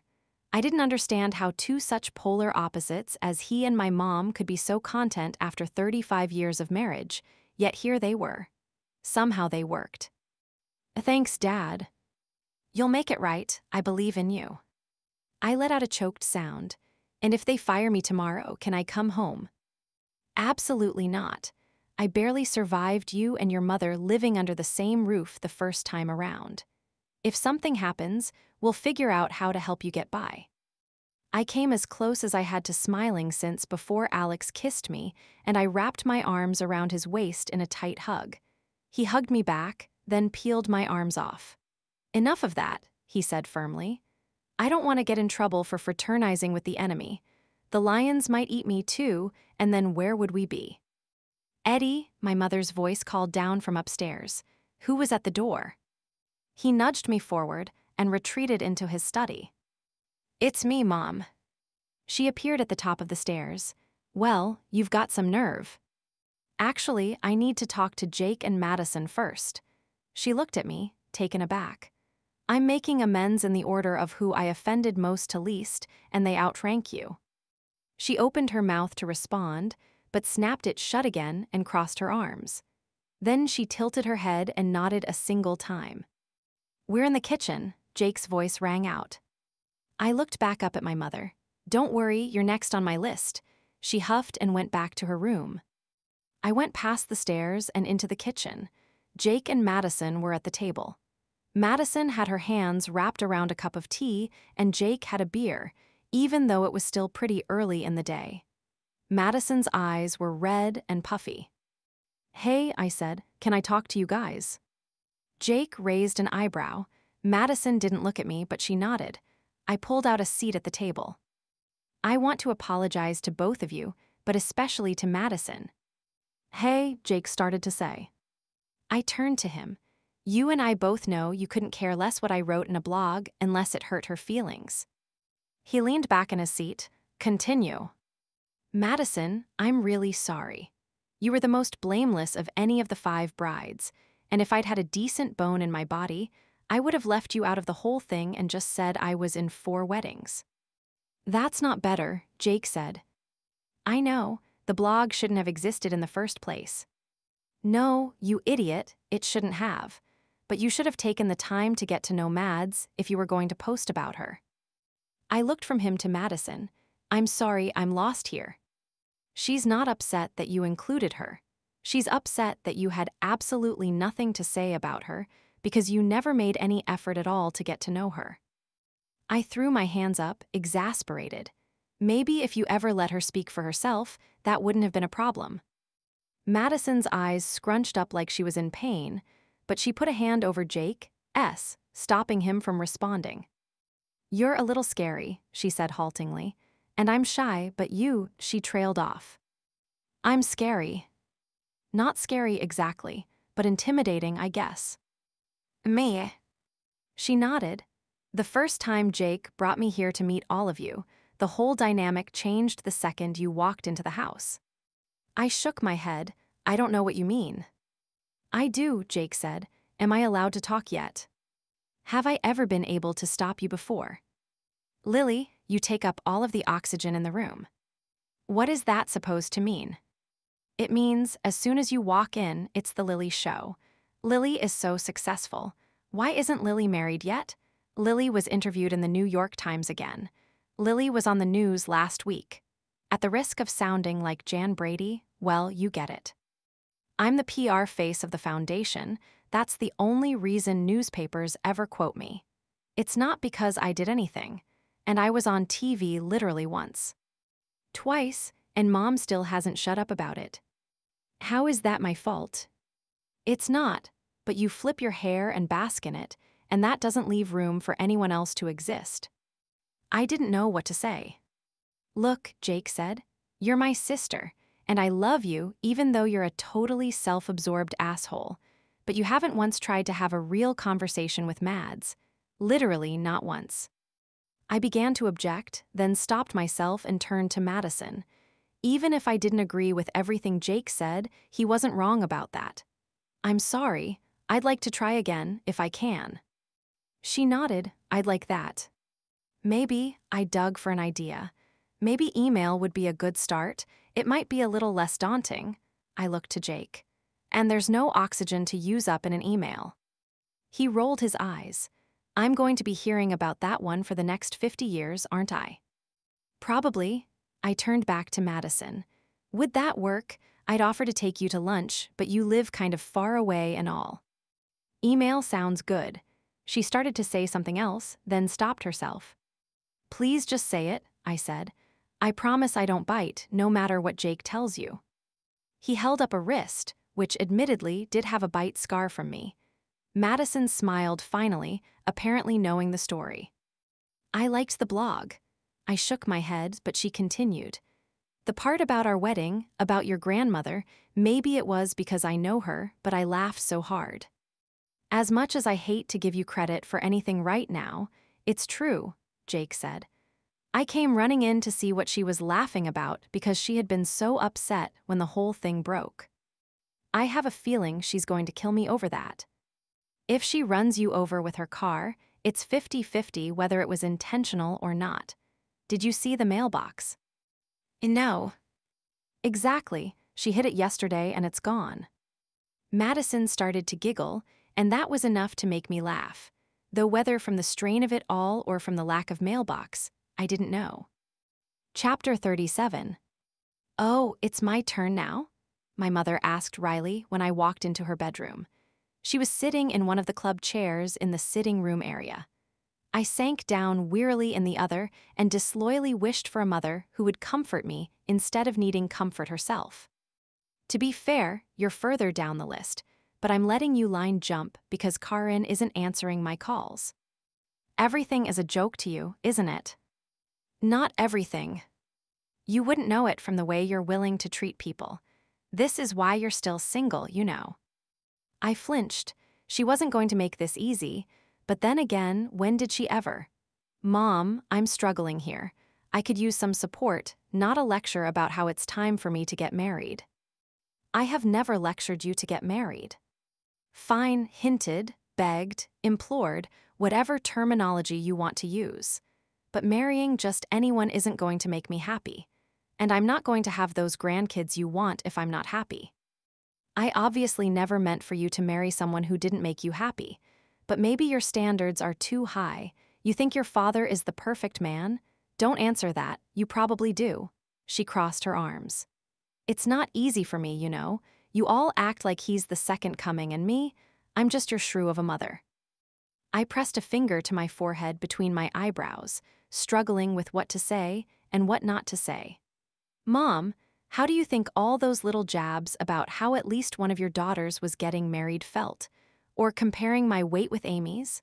Or telling me that I should be using these weddings as an opportunity to find a guy? She crossed her arms. I never compared your weight with Amy's. Of course, that was the one thing she heard. I took a deep breath. Mom, I feel like nothing I do is good enough if I'm not living your exact life, and I can't do that. What's so wrong with my life? Nothing, but it's not mine. Yours doesn't sound so great when you spend your time saying horrible things about your mother on some blog. The blog wasn't about you, Mom, rose up in my throat and tried to come out of my mouth, but I blocked it. Because that was the bigger problem here, wasn't it? The weddings weren't about me, but I made everything about me with the blog. And I didn't grow to be that way in a vacuum. I painted a caricature in broad strokes, I said finally. You, and Grandma for that matter, worked best as humorous foils to my narrator, kind of like a Falstaff character. English, please. The irony was completely lost on her. I used the two of you for comic relief, rather than creating an accurate portrayal. And do you see how hurtful that is? I exhaled heavily. I do. She seemed mildly satisfied with that, then moved down her mental checklist to the next of my sins. And your poor sister, to even imply such a thing about her at her bachelorette party. Amy and I talked before I came over here. Well, she didn't tell me that. When I talked to her this morning, she said she never wanted to speak to you again. Amy didn't come by her flair for the dramatic in a vacuum either. We had a heart-to-heart and I apologized. She accepted it. Are you still in her wedding then? Yes. She sniffed. I suppose you're going to tell me that the whole thing about that groomsman was a caricature too. I looked down. I was too tired to lie about any of it. No, that happened. Didn't I raise you better than that, to have some self-respect? Mom, I'm 32, not 16. I made a decision, albeit a terrible one, but I'm not the first 30-something to have sex. You had 2 of your 3 kids by my age. I was married.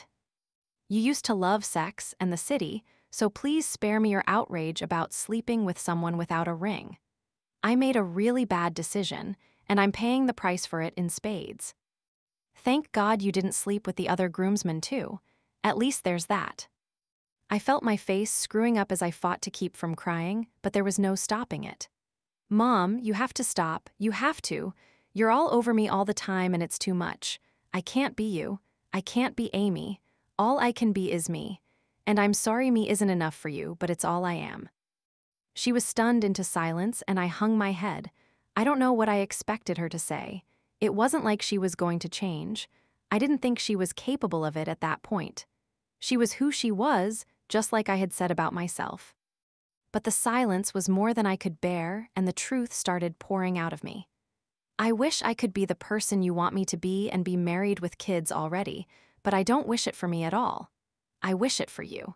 Because even though I like who I am, I wish I could make you happy.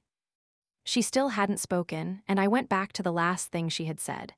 And no, I didn't sleep with Alex. I love him. He's my best friend. And he said I'm his. And I ruined it all. So please, Mom, please, please, please, don't make this about what I did to you. I got up to try to leave, but she put a hand on my arm, stopping me, her face stricken. You love him. My shoulders dropped and I nodded. I hadn't even let myself think that word. But it came out on its own, and there was no way to shove it back into Pandora's box. Her entire countenance changed. This was right in her wheelhouse, after all. And I, unlike Amy, never allowed her to share in my romantic mishaps. She rose and wrapped her arms around me. Oh, Lily. It was the comfort that I wanted, but a heavy price to pay to get it. My aunt, siblings, and grandmother would all know the details of the Alex situation, probably heavily embellished with additional details that had never happened. By the time I was halfway down the street on my way home, no matter how she might swear never to tell a soul. But it wasn't like Alex would be my date to Amy's wedding anymore. If that had been the case, this would have been its own new disaster. It doesn't matter, I said, when I was able to stop my eyes from overflowing. It's over now. Who is this person talking to me? Not my daughter, who never gives up until she gets her way. No, he'll come around. It was the first time in my memory that my mother had offered praise of my tenacity instead of bemoaning my stubbornness. If Jake and Amy were to be believed, she talked me up constantly when I wasn't around. To my face, however, an interaction with her always left me feeling like I had been pecked at by a small but ferocious bird who knew exactly where my weakest spots were. With love, of course, and the desire to make me better. But it still left me with the sensation that if I drank a glass of water after seeing her, it would come pouring out of the holes she had left like a sieve. So this was new territory, and a tiny ray of hope bolstered me. But I shook my head. That was a pipe dream. Squaring your shoulders and vowing that you would get the guy back might work for Scarlett O'Hara, but real life didn't work that way. No, I messed up too much. Nonsense. Even if he said that, he didn't mean it. He made it pretty clear he's done with me. The corners of her mouth rose into a frighteningly determined grin, her eyes lighting at the challenge. Isn't he a groomsman in Megan's wedding? I nodded. And aren't you giving a speech at that wedding? I looked away. I don't know anymore. What did Megan say? I haven't talked to her yet. Lily, she's been your friend for how many years? I looked back up, bemused. And you wanted your apology before Madison, S. She waved a hand in the air. You have to talk to Megan. I'm going to. It was too complicated to explain why I wasn't ready yet. Good, then you can use your speech to win him back.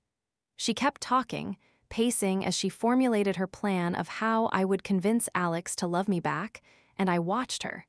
This strange, indomitable woman whose body I came from. She would never understand defeat. I didn't think it was even in her vocabulary, any more than she would understand why using my maid of honor speech, if I was still giving one, to win Alex back would only prove to everyone, including Alex, that I had learned nothing. Instead of arguing, I nodded, thanked her, and kissed her on the cheek when I rose to leave. She grabbed me in a tight hug and whispered in my ear, "They conquer who believe they can." My mother was a paradox to the last, make a Shakespeare reference, and she told you to speak English, yet here she was, whispering a quote from a 2,000 years dead philosopher. And if I mentioned Virgil, she would respond, "Who? I saw that on a pillow at Home Goods." She would never acknowledge the rest of what I said. It would have confused her own sense of self, but this was enough for now. Chapter 38. I still couldn't bring myself to call Megan, so I called my grandmother from my parents' driveway. "It's Lily," I said. Doesn't ring a bell. Apparently I only call my eldest granddaughter Joan. Can I come over? Why? Do you need more material? Should I invite my Mahjong club over too so you can write about them? Please, Grandma. Suit yourself. But despite the attitude over the phone, her front door was open behind the screen door when I arrived, as it always was when I was expected. "Grandma," I called as I came in. "In the kitchen, Joan." I didn't correct her. "Are you hungry? I made a cake." She was sitting at the table, reading glasses on the bridge of her nose, the newspaper in front of her. I started to refuse, then realized I was famished and said I would love a slice. She stood, but I told her I would get it, and I cut one for each of us, then brought them over on 2 tea plates. "I'm really sorry, Grandma." For what, darling? I was genuinely confused. Did she not remember? That happened sometimes with her, but my mother always assured us it was just old age, not Alzheimer's.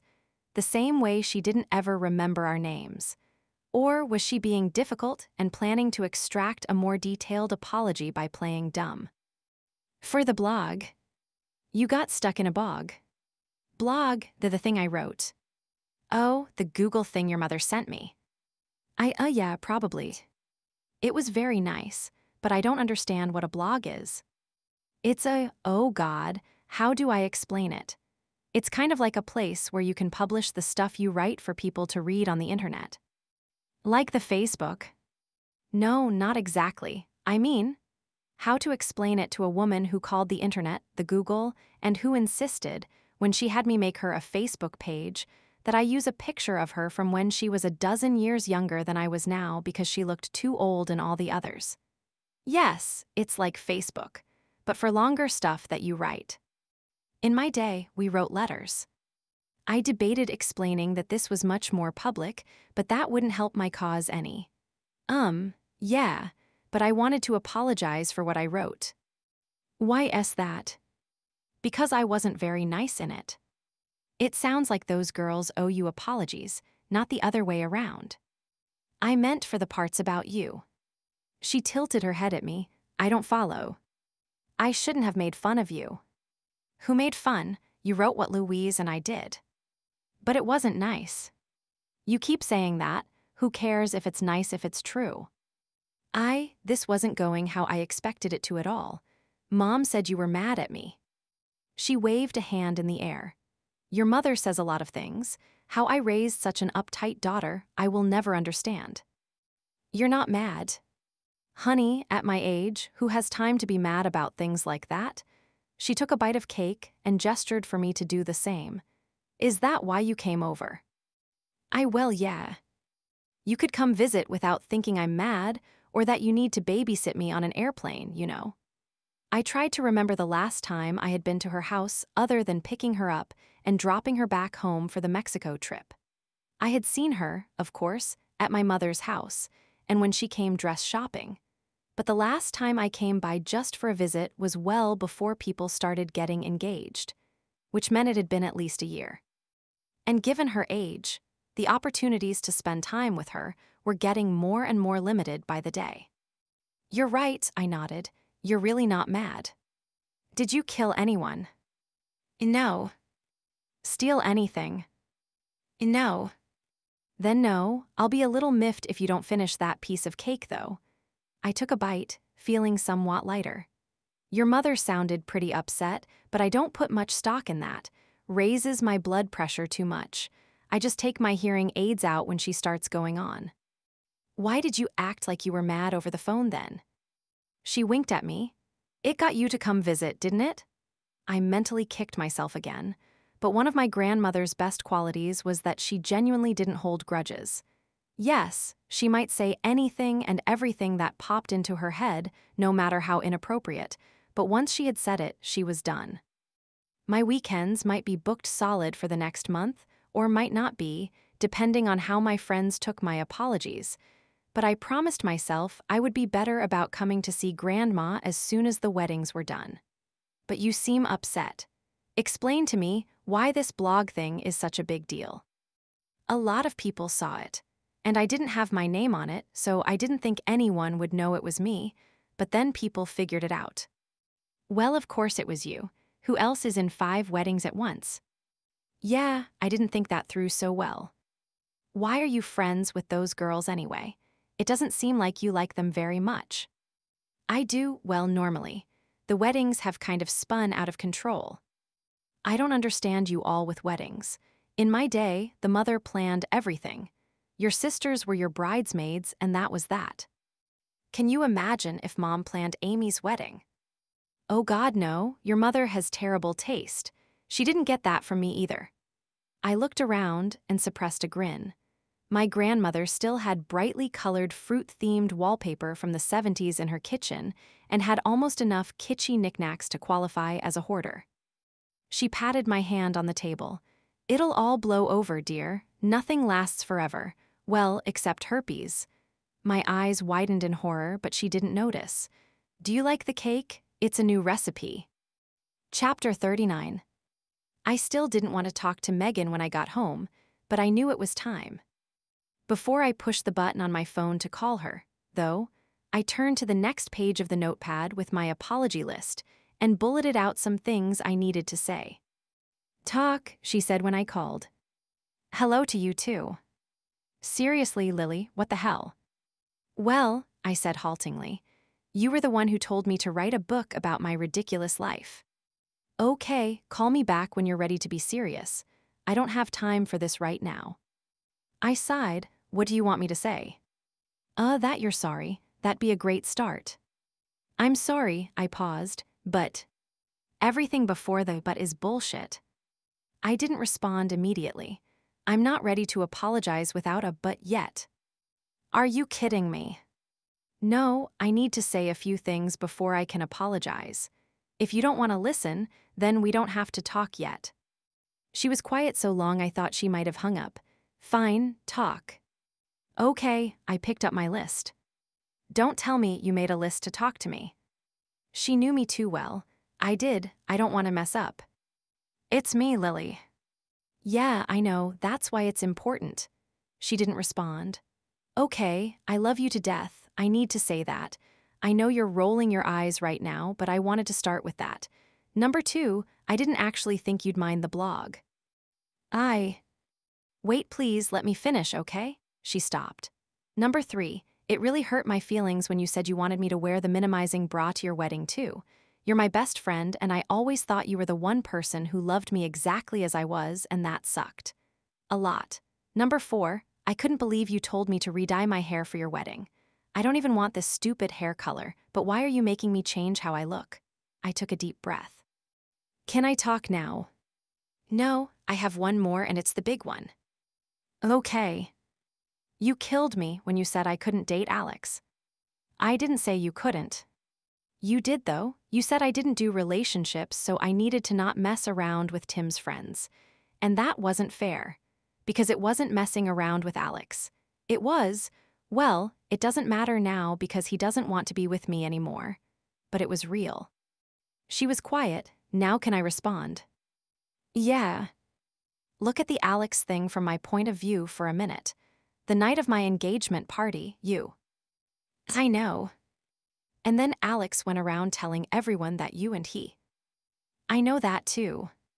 And then you said Alex was saying that because Justin was trying to sleep with you. And it just looked like you were creating a lot of drama for no reason. I think I'm done creating drama for a while. I think that blog says otherwise. I deleted it, it's gone.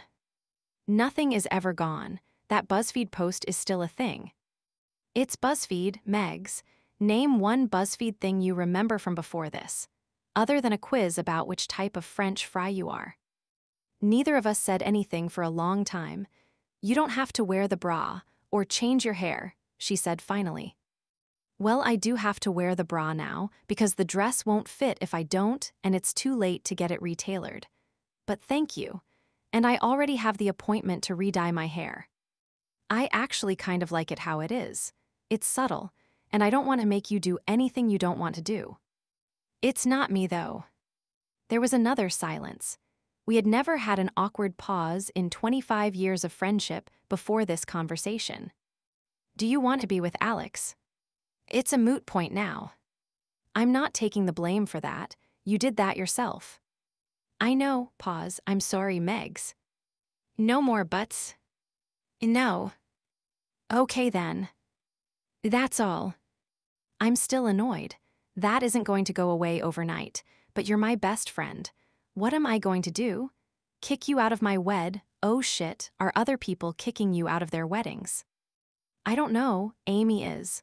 Sharon said she's got to think about it. Karin isn't talking to me yet.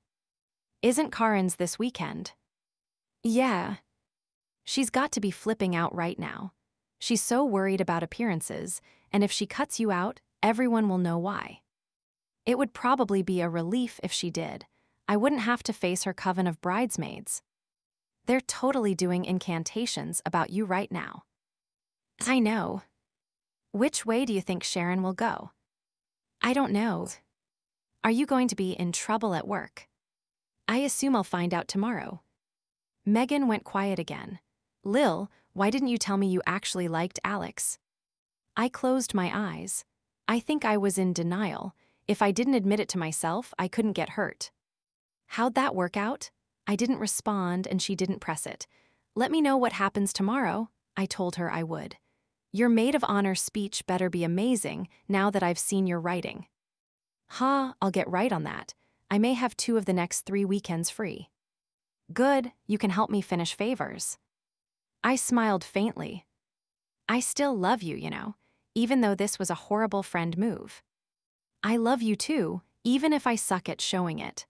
I started to say goodbye, then realized I had forgotten about Tim's sister's threat to not be in the wedding if I was. Wait, what about Claire? She's all talk. There's no way she'd miss the chance to snub you at the wedding. Great, something to look forward to. I hesitated. I know I don't have any right to ask this, but you won't make me walk down the aisle with Alex, right? It would be a fitting punishment. Megan, please. You're not. You're with the best man. You're all at the same table at the reception, though. It'd look weird if I had one bridesmaid somewhere else. Okay, that's fine. I can't walk down the aisle with him. And I know this is what you were trying to avoid, and I'm sorry, but I can't.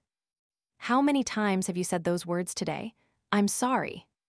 More than I think I have in my entire life. Have a glass of wine and get some sleep.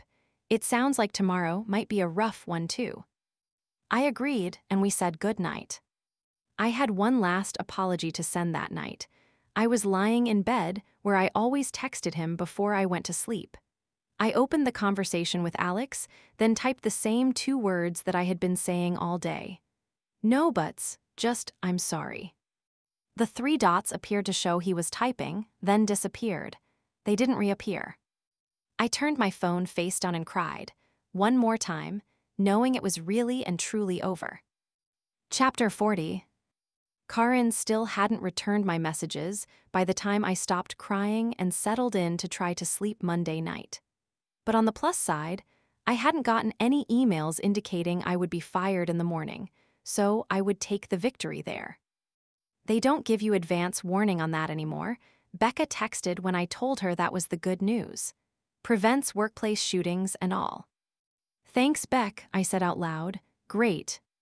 I tossed and turned, unable to get comfortable. And God, how I missed Alex. I hadn't realized how much I would miss talking to him before I went to bed at night. He would have known how to make me feel better. When I woke up Tuesday morning, I looked in the mirror. The eyelash extensions just highlighted how red my eyes were, so I dug through the bathroom drawer for some unexpired eye drops and eventually found a bottle that still had a month left. I couldn't walk into my own execution looking like I was high. My eyes were still glassy after the drops, but at least they were a more normal color. I rushed out the door and hopped on the metro. As I passed Starbucks, I looked longingly at it but decided not to stop. There wouldn't be anything from Alex, and I couldn't be late today.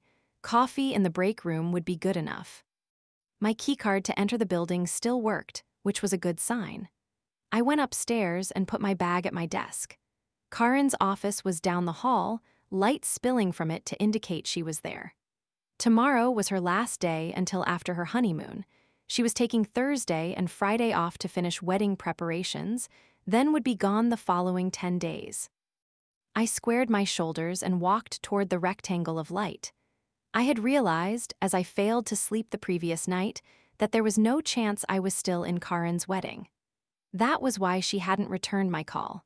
And that was fine, but assuming I wasn't fired, which was a pretty big assumption, working here would be a lot harder if Karin couldn't forgive me. Hey, I said, coming around the doorframe. I didn't sit down. Karin didn't look up from her computer. Martin wants to see you at 9:30, she said brusquely. Martin was the head of the entire foundation. This was bad. Oh, is he? Am I fired? I don't know, and I don't really care. Karin, She finally looked up. That's all it ever is with you, isn't it? Don't even say it. Do you even know how many times I've had to cover for you, to make excuses, to remind you about things that you should know how to do by now? Everything is about you all the time. But this was about me. And that wasn't okay, was it? I opened my mouth, but she cut me off again. I don't have time for this right now.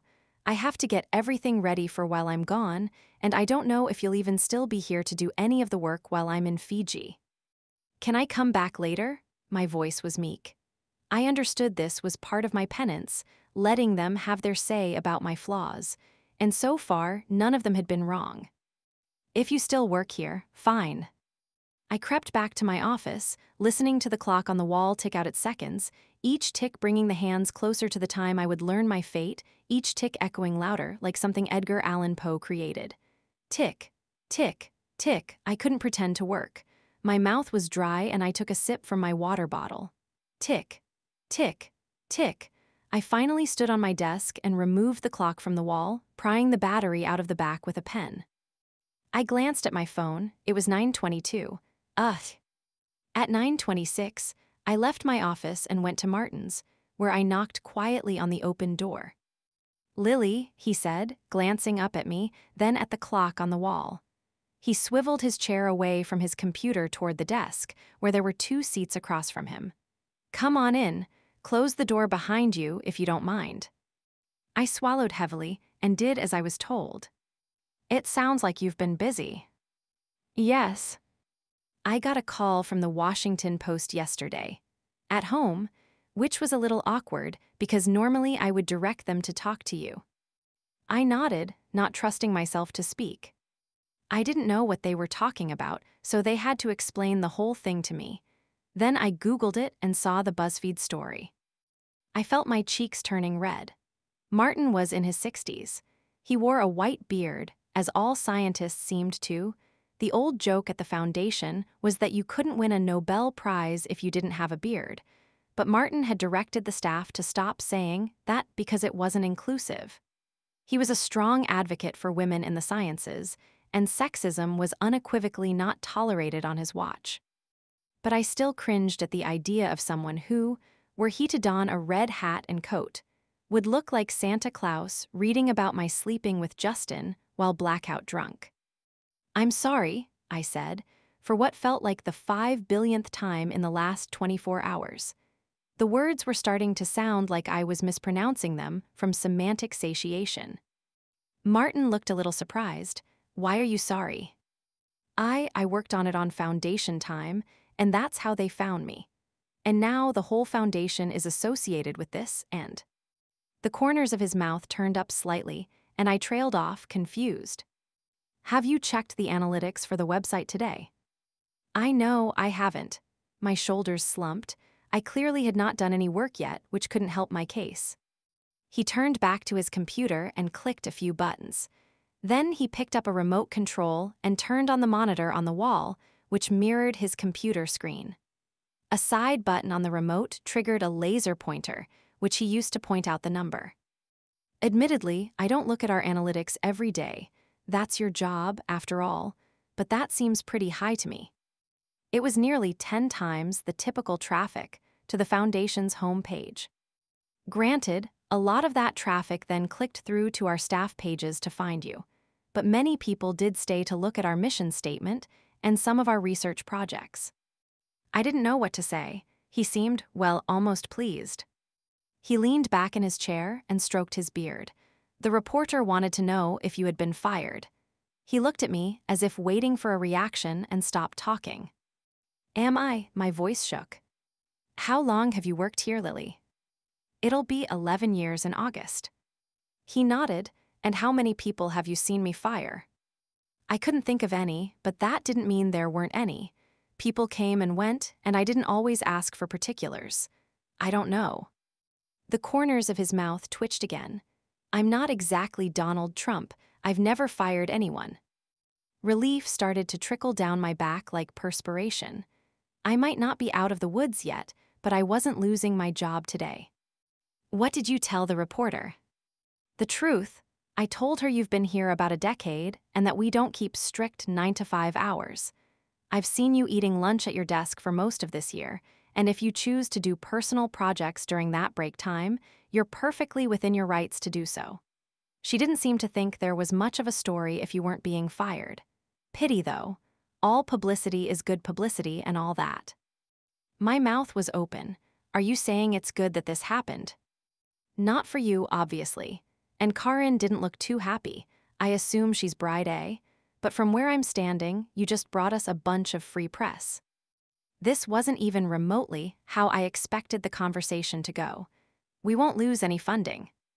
He chuckled. Over a BuzzFeed article about a blog? No, I think we'll manage to stay afloat. Thank you, sir. Don't thank me yet. That's not why I called you in today. It's not. Well, the blog is, but you still have your job, if you want it. If I want it. I read it before you took it down. You're a talented writer. I flushed, remembering the snarkiness, the description of my drunken grandmother naked in a hot tub, the graphic depiction of squeezing myself into the foundation garments that Karin demanded I wear, the Alex and Justin debacle. Not exactly what I wanted Santa Boss knowing about my personal life. Thank you, I mumbled. Lily, I need to ask, why are you still here? I looked up, surprised. Was he telling me to go back to my office? 11 years is an awfully long time to spend on something you're not passionate about. Was he firing me after all? Look, you can work here as long as you want to, he continued. I'm not going to push you out. You're great at explaining things in a way that lets non-scientists understand what we're doing. But part of my job is to help people reach their potential, because when people are comfortable enough to experiment, that's when amazing discoveries happen. And Lily, you're hiding here. My breathing was shallow, and I was suddenly terrified that I was going to cry again. I think you need a plan, he said. What do you want to be doing? Because I don't think writing press releases about neutrinos is it. He stopped, and I was clearly expected to formulate some kind of response. But I didn't know what to say. I had just been laid bare by someone I thought hardly knew my name. I spent so much time creeping past his office so he wouldn't realize how often I was late for work, only for him to tell the Washington Post, of all things, that our hours were flexible. For him to read such intimate details of my life, and somehow see through those escapades to recognize that this job was a screen I hid behind so that I wouldn't risk failure with my own writing. Because, of course, young Lily hadn't lain in bed at night with a flashlight scribbling in a diary about her future career as a public relations officer for a scientific organization. I had always wanted to write, but to actually write and put that work out into the world for people to read and reject. Yes, it was what I wanted, and the blog had helped me realize that, but... I want to write, I said quietly, but I stopped. But, he asked gently. I'm scared, I whispered, not even realizing that it was true until I said it. Of course you are. It's terrifying to create something that's never existed before. But like every good scientist learns, trial and error is the only way to discovery. I shook my head. I'm not a scientist, though. He smiled kindly. Oh, yes, you are. After leaving his office 10 minutes later, I walked back to mine in a daze.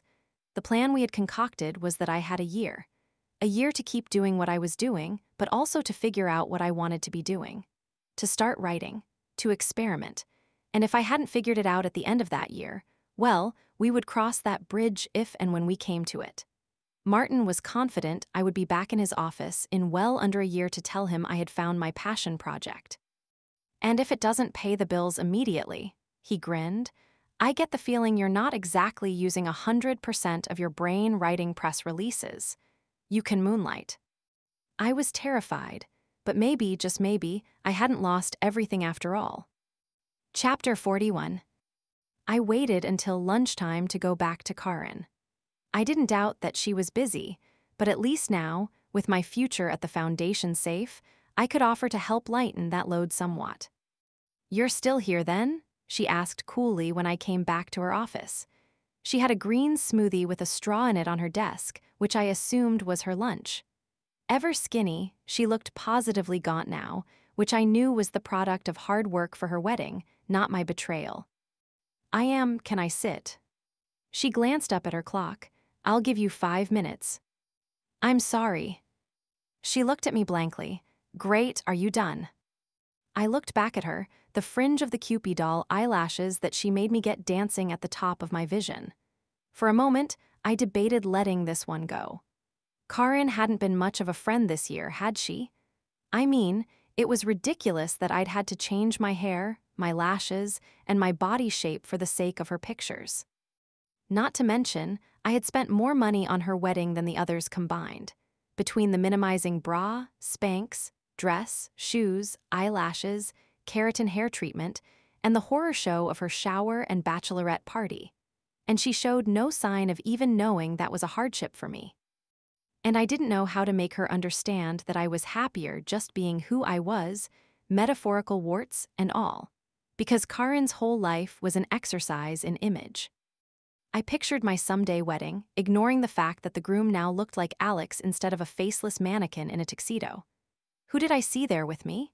Megan, Amy, Sharon, Becca, and Karin, of course. Did I care that they were a mismatched bunch? Absolutely not. Did I even care if they wore matching dresses? Not in the slightest. But that didn't mean I was right and Karin was wrong, nor did it mean that Karin was right and I was wrong. We just wanted different things. No, I said, I handled this badly. That's an understatement. I should have said no earlier in the process. No to what? Karin's voice was defensive. To the things that made me feel like the blog was an appropriate response. She started to cut me off, but I continued. It wasn't an appropriate response. The appropriate response would have been to say no when we went past my comfort level.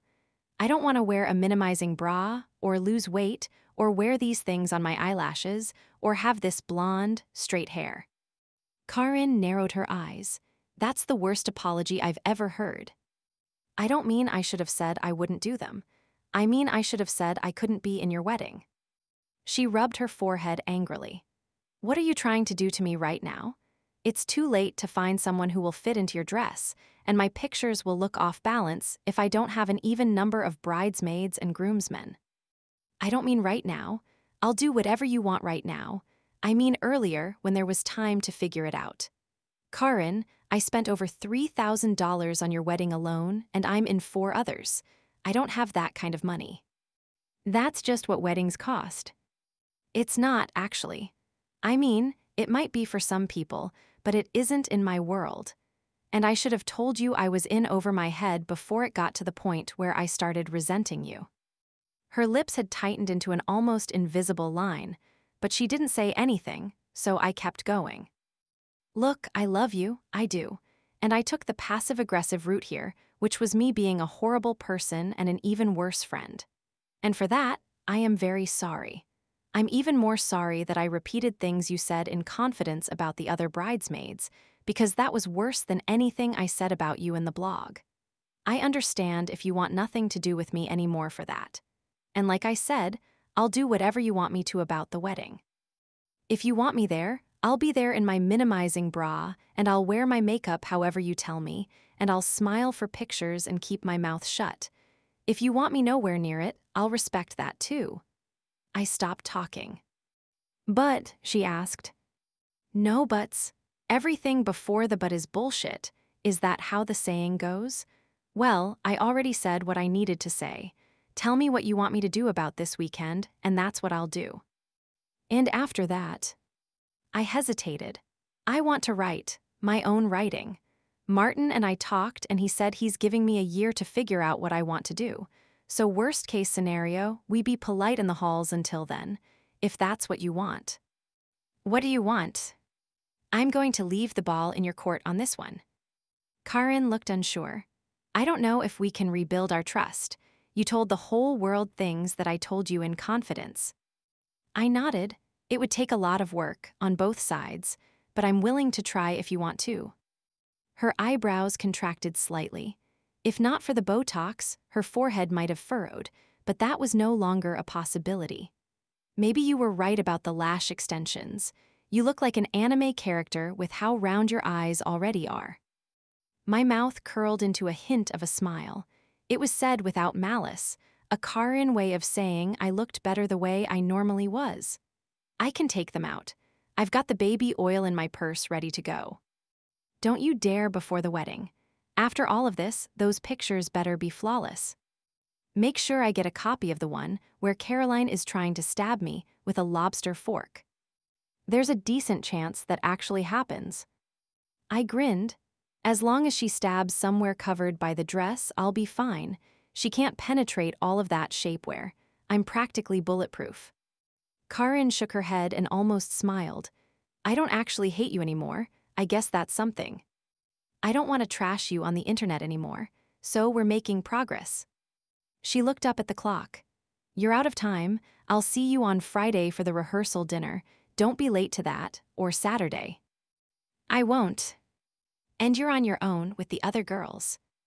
I imagined that to look something like the Salem witch trials, only in purple evening gowns instead of puritanical dresses, but I kept that observation to myself. Instead, I told Karin to let me know if there was anything I could do to help while she was gone. She said she would let me know and reminded me, with a pointed look at my peeling red nail polish, that I was supposed to wear either nude nail polish or a French manicure for Saturday. I assured her that I was waiting until Thursday to get them done, so they would be fresh for the weekend. I didn't quite breathe a sigh of relief, as part of me had hoped I wouldn't have to face the wicked bridesmaids of the West again. But if our friendship could survive this, there wasn't much that could end it. Chapter 42. I wasn't late, but I was still the last of the bridesmaids to arrive at Karin's rehearsal. They stared at me with what I assumed was unmitigated hatred under their frozen faces. Then, as if cued by some dog whistle I couldn't hear, they all turned their heads and proceeded to ignore me for the rest of the evening. Karin's grandmother and one of her uncles were the only two people who spoke to me all night. Which was probably for the best. I kept to myself the following day as we gathered at the salon for hair and makeup. I was glad we weren't in a hotel suite getting ready, like we would be for Sharon's and Megan's weddings. There was room to hide at the salon. My phone vibrated as I waited my turn to have my makeup airbrushed on. I grabbed for it, instinctively thinking it was Alex before remembering it wouldn't be. Good luck, it was from Megan. Thanks, it's pretty awkward. You deserve awkward. I know. You gonna trip that Caroline chick? I smiled, probably the other way around. I'm on my best behavior. If she attacks you, try not to let her get your face. I don't want you looking like Freddy Krueger at my wedding. I sent a thumbs-up emoji, then looked up to see Caroline watching me through narrowed eyes. I put the phone away and stared straight ahead. We left the salon in a limo. I sat a little ways apart, just trying to be invisible. Not that it mattered. The other bridesmaids were pretending I wasn't there anyway. When we arrived at the historic manor house overlooking the Potomac River, we all got into our dresses while the photographer took some bathrobe shots of Karin, and then it was time to get her into her dress. I went silently to the rest of the girls to help. We don't need you, Caroline hissed. You're only here at all because it was too late to get anyone who could fit into your dress. I recoiled as if she had slapped me. No one said anything. Eventually, I looked to Karin.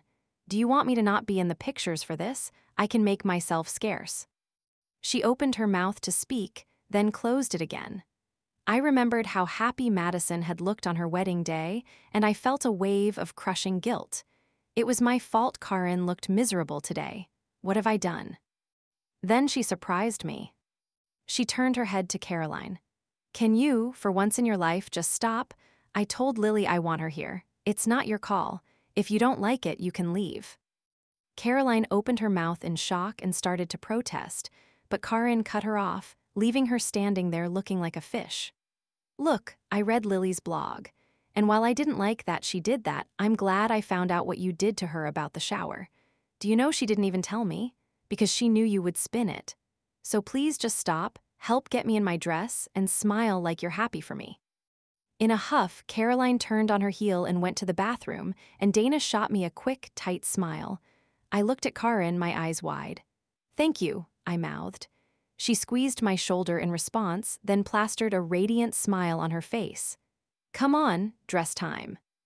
Caroline pulled herself together and pretended nothing had happened once we had Karen's dress on her, and it was time for the ceremony.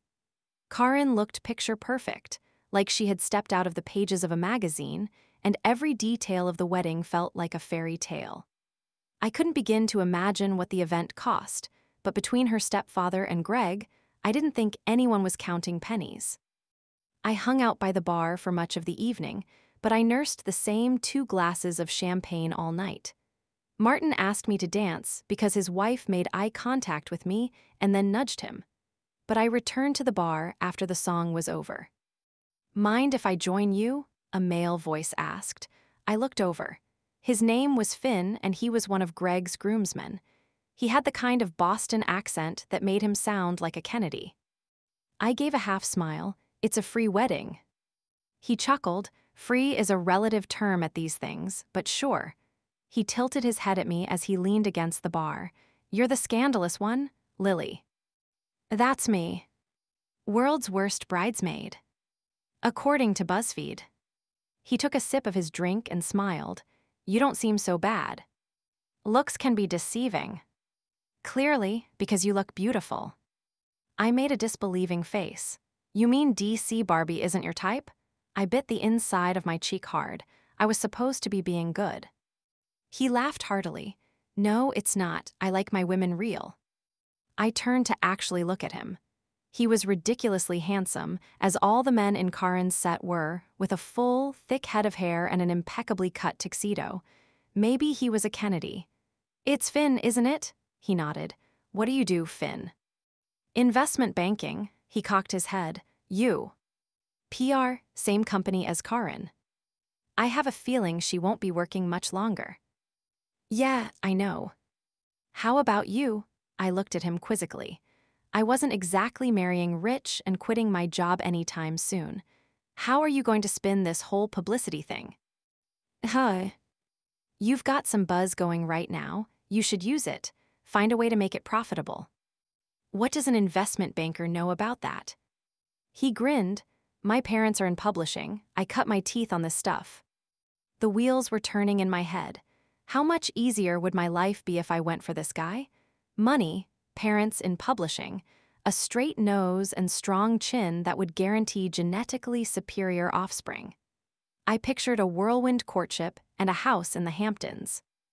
But I didn't own my whole heart anymore, even if the person currently in possession of it didn't want it. Rebounds were for the old Lily. This one wanted to do right by people. And herself. And feigning interest in someone else, no matter how great he looked on paper, was a recipe for disaster. "It's a good idea," I said finally. "I'll keep that in mind." I set the champagne glass down on the bar. "I think I'm going to head out." He was surprised. I was about to ask if you wanted to dance. I shook my head. "Thank you, but no." "What about the cake and the bouquet?" "I don't want either," I said over my shoulder as I walked away. "But it was nice to meet you." Chapter 43. I peeled off the purple dress, minimizing bra and Spanx as soon as I got home, and then took a deeper breath than I had been capable of for the past several hours. I twisted my ridiculously straight hair into a messy bun to get it off of my neck, and went to the kitchen to pour myself a well-earned glass of wine. Becca must have come by the apartment while I was at the wedding because my mail was on the counter. I paid my bills online, so I was terrible about checking the mail. I took the stack to the trash can and flipped through it over the open bin, dropping the junk as I went until one letter stopped me. My name and address were written on the envelope in familiar handwriting. Curious, I took it to the sofa and opened it. "Lily, maybe I'm a coward for writing you a letter instead of calling, but I didn't want this to be a conversation. I would love to say that I'm strong enough to forgive you and move on, but I'm not. You violated my trust, and you said unforgivable things about my mom. She may not be perfect, but she's my mom. And the lack of respect that you showed her. There's no coming back from that. I also can't forgive you for the fact that after 13 years of thinking you were my friend, Those things you said in the blog were how you actually saw me. Do you even know how to be someone's friend? I thought I knew the answer to that, but apparently I was very, very wrong. So this is me canceling your invitation to my wedding. I hope you can find a way to be happy, Lily. I won't say you deserve it after this, but I hope you find it anyway. Please don't contact me again. Sincerely, Sharon.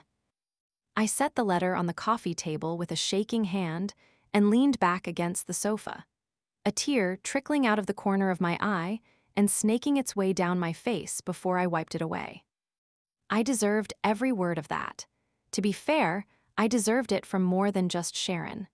If anything, I had gotten off way too easily by only completely destroying 2 friendships, but knowing it was my fault didn't make it hurt any less.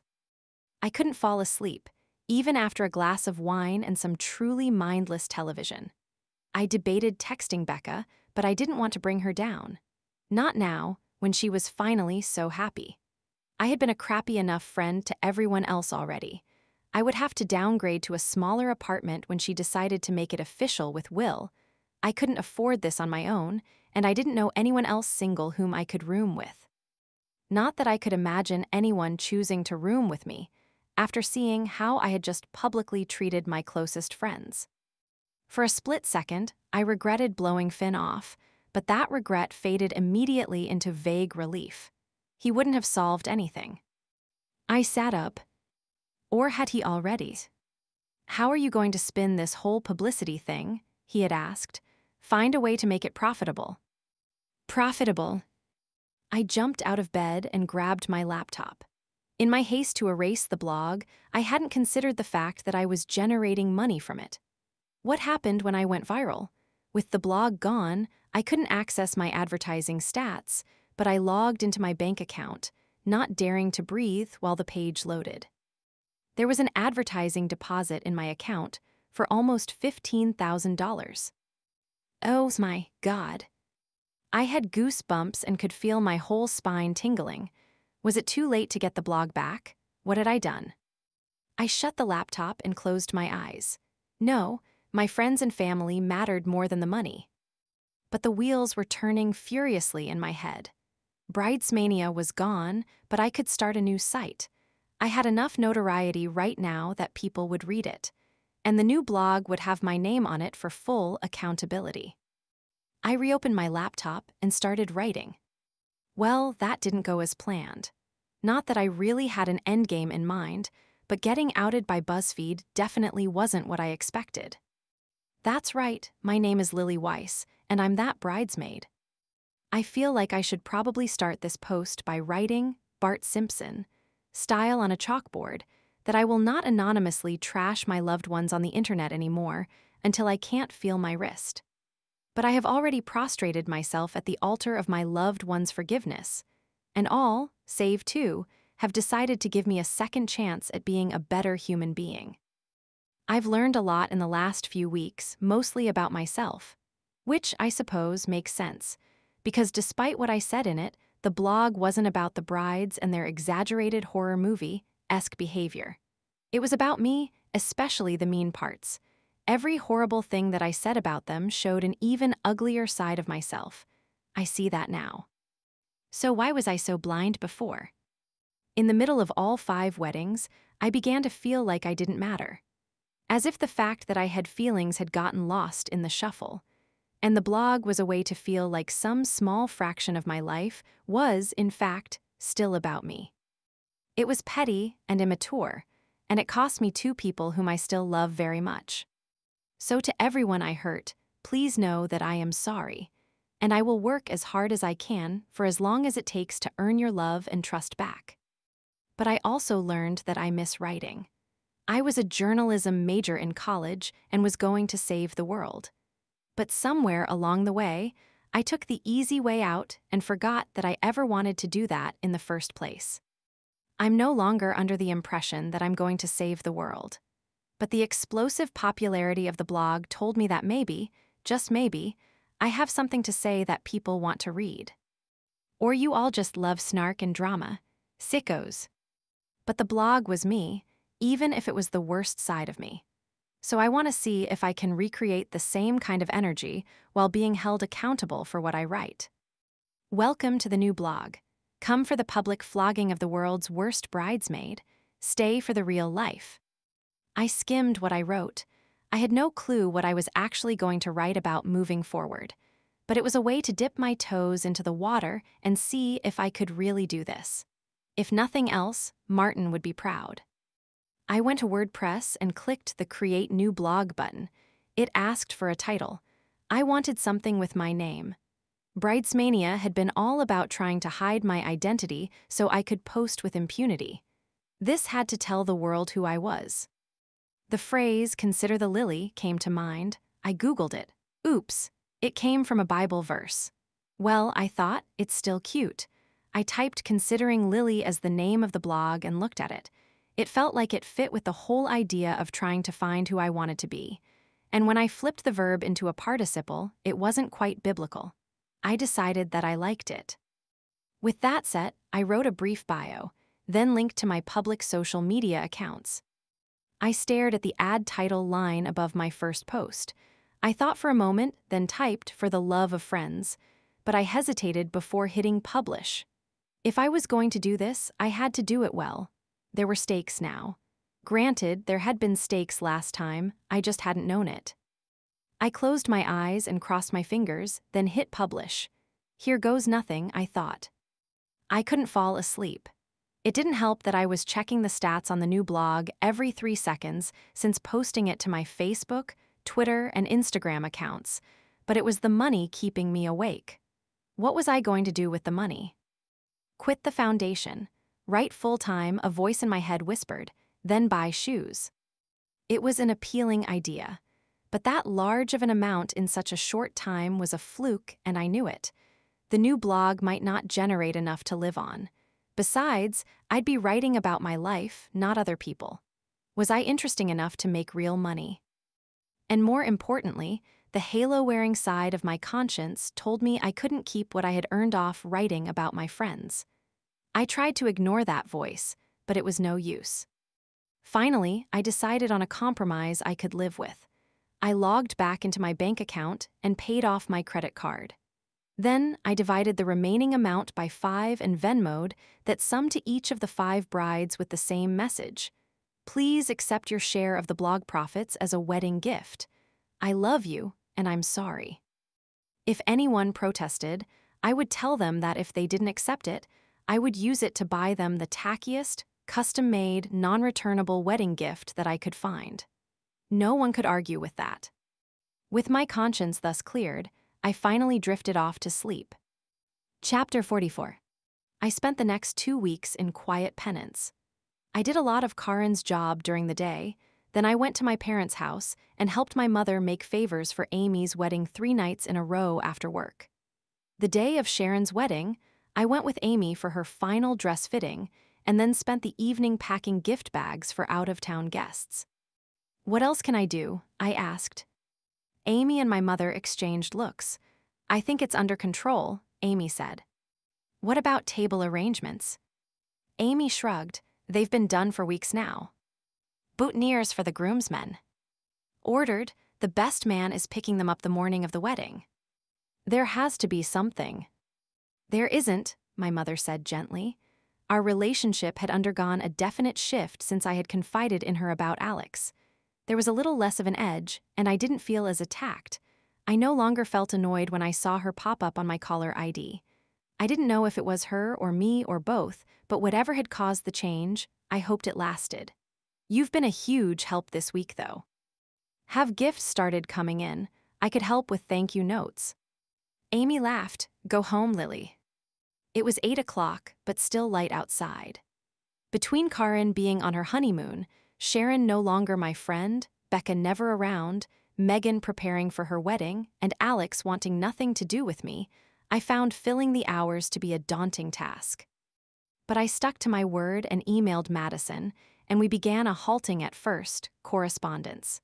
She was well-read, much more so than my brother, who didn't see the point in reading if there was a movie, and she got literary references that traveled far over his head. By the 4th or 5th email, I discovered that, Once she warmed up, she was actually pretty funny. She may not have been the extrovert that I was, but we were a lot more alike than I would have imagined, which made me feel more connected to my brother as well. I started texting him a couple of times a week.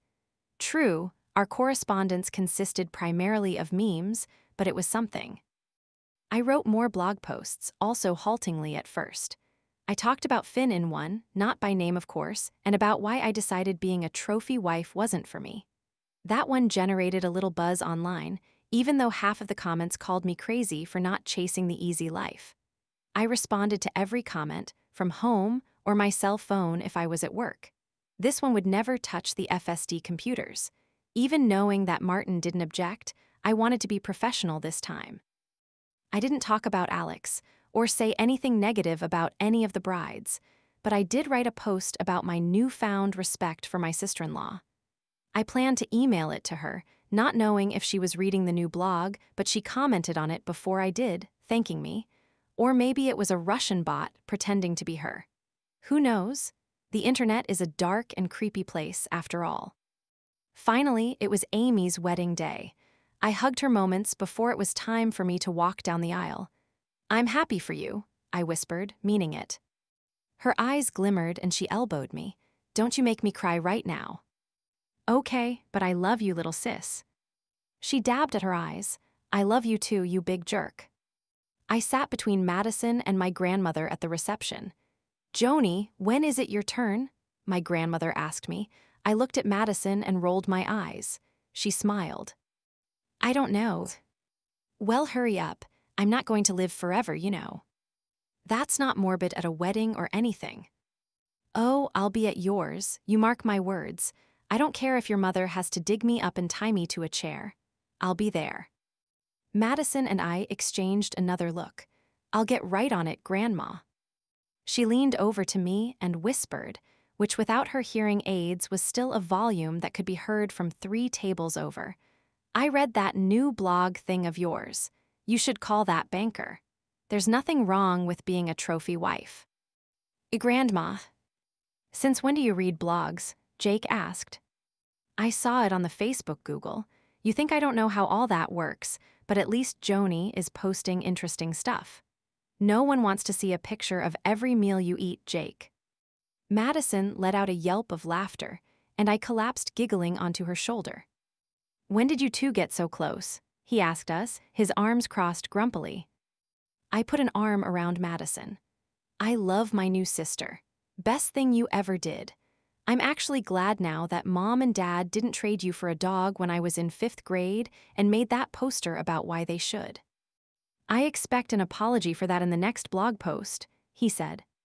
"Don't hold your breath." I turned to Madison. "Let's grab Amy and get some sister shots in the photo booth." "Definitely." Amy was standing by a table, talking with some of our mother's cousins. "Sorry," I said, grabbing her arm. "We need to borrow the bride." "Thank you," Amy sighed as we pulled her away. "Who were those people?" I laughed. "You're the worst." "You're one to talk." I started to sputter a response, but Madison interrupted. "Think they'll let us cut the line for the photo booth because we have the bride?" Amy and I exchanged a look. "What?" "You follow rules," Amy said. "That's so cute." I put an arm around her waist.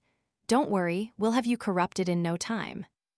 "Out of the way," Amy said to the waiting guests as she dug through the prop box and began loading us up with boas and signs. "Bridal party coming through." After we spent way too long making silly faces and posing for pictures, Amy bounded off to find Tyler, and Jake came to pull Madison onto the dance floor. I went back to our table, but my parents soon joined the dancers and my grandmother went to talk to her nieces and nephews at another table, leaving me alone at ours. I watched the dancing from my seat, leaning an elbow on the table and propping my chin in my hand. If this were a movie, I thought, Alex would come up behind me and ask me to dance. And I'd look at him in shock and ask what he was doing here, and he would tell me Amy invited him after all. Unable to stop myself, I glanced longingly at the door to the mansion's ballroom. No one was coming. A couple of songs later, my dad approached me at the table. "Come on, It's time to dance with your dad."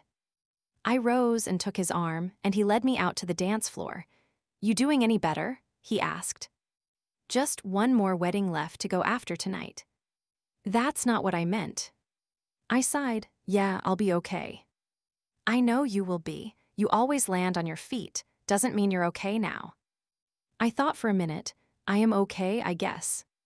"Your mother said you were a huge help getting everything ready for the wedding." "It was the least I could do. I still need to make it up to everyone." He fixed me with a hard look. "Just be sure you're making time to take care of yourself too." "I will, Dad." He kissed my forehead. "And remember that your mother and I love you, no matter what Jake says." I smiled. It's not too late to trade him in for a dog. I was rewarded with a wink. "I'm still working on your mother." Chapter 45. And then there was one. Alex didn't look at me during the rehearsal.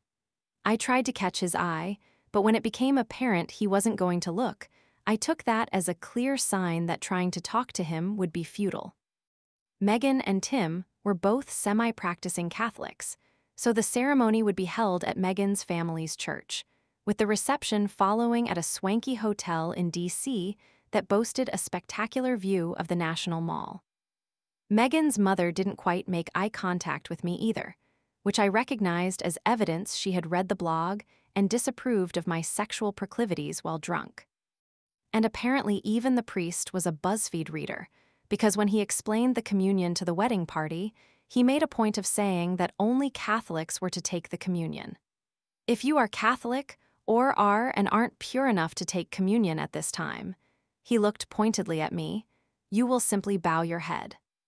I considered chiming in that I was Catholic, so my religion was the issue, not my purity, but I kept my mouth shut and glowered silently at the floor instead. I wanted to be deliriously happy for Megan. Isn't that how you feel on your best friend's wedding day? But the priest's comment at the rehearsal had knocked me for a loop.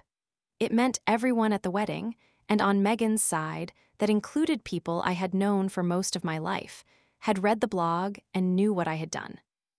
And even worse, it didn't take a rocket scientist to figure out which groomsman was creepy and which one was avoiding me like the plague, so not only had I humiliated myself, but Alex was probably suffering too. But for Megan, I put on my cheeriest smile and faked it. Even when I said good morning to Claire and she turned her head the other way, I didn't let my face show what I felt. Megan knew, though. She put a hand on my arm while the stylist curled my now semi-permanently straightened hair around the barrel of an iron, and I looked up to see pity reflected in her eyes. "You look beautiful," I told her. She leaned in close and whispered in my ear, "You can do this." I nodded, not quite trusting myself to talk, and swallowed hard. "I don't matter today." "You always matter, Lil, and I'm sorry I ever made you feel otherwise." She saw that I was struggling to maintain the cheerful front and switched gears. "You ready to get strapped into that bra?" "I'm burning that thing after today." "How very retro." She took my hand and squeezed it. Mark was the best man, so I was paired opposite him at the altar. Alex was 2 people behind, with Justin standing directly behind him. I couldn't look at Alex without seeing Justin looking back at me, so I tried to focus on Megan instead, which was where I should be looking anyway. But I kept gazing back, willing him to look at me too, to offer some hope of forgiveness. He didn't. When the ceremony was over, Mark smiled genuinely at me as he offered his arm, and I took it, reminding myself to smile for the pictures.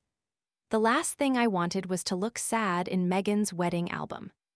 We toasted the couple in the limo on the way to the hotel, posed this way and that for the photographer, and finally it was time for the reception. I refused the champagne that the waiters kept pouring, though. I needed a clear head for my speech. The bandleader gestured to Mark, and he went to the bandstand to begin his toast. I looked around, frantic. Alex hadn't taken his seat at our table yet. I spotted him leaning against the bar as Mark began to talk.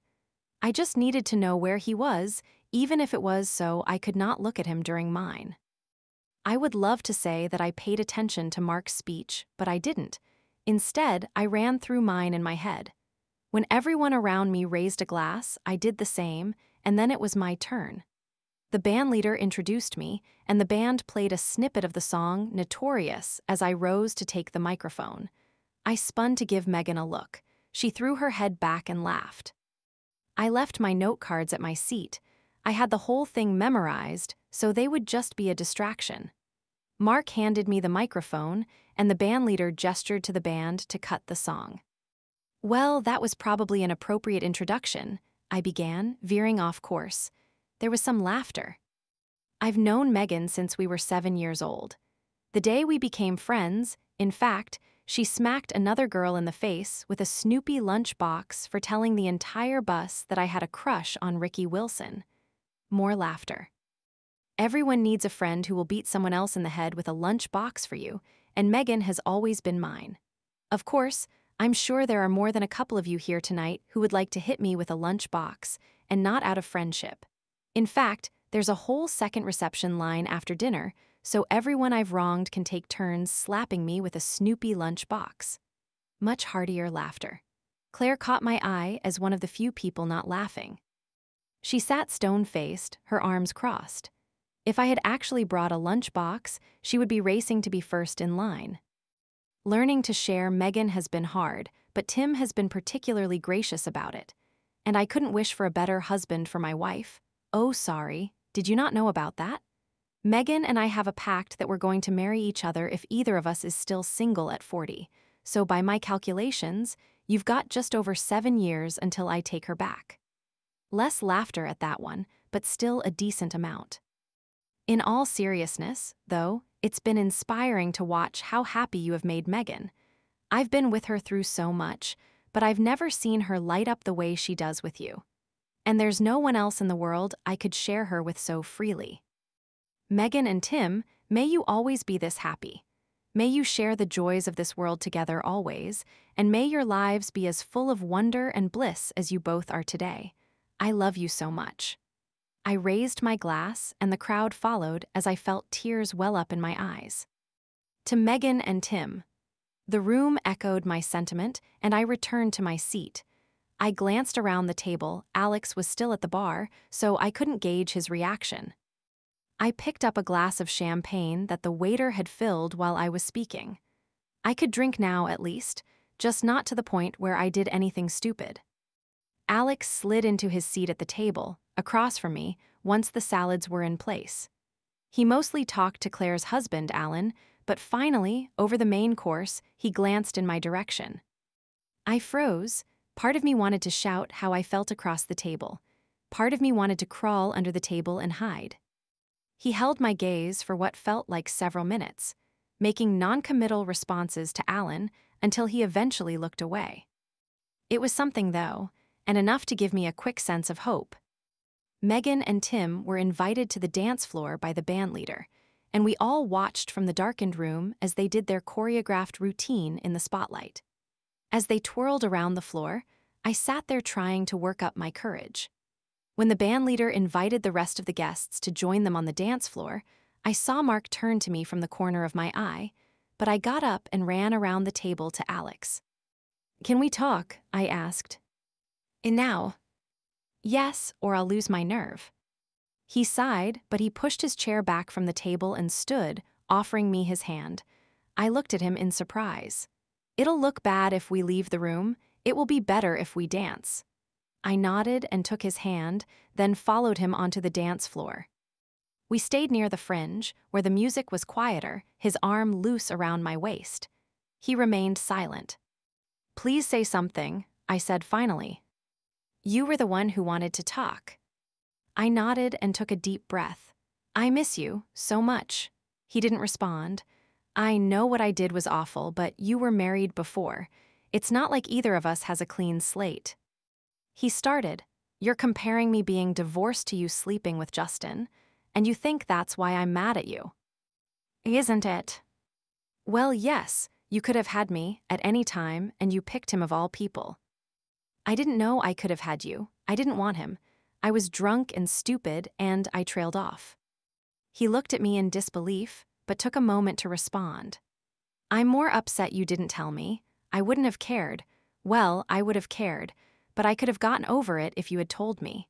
But you decided it was a death sentence without giving me the chance to make my own decision, and then told the whole world about it instead. Megan told me I couldn't, after Justin. And that was why we couldn't be together. If Megan told you to jump off a bridge, would you do it? Probably, yes. Fine, he said, steering me toward the center of the dance floor. Let us ask her. If I should jump off a bridge, he fixed me with a withering look. When we reached the newlyweds, Megan had her cheek against Tim's, but Alex got us close enough for her to hear. He called her name and she opened her eyes. Can I date Lily? Do you want to? She asked. Tim turned to look at us. I didn't say that. I'm just asking if you care. It's your funeral, she said with a shrug. I gave her a dirty look. She smiled wickedly and blew me a kiss, then pressed her cheek back to Tim's. We made our way back to the edge of the dance floor. See why it's not smart to make assumptions about how other people are going to react? He asked. I'm sorry. I should have told you. I should have told you so much earlier and let you decide if you still liked me. When did it happen? What? When did you sleep with him? Why, what does it matter now? Do you want me to try to move past this? With all my heart, I thought, yes. Then I get to know when it happened, so I can decide if I can actually get past it or not. If it was the night of Amy's party, I'm out of here. You can't think that I from you to him. His face was still stony. You tell me. I looked into his eyes plaintively, but he wasn't budging. I don't even remember it, I confessed finally. It was the night of Megan and Tim's engagement party, and I had just gotten the call from my sister that she was engaged too, and I got so drunk and the next thing I remember was waking up in the hotel room next to him. Alex dropped his hand from my waist and stepped back. He stared at me in disbelief. It was before I really knew you, I said.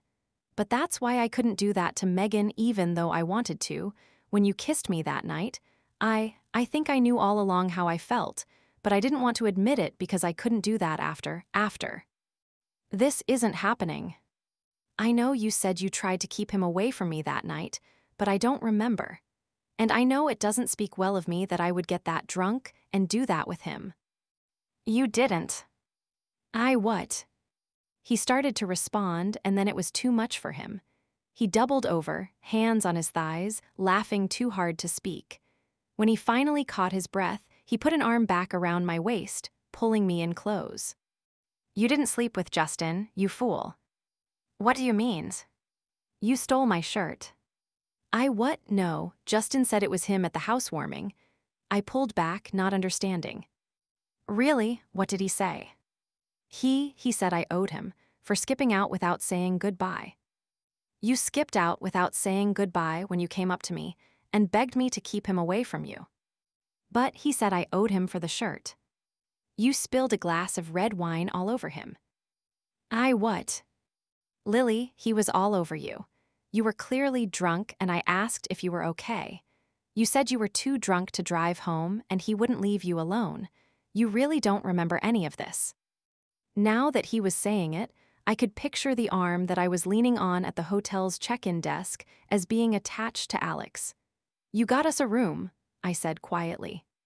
I offered to drive you home, but you said you couldn't leave your car. And you were wasted and not making a whole lot of sense. I held a hand to my face. Does that mean we? Is that what you think of me? No. But I woke up and my clothes were on the floor. You took them off. I looked away. Mostly, you said you couldn't breathe in your dress and your bra was uncomfortable. I tried to remember, but you were naked too. I slept in my boxers. And we didn't, he shook his head. I couldn't make eye contact. I was mortified. How did you think I was Justin? I couldn't see your face, and I told Megan I didn't want to know who it was. And then Justin said that, and I thought, oh my God, I'm so stupid. I thought back to Megan's housewarming party, where Alex was so sweet on the porch, to the notes at Starbucks, the way he dropped everything to come help me at Amy's bachelorette, and then the fact that I published something so wrong when there had never been anything standing between us at all. Nothing except my own idiocy. But you read the blog. I said it happened at the engagement party in the blog. He shook his head. I read the BuzzFeed article and most recent blog post. Then I was too mad to go back and read the rest. And then by the time I was ready to, you had deleted it. I stared at him. I don't know what to say. Alex, I'm so. He cut off my apology with a kiss. Megan sanctioned this time, he said, a teasing glint in his eye. Who? I asked, a tear slipping past my lash extensions despite the smile on my face. His hand cupped my cheek and he brushed the tear away with his thumb. He leaned forward to kiss me again, and I wanted nothing more in the world than to hold him and never let him go. I kissed him lightly, then whispered, but we shouldn't do this. You'd better be kidding. His arm was tight around my waist. Here, I laughed, we shouldn't do this here, at the wedding. He smiled and kissed my cheek gently, and I felt a wave of desire wash over me. I missed you too, he said. I wrapped my arms tightly around his neck, and we stayed like that for a long time, swaying slightly with the music, but mostly just hugging each other as close as we could. As the night began to wind down, I excused myself to go to the bathroom. Megan was in there, touching up her lipstick in the mirror. I see everyone got a happy ending today, she said to my reflection. I sat on the ottoman next to her. How could you not tell me? She shrugged. I was sworn to secrecy, as you may recall. I figured if you two didn't work it out tonight, I'd tell you then. But these past few weeks She turned to face me. I told you I wasn't going to get over the blog overnight, and you got off pretty easily if you ask me, so I was okay with you suffering a little. I feel better now. If I didn't love you, I shook my head. But you do, she said sweetly. You gave a whole speech about that tonight, and I love you too. So I actually have your approval. She hugged me. Be happy, you deserve it. She let me go and turned to head back to the reception, then stopped in the doorway. Should I throw the bouquet right to you, or would that just be awkward? I laughed. Aren't I the only single girl here? My cousin Maggie is too. Isn't your cousin Maggie 12? Hey, do you want the bouquet or not? I nodded. After she left, I looked in the mirror and almost didn't recognize the girl in front of me, but not because of the makeup or hair this time. Had I ever looked this happy, I winked at my reflection and went to pee. Alex was waiting for me. Epilogue. Neither of us had driven to the hotel to get ready that morning, so we took an Uber to my apartment, me sitting in the middle seat to be closer to him, our fingers intertwined. We wasted so much time, I said, shaking my head, because I was too dumb to face up to what I thought I did. He brought my fingers to his lips and kissed them. We only wasted this last month.